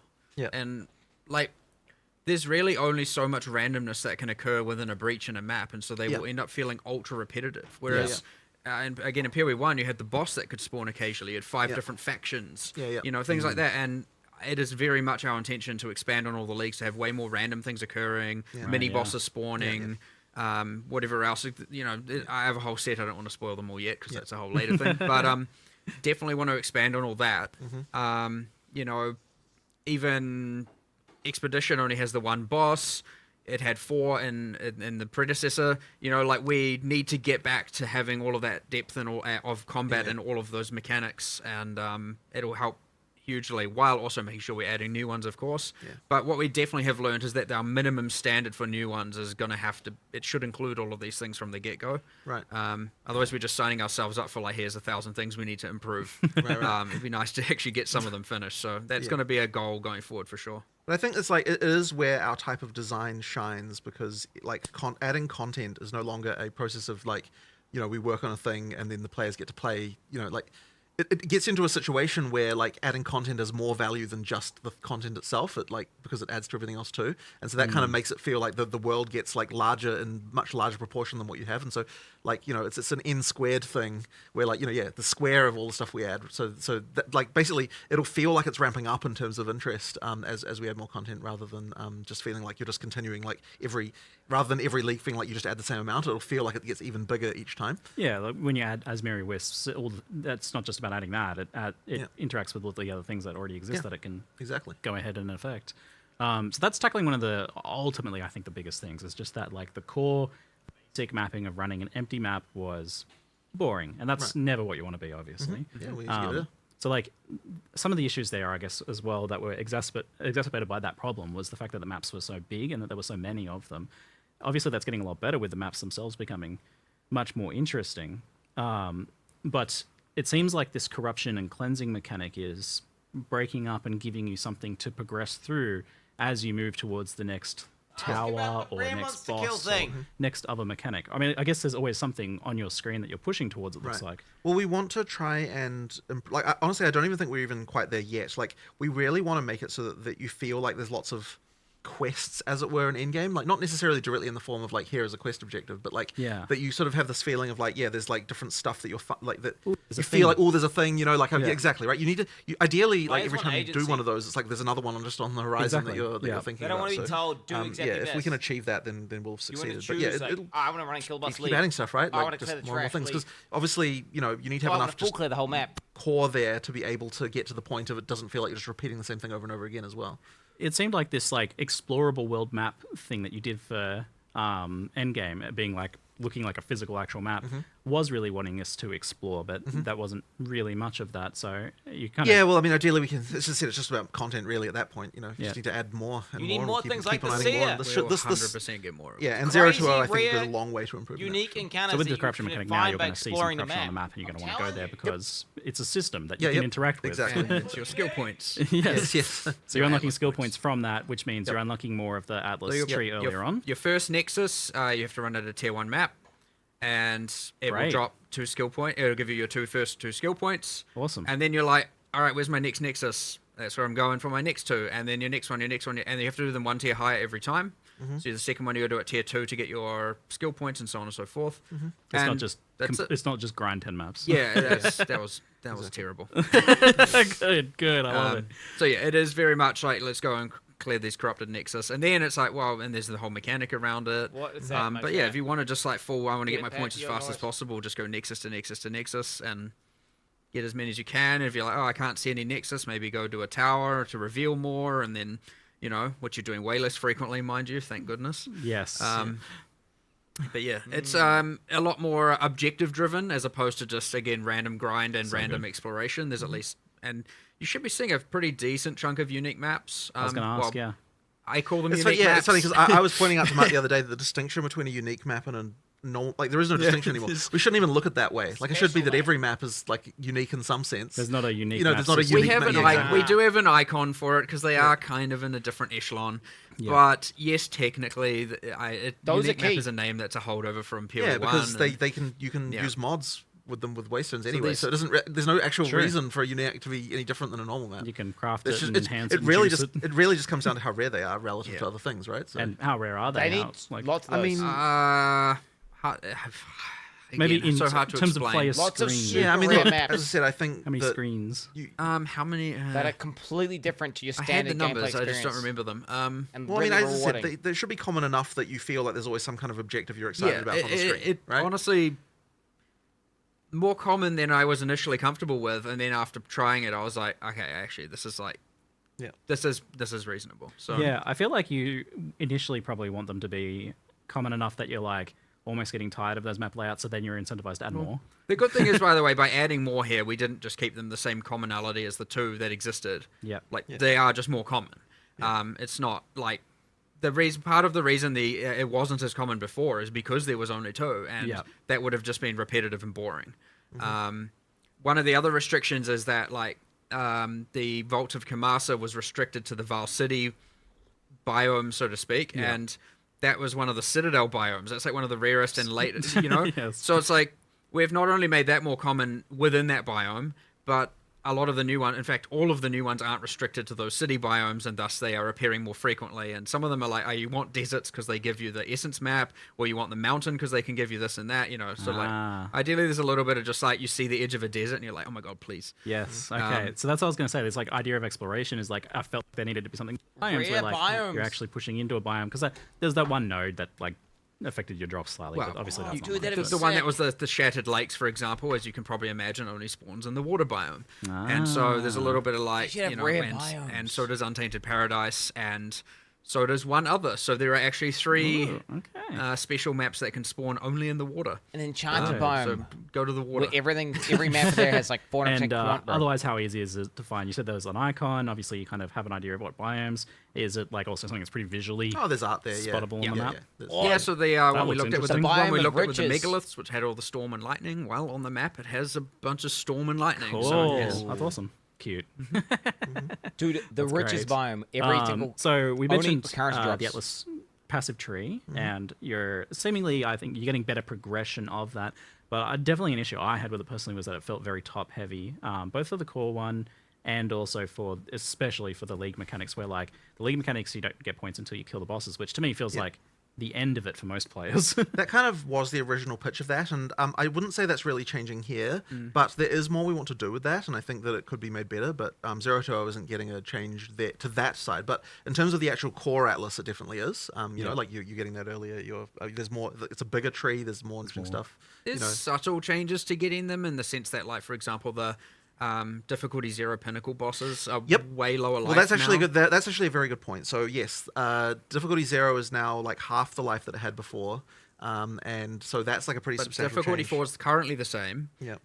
as what it was before. So it's same top end, but like easy, more accessible for more people at the bottom end. That's good for me. And then also because of like good for me, guys. Due to the reliquary key Quin buff. working the way it does, all pinnacle bosses can drop all uniques at all difficulties except. They are like substantially less common at difficulty 0, but you feel way less bad for running them at that point now. Right. Yeah. So again, it's just opening that up to a lot more people to farm, and it's not so much dependent on if your build can't do difficulty 4, you're not really a viable character kind of mindset. So much more easy onboarding for those. Which will give you your first sets of points certainly a lot easier now.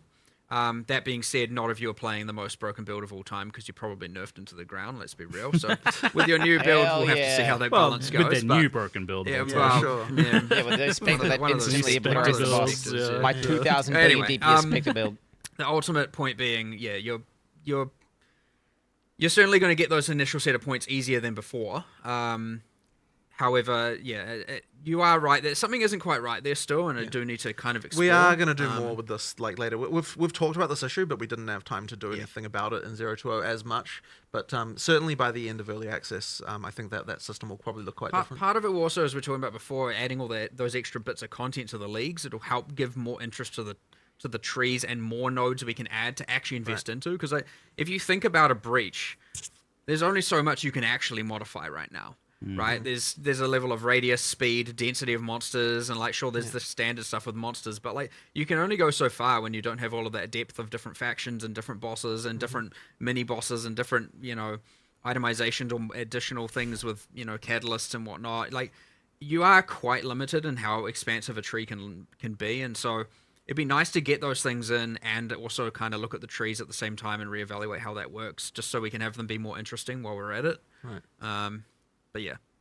And now with the pinnacle bosses, if you're like halfway through a level, you don't need to. Oh, maybe I'll do that when I get the rest of the level now. Yes, that was a good change. So yeah, as he was saying, as you were saying, you no longer gain experience or lose experience anymore from pinnacles, so you could just feel free to do them anytime.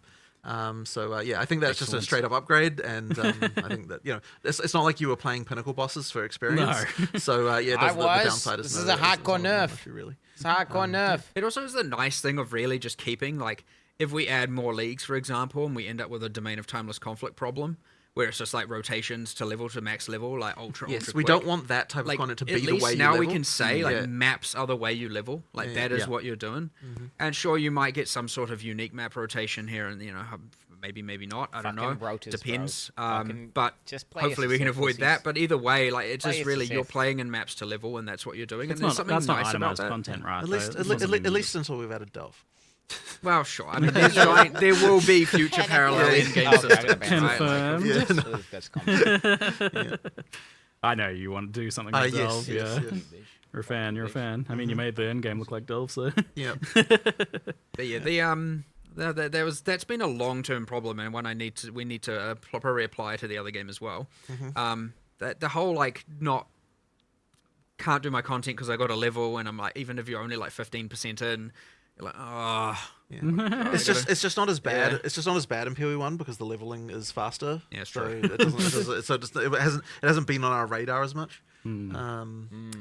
So speaking of like map progression, there's been some fundamental changes there. You're telling me that now you can no longer drop maps below your current level of map. It's correct. So yes, you no longer get if you're playing a T5 map, you're only going to get T5 maps, or if there's a boss there, a T6 map. But we've also smoothed the way the whole progression works. So we've actually the map drops are way less random now entirely. Okay. When you kill the last rare in a map, that has it can affect. At T1, that was a 100% chance to drop another map at the same tier. And then as you go up the tiers, you can still sustain that using Waystone chance. So effectively, it's de-randomized that a lot. And then there are several ways that you can get upgrades. So in terms of like going up the tiers. So one of them is that when you kill a boss, that's a guaranteed +1 upgrade. Then of course you can still cube them up, 3-to-1 recipe to go up a level, or you can run it corrupted. And if you're running a corrupted map, then because it drops the same tier, that's like a sort of guaranteed. When I say corrupted, I mean the one that Varlorb corrupting up +1. That lets you do the run them the same level as well. So you've kind of got those three options, but it's much more intentional now. It's like if you're going up maps, it's like you're deciding, okay, this is a thing I am doing. You don't just kind of have that like it doesn't just happen. So it's kind of supposed to make the jump. Determinism. If you're just looking to sustain, you can do that, pretty much guaranteed. And unless you're dying more than the number of times you've got portals, I hate which kill is or res. the thing now that you can go through portals again, the sustain is going to be a lot easier if you are dying. But then it's like once you've achieved that, it's like okay, you effectively can sustain forever. Like the cases where people just drop off the bottom and have issues should be like way less common. Ultimately, it's way less random, way more deterministic. Yeah. And ultimately, you can as long as you are able to do the not die all the time, you will sustain that tier forever. Right. Assuming you can roll enough, that high enough mod count. And there is a boss here, I'm going to go up a tier. Yeah. And you go for the boss, you kill the boss, you go up a tier. And if you... and then you sustain that tier forever as long as you can do the difficulty. Yeah, yeah. It's just very clean. And if you're adding more mods, which you do need to be doing to continue to maintain 100% ability to go up tiers, then, and if you're doing that early, you're getting more maps than what other people are getting, which means you can do the cubing as well. Like, it's just kind of like, it just much more effectively gets the thing where, good players can advance at the right speed. Normal players don't fall off the bottom of the curve. Right. It kind of solves all of those Less issues, RNG. like without, but also you're not going to have just like hordes of low-level waystones that you don't need as well. So, We have a map like, tab now, And right? just no, it does. There are still. Surely. You can get to the highest tiers relatively quickly. You have to prove you're good enough, your character's good enough. But if you're doing it, you Dude, get there, what right? is that? It's pretty quick, and you can take it at your own leisure as well, and that's completely fine. So it's not like, we've made it way longer to get to tier 15. Like, none of that is really the case. It's just that before you could luck into getting to tier 15 quickly, with some level of biasing the luck, of course. Or you could just be like, what the heck, I'm like constantly running out and have a really bad time. Right. And so now it's just way, way more like predictable, and honestly, it probably has way more of an impact on the sustain problem, which we didn't really, which we talked about, which is the respawning. I would argue this thing has like way, way, way more impact on map sustain than the respawning does. I mean, obviously, if they're paired, then they relate. You need both but- because if because the guaranteed drop comes from the final rare. So if you were just dying, you would never get it. So the respawning is necessary in order to make it so that that's going to happen for players. Unless they just die 6 times. And obviously, as it gets more difficult, and you get less portals, you start to get to the point where you're going to run into trouble. Bro, But, that guy! if you're a good player, you should be able to get up into the top Who's and he sustain called? very well. Yep. You gonna be so mentioned the happy. idea of maps dropping magic. The Destiny by 2 default. guy. Yes. Is that something you're still doing, or I believe it is. But no, actually, wait. But there wasn't a concern about that, which I wanted With to talk to you Alps. about later. Okay, which well, is maybe- that- maybe not. Yeah, we'll talk about that later Elon. because the concern was raised that I think is valid. Paul So, Tassi! we were going to make it so that maps drop magic and above, but there might be issues. So we'll Somebody discuss tell that, Paul Tassi. later on. Well, Six non-decided. bottles. Yeah, undecided. Yeah. Undecided, yeah. You He thought it got was the maps and he decided. Got a couldn't. week He left. lost Got a and week died, left, and he couldn't Still figuring. play the game. It sounds like much more deterministic progression But if yes, you're that's able the to main prove thing. the power that you have. That's the Well, main it thing. just should be, am I strong enough to do this? Yes, I can do it. Right. Not, am I lucky enough to do this, and Yeah. am I strong enough to do this? Great. One of those axes, get out of here. Why don't you just have a drop-down menu then? At that So point. we've got rogue exiles populating the maps now. How common are these guys? For the Especially with Waystone tier. unique, since you get their unique guaranteed. I love that. The whole, It's 1 in 8%, 1 in 12.5 to start with, but of course, Atlas tree be Atlas tree. So you can speak into that. And is there like a map modifier for that or something to guarantee it? Or something like there that? are.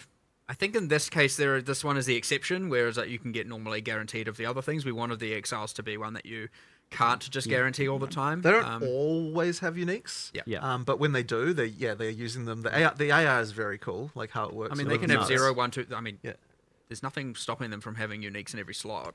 What? But like, Hell yeah. it is. There's a chance that would be. It is incredibly low. absurdly rare. I assume it's just rolled per slot, basically, right? Yeah, it is it's rolled per slot. yeah. So Yeah.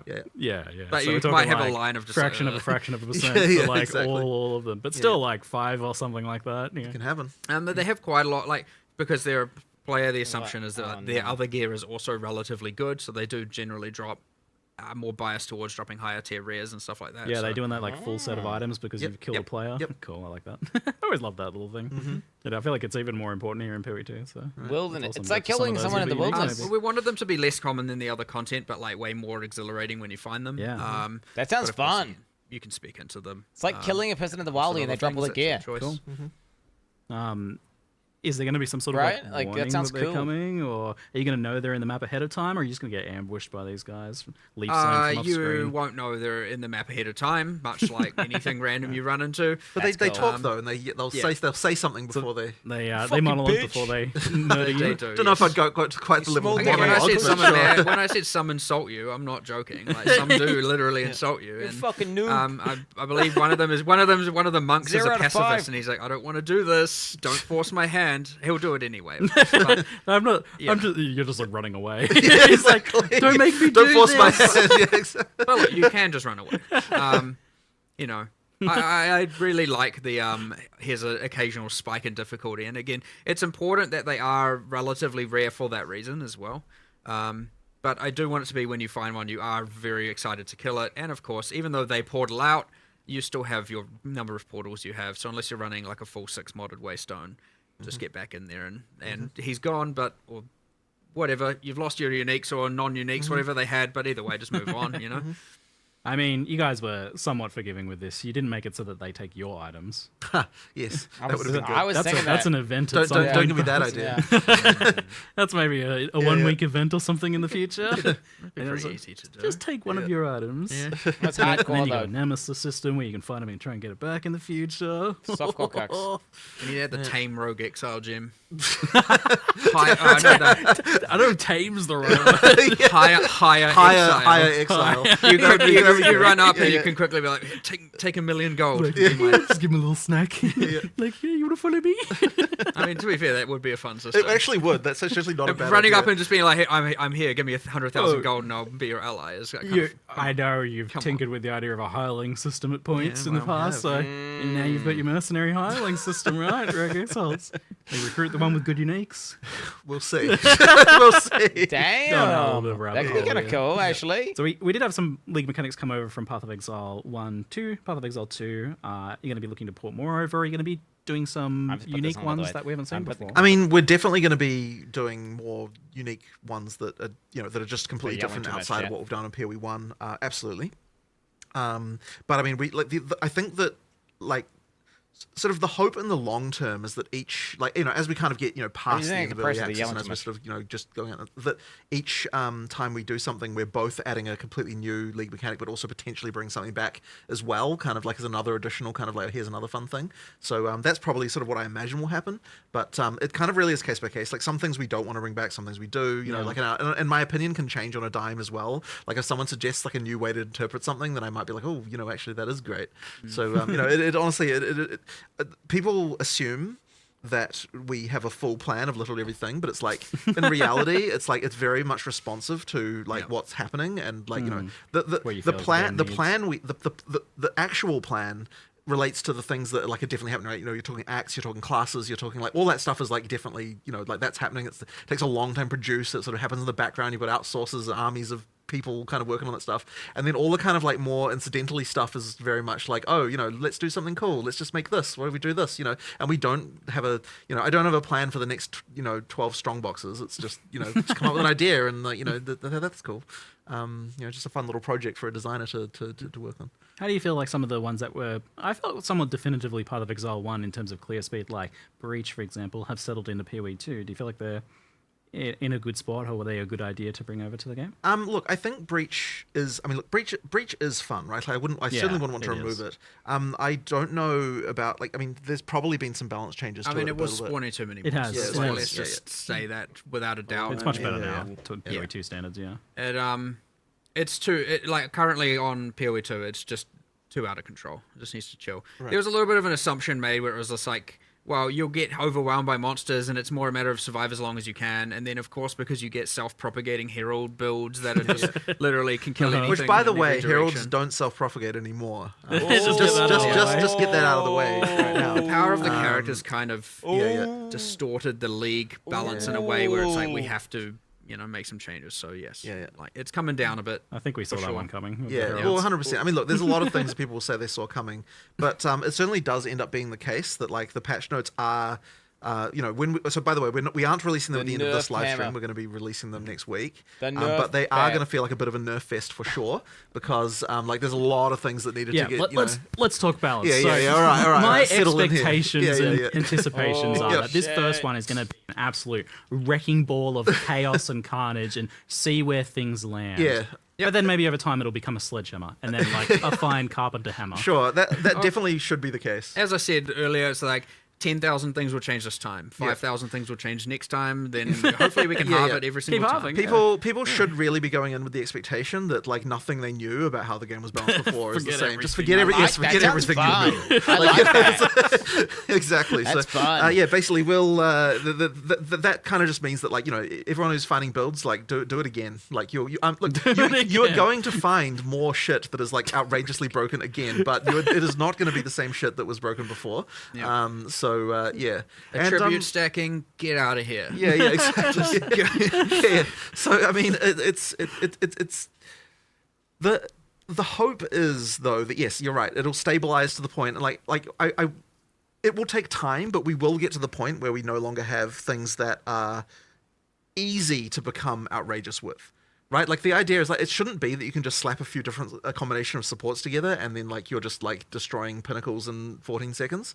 You know, like it should be that. 14's a long time. Yeah, okay, sure. But you mean 14? That sounds like terrible. Yeah, exactly. That's not even on POE. Yeah, no, but that's what I'm saying is with no items, right? But anyway, so the point is that like the first time you fight a pinnacle, it should be a bit of a fight. But then of course you do get back to the ability after, you know, like when like kind of like continuing to expand, like continue to develop your character post pinnacle to the point of being able to annihilate them in seconds. Yeah. But it's just like that has to be earned. It can't just be that like just a combination of supports that you can get trivially will do that. Or like a common unique, you know, and then that's it. Yeah, exactly, you know, right? So, but it can be. But but if you get Temporalis, you know, it's like well now, you know, like now you've got some shit going on. But it really has to be that you know there is an economic factor involved in becoming ridiculous. Yes. And so it's when that's not the case that we have a problem that we need to hit shit with a big giant balance sledgehammer. Yeah. So originally I was going to come in and like ask about all the specific things, but we can just assume that like it's not going to be chaos. So I like the idea instead of focusing on kind of like your core. What are you aiming for? What are your goals? What are your metrics? So the fuck, Ziggy? Ziggy! A number of like damage / how fast you kill a pinnacle boss. Yeah. That you're aiming for, Sound and guys, then sensitive. how much players can exceed that, and you're like. Yeah. So it really should be that you're not killing, as I said, not killing pinnacle bosses that fast at the moment. Like a good sort of benchmark for like just a guy walks in and like has kind of got something that's like not stupid, but also like not like doing something, you know, like not crazy. And we kind of imagine that they should have about 50k DPS doing something like that. But at the same time, anything up to 500k DPS is 10 times, you know, is also okay. And well, that'll take you from taking a 3-minute fight down to like a 20-second fight. Like, you know, that's your range of like potentially acceptable kind of things going on. But if you're doing above that, then you're in like we're probably going to nerf you territory at some point. So that's kind of like the thing. Now, it's worth mentioning that like we've lowered like the life of pinnacle bosses to get that to be right and sort of things. Like the difference between a T15 boss and a pinnacle boss was just way too much. So that has been that's been sorted out. Like it's things like that we just need to sort of get things in the right place. What are they on Hammer of the Gods? So that's a sort of expectation, destroyed, didn't it? Now, obviously, people are going to still find ways to get 10 million DPS somehow. I'm sure, even though we're like nerfing many things. We'll have it in POV before it's But that week. the thing I think that when we're talking about nerfs builds. and how we want to do, my key thing that I want to try and achieve always is that whenever we're nerfing something, we're only nerfing the thing that was particularly like we're nerfing as little as possible to make it so that the average Joe who works in and just tries to do stuff is not getting affected by it. Yeah. Like it should only be the like ridiculously broken synergy thing that kind of like has some way of dealing with it that's actually affected by this. The Quin builds, the banning Quin builds. I'm struggling to think of an example off the top of my head. Maybe you've got some of like, you know, a way that a targeted nerf that kind of like... I mean, like say lightning conduit, you're not going to reduce the base damage of it because someone's able to hit for 150 million with one hit from it. Like that comes from the compounding top end levels of exposure, stacking, conductivity, and more so shock effect, right? So it's more about like take away from the shock effect scaling side of things there and increase the base damage even, you know, like do changes like that where it's like for an average person it's now better, and for someone who is absolutely abusing's not the right word because like they're doing the right thing technically by their standards, that are using all those extreme factors, you know, bring those down a little bit, keep those regulated, and like it'll increase the average user's experience while narrowing, you know, bringing this down and bringing this ideally up a little bit in a lot of cases. I like the idea that I felt it's somewhat reassuring to hear that there was actually kind of like a math here. Like ultimately you're saying bosses have X amount of hit points. It has 500k hit points, and so we expect players around 50. Yes. Right. So that's a clear number. Like we know that. Oh yeah, and we're okay with you killing that like 10 times faster than we expect. Right.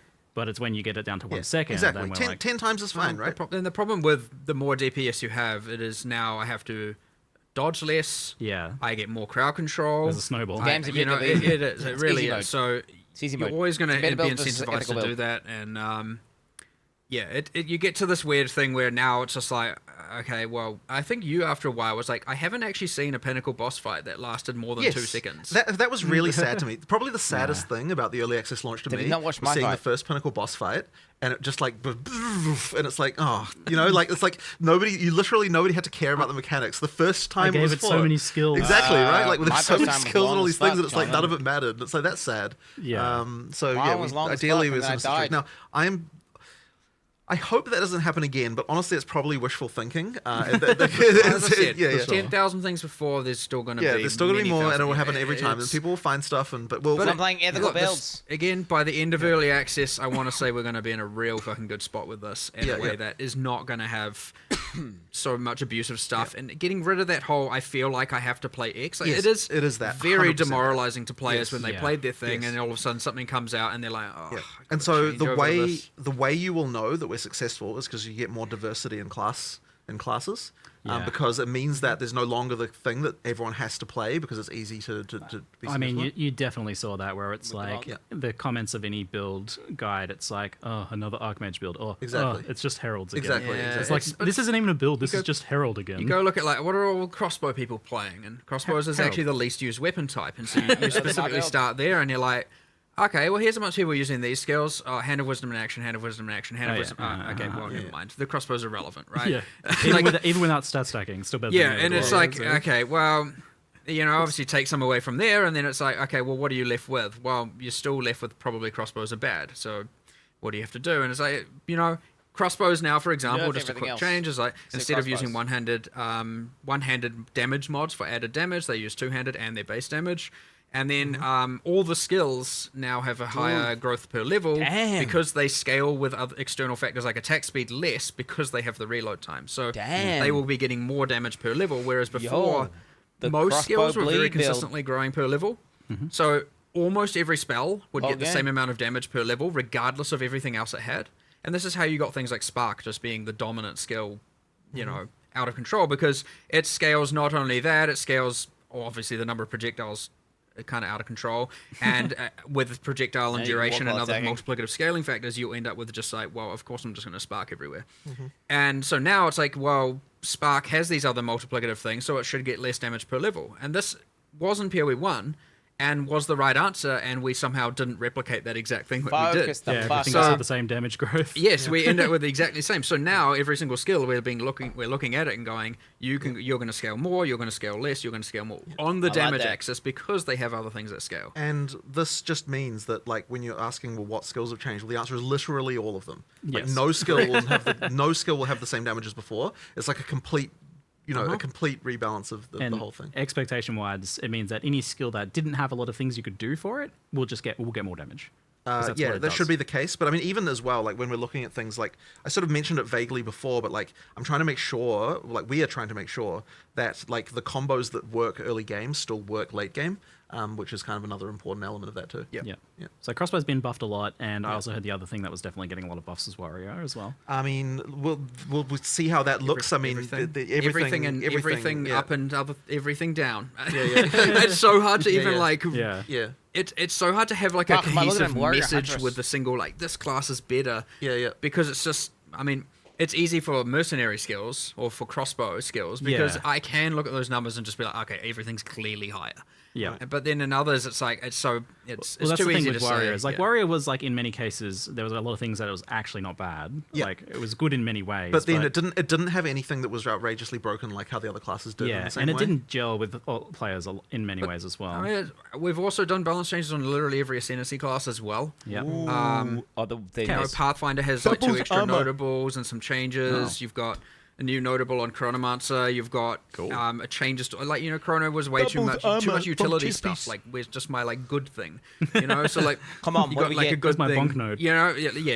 Less niche, more something. And then we've just done that on every single class. We've upped upped a lot of the undertaken or With my bad jug things, and notes we've out. downed a lot of the really good, powerful things that were over the top. So this is why we've gone back to the more conventional patch notes cycle of a couple of days beforehand, maybe. Yeah, I mean, look, absolutely. If they were ready, you would have them. They're not ready because we're not finished, right? Like, and giving someone half the balance changes doesn't allow them to even make educated decisions on what they're going to So it's completely pointless. So we'd rather give you everything all at once instead of just some like here's. They're a little bit scared. But even once you have the patch notes, like, don't even be under the mistaken illusion that you'll be somehow able to determine what the best builds are from that. Like, this because it's such a big difference. It's hard to take things into context because you can look at it and say, oh, people are okay, mad so about like, early this thing access, got fuck buffed, them. but this thing got nerfed. It's like, Pussy okay, bitches. but you're linking just two things. You're not linking all of the other things. that go Yeah, into it. exactly. So, Yeah. it's very, We'll try, though. We'll try. Yeah, sure. Give it a shot. Do your best. Look, when the game released, you had to learn everything. You just might have to do it again and again. Every single patch every major patch after this, you're going to have less and less of that, and your familiarity will be able to come in and be useful. So at least from a balance perspective at this point, like, it's not like we've structurally changed the campaign and all that. So you have still a lot of information and knowledge that is going to help you play the game better anyway. On your second. I mean, a lot of people maybe made multiple characters, but for a lot of people, this might just be their second character. Yeah. So they're certainly going to be more equipped. And we've had the races, so you've been able to see how the best people play. Oh yeah. There's definitely some good tips to learn from there. Oh yeah. No one watched those. That lever skip with the portal. Oof, beautiful. What? My favorite. I don't know what he's talking about. On the slightly bigger picture as well, like life and armor versus energy shields. Are you happy with kind of where either of those are at? Life, bro. What do you kind of achieve with them? Energy shield certainly, I mean, primarily due to Grim Feast, and like mana stacking being a little bit out of control. Animation's so good. That's been too strong on more the int side of defense for sure. Expect some pretty drastic changes there. As for armor, well, it's one of those like accuracy kind of things, right? Where it's like or dexterity and like, where it's like, honestly, our next point with that is honestly just to get in a room and just be like, all right, let's pretend it didn't exist and we were coming up with the game from scratch, and we're like, okay, we have strength. What would we want the ideal defense to be? And honestly, it might even extend further than that. And really just see, firstly, to make sure we end up, if we don't end up at the same point, make sure we end up as better. Maybe we do end up at the same point and we do just go, okay, here are some other changes that we need to make around physical damage in particular, or something like that. But it's one of those things where at this point we just need to like review it from literally back to basics and see where we end up, because it might be something completely different, but like, it might also end up being relatively the same, and maybe it was the better answer. But either way, it's worth the discussion and worth the time, because, it's. I wouldn't say we're happy with it, and I wouldn't say we're necessarily like all the way unhappy with it. But it's there's something not quite right going on for sure. You're still fundamentally questioning some of these things and willing to go back to the drawing board on them, which is quite interesting.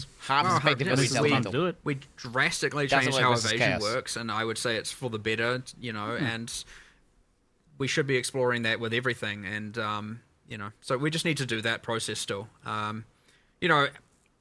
That being said, as we make things more like the shield block better, as we buff the ascendancies or nerf them in on the other defensive arcs, things like armor will become better. But again, it's not quite right, but I don't have enough information to say where it will look, what it will look like in the future. So. Yeah. Okay. Cool.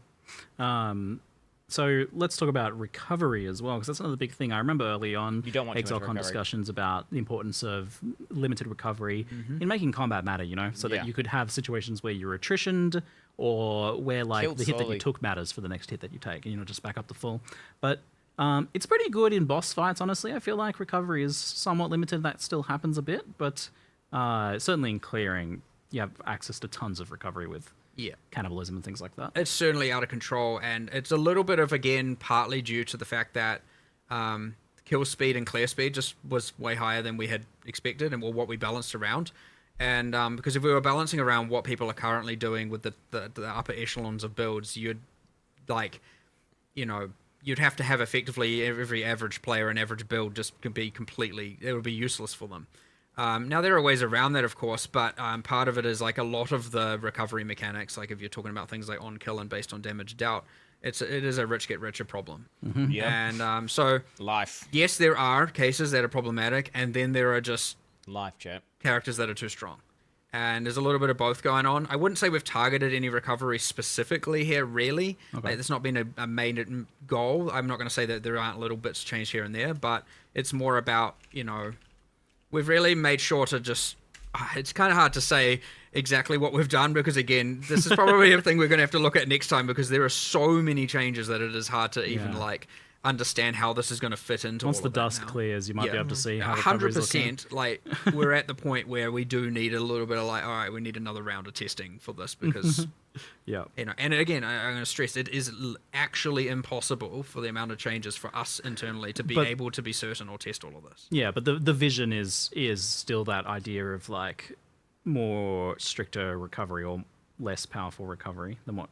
Well, it shouldn't certainly be like here's one little piece and now it's fully solved, right? Like having heaps of recovery should be something you can achieve, but it should require a decent amount of investment or high tier item itemization, right? Like for sure it should be possible. It just shouldn't be trivial.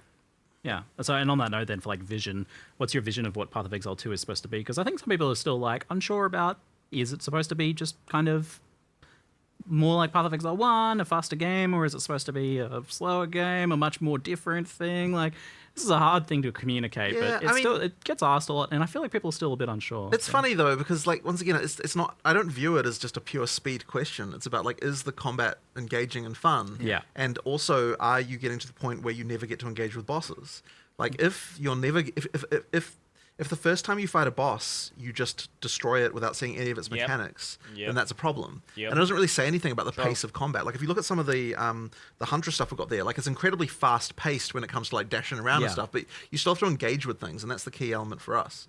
So, like, obviously players want to get ridiculously powerful, and we still want to let them get ridiculously powerful. It just has to be earned. It has to be, like, 100%. After a certain point. And, like, that's the key. after you, like, once you have finished your character, once you've sort of done everything, then you should be just like like crazy and like beyond the point of all reason. It's just that you have to earn it. You have to get there, right? And like that's the power growth thing. That's like it's really hard to sort of just like smoothen that out across the whole game, but like that's ultimately the goal, right? You have to kind of get to the point of like that. You constantly feel you're getting stronger. You always feel like the next like, oh, I got this, and now I'm better, and now I'm better, and now I'm better, and you keep on going. And you have to scale that all the way to the end, because the moment that you get to the point where you're just trivializing everything too early, it's like, well, the rest of the game just becomes boring after that point, right? This is what Chat doesn't understand and what Brett doesn't understand. Still have to get. You say you want the game to be easy. Earlier discussions about but you don't damage and boss time to kill and things like that. It sounds like the time where you want that to be starting to taper off, like the players can start to cheat that a bit, is after they've done pinnacle bosses. Well, you should feel that way multiple times throughout the game. But then later you still then get to a new level of challenge that still requires you to engage again. Like if we're doing our job correctly, it's like you reach a point of feeling like you're a god, and then you're like, oh shit, but there's new god-like shit above me that then makes me have to then do the uber gods. Exactly right. So like, you have to keep on with that train. And it's actually really hard to take you back from feeling like, oh, I'm all powerful back down to like I'm feeling, and so you have to kind of get that in there as you go want that out. Dragon Ball anime arc. Yeah, for sure. Journey, right? bro. There's always a new level of Super Saiyan exactly. after the previous exactly, one. right? That's what you have to be able to do. And so, it's just smoothly taking you up that power level curve, all the way to the end. Yeah, so I think I've like drawn when it the comes graph down to many things times. like movement speed when clearing, it's about like if you're able to just ignore everything because you're moving so fast. Yeah, exactly. If you're able to ignore everything, then you obviously you will move really fast. If you're not able to ignore everything, suddenly your clear speed is like not as big of a thing. So long as there are still things that are challenging you, as long as you reach the next tier and like everything's harder again, then you're good. I feel like a point of the difficulty here between the communication of this with you guys and some of the people in the community is that I feel like you're not really looking at it in terms of POE 1 versus 2. You're just trying to answer that question specifically. Yeah. So it's not really about like it being like POE 1 or 2. Exactly, right? It's just about making the combat good. It's either the combat is fun or it isn't. Yeah. Yeah. And there's a sort of spectrum of stuff there, but I would say that you want to be able to engage with the boss. You want to be able to fight its mechanics and do its skills, and you want to feel like you can overcome those over time and get better, and you want to engage with monsters, and you want... And yeah, there's probably some people who are like, no, I don't. I want to just press a button and loot drops on the ground, and I don't have to look or do anything. And well, so that's an interesting point. Is there's this let's say the quote unquote mythical average build is are they able to switch their brain off and watch Netflix on a second monitor only if they're doing like maps 3 levels under what they should be doing or something, or should that be able to happen at kind of like once you're at your tier of godhood? Yeah, but I actually want to address that because, like, okay, so I'm watching. Well, okay, right now I'm watching Deep Space Nine, funnily enough, but you know, I'm watching Deep Space Nine as I'm playing, as I'm testing the game, right? It's like you develop a muscle memory, and that muscle memory can include using multiple skills and doing like multiple things, and that's still to me more engaging than just holding down a button. You know? So you're saying this, like watching things on the secondary thing isn't about the game being easy; it's just a skill issue. You need to get I wouldn't say that. I'm just saying that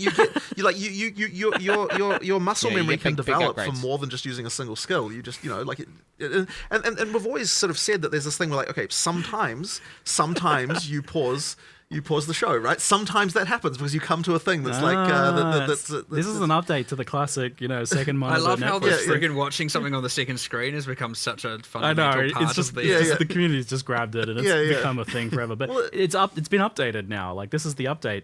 You want them to have to pause sometimes. It was a philosophy set for a different Because I feel like I've said that 10 years ago about how, like, sometimes you get the spike in difficulty. It'll like, haunt you forever. You know, like, now you have to do this. But yeah, I guess that turns into pause the video at this point. But yeah. But no, look, don't pause the stream. I play this way as well, right? Like, it's not like I'm, you know, like, once you get to a certain point, it's like, you know, obviously you're going to want to, you know, the music, or ignore the stream lots of times, you know, like, you want to have something else going on. That's fine. But I still think that there needs to be the ability to have you know, to have something engaging from time to time that you have to deal with. So yeah.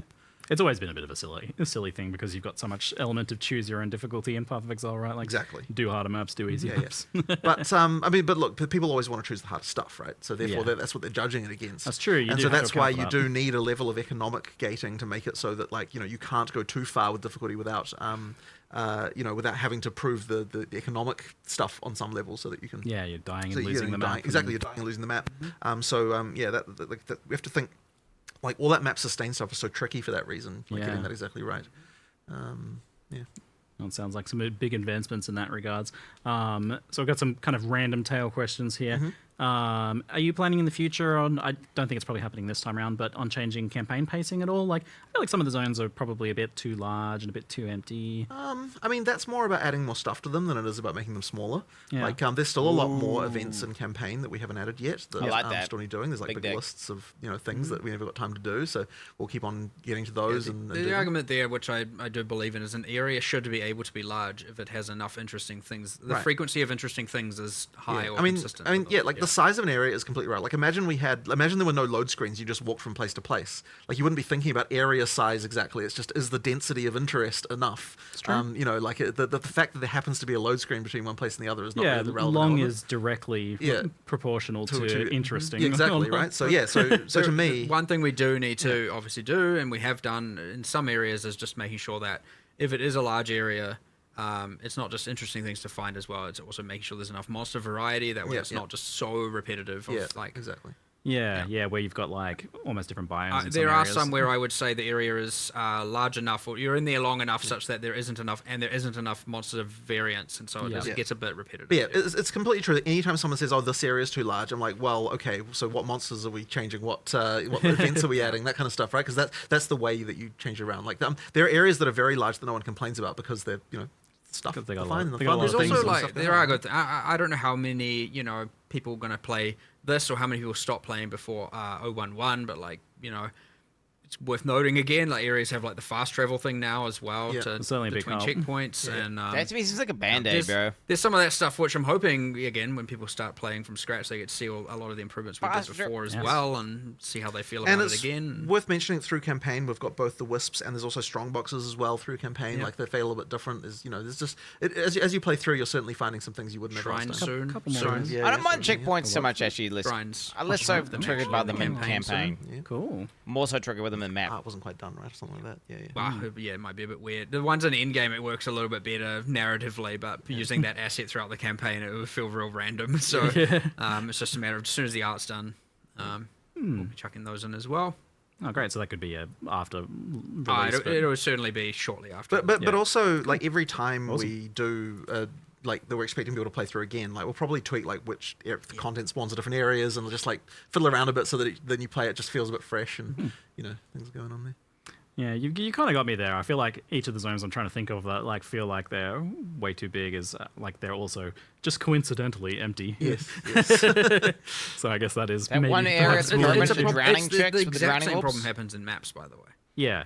I mean, yeah, we talked about that. Like the boring empty map. When the maps, when people say the map's too big, just not. I think I phrased it to Jonathan yesterday when we were talking about it as every screen looks the same as every other screen. It wouldn't matter where I'm standing in the map. It would look. I think the map you were talking about was Step. Yeah, like we were looking at Step and being like, okay, well, what's actually like? It's a big square. Yeah. And there's nothing going on in it. And even if there was stuff going on, I mean, like it's funny because like it took us a little while to even come to an understanding of like what needed to change there. Because I'm sort of saying like, okay, well, like and this is very random. So it's like, do you find the cold plains in D2 as to be a boring area because it's ultimately kind of similar? But the answer is, well, there's buildings sometimes, and you get like, there's just like there's just a little more going on in that way. So like we need to make sure that maps feel that way too. That's smart though. There has been a few pervasive crashes and issues like that. Oh god, yes. Well, I'll tell you what, the entire engine team have basically been entirely focused on that for 3 months, and it's been horrible because so I mean. It's kind of a long story, and I don't know if I should go into all of it, but ultimately, the issue is that on NVIDIA cards, the remaining issue at least, is that on NVIDIA cards, if you're using a driver that's bigger than, I think, 560 point something, like basically after that point, the game crashes, and if you install an older driver than that, it doesn't. If the crash happens in the in the driver, in the GPU, NVIDIA is just like not really much help, and so it's like just trying to nail down what even caused it. It's just so hard when it's like, and the thing that sucks about it is like it won't reproduce on anywhere except production and alpha, and like the moment you look at it, like we can't reproduce it anymore, and yet for some people it happens all the time, and it's just like it's so horrible. And like what we've done, we actually come up with a somewhat ridiculous idea that was now implementing, which we're going into 020 with, by the way, which is that, and this will seem stupid, but like, how about we just don't crash? Which you tell me about this. Yeah, exactly. So basically what we do is, what we're now changing it to is that if the GPU driver crashes, what we do is we create a new device and then upload all the textures to that. The game is paused while this is happening, and then it unpauses, and then the game keeps going. And so that is what we're doing to solve the crash. And it's like it's kind of ridiculous that this has to be the solution, because like it's just mysteriously in the NVIDIA driver we have like. And we have tried to find a workaround for this. It is just like so difficult. So that in 020, that's what will happen. So while we're here, like, do the players have a workaround? Like, well, you can install the driver earlier than. Sure. What about the Vulkan? Does that matter? Yes. But no, not entirely. It does still happen in Vulkan, but it's a bit unclear about that particular thing, about whether or not that's less. But I figured it might be. It is in the driver. But, I mean, like if you install an older driver, it will go away. So all of this time, when people have been saying the classic armchair developer meme, it was like, why don't you just add a bit of code that says if crash equals false? Yeah, well, something like that. Works. Basically do the engineering to allow us to just recreate the entire GPU context, and then there you go, and then don't crash, and that is actually the solution we're now doing. It's like the thing is, the other one that sucked though was that stupid damn full system freeze, because I'll tell you what, if the entire system freezes, there is just nothing you can do to find out what the hell caused it, because there's no crash report, there's no logging, there's literally nothing, right? And it's like that happened that happened when the Windows November H2 update shipped, and then things just started mysteriously freezing. And my God, that was hard to track down. And you ask Microsoft about it, and they're like, "Oh, we'll look into it," and it's like nothing happens. It's like, Jesus Christ, guys! It's so annoying. I can feel your frustration. It's palpable. It's incredibly frustrating, because it's like we want nothing better than to fix this shit. So that one was fixed. There was some spinlock implementation that I don't have any understanding of why it causes this to happen, but we tweaked it a bit, and now it doesn't happen anymore. And it's like there's no rational reason why this should cause the operating system to freeze. And the thing is, there's not even a good answer at the end. There's not even like, here's what was wrong. It's just like this random particular sequence of operations being done causes your entire system to freeze for no reason after this Windows update. And it's like, well, cool, you know, like what do you do about that? Like it's just terrible. And so yeah, that one sucked. But basically now, I mean, it's funny because we've fixed so many crashes that weren't the crash. So like general stability, apart from that crash, is incredibly good now. 99% down, maybe probably 99.99%. And it's like, well, the thing is, we'll fix a crash and we'll be like, oh, maybe this is the crash, and then it fixes like 2% of crashes, and you're like, well, that wasn't the crash, but at least it looks good to fix, right? Like, you know, it's so annoying. But as I said, we have a workaround now. That's good. That will basically recreate the graphics device if so you might get a pause, and then you'll get a pause for 3 seconds, and then you know, like roughly depending on hardware, and then it will continue, and the game will pause at the. Yeah, I obviously just make it clear we don't want it to remain like that. Obviously, yes. Obviously, we'll still try and fix it, but at least it means you're not crashing. And you're certainly not freezing anymore. That's sorted out. And then, you know, we found another one recently, which was like, okay, so this is another stupid one, right? Like, so anyway, so there's that whole like Intel CPU issue, like on 13th and 14th generation Intel CPUs, where like there's some freaking voltage regulation problem that causes CPUs to break in a certain way.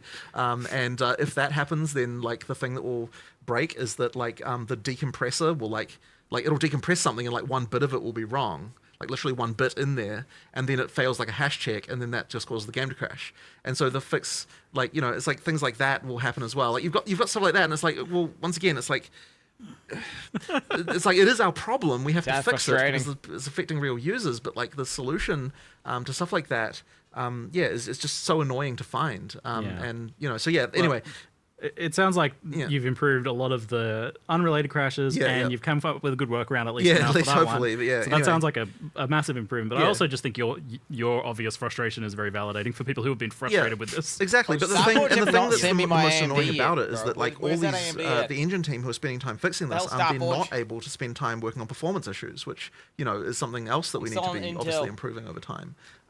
So you know, there's been a few performance improvements, but like not nearly the number we would have had if we had all, you know, 7 of those people like working on performance improvements. So you know, that's been the most frustrating thing about it. Crashes first. 100%. But it's like when they're kind of we have been chipping away at some decent ones though. We have. We got some pretty good performance problems resolved. Yeah, I mean, there was that ice one that was really bad. And, you know, there was things like that. So like the worst offenders we're certainly fixing. But and like I have no doubt by the time we get you know, like each time we do a new release, it'll be even better. Yep. Great. But you know, and yeah, by the time we get a full release, I'm sure they're deep diving the crashes. And I mean, speaking of, I know it's like tangential sort of as well. Obviously, we had a lot of woes around the release, but we've done a whole lot of back-end engineering work to make it. Yes. You know, yes. So the launch should go smoother as far as like you know. I mean, it was pretty good. Stuff. It was. Wow, it still was 5 hours of not good. Yeah, but like 5 hours compared to no. This time, I mean, look, I'm standard. I'm tempting fate here, but like we've made significant improvements to the ability for the realm to handle stuff. I suppressed that memory. Well, I mean, we'll see, right? You never know what's going to go you wrong. Always but sometimes it get caught out by something random. Yeah. It should be much better this time. And I hope you get enough players to stress your theory. That's always a good thing to aim for. We'll just run up with a couple of the random kind of chat questions before we finish up today. Oh, here we go. Any possibility of Ascendancy respecs? Is that something you've considered, especially with all the changes going on? We're sort of not in love with it. It's just one of those things where like I feel like it's key to the identity of the character, and like respecing like the journey of the character, like it does get pretty significantly compromised if you allow for that. But I know Mark is especially strongly feeling about it. I mean, the answer is going to be the exact same as last time, which is like, I don't know exactly, or I don't know how to articulate exactly why I feel so strongly about this, and so do a lot of the team members. Of like, again, it's just that your choices should matter. And Permanence. You know, it's obviously something that I was okay with in POE 1, and so there is probably a world where I will be okay, but there's got to be some level of work involved to achieve it that isn't to just pay a little bit of gold and then you're done or whatever. Like, I want to find a way to do it if we're going to do it in a way that is like grounded and difficult to I wouldn't say difficult, but like requires some actual work to do it. So that would be the compromise I'd certainly be willing to explore, which I have been thinking about recently, because I know every single time we come to an expansion it's going to come up. So the trial of respect, a legendary quest. There'll be something where your character has to undergo some sort of challenge or something to do it. And I know you could argue, well, doing the trial is that, and you're not entirely wrong wrong, but something a bit more. Sacrifice a few So animals, few thousand enemies. I'm sure we'll have a conclusive decision, or at least a level of articulation one way or the other by the end of early access. Right. But for now, I'll ask you then. yeah, it's just going to take me a bit more time to figure out what I want to do there.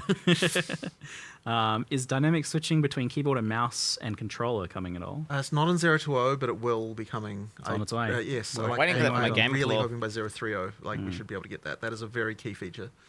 I want concurrent. It seems like it's going to be hard to juice loot Mouse to controller. loot juice maps with only one portal. Oh no, well, this question has already been answered. Well, actually no, because there's still one portal. This is a concern. That's We have true to do with something juice, about so it. we have to figure We it have out, to figure it out. My Yeah. bad, So yeah. in the next week, we will actually be looking into this one. There's a few problems around point. it Yeah. still. There are other things to come up, like Yep. you know, you also don't want it to be that if you did use your one portal, because it's your portal that's used, not everyone's portal that's used. Because when it says That's actually one a good point. portal, Yeah, it's a that's good point we one didn't portal I think we for mentioned up that. to 6 players. Yeah. Yeah. And so when it's 6 portals, it's 6 portals for up to 6 players, which means technically I'm so it's 36 entries and exits out of the map, right? And Group codes, like bro. that changes things in a way where it's Group like when codes. it's down to 1, it's like you don't want it to be that, Non-hardcore I failed pussies. the map. Quick, Ziggy, come join my party, get in here and finish it for me. You know, you don't want to kind of have that style of Snapshots, maybe. play happening. So there are still some things we need to figure out with this. Imagine Because with friends, bro. going to promote some what I would probably classify as degenerate behavior, as well as the fact that, yeah, you're probably like, oh, my inventory's full, zone out. Oh, what the? Okay, sweet.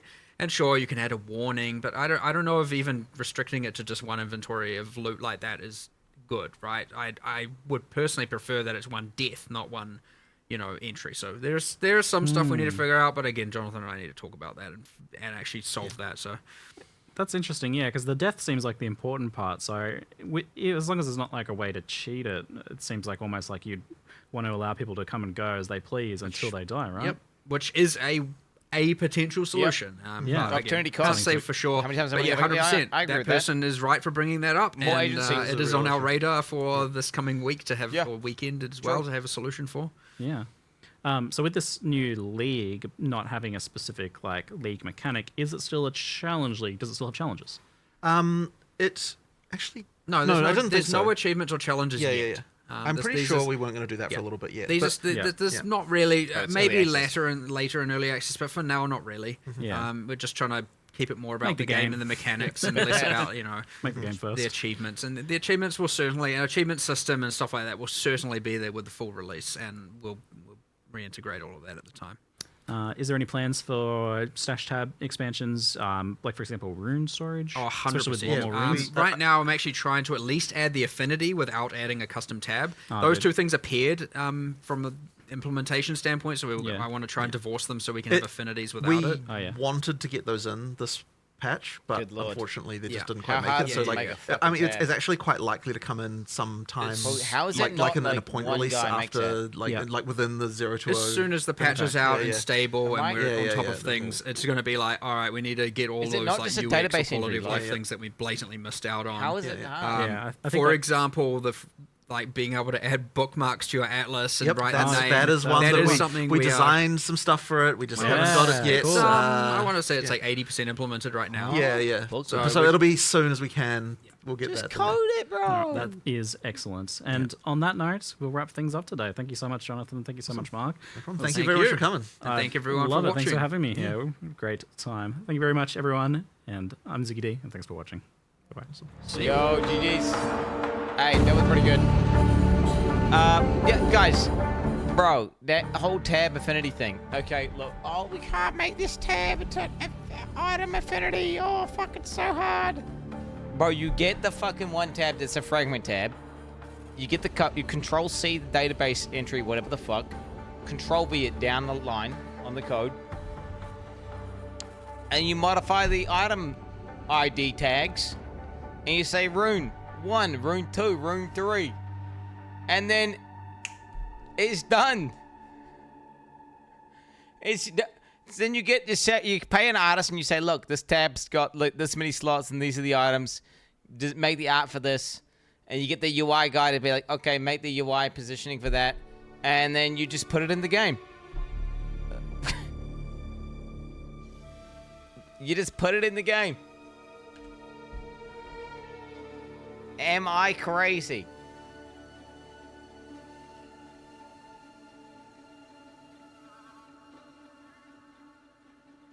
MMORPG.com. Bro, how did you get this? How did they get this already? Okay, when you consume a power charge, infuse, whip charge. Yeah, okay, so 2 fire infusion, endurance charge. Okay, yeah, makes sense, makes sense. 50% chance for infusion to be not consumed when infusing a projectile. 20% movement speed when an enemy opens. Wait, 20% increase movement speed while an enemy with open weakness is in your presence. 40% skill speed while an enemy with open weakness is in your presence. Ooh. Ooh. So that's like that weird zone on the HP bar. Attacks using your weapons have added physical damage equal to 25% of accuracy rating on the weapon. That's kind of crazy, right? That's kind of fucking crazy. Accuracy? Wait, how much accuracy can you get in a fucking weapon? I mean, that's interesting. Reveal weakness. I mean, could that be a part of my bleed build? Oh, shit. There we go, it's over.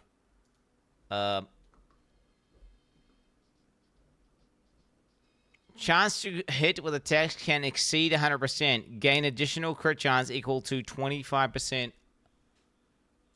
This is too potent. This is too potent. No. Oh, this music's also the build. How much have a look at this? Okay, chance with attacks can exceed 100%. Gain additional crit chance equal to 25% of excess chance to hit with attacks.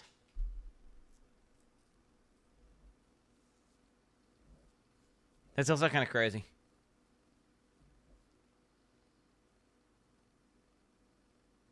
Gain additional critical hit chance equal to 25% of excess chance to hit with attacks. Okay, so wait. You get to like 110%. So then you got 10. And that's by 0.25. So then you got 2.5 base crit. Alright, so if you get to like 150% chance to hit. Right? Yeah, I mean, so then you get to like 50 by 2.5, right? And then you get 12.5 base crit. So you basically can get crit cap if you invest in accuracy enough. That's the TLDR. You get enough accuracy, and then wait, so you get crit cap, and then you also get a bunch of flat if you go to the next point. If you get accuracy on the weapon itself. I mean, base crit. I assume it's base crit. I mean, it'd be complete trash otherwise, right? Or it could just be gain additional. I think it's gain additional crit hit chance. That's gonna be base, right? That's got to be base. There's no way. I mean, I'm not 100% sure, but I'm pretty sure. I think it'd likely be base, based on the way I'm reading it. Because it's really hard to get hit chance, bro. Like, and it also depends on the monster you're fighting. So if a monster's like evasive or something, fuck. With 12% increased crit, it's fucking shit. Yeah. Life leech recovers based on your elemental damage as well as physical damage. There you go. That's like, there's basically no sources of that shit in the game. Evasion rating for equipped helmet, gloves, and boots is doubled. Evasion rating from equipped body armor is halved. Huh?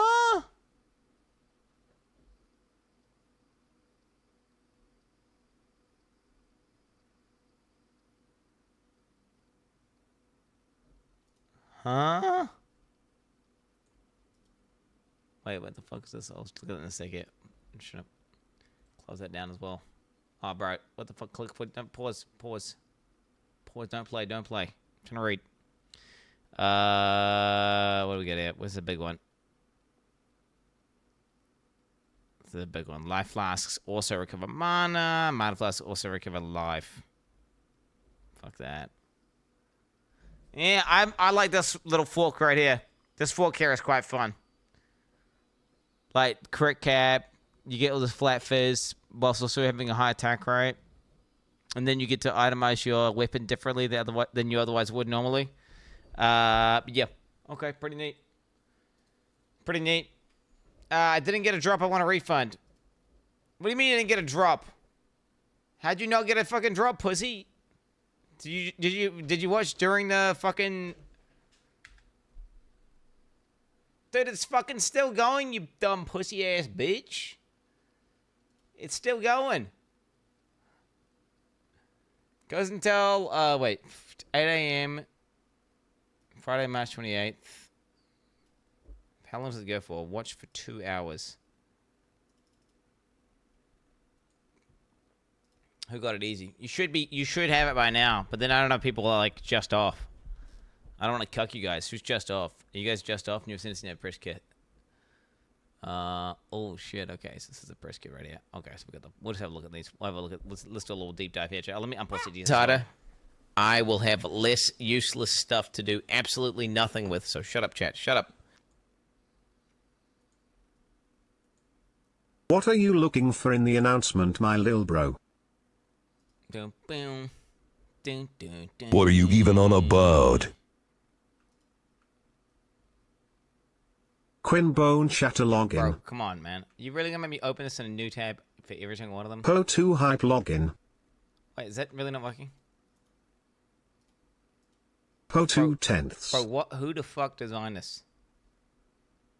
Who the fuck Hello designed... chat, Whatever, my name is Quin69, I'm somewhat of a scientist. Today we are gonna do an experiment on slowing down time, so I'm gonna react to this 13-minute video for 2 hours. And then we're gonna speed up time and make the rest of the gameplay take 13 minutes. Bro, holy shit, what the hell's this? Pog. Okay. Bitch. You're a bitch. Yo. Yo.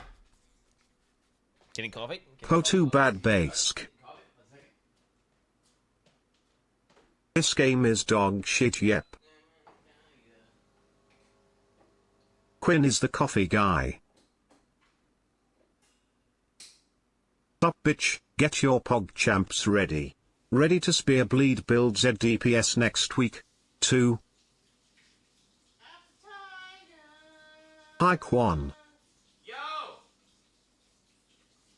Quin, you are so hot, like boiling water, cause you make my noodles soft. Meme. Missed you, I am back from prison, let's go. Login. I can't hold it in!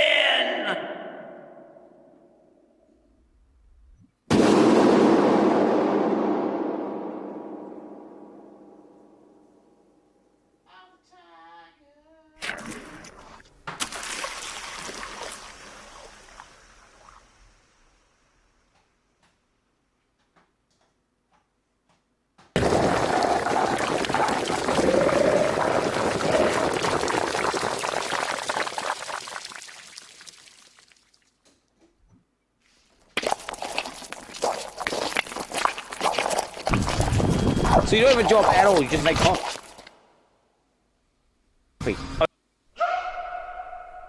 Oh, you have a job, obviously. Yeah. But I mean... Can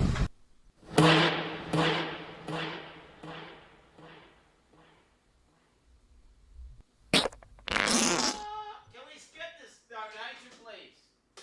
Can we skip this bitch. dono, please? Can we please skip it? 2. Can it be skipped? Oh, never mind. Thanks to @Manianara for my sub gift. Yo, chat, you know what I noticed, by the way? 22 months with the dog tamer cozy streamer pog. I was like, you know, looking at the presenters sitting there doing this, right? And bro, no joke. My leg feels freakish. I've been doing like a 20-kilometer bike ride every day and just biking up every hill that I can see. And I'm not even kidding. My leg just feels so rock hard. And dude, the whole thing, it just feels like, it feels freakish. It feels freakish. Like, it feels like, why is it so hard? Normally it's kind of floppy. I'm not tensing. I'm not even tensing. And it's just like pure muscle. It's like almost like a hardened tumor. which is kind of fucking, you know, should I be worried that this thing is this hard and this big? And even down here, bro, even down here is just huge.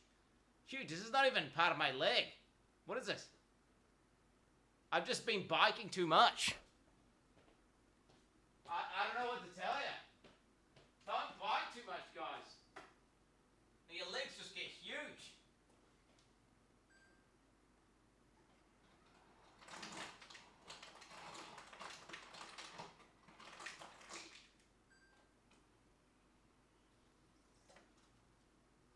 Has anyone else got that problem? I don't know what to tell you. Is that bike cancer? Do you know what? Do you know what I figured out, chat? Is I've been doing all this shit.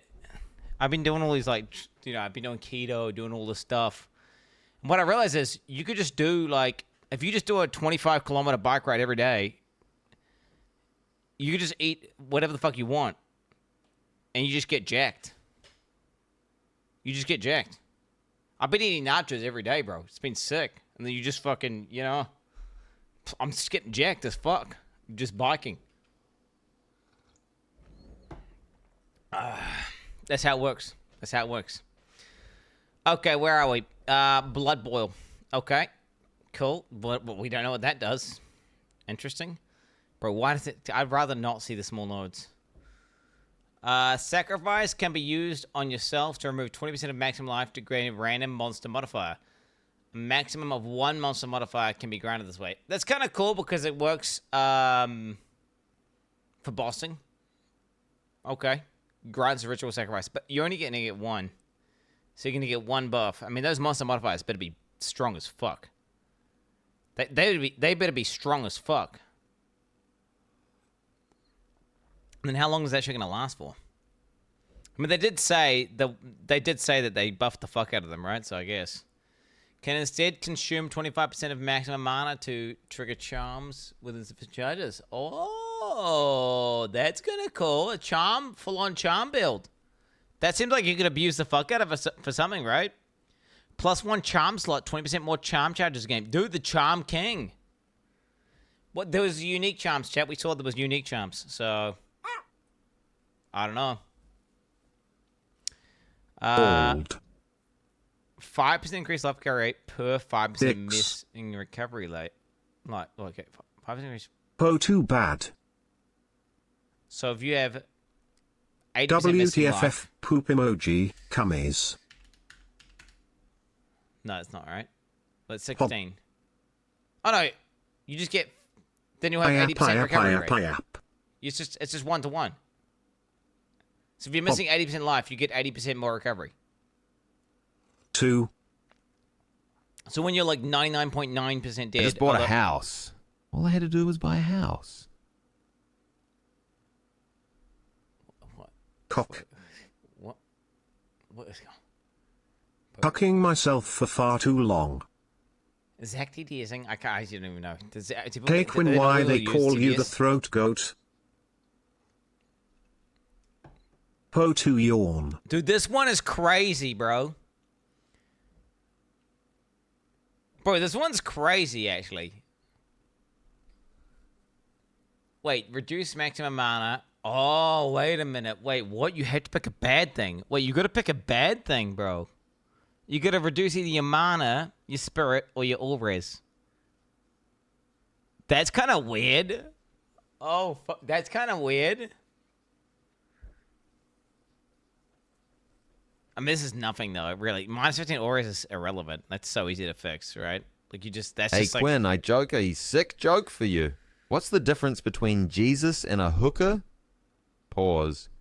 The look on their face when you nail them? Applaud. Okay. Okay.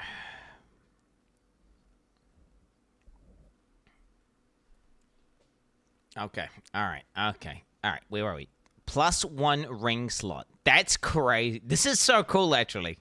I love that you, like, spec into a thing. All and then Reese is free with a 3rd ring. And then you slot in, like, you can, like, create a slot to equip an item again. That's fucking cool. This is fun. This is a fun one. And then you've got a negative thing. You have to pick a bad thing on your ascendancy. That's cool. 25% increased bonuses from encrypt. So that not only, so you've got another one as well. 25% bonuses from rings and amulets. Think about it. You got 25 times 3, but actually you've got an amulet, so it's actually 25 times 4. Right? So it's like you're getting another ring again. Right? It's like you're getting another ring again. Think about it. Think about it. It's 2 extra items equipped on your character. So if you thing is, to make this good, you had to have really good rings though and good amulets. This is more of a trade league build, but it's gonna be so strong. Ingenuity, yeah, is that the one that increases the effect of your shit again? What is it? How does it say? Yeah, ingenuity is gonna be completely bonkered. What does it say? It makes your rings more effective or something, right?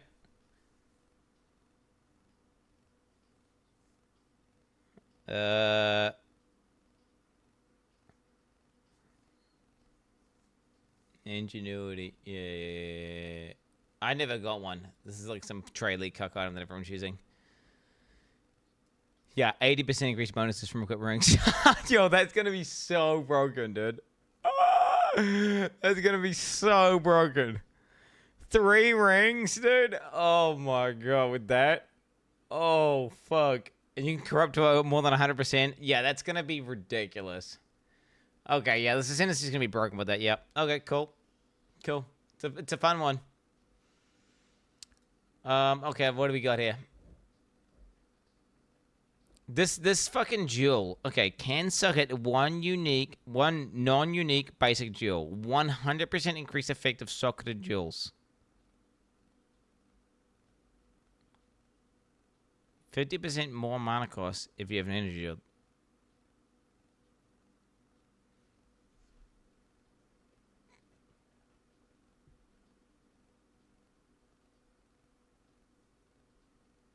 Is that even that good, actually? It was weird when they showed it on the screen. It was like, like a bunch of stuff on there.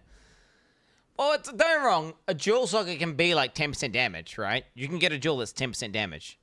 So it doubles. Now it's 20% damage, right? Now it's 20% damage. Right? So now you're 20% damage. So then it's like a ascendancy point really is. Like if an ascendancy point gives you 20% damage, it's a pretty good ascendancy point. What's like 2 jewel sockets? Yeah. But then it's got a downside. I don't know. Why does it have a downside? See, to me, when I look at this, even if it didn't have the downside, I'd be like, that's kind of mid. Right? I don't know, man. It's weird. It looked really cool whenever they showed it, but I didn't actually read it. I figured it was like 300% of your jewel or 400%. I thought it was like a bunch of jewels, you know? Well, you can for sure ignore the downside, but the downside's not even really a downside. The downside's not even really a downside. What it is like, I feel like this needs to be buffed. Personally. I think it doubles every jewel. I don't think it does, no. Oh, maybe it could. I mean, that would be insanely broken if it did, though. There's no way. There's no way. There's no way. If it doubled every jewel, that's like a fucking... Yeah, I don't believe... We'll have to see. I mean, that seems ridiculous if that's the case. That seems ridiculous if that's the case. We'll see. We'll see. We'll see. Yeah, okay. 30% increase in shield if you consume power charge recently. Non-chilling spells consume power charges, deal 25% more damage. Non-chilling spells consume power charges to deal 25% more damage. Okay, more damage if it consumes power charge. 10% of damage taken bypass energy shield. No inherent mana regeneration. Regenerate mana equal to 6% of maximum life per second. Oh, interesting. Interesting.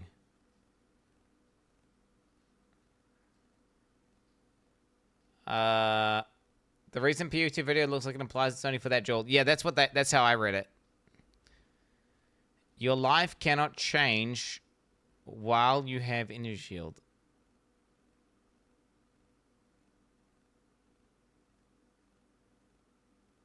What? Wait, that seems broken. Wait, what if you had just insane energy shield recovery? So then, wait, doesn't that mean you can never be one-shot? Huh?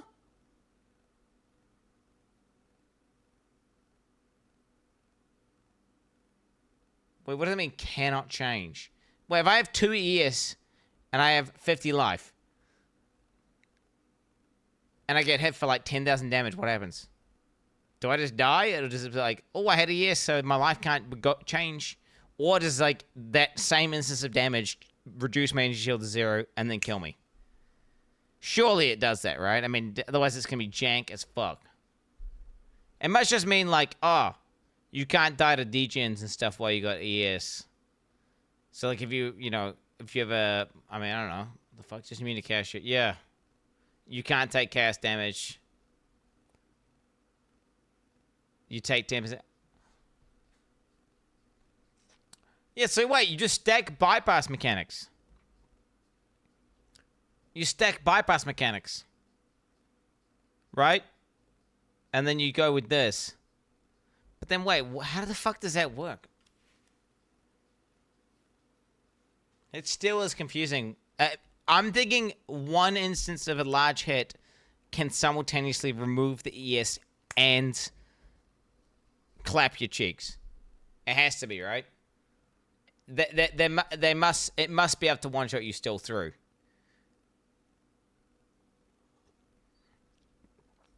Yeah, otherwise it's completely broken. Like it just means you could have like infinite EHP technically, which is not viable to put in the game. It means you could never be one shot, which is stupid. It must just work like that, except you can still get one shot. It's good to know life. Yeah. Very cool though. That's a fun one. This is a fun node. I love ones like that where it's a ascendancy node. It's a single line, but it allows you to completely change the way you build your character. This is very interesting. This allows you to use a lot of weird bypass mechanics and like do a lot of weird shit. Yeah, if you split the damage you take, like if you for example, if you say take damage as chaos, right? But then you... Oh, wait a minute. In POE 2, doesn't the cast damage, like, not bypass? I think in POE 2 it doesn't bypass. It just does double damage. Yeah. But what I'm saying is, there's going to be ways of doing bypass, right? There's other sources of this that are in the game, right? And you just seek those out. Combined with this, it's going to be fucking nutty. Cursed enemies killed by you or allies in your presence have a 33% chance to explode. I think a quarter of the classic, bro. It's the classic explode. You and your allies in your presence have unholy might when you are not on low mana. Lose 5% of mana per second. Oh, wow. There you go, unholy might. Permanent uptime. Non-channeling spells cost an additional 3% of maximum energy shield.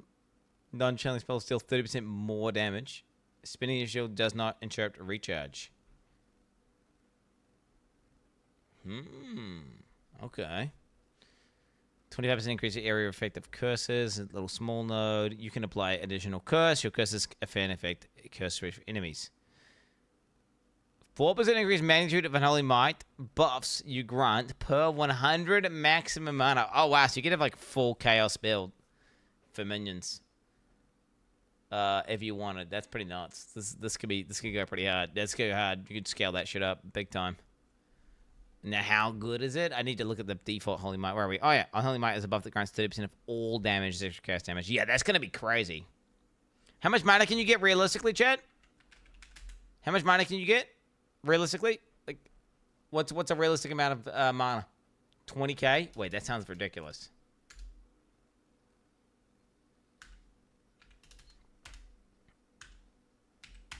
$800%, so times 9. 30 times 9. 270% of damage as extra chaos. There's no way. There's no way. That's fucking That's insane.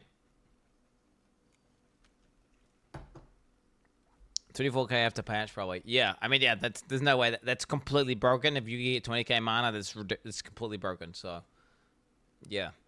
Okay, this is interesting. What the fuck? This is what I'm interested to see because this guy seems kind of fun.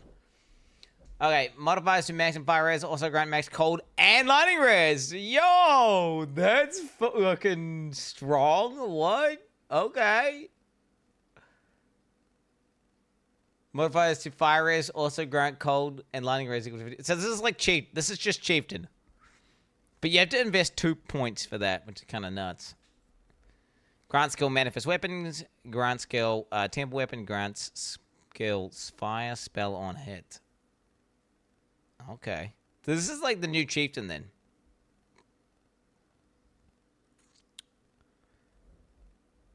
Okay.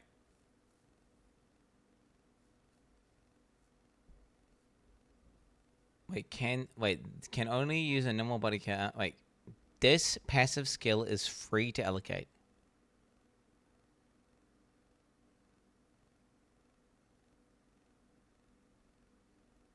Huh? You just get it?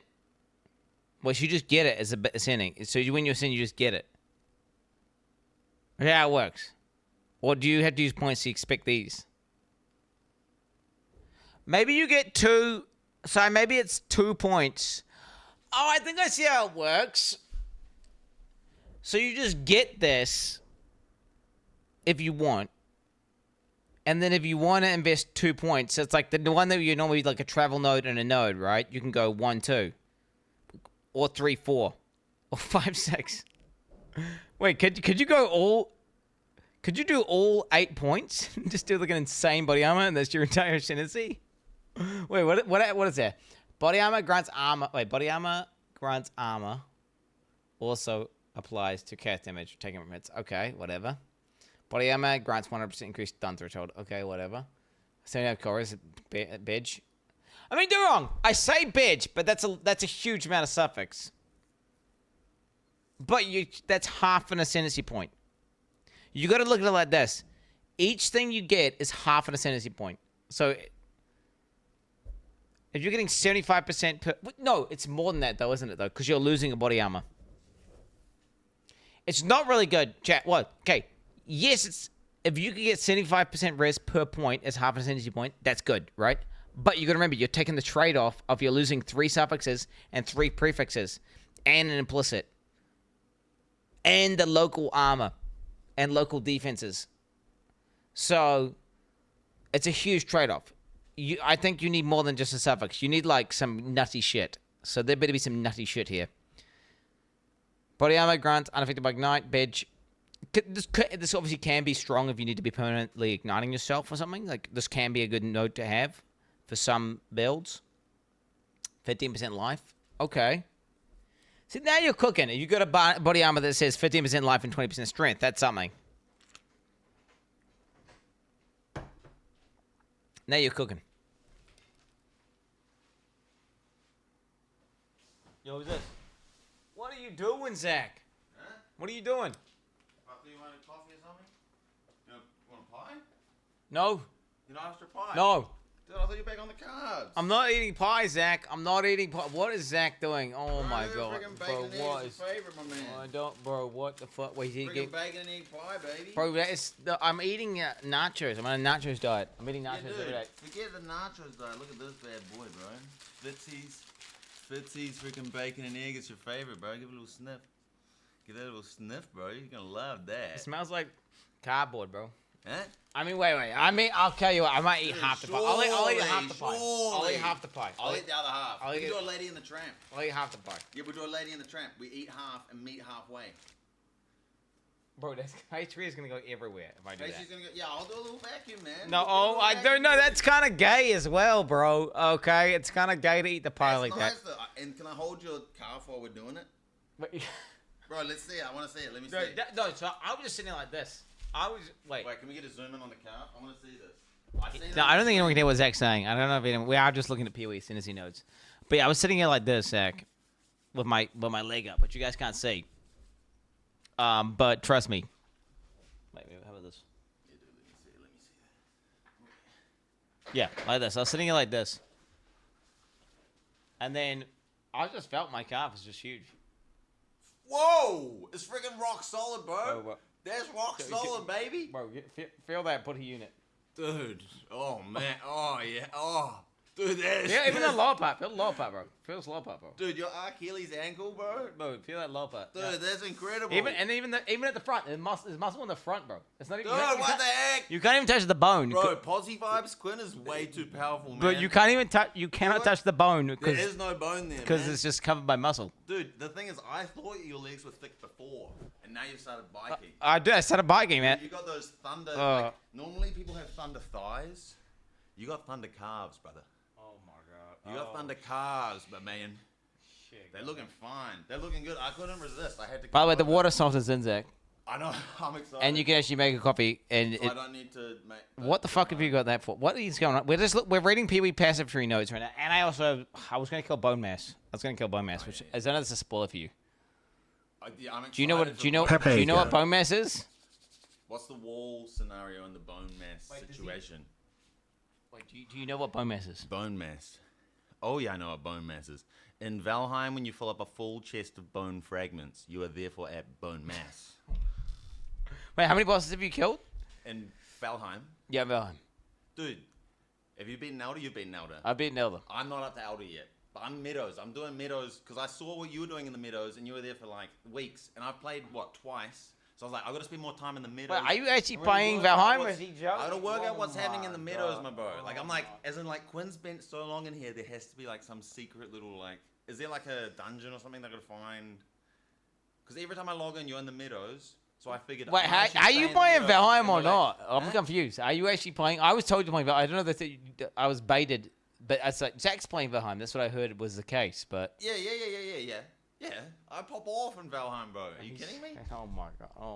Dude, get a bite of that pie. Oh, also, I came to bless you. The other day when we were mountain biking, because we mountain bike all the time now, bro. Because you're freaking. I'm down to go mountain biking, like not today, probably tomorrow. Because my So we do a little trip down to Wellington, a little bit of mountain biking. Now that we're mountain bike boys. Anyways, we were talking about how Freddy86, your old oiler, has become my new oiler. And that you. No, I said that Freddy86 was unhinged. No, I did not say that. And that I was worried that Freddy86 was going too crazy because he's always there. He's a bit like Oh, you're protecting me. I'm trying to help you. From the oil, you're trying to help me from the only income I have. Wait, what? Oh my god, dude, where's this going on? But anyways, Freddy and I talked about.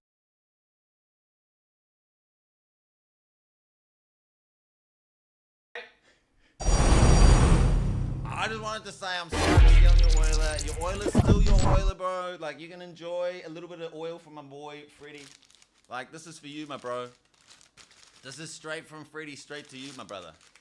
How many gifted subs did Freddy just do? Dude, he's oiling you up, man. Dude, Freddy just gifted 25 subs. Freddy also paid for the bacon egg pie, so it would be quite rude of you not to accept that. Oh my god. Yeah, dude, we got to do it. I'm down to eat like half the pie. Yeah, dude, we can lady in the tram. As I said, I'm happy to do that. That would be...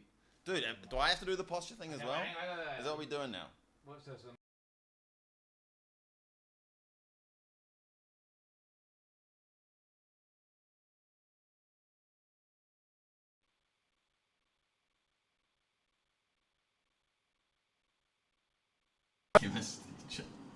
All right. There we go. Now I can hear. I just felt super, like, Oh, yeah. Because I can't hear you properly, bro. Dude, I also wanted to thank you for your sponsorship on my channel and that you let me borrow your DJs. They're freaking fantastic. I saw you were doing the Zoomer thing where, like I said, you should do. Like, you put it on the hat. Oh, yeah. That's Zoomer tech, bro. That's Zoomer tech, bro. The TikTok tech. Are you super excited to read these? Because I'm in the middle of reading these. I can read them out for you while you eat your pie. And then you can react. Well, I mean, no, I need to. Okay, wait. Well, as in, you struggle with reading, and that's why I don't struggle with reading. If the bro struggles with reading, I step in and I help the bro. I got you. Okay, just read the one that's on the cursor. Okay. Okay. Yeah. All right. So this could be lead lining. It could be lead lining. It could also be liard lining. Now, so what liard lining does is. Body armor grants plus 75% to lightning resistance. That's crazy. Isn't that nuts? Okay. Who's on there?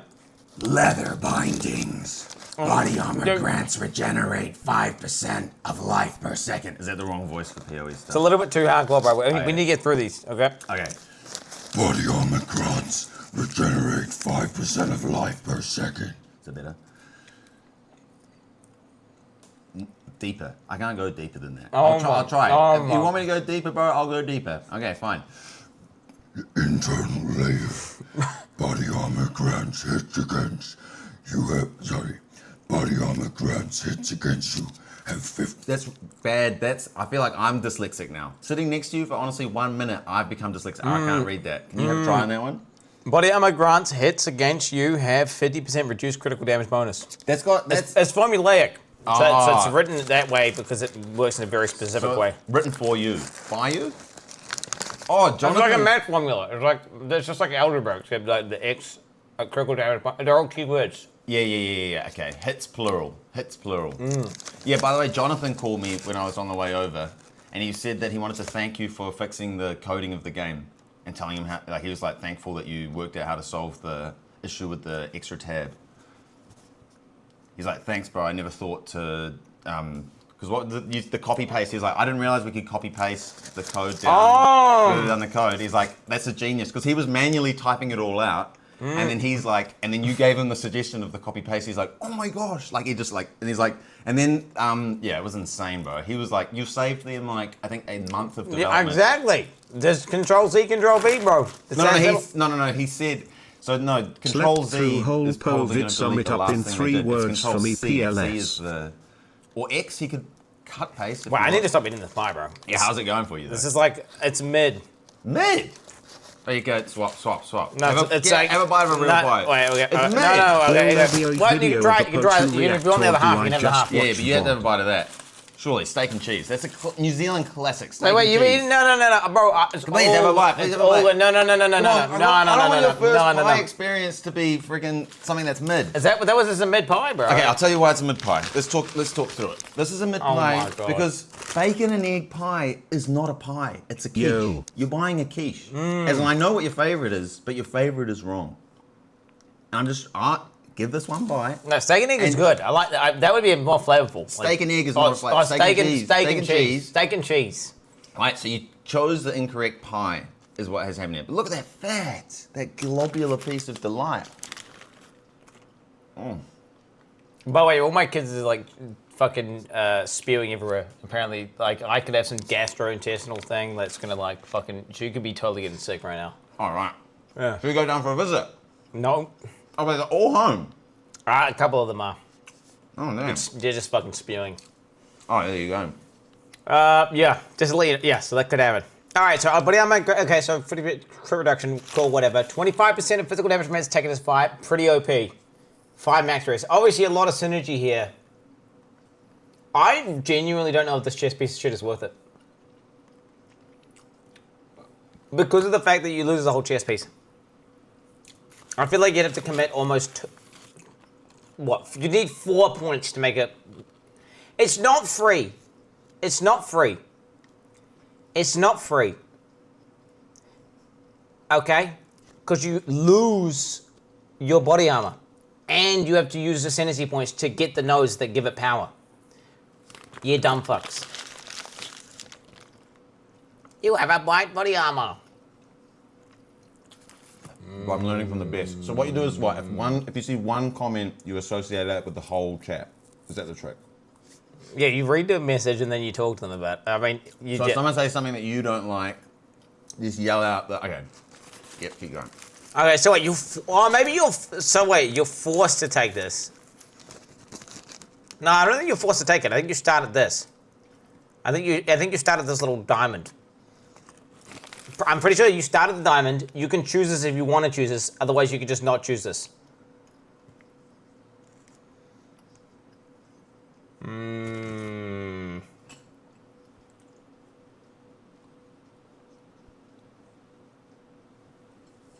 can easily corrupt nobody armors until you get something good. True. I mean, yeah, true. I don't know. I mean, I like this ascendancy quite a lot. I think it's pretty cool. I might even play this guy. depending on what the manifest weapon, temple weapon, depending on how these read, perhaps. We got one more to look at. I'm excited. We You got want one me more to to read it for you again? We got one more to look Where do at. I read from and rotate what way? This is the top. And what sort of voice are you after? Bro, your normal voice, bro. Like British? Just normal, just like Zac voice? Oh, Zac voice. Oh, wait, can you play a Zac TTS so I can remember how it goes? No, bro. Stay light. Use cover. Defend with 200% of armor. Enemies have an accuracy penalty against you based on distance. Maximum evade chance is 50%. Maximum physical damage reduction is 50%. That's pretty cool. That's a pretty cool. So it hard caps all your DR, but then it means you're going to be super consistently at 50% evasion with 50% with the giga armor reduction. So it means you could like, it's good versus bosses. This is good versus bosses. Bad for mapping though. Bad for mapping. Although I don't think people are going to take that. Let's be real. You can't dual spec in POE, can you? You can like. You can respec these nodes. Oh right. So pop out a few and pop them back in and cost an arm and a leg. Not that much, honestly. But yeah, a decent amount, like a significant amount, but not too much. I get like a few maps. Okay. Polish that gear. Gains 100% of armor as extra stun threshold. Gain 100% of evasion rating as extra ailment threshold. I mean, this is kind of nice. Makes you hardly ever get stunned, makes you hardly ever get ailments. But, I mean, I don't know what the maths are like that after all the changes. This might be good because they nerfed it. They nerfed ailment threshold super hard in this patch. Okay, supporting fire. We got supporting fire up here. You're going to have to take this one. We'll just read here. Summon a hidden artillery squad trailing you that can fire volleys of arrows on command. The artillery squad counts as your minions. Minions from a skill have 1% increased accuracy rating per 3% of your dex. Minions from a skill have 1% increased damage per 3 of your strength. So it's like a stat stacking minion build. That's kind of cool. What's like how much strength would you have on average? Like at some point in the game? Like mid-game? Like 900 or something maybe? Oh, digging it down! Wait, 900? Is it 900? 3 of your strength. Actually, in POE 2, I don't even know. No shot, no shot. Maybe you would, because you stack How much? strength Didn't I have like HP. 500 in the SSF? Am I tripping? So Quin comes in with 900 strength and no damage, or no dex. No, or whatever. insane damage. Oh, Insane right. damage. This is Cobra. Does bleed scale off strength? Totems, no. Depends. Depends on how you're scaling. Strength is just life by default, pretty much. Totems have 30% more skill speed. Totems, wait.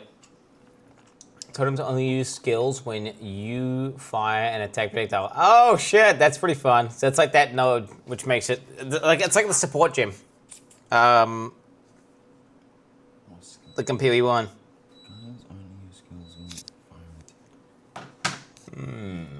Yeah, it's focus fire. Okay, we got spirit here. What is this? Projectile damage builds up pin. What's pin?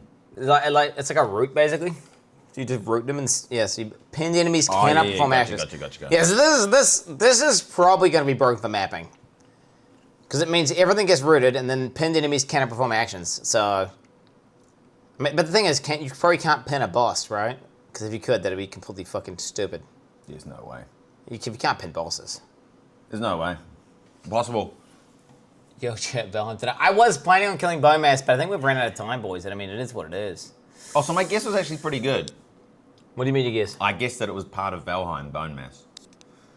Yeah, it's a boss. It's a boss in Valheim. Well, that's freaking exciting, bro. But this is also very exciting. I mean, I'm just looking at the new nodes, man. But it's obviously not. I mean, if you don't understand it, it's going to be just. I understand it now. With you explaining it, bro, God. everything becomes instantly clear. Like I feel like I misunderstood the game until watching you for this 10 minutes. Okay. All right. Persistent buffs have 50% less reservation. That's pretty good. 50% less reservation cost. Allies in your presence gain added attack damage equal to 25% of your main weapons. Fuck that. You can have multiple banners, bitch. Yeah, I'm not a huge fan of that. I think the only thing I like about this is the fact that you can get pin stun. Like, depending on how broken that is. If everything in the game just can't fight back, well then, I mean, that's going to be really, really stupid. And then maybe this is okay. All around, this is I'm least excited for this Ascendancy out of all of them. What's the name of it? The Ascendancy? Does it have a cool name, at least? The artillery guy or something? Don't know. What's he called, chat? Tactician. Are you going to lose subs if you don't beat the boss today? Nah. Well, that obviously I couldn't predict. Unless it's some unforeseen thing. Where... So wait, if you make a promise... Okay, no. And like something comes up, I was gonna die. You don't have to do it, right? No, I was going to do bone mass or die, right? That's it. Either bone mass dies tomorrow, or I give 200 subs. You know what? I'm actually gonna buff it. You watch out, I'm gonna buff it. So wait, if you say something, you don't actually have to do it. 250 subs. If I die, yeah. If I die, that's the whole thing. If I die. Bone mass tomorrow. Or no, you said bone mass tomorrow, or like as in. So wait, you can just move the goalpost. Wait. Let me just smooth this. Let me just check this out. Let me just fucking get the speed up. 250 subs. Yeah, it's hard to listen. You do talk a bit slow. Bone mass tomorrow or 250 get subs. That obviously means like I die, right? I'm assuming that I die, right? Like, the only way I do not kill bone mass tomorrow is so it's gonna be bone mass, and then you know where we're going, boys. Get your wolf emojis ready, okay? Get your wolf emojis ready because it's gonna be going the fuck down. Sure, brothers, have a good one. I'll see you tomorrow. Oh, and it was like even a clip. So it's like next level, like. It was like, or I die. It was the whole thing. But then there was a part of Exile thing that I didn't know about. And I had to watch it, and it took fucking 4 hours. Do you have multiple of those shirts? Or do you just always wear that one? No, I do have multiple. Ah. I just grab, and whatever shirt that I've worn recently gets put in the washing basket rotation. So I'm more likely to wear a shirt that I've just worn recently, because I will put because you get it from the top of the washing basket rotation. Yeah, blanket it out and take it out. And so you washed it yesterday, yeah, gotcha. Okay, do you know what? I'm going to kill my mess then. Let's do it, bro. Well, I can't just log in and kill it. I have to get turnips. I have to get turnips. Yo, I gotta get turnips, bro. Obviously. What the fuck, man? I gotta get turnips, bro. What the hell? Isn't this because you need a get your bog jabs ready moment, right? Hey, Quinny boy, contacted the Guinness Book of Records on your behalf. Congratulations on winning the longest time spent in the meadows. You are also a candidate for the longest time spent in the POE tax. Don't let me down, fatty. LMAO. Get your bog jams ready. Get your bog jams ready. Here comes some freaking turnips. Get your turnips ready. Get your bog jams ready. What's the soda clip? Oh, wait, I gotta watch a clip as well. A Dota clip? No, there's a clip or something. I don't know. Oh. Quin leopard skin. It is so ugly. Alright.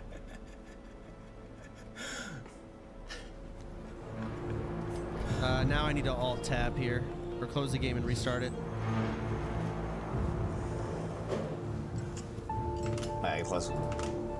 Wait, you've got Get a your leper pop skin in the champs game. ready. Yeah. God Is damn a time, that boy. implying that your skin looks leprous? What do you think? That's not the skin's fault. Just blame Quin's parents. What? That's fucked. I'll let them know that they ruined the Quin skin. That's fucked up. By having born him so ugly. That's fucked up, bro. What the fuck? You just said I was like my parents' fault for me being born so ugly. Can you believe that? Your parents' fault for you being. Well, it was after you were born they dropped you, right? No, the thing I was born that way. Like my genetics are bad or something. I don't know. Dude. It's fucked up, bro. What did they do? They like. What was the? I'm just ugly as fuck. He basically just said I'm ugly as fuck because of my genetics. But that's old you. That's Burger Quin. He ain't seen freaking steak man. Minus 13 kgs, powerful car. My car's a massive. Dude, and why are you feeding me? You come in and he's fucking feeding me disgusting, like mid bacon and egg pies that like just are gonna kill my gains, bro. Oh, they're yeah, bad macros. dude. The amount of calories I ate that was not protein there it's terrible. Shall I sit down and get us a steak? You need a steak to. I've already got a bunch of steaks, bro. I already got a bunch of steaks, and that's all good. It's all good, dude. I got a cooling steak and cheese pie here. Oh my god. Smash that thing back, bro. Smash it back. Smash it back. Okay. Wait, I'm getting gaslit into doing this bone mass whenever, like, obviously the fucking thing. I don't know if the vibe's right for this. You're getting gaslit by past Quin. But that Like, past Quin is they're- literally 24 hours There's old. some BS, bro. There's some BS though, bro. Because obviously, it's like this or that, unless there's some massive unforeseen thing. Wait, what? Oh, it's music from the fucking. Am I? I'm not even rested. Look at those boots, brother. They're insane. Nah, mate, I'm so not locked in. I'm the opposite of Yeah, locked not in. locked in at all. I'm gonna die. Yeah. It's just stupid, and it's gonna end my whole run. The most lame death ever. How deep is the run? How many hours? Like, I'm on day 52 or something. Oh, damn. My fucking boy! Nah, this is like, dude, this is fucked. I'm gonna die trying to force bone mass because some fucking POE event just randomly came up. I'm not giving 250 subs. I can't afford that. Yeah, it's 200, he said, guys. It's not 250, it's 200. No, I updated it to 250 if I died. It was like, my plan was to kill bone mass or die. Like, either I was gonna fight bone mass and die or die, right? Mm-hmm. But then the POE thing came up. What if you do some breathing and like some... Wait, do a pull-up. Do a pull-up, maybe? No. It's before I do the boss fight. Oh. No, this is fucked. This is fucked. I mean, I could just instantly go and fight bone mass. That's also an option. I just fight them. No, you need turnip, bro. They love the turnip content. Things I do need turnips. You need turnips, bro. bro. If I get turnips, I get sausages. If I get sausages, I get like an extra 50% more life, which means I can... Get a freaking turnip then, bro. You know. Amen to the turnip.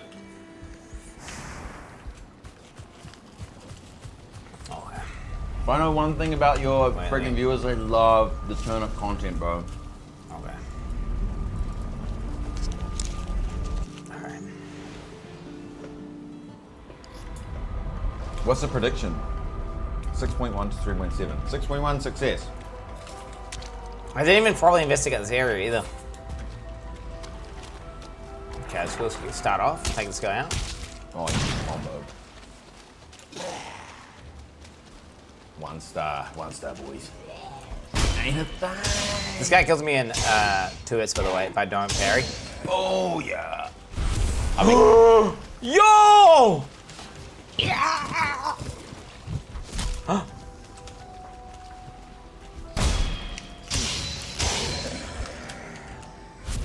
Oh, dude, look at that. I got perp. I got a fucking perp, a big perp. What is this? Is that your only perp? On your chest is a perp. Oh, shit. Oh, shit. How much damage is it? 70 slash damage. Parry bonus 2.1. Attack speed 5%. Parry 7%. Does Epic scale up the stats at all? Do you guys know? Or does it just give you more mods? Is it just a 3 mod item? Or does it actually have better stats? I don't think it's worth using, honestly. Okay. I need to find a turnip. All I know is your chat has the most polarizing views on that weapon. No one thinks it's mediocre, like no one thinks it's average. Everyone either thinks it's extremely good or horrendously I have bad. no idea. It's like it's not that good. But they're cooked.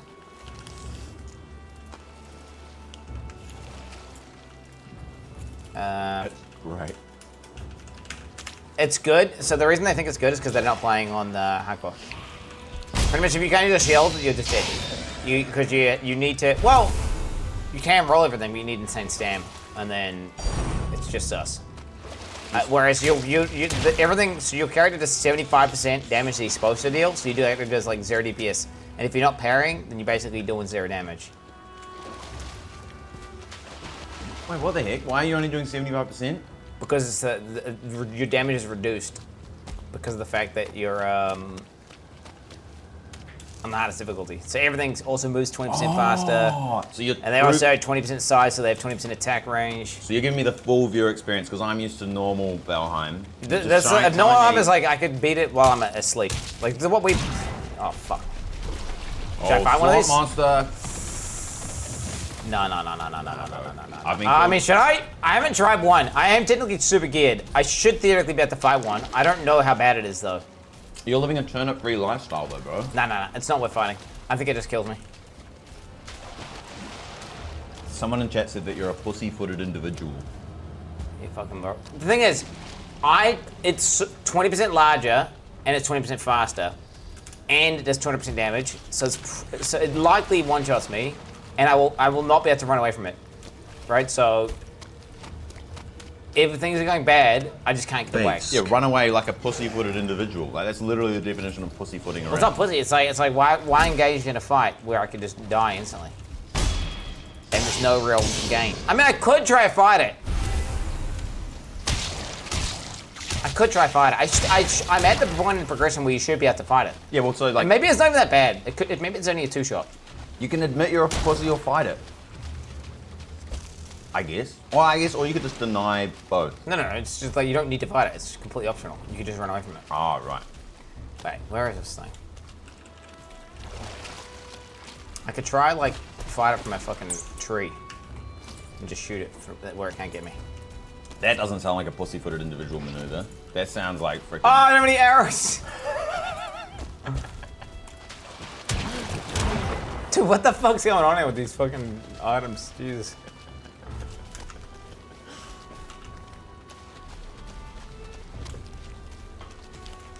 I missed turnips? Wait, where?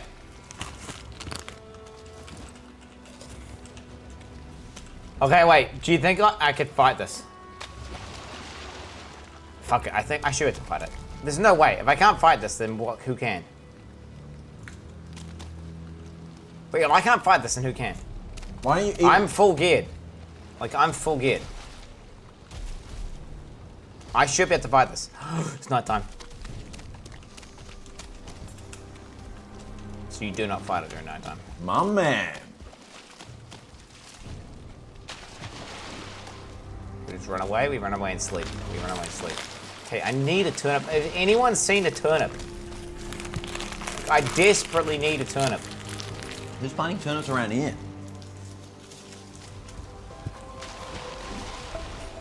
And this is crazy fucking place, which I haven't even... Maybe there is something worth getting at. Candlework. Steep these in something flammable for lasting, cozy light source. Ah. The game's got cozy in it. Love potion. Yep. The hell is trying to clean me away, bro? What the fuck's this? Saltwater scent of this plant makes you think of the wet ocean. Okay. Elastic and strong, this tendon must have come from a quick and agile animal. Hit the broom. It's a squirrel hamstring, bro. Watch out for that broom, bro. It's coming up behind you. It's a friendly broom. It's coming up behind you. Powdered dragon egg shells. Ivy seeds can take over buildings. Bro, why is the broom trying to clean you? Bro, he's not trying to clean, he's just cleaning the house. He's been past you more times than any other part of the screen. Yeah, like I probably bought some dirt in on my shoes, bro. I'm in a swamp. It's literally doing you, though. It's not doing like where you've been. It's not touching me, bro. It literally goes right through you. Okay. I'm not trying to... You can't kill anything there. It's in the friendly zone. Did you learn wet equals clean from VALHEIM? Isn't wet equals cold? Oh, I heard... Oh, shit. Health? Carry weight 9? Nope. Glowing second charge. What's this? A spear. Wait, is spear a fucking item? I didn't even know it was an item. You've never used a spear? Yeah, oh, true. It's a bronze spear, actually. Yeah, wait. You're actually right. I don't think that's good. Here's a fucking bait. Okay, we're just gonna immediately go to sleep. Okay, wait. Am I just gonna fight one of those abominations? If I can pull, I'll tell you what. If I can pull the abomination away, if I can pull him away, is that the swamp thing? This big swamp creature. And pull it away from the swamp, it'll lose its powers. Well, no, I'm just gonna pull it to like the. You are an absolute coward. Do you know what? Actually, fuck this. I'm actually not gonna fight him. After that donation, welcome. No, fuck him. Actually, I'm not fighting his ass. Oh, that's a nice chest piece, bro. 5% armor. with 1 health regen. Ooh. Ooh. Bro, your base is potent, bro. Freaking base within a base is a sweet, sweet sight. You seen it, bro? Have you actually seen it? Are you gonna do that Look to at the cuck shit eventually? Look at this. Why don't you just keep building upon the cuck shit in real life? Similar to this. Rather than 250 subs, grow out your moustache like this legend. Thanks for the entertainment. If they can make it 2-story, but they can't because they need different foundations. No, but just build, as in do a wider, longer house and do exactly what you've done there. A deeper house as well. Suspend this house somehow on like ropes, whatever. Okay, I'm gonna fight that abomination. Where was it? I'm gonna fight it. There's no way it's gonna one-shot me, right? There's no way it's balanced to one-shot you. Then again, I'm playing this difficulty. It's not balanced. No, it's not. You're playing. It's not. Where are they? Zac, you have the opportunity to do the funniest shit right now. I don't think Zac can hear you, can he? I can hear it a little bit.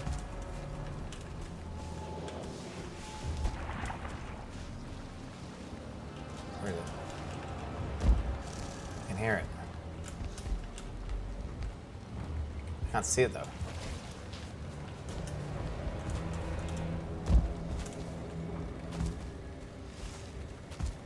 Why is turnip such a fucked thing? Okay, you putting that light. Oh, I'm throwing you off. I'm gonna kill you. I'll go. There it is, bro. There it is. Bro, look how big that thing. Okay, whatever. We're just gonna fight it and pull it up here.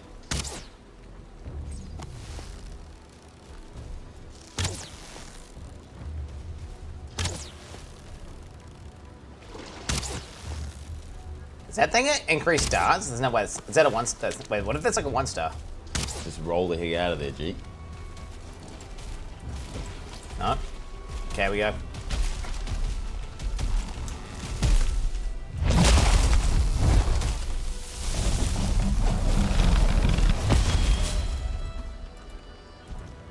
I'm not hitting him!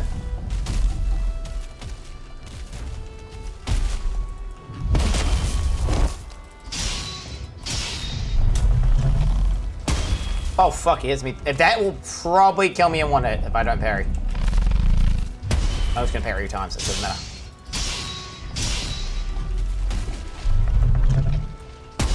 Oh my god.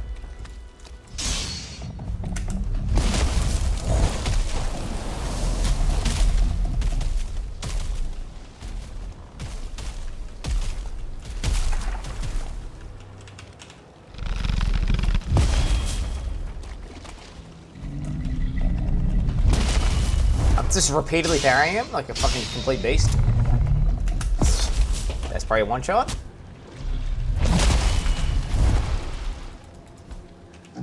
Oh fuck!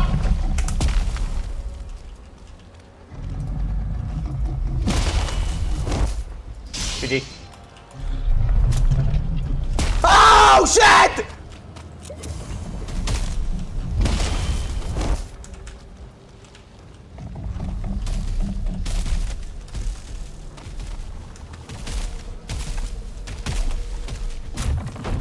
Okay. Good. Bro, what the fuck, man? That is not worth it. That is so risky. But then again, I gotta get the root. That was insane, bro. Bro, did you see how much he hit me for when he actually hit me? If I don't, basically, if I don't perfectly parry him or roll him, he's gonna kill me in either 1 or 2 hits. Dude, that was insane lock-in, bro. I'll learn from you one day. And yeah. I mean, yeah. Woo! We got 5 roots here. We got 5 roots. Is it normal to be sweating? You're getting moist? Yeah, I mean, this is moist. permadeath, bro. World delete, 250 get to subs. Everything's over. It's all over if I die. Okay. And I'm about to fight something. Bro! Shit! Well, that's poison! Oh my god, I didn't have my poison mod up. Okay. Poison potion. Your mod says permission to spam poison potion via TTS, by the way. Ignore it, go straight for the thing.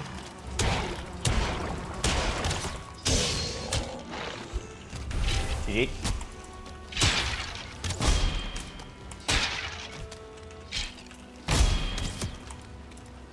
Alright, easy.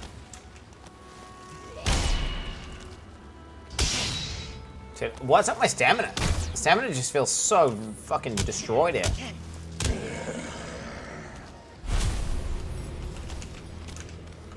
Oh, I got another, what's this? Iron axe. Wait, I'm fighting with a bronze axe.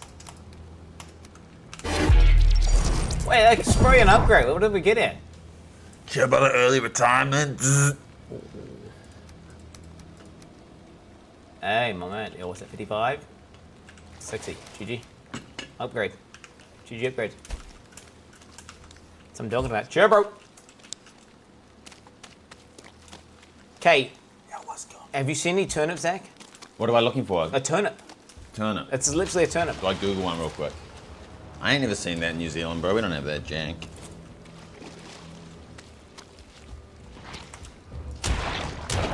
Turnip. Is it underground or above ground? It'll be underground, yeah. So I'm literally just looking for turnip leaves. Yeah, whatever a turnip leaf looks like. This is super rippy yet? Is that the top of the butt poking out, like those like low cut jeans?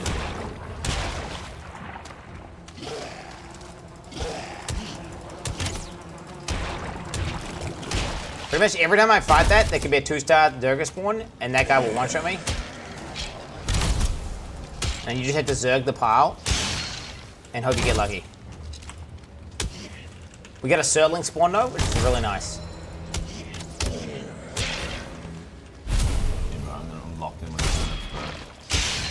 Stay gaming, bro. Stay gaming. Taking notes about like shoot. If you want to become a Valheim god, you got to do this. Turnip hunting.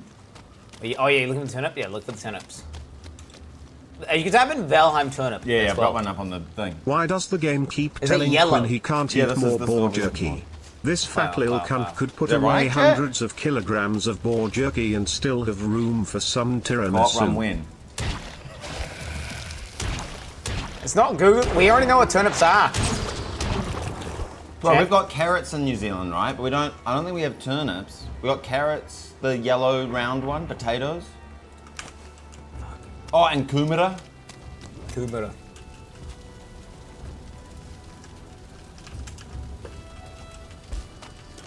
We need a freaking turnip ASAP.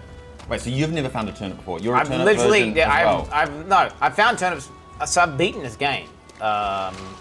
There's just a new biome. There's a new biome in the game. Oh yeah, behind you. There was a turnip. Yeah. Yo, actually a turnip! Yo!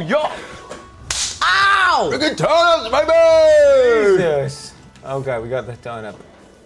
Back up on that. Oh, that's huge, bro. You don't understand. That's GG. That's GG. Oh, fuck. Elon eyes, baby.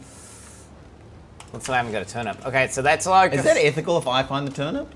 No, dude, it's teamwork. It's teamwork. I mean... Yeah, true. Like, what the heck? This is our duo. This is the duo everyone's been asking for, bro. Look, you can get... Dude, instead of freaking playing the game with you, I can just be sitting here looking for turnips. This is perfect. True. That'd be great.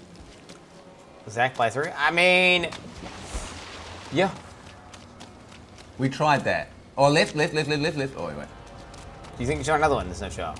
They're so rare. All ethics leave the stream once Zach shows up. SMH Quin, show him your true dog tamer gameplay. What? I risked my life fighting a guy who could kill me in 1 or 2 hits. Okay. Yo, I'm like your new mod. I'm like today's mod. Yeah, you're gonna know. I've already downloaded one mod today. But don't you have to remove? You have to remove a mod. If I'm gonna be your turnip hunter, you have to remove a mod. I'm adding like 1 mod a day. So, well, even some too. No, I'm not take off that mod where a floor can be a roof. That one's broken. No. That's unethical. No. Like you've literally got roof things in the game. I'm not doing that. I'm a 7%. Ooh. Okay, I gotta go salvage some shit. Pierce attack. Dude!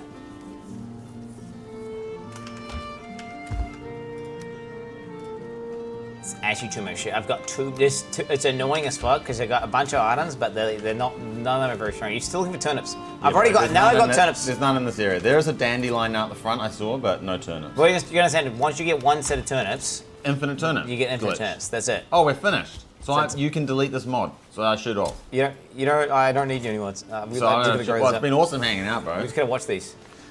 I'm boosting, bro. I'm done.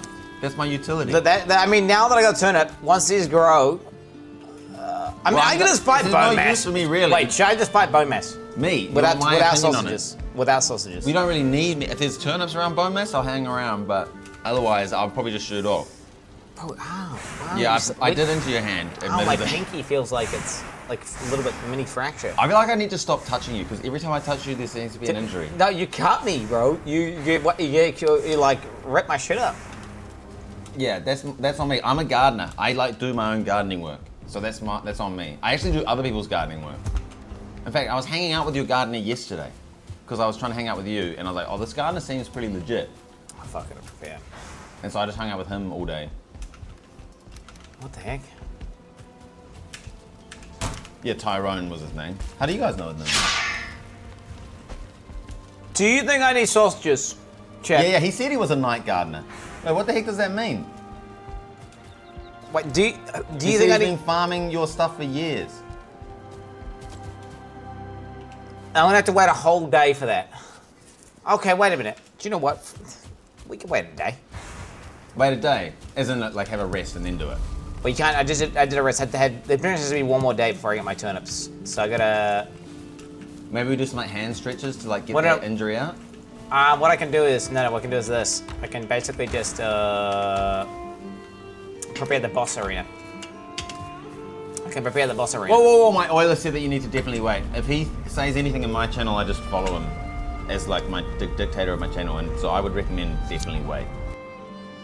Yeah, no, what we'll do is always trust Freddy86, We'll bro. prep it. If he's funding the stream, you just listen to him, bro. Trust.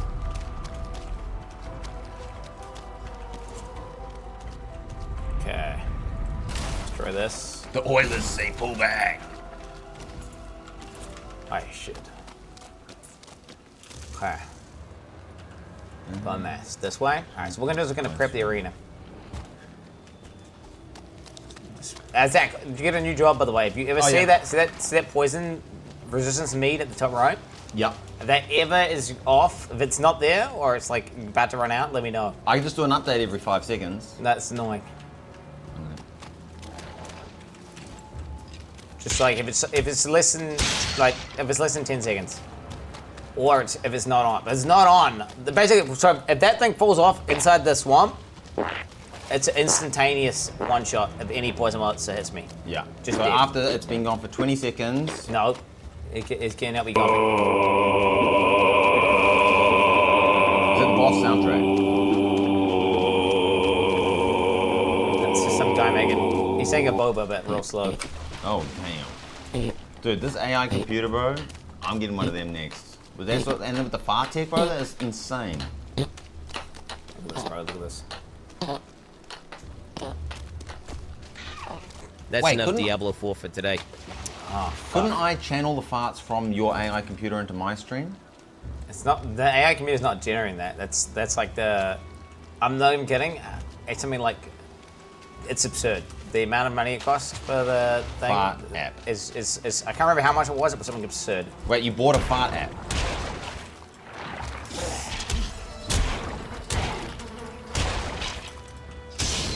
That shit is so scary every time. One day there's gonna be a 2-star elite come out. All right, that's clear. Very nice. Now this is the boss arena. Okay, so what we want to do here... Oh, actually, wait. This does need some work. This does need some work. This is an announcement from the Poison Lab. You are currently at 20 seconds remaining. Okay, yeah, good. That's good. That's good. I may have missed that, so... You have 10 seconds remaining on the poison, anti-poison thing. Poison has reduced to 0. Oh. Oh yeah, sorry, I was a bit premature. There we go. That's my bad. Is that one shot? That's one shot. So pretty much the way it works is if I take 8 damage, it's gonna hit me for 3/4 of my life. If I parry and take 8 damage, it's gonna hit me for 3/4 of my life. So if I parry something and I take 10 damage, so 0.7 damage means What's up with that leech, bro? You're nuts. The leech is fine. The leech is fine. Oh. Well, yeah. If you don't have poison res, then you just did. Are you checking the poison res? You are above 20 seconds on the poison. Cook their remains. Okay, Freddy, deal. It's officially done. Okay. So now what we're gonna do is this. You are wet. Wait, the data's getting mad? Bro, do you need to make a fire or something? No, what I'm doing is I'm gonna get at a, there's like an item called a, what the heck it's called a hoe. Oh, yeah. I got one of them. You got a hoe? Mm-hmm. And this hoe allows me to do some pretty special stuff. I don't know if my hoe's gone. Yeah, they muck around. I don't know where it's gone. Okay, we're just gonna create a new hoe. It's fine. We can't find the old hoe. Make a new hoe. Wait, can you just do that? Just grab a secondary hoe. Yeah, you just get a second hoe on the side, bro. Side hoe? No side hoe. Side hoe. Where's the main hoe? Where's the main hoe? After I'm done, I'm throwing it in the trash. You understand me? I'm just throwing it in the trash. Oh, and you keep number one hoe on, like... But when where's your main hoe? And watch this. Oh, you'll never be wet again. Ah, I need stone. Alright. Yeah, I'm just gonna Google a stone real quick. There's no fucking stone here. I can just find. Wait, unless there's stone in that thing I was just at. I don't know if that's count as stones. Let's find out. Do you reckon there's a stone, Zach? Or do you reckon there's a... Okay, you got stone. Nice. I'm seeing the Valheim stone. Does this count? No, it does not. No. It doesn't count. That's not a stone, brother. Okay, we got Surtling Core Farm right here as well. That's fine. I can just go back and just grab stone. Swamps have got to be filled with stone. I'm sure I saw one on the left of the portal there. Yeah, I need like fucking 200 stone. You need 200 stone? I need a bunch of stone. Can you even carry... What's a stone weigh? Oh, my guy's jacked. Oh, as in you got a mod for carrying extra stone. Called, I'm a pack horse. That's what he's called. You got a pack horse mod? It's called pack... Well, I've got pack horse. I live my pack horse up. Wait, what does that mean? Wait, so you can carry double what I can carry? I can carry 564. You said, how much stone did you say? 200 stone. Yeah. You're lacking 7 stone. It's You're lacking 7 stone. Yeah, it's not a full... It'll be fine. What am I calling if I'm not calling the facts? It's gonna be enough stone. Because I can make my hoe. Because I got my hoe mod that lets me make my hoe real big. Look. See that? You want a big hoe? I didn't even need stone.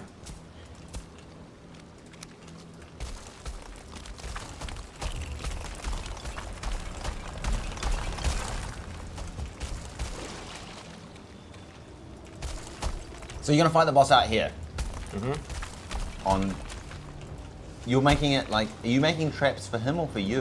It's not a trap, it's I'm making the arena to fight the boss, because I can't remember what you do on this boss, but I know that you don't want to be slow. And he's gonna be 20% bigger than normal, 20% faster than normal, and doing 200% more damage than normal, so... 200% more damage than normal. And yeah. So you're making yourself little mountains. But then I've got way more damage than you would normally have. And I got more DR than you normally have, so it's not actually. Bro, is that ray tracing on the head of the spear there? That's insane. Okay, watch this now. We just make it flat. Just pick a spot, make it flat.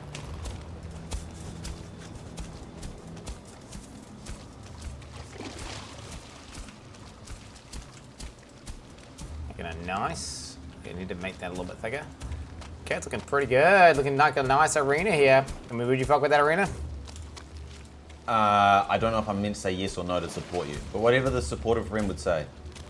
I'd have sex with that arena. That's a pretty nice arena, right?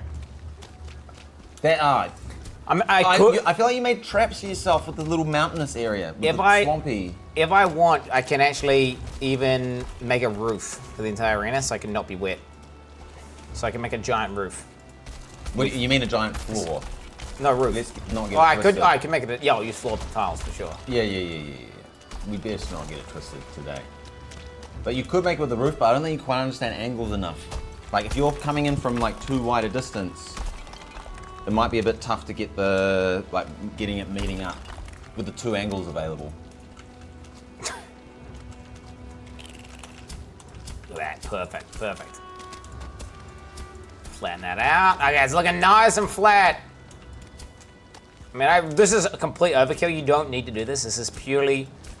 I mean, there could be the difference between living or dying, but this is what I would do in my other hardcore runs. Does proclaiming that something is unethical make it therefore ethical? Like, is that what we're doing here? Who's saying what's unethical? As in, like, you're saying, I don't need, like, as in, this is unethical gameplay. No, this is just hardcore tryharding. This is what you're. This is tryharding. Yeah, this yeah, is like, well, I'm doing it. I would still do it. But like to this extent, like I don't need to go over here. The chance of me actually finding this location is basically 0. Wait, so you may not even fight the boss here? No, I'm fighting the boss in this area, but I'm probably right. like the chance of me fighting in this exact zone. I'm probably there's no shot, right? I'm just gonna. I don't remember what he does. Oh fuck. Out of stone. Yeah, I don't need more stone. Fine. I'm gonna cut down some of the trees as well. What the hell? I made the leech come out of the water. That's insane, bro. Nerf the leech. Okay. Could put a fire in the middle. I don't think it does anything though. Yeah, de-wet yourself. But you're not gonna be. You're gonna be perma-wet. That's the thing. I can make a giant roof. Nah. I reckon you're gonna have to make the roof.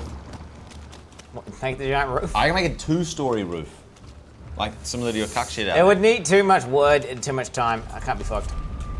Okay, wait. What does bone mass do? What does bone mass do? Wait. I'm just even right. Wait, bone mass. You fight the boss, and then what? Do I just run away from him with a bow the whole time? No, he summons ads, maybe? Don't you want to hit him with a club? You want to hit him with a club, 100%. He's weak to clubs. But I'm trying to remember what else he does. Oh, Google. You want me to unethically Google this? Oh, and give you small hints? I can just type Quin69 bone mass into YouTube. Because like watching myself is fine. Wait, you can't remember what you did? Quin69 bone mass. Bone mass refers to the amount of... I've farmed the boss like 20 times.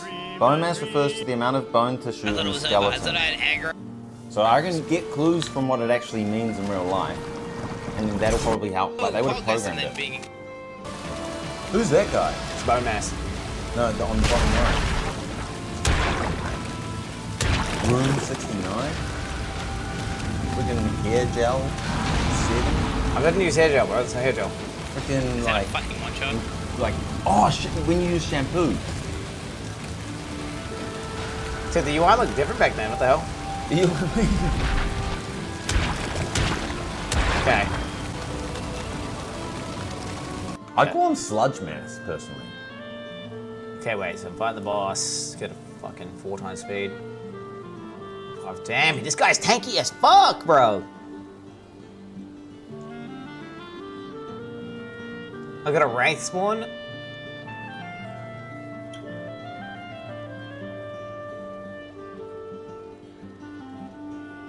Holy shit. Were you eating chicken back then? This should be a piece of piss. But where was I going?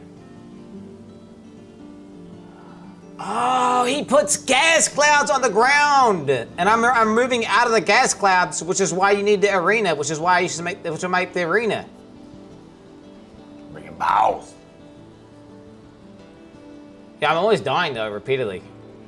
I'm always dying repeatedly. I'm spamming potion on cooldown. Wait, what the fuck? I'm spamming potion on cooldown. I'm gonna need the roof. What do you gain from not being wet? The roof is. I've never built a roof before. That roof, but then again, this is like the hardest bone mass I'm ever gonna fight. Yeah, what's the cost of building a roof? Like, well, I had to go around and cut down a bunch of trees. I had to fucking make a giant fucking roof. But what do you get from not being wet? Like, what's gained? You gain like 20 or 30% more stamina recovery. So then you can do like 20 or 30% more damage. Ah.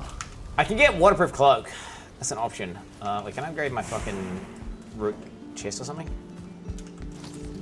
How you got a massive I'm base? more geared than I've ever been though. I'm so over geared. My guy's like turbo. Oh yeah, fuck yeah, bro. Fuck yeah, fuck yeah, fuck yeah. Look at that. Oh man, killing more of those abominations will give me even more upgrades to this thing. Well, you just rooted your clothes. Yeah, that's what I did. Yo! Alright, fuck it. I'm just gonna sleep. The turnips will be done. We loot the turnips. We cook the turnips. Oh wait, I should definitely replant 1 turnip. I'm gonna have sausages. We're gonna have recovery at the wazoo. Ah, dude, I don't know if I'm fucking rushing. I don't know. I feel like I'm rushing. I am definitely rushing. This is stupid. Turnips. Oh, spice rack, bro. Spice rack.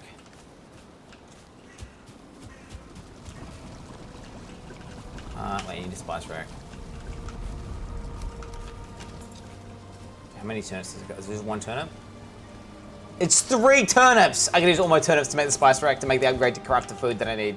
Wait, so we're gonna have to find a new... So I have to set a new set of turnips and then I have to sleep 2 more days. Oh my god. Wait, so when you said I'm up to 52nd day, that doesn't actually mean anything. It means that you've made turnips once in like, what, 4 days? Well, no. Okay. No. It takes a long ass time to... It takes a long ass time. Let's not get it twisted. Yeah, so but being on your 52nd day is not really like...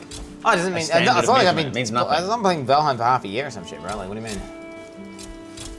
No, I'm impressed that you've lasted this long, and I'm stoked for you that you got this far. Like, you can only sleep after you've been in the day for like 20 minutes or something, or I don't know, 15 minutes. Right. I don't know how long it is. Okay, where's my turnips at? Carrot seeds, turnips. So I gotta plant these. No! I have to.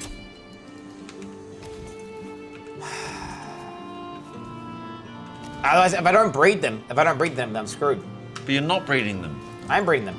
Ah. Yeah, no, you get more turnips than I put out. So I got 3 turnips from those turnip seeds. Oh, what a relief. And I planted 3 seeds, and each seed could have 3 turnips. So when I said get your pog champs ready for turnips, it's actually legit. Like, this is a big part of the stream. The turnip progression is massive. It's literally 50% more life. It's almost as big as getting a whole new set of gear. So people are genuinely quite excited about this moment. The turnips, boy, it's not the moment's not having for a long time. Okay, wait. When you harvest the turnips is when they're happy. Yeah, when we harvest it, well, when I get the spice rack and then I craft sausages. Get your pork chops ready for the turnip harvest. It's more like a sausage type, bro. Get your sausages ready for your turnip harvest.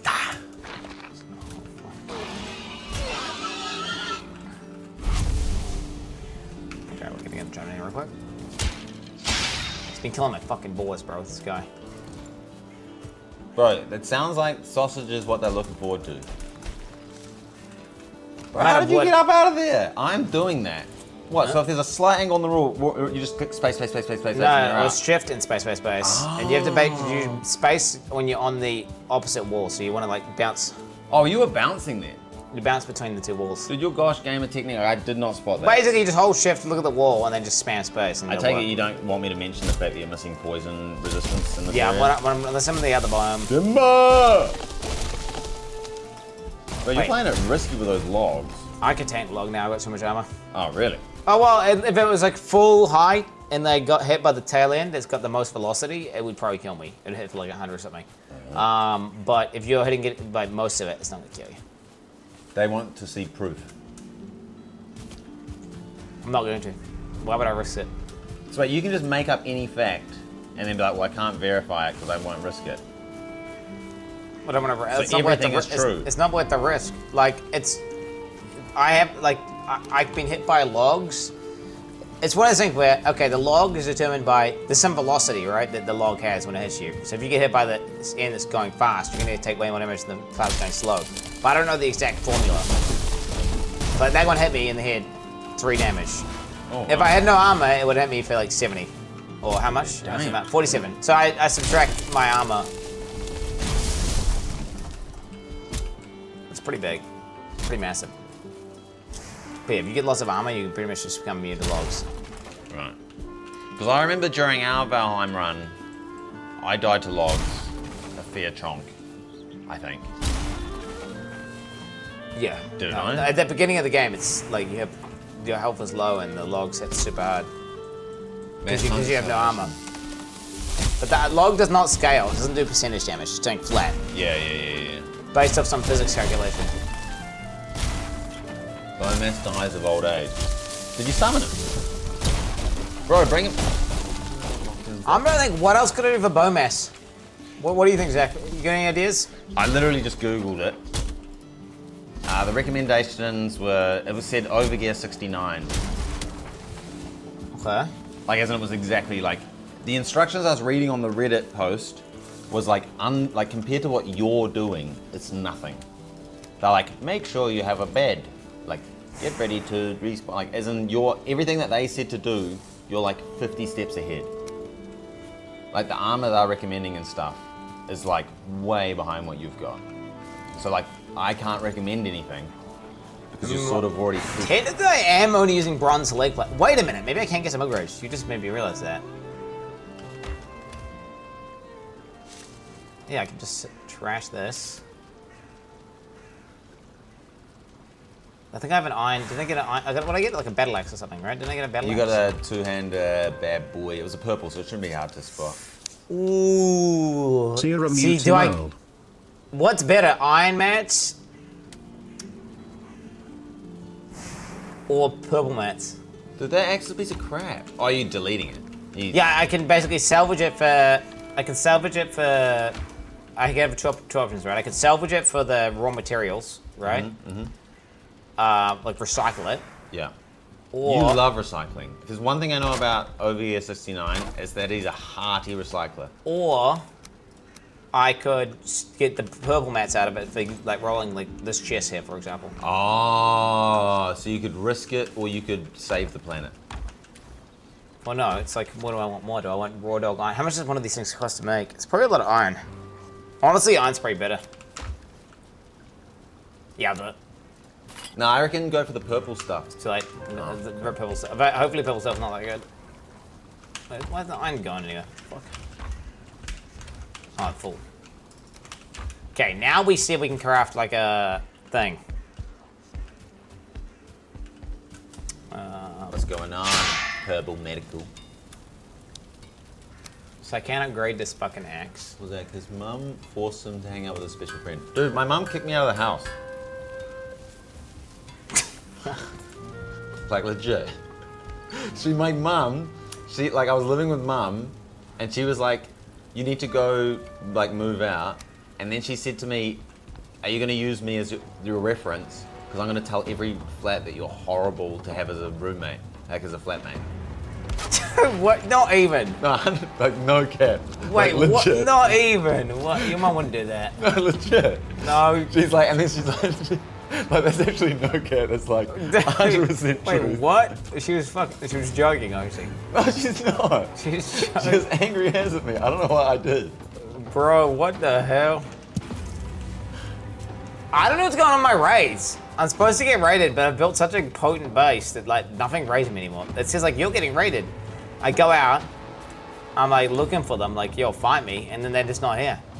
So you're not really playing the game as intended? What? No, I've just built such a powerful base that I don't know what it is. I built such a fucking insane base that they, like, things did raid me in the past, right? And it was badass. There's a stone. I already got like 500 stones. I gotta leave that one though, I guess. It's not a mod, bro. I don't know what's wrong with the raids. The raids just aren't working anymore. Yeah, that's Quin, nice. I'm getting kind of tired and have work in the morning. We switch it over to do you think you'll do bone mass in the next 30 minutes, or should I just go to bed? Well, I need the turnips, so you do the maths. You do the maths, man. Like, I need the turnips. I gotta sleep. The turnips take like what? 2 full days, I believe. Once the swamp disappears, I'm just stealthing to make. Why don't you do? Why don't you get a mod that like an enhanced raid mod, like give raiders jump mod. Hey, a couple raiders did come actually. Speak of the devil. Although they're nothing. Oh, they made it in. Oh no. Oh, we actually got some. Okay. But yeah, this is fucking better. Oh no! I'm gonna jump. I'll even go down here. Does she know it? What is this? Dragon's gonna hit? No. What the heck? That's how it works, bro. Don't play, man. That's how I'll miss it by actually aiming him. Is he gonna live because of the rain? There's something about a workbench, right? If you build a workbench, the raiders can't actually spawn in the workbench area. Well, I think they have like multiple workbenches. It could be that, but I mean, I need the workbenches. Well, Javen actually knows the game, and he told me that's the tech. Like, he's made it past meadows, he's made it past Black Forest. Ah! Yeah, but this is what the default game. What I'm playing, so default game is like baby. Like what we were playing, and you know what we were dying to, bro? Was like strong trees. Legit baby mode. Oh my god, I can't get up, bro. Yeah, he beat Meadows. Dude, he did Meadows and the one after Meadows. My brother's insane. This is absolutely legit. Cracked. You can't get it up. That's normal. I think that's normal at your age. Every now and then. Wait, who? Takes a few tries to get it up. Bro, get up. I want to, dude, I get erections so often, bro, that I want them to go away. I'm looking forward to it, like that late game ED. Is that meat diet? Is that the trick? It's high tea or something, bro. I've just high tea. Oh, you're back on the high tea. I've literally never. I don't know how anyone has ED. I'm also. I genuinely don't know how that's possible. By the way, when I was staying here, I'm kind of disappointed you didn't get me my own personal shower. What do you mean by that? Well, I was. My shower's clean, bro. It's clean. Yeah, no, that's why I didn't want to corrupt it. So then I yeah. don't have like. As it would have been nice to have my own personal shower. I was actually talking about that. Oh wait, well maybe unless I had a full combo about this shower thing. Because I had to walk through here full mast, and then I have to walk back, get changed full mast, game full mast. Jesus. I need relief, man. Fucking hell. Yeah, I don't know, man. Shit. I didn't think I was allowed to utilize. I'm not allowed to use your space for it, right? That's your. Yeah, I'm investing in another shower. It's gonna work, yeah, for sure. Look at the. Oh, bro, it was 69. It was looking kind of nice. Like nice. So we're not talking showers. If you don't want to talk about it, if you're uncomfortable, showers? That's okay. Wait, oh, dude, someone also. I was talking about 69. We're talking about 69s. 69? Yeah, what's that? It was just, which you're supposed to. Reddit says nice. Whenever there's something that's a 69. Why is that? Oh, it's 3 times 23. Yeah. What? Is that actually? Yeah, true. Damn. That's the prime factorization. It's not bad at all. Like, as in, it's 2, 4, 6, 3, and 9. Damn. Yeah, as in 69 is actually quite a nice little. I don't mind that number at all. Okay, what am I gonna do with these? Oh my god! Once these seeds grow, I had to plant the fucking turnips. I had to wait for the fucking turnips to grow again, Zach. Yeah, we knew we were gonna be sleeping. We knew there was. Nah, I have to wait for the fucking turnips. So that's a seed turnip, which then grows, and then I gotta plant the fucking turnip seeds. Yeah, and then you do this, and you go, get your bog trimps ready. I'm gonna fight the boss. I'm just gonna fight the boss. No, surely not. Dude, they're ready. You got the pork champs ready for the turnip reveal, like the sausage. No. I had to. These had to fully grow, and then I have to fucking plant them again. Okay, and we have to. Then they have to fully grow. You're not going into that boss fight unless you're holding your sausage. I'm just going in. I'm raw dogging it. Am I gonna delete my fucking pickaxe? Am I meant to be saying no, like don't go, get the sausage in your hand first. Like pre-sausage. Get a moist sausage in you. Get a wet sausage when you're fighting the boss. I mean, the sausage is massive. Yeah, I know the sausage is massive. Like but with this much build up, the sausage has to be massive. It'll be freaking, what do you call that? It'll be popping off. That much I know. What is the word? Oh shit. Look at that. Boom. Huge. What do you call that when something's pulsating? Okay, here we go, bro. Here we go. Big. Oh! It's trash. It's a nice color though. But then I can roll it. So then I go to augment, and I want to augment it to something different. Attack speed 2%. Parry window 55 ms. That's pretty good. Wait. Yeah, so it means I got 55 ms of extra parry, so that means I'm gonna parry more often. Damn. I got poison reduction on my shield as well. Oh, I didn't have poison reduction on plug. No, Wait. PS reduction. I got an option for you. How about a nice hearty mead for the poison reduction? I've got that, but no, fuck. Okay, so I could technically salvage my axe and then get iron from that axe and then upgrade my mace that I'm gonna fight the boss with. I should do that, right? How hard did that axe? How long did it take to get that axe? Oh, that's my best axe. So I That's your best weapon, right? I would downgrade. No, well, this is when I fight the boss with. When would the next boss be? Like 2 weeks from now. The boss tomorrow. It's just tomorrow. 1 boss a day, dude. 1 boss a day? Yeah. Wait, but you'll need the axe for the next boss, right? As in, you're not going to use that mace on a non-skelly. The mace is really good. You need the axe for cutting trees. So that's important. I mean, I'll definitely need more. I can just make a new axe. It probably won't be as good, but... Nah. It'll be better for the boss. All I need to do is beat the boss. I gotta admit, I normally don't disagree. I think don't do it, personally. Surely you just do the turnip tech. It's better than freaking deleting your favorite. I'm doing it, bro. It's gone, prep.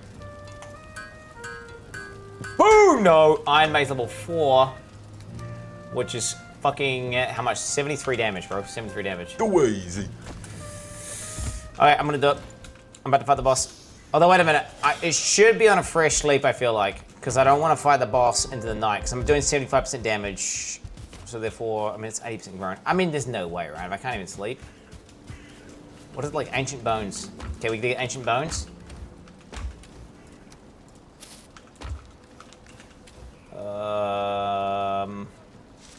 What's the percent chance that he dies here, chat?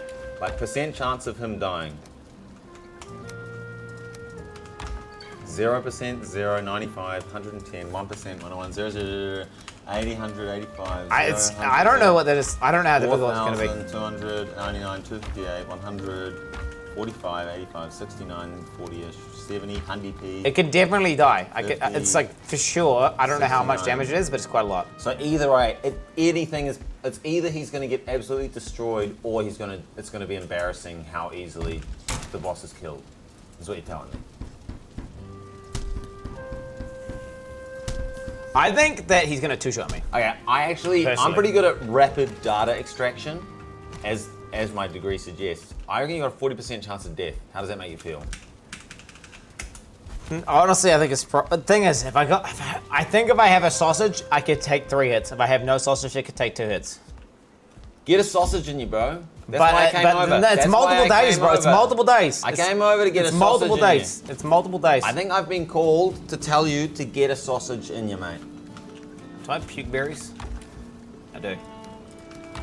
How do these work? I've never used this before. Everyone agrees. Get it in there, mate. So I have to convince you to eat a sausage. To get a sausage up, yeah. Doesn't matter, I'm just gonna go anyway. Can't be convinced. Sausage free, food free. Unless I could sleep. If I could sleep, it could fix everything. If I had a sausage to give you, I'd give you one. Do I sleep for a brand new day? Yeah. Nah, oh yeah, for sure. Is that what the fight's gonna go that long? Nope. Nope. 35 minutes of nothing for no improvement. I'm going in.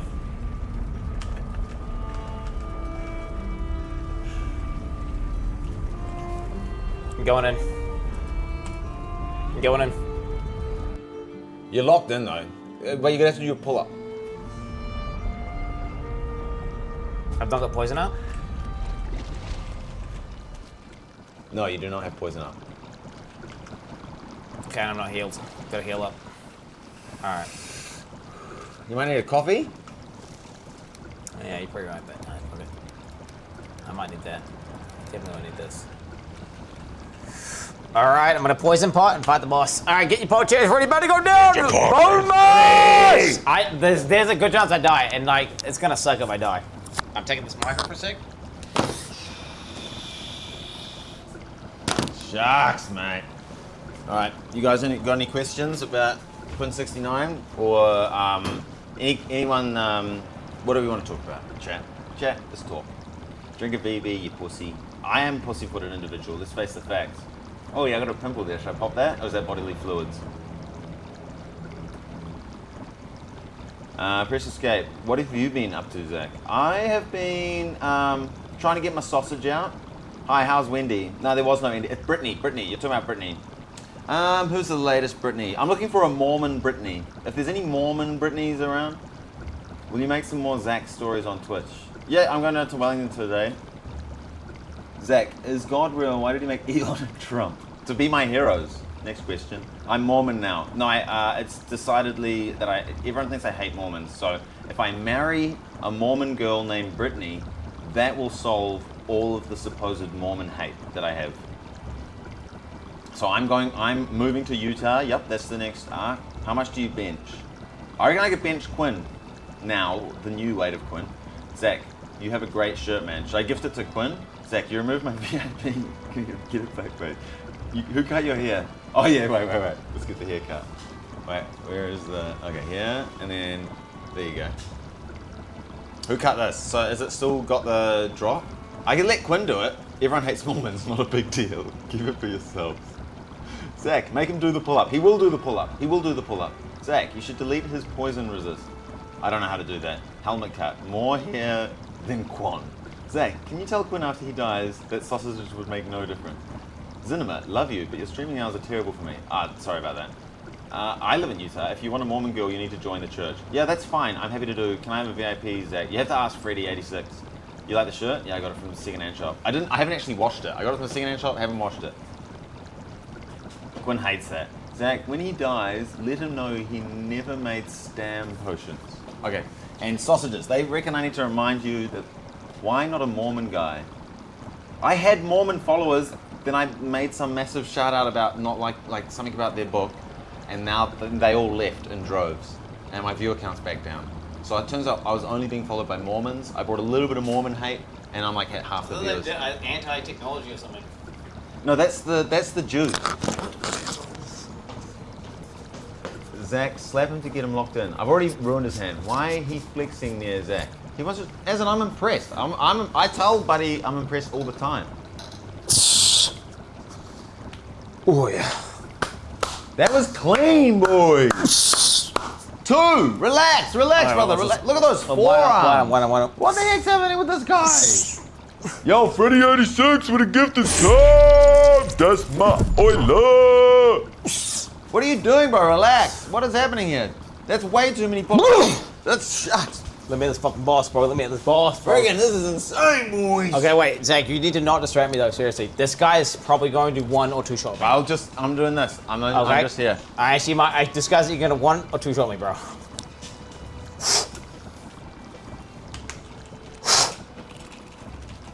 Let's make sure the area's clear. I'm gonna use poison pot right before we go. I don't remember the boss fight. I think it's just kite the boss around in circles. Poison and then clouds. don't get killed. Watch clouds. Do you have a place? All right, 3, 2, 1, go! I'm gonna start off passive, just to make sure I learn the mechanics. I want to just kind of limit test.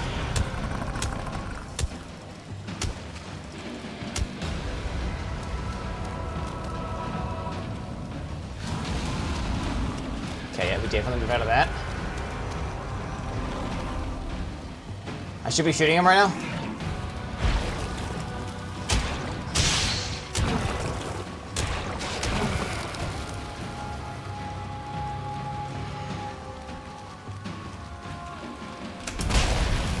Oh my god, throw a block. It's a one-shot if it hits me, bro. It's literally a one-shot if it hits me. Maybe I try to kill him with... If I don't block, I'm dead. That's doing no damage. I gotta draw. I gotta just play good. He's broke my portal!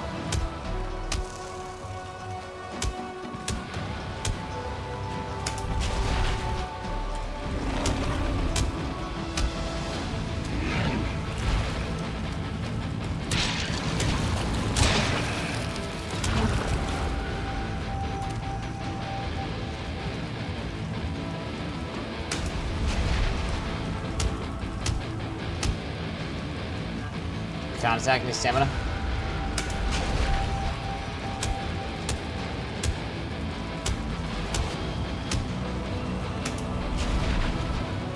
Just getting stamina, getting stamina, getting stamina.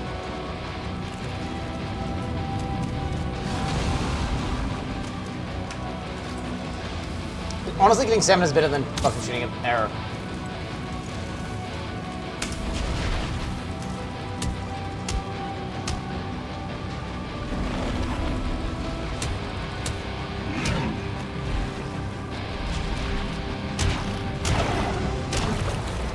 Just dropping a hilarious amount of loot.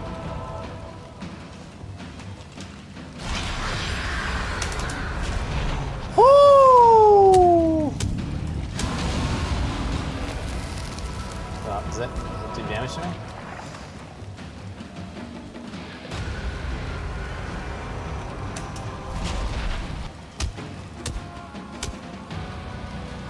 Wait for it. I'm not even trying to parry. It's too much of a risk.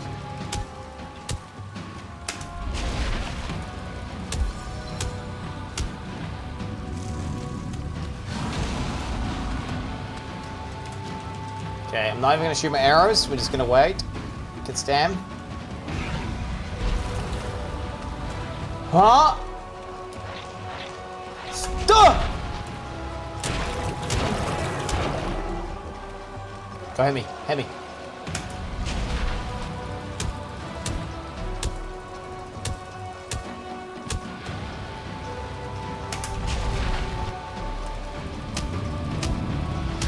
Get great harder, but does not.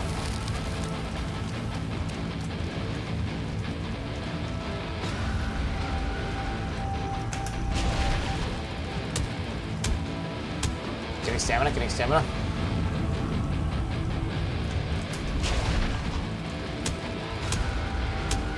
Full standing.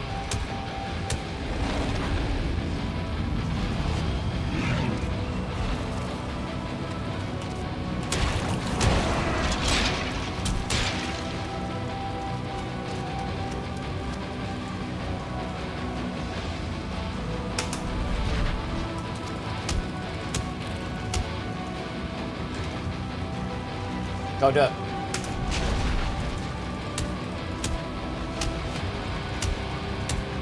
Okay, don't fuck up. Don't fuck up.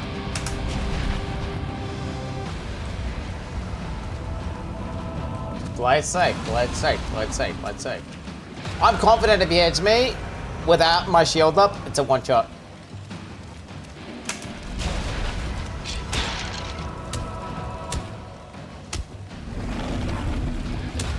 Fucking send it! GG.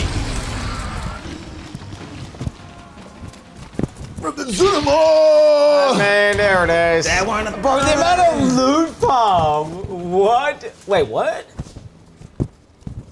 Freaking Nader, bro! What'd you get, bro?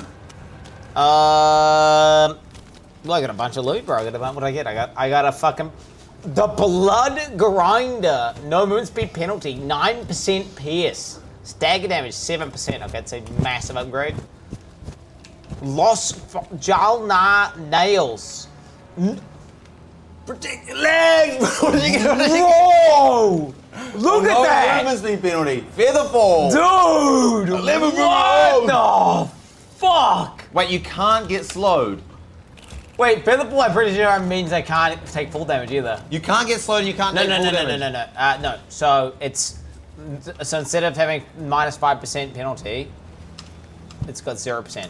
Wait, so you've got... So I basically am like more than 5% faster. You've got streamer mods enabled. Oh my god! And I can't take full damage.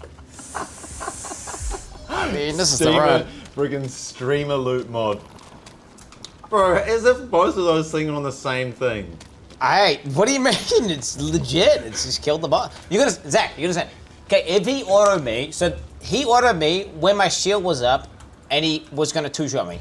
If I don't have my shield up when that hits, it's a one-shot. I believe that. So it's like... that.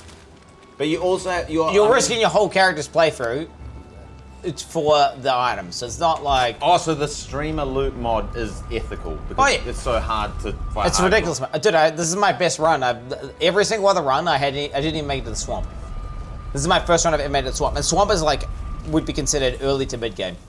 Oh, diggity damn! So you deserve those legs, is what you're telling me. Absolutely. I mean, but then again, they're insane. They're insane. We'll trash this. We'll get if you delete them, I'll get 5 subs. I'm not deleting. I've already just deleted my legs. Oh, yeah, okay. I'm not. I wouldn't do that. I wouldn't do that. Oh my god, look at this. Look at this.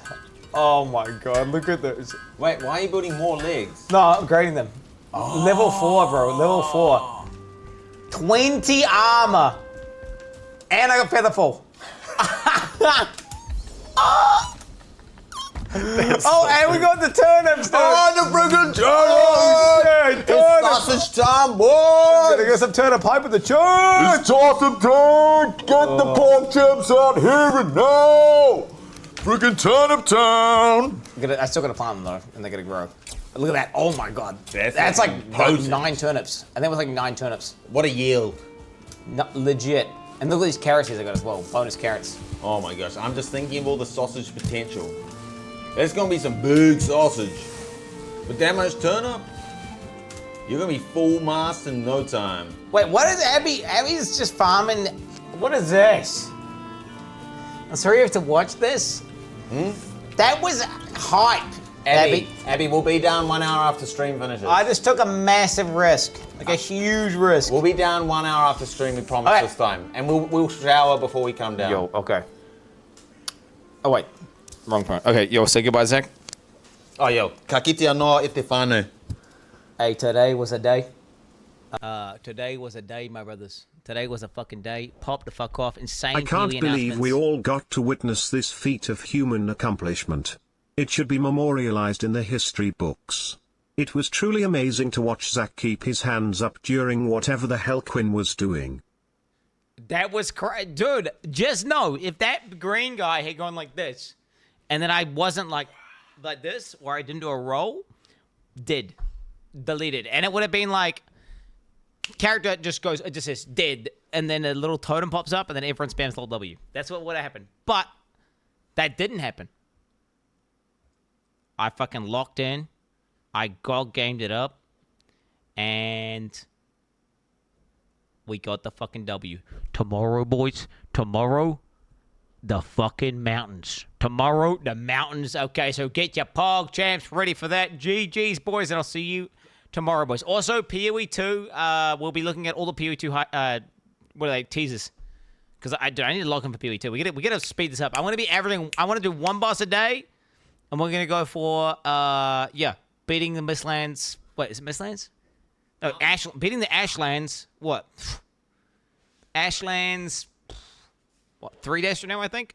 I pretty much have to average 1 boss a day because I need to prep for POE 2. Wolves tomorrow, boys. Wolves tomorrow. Ciao.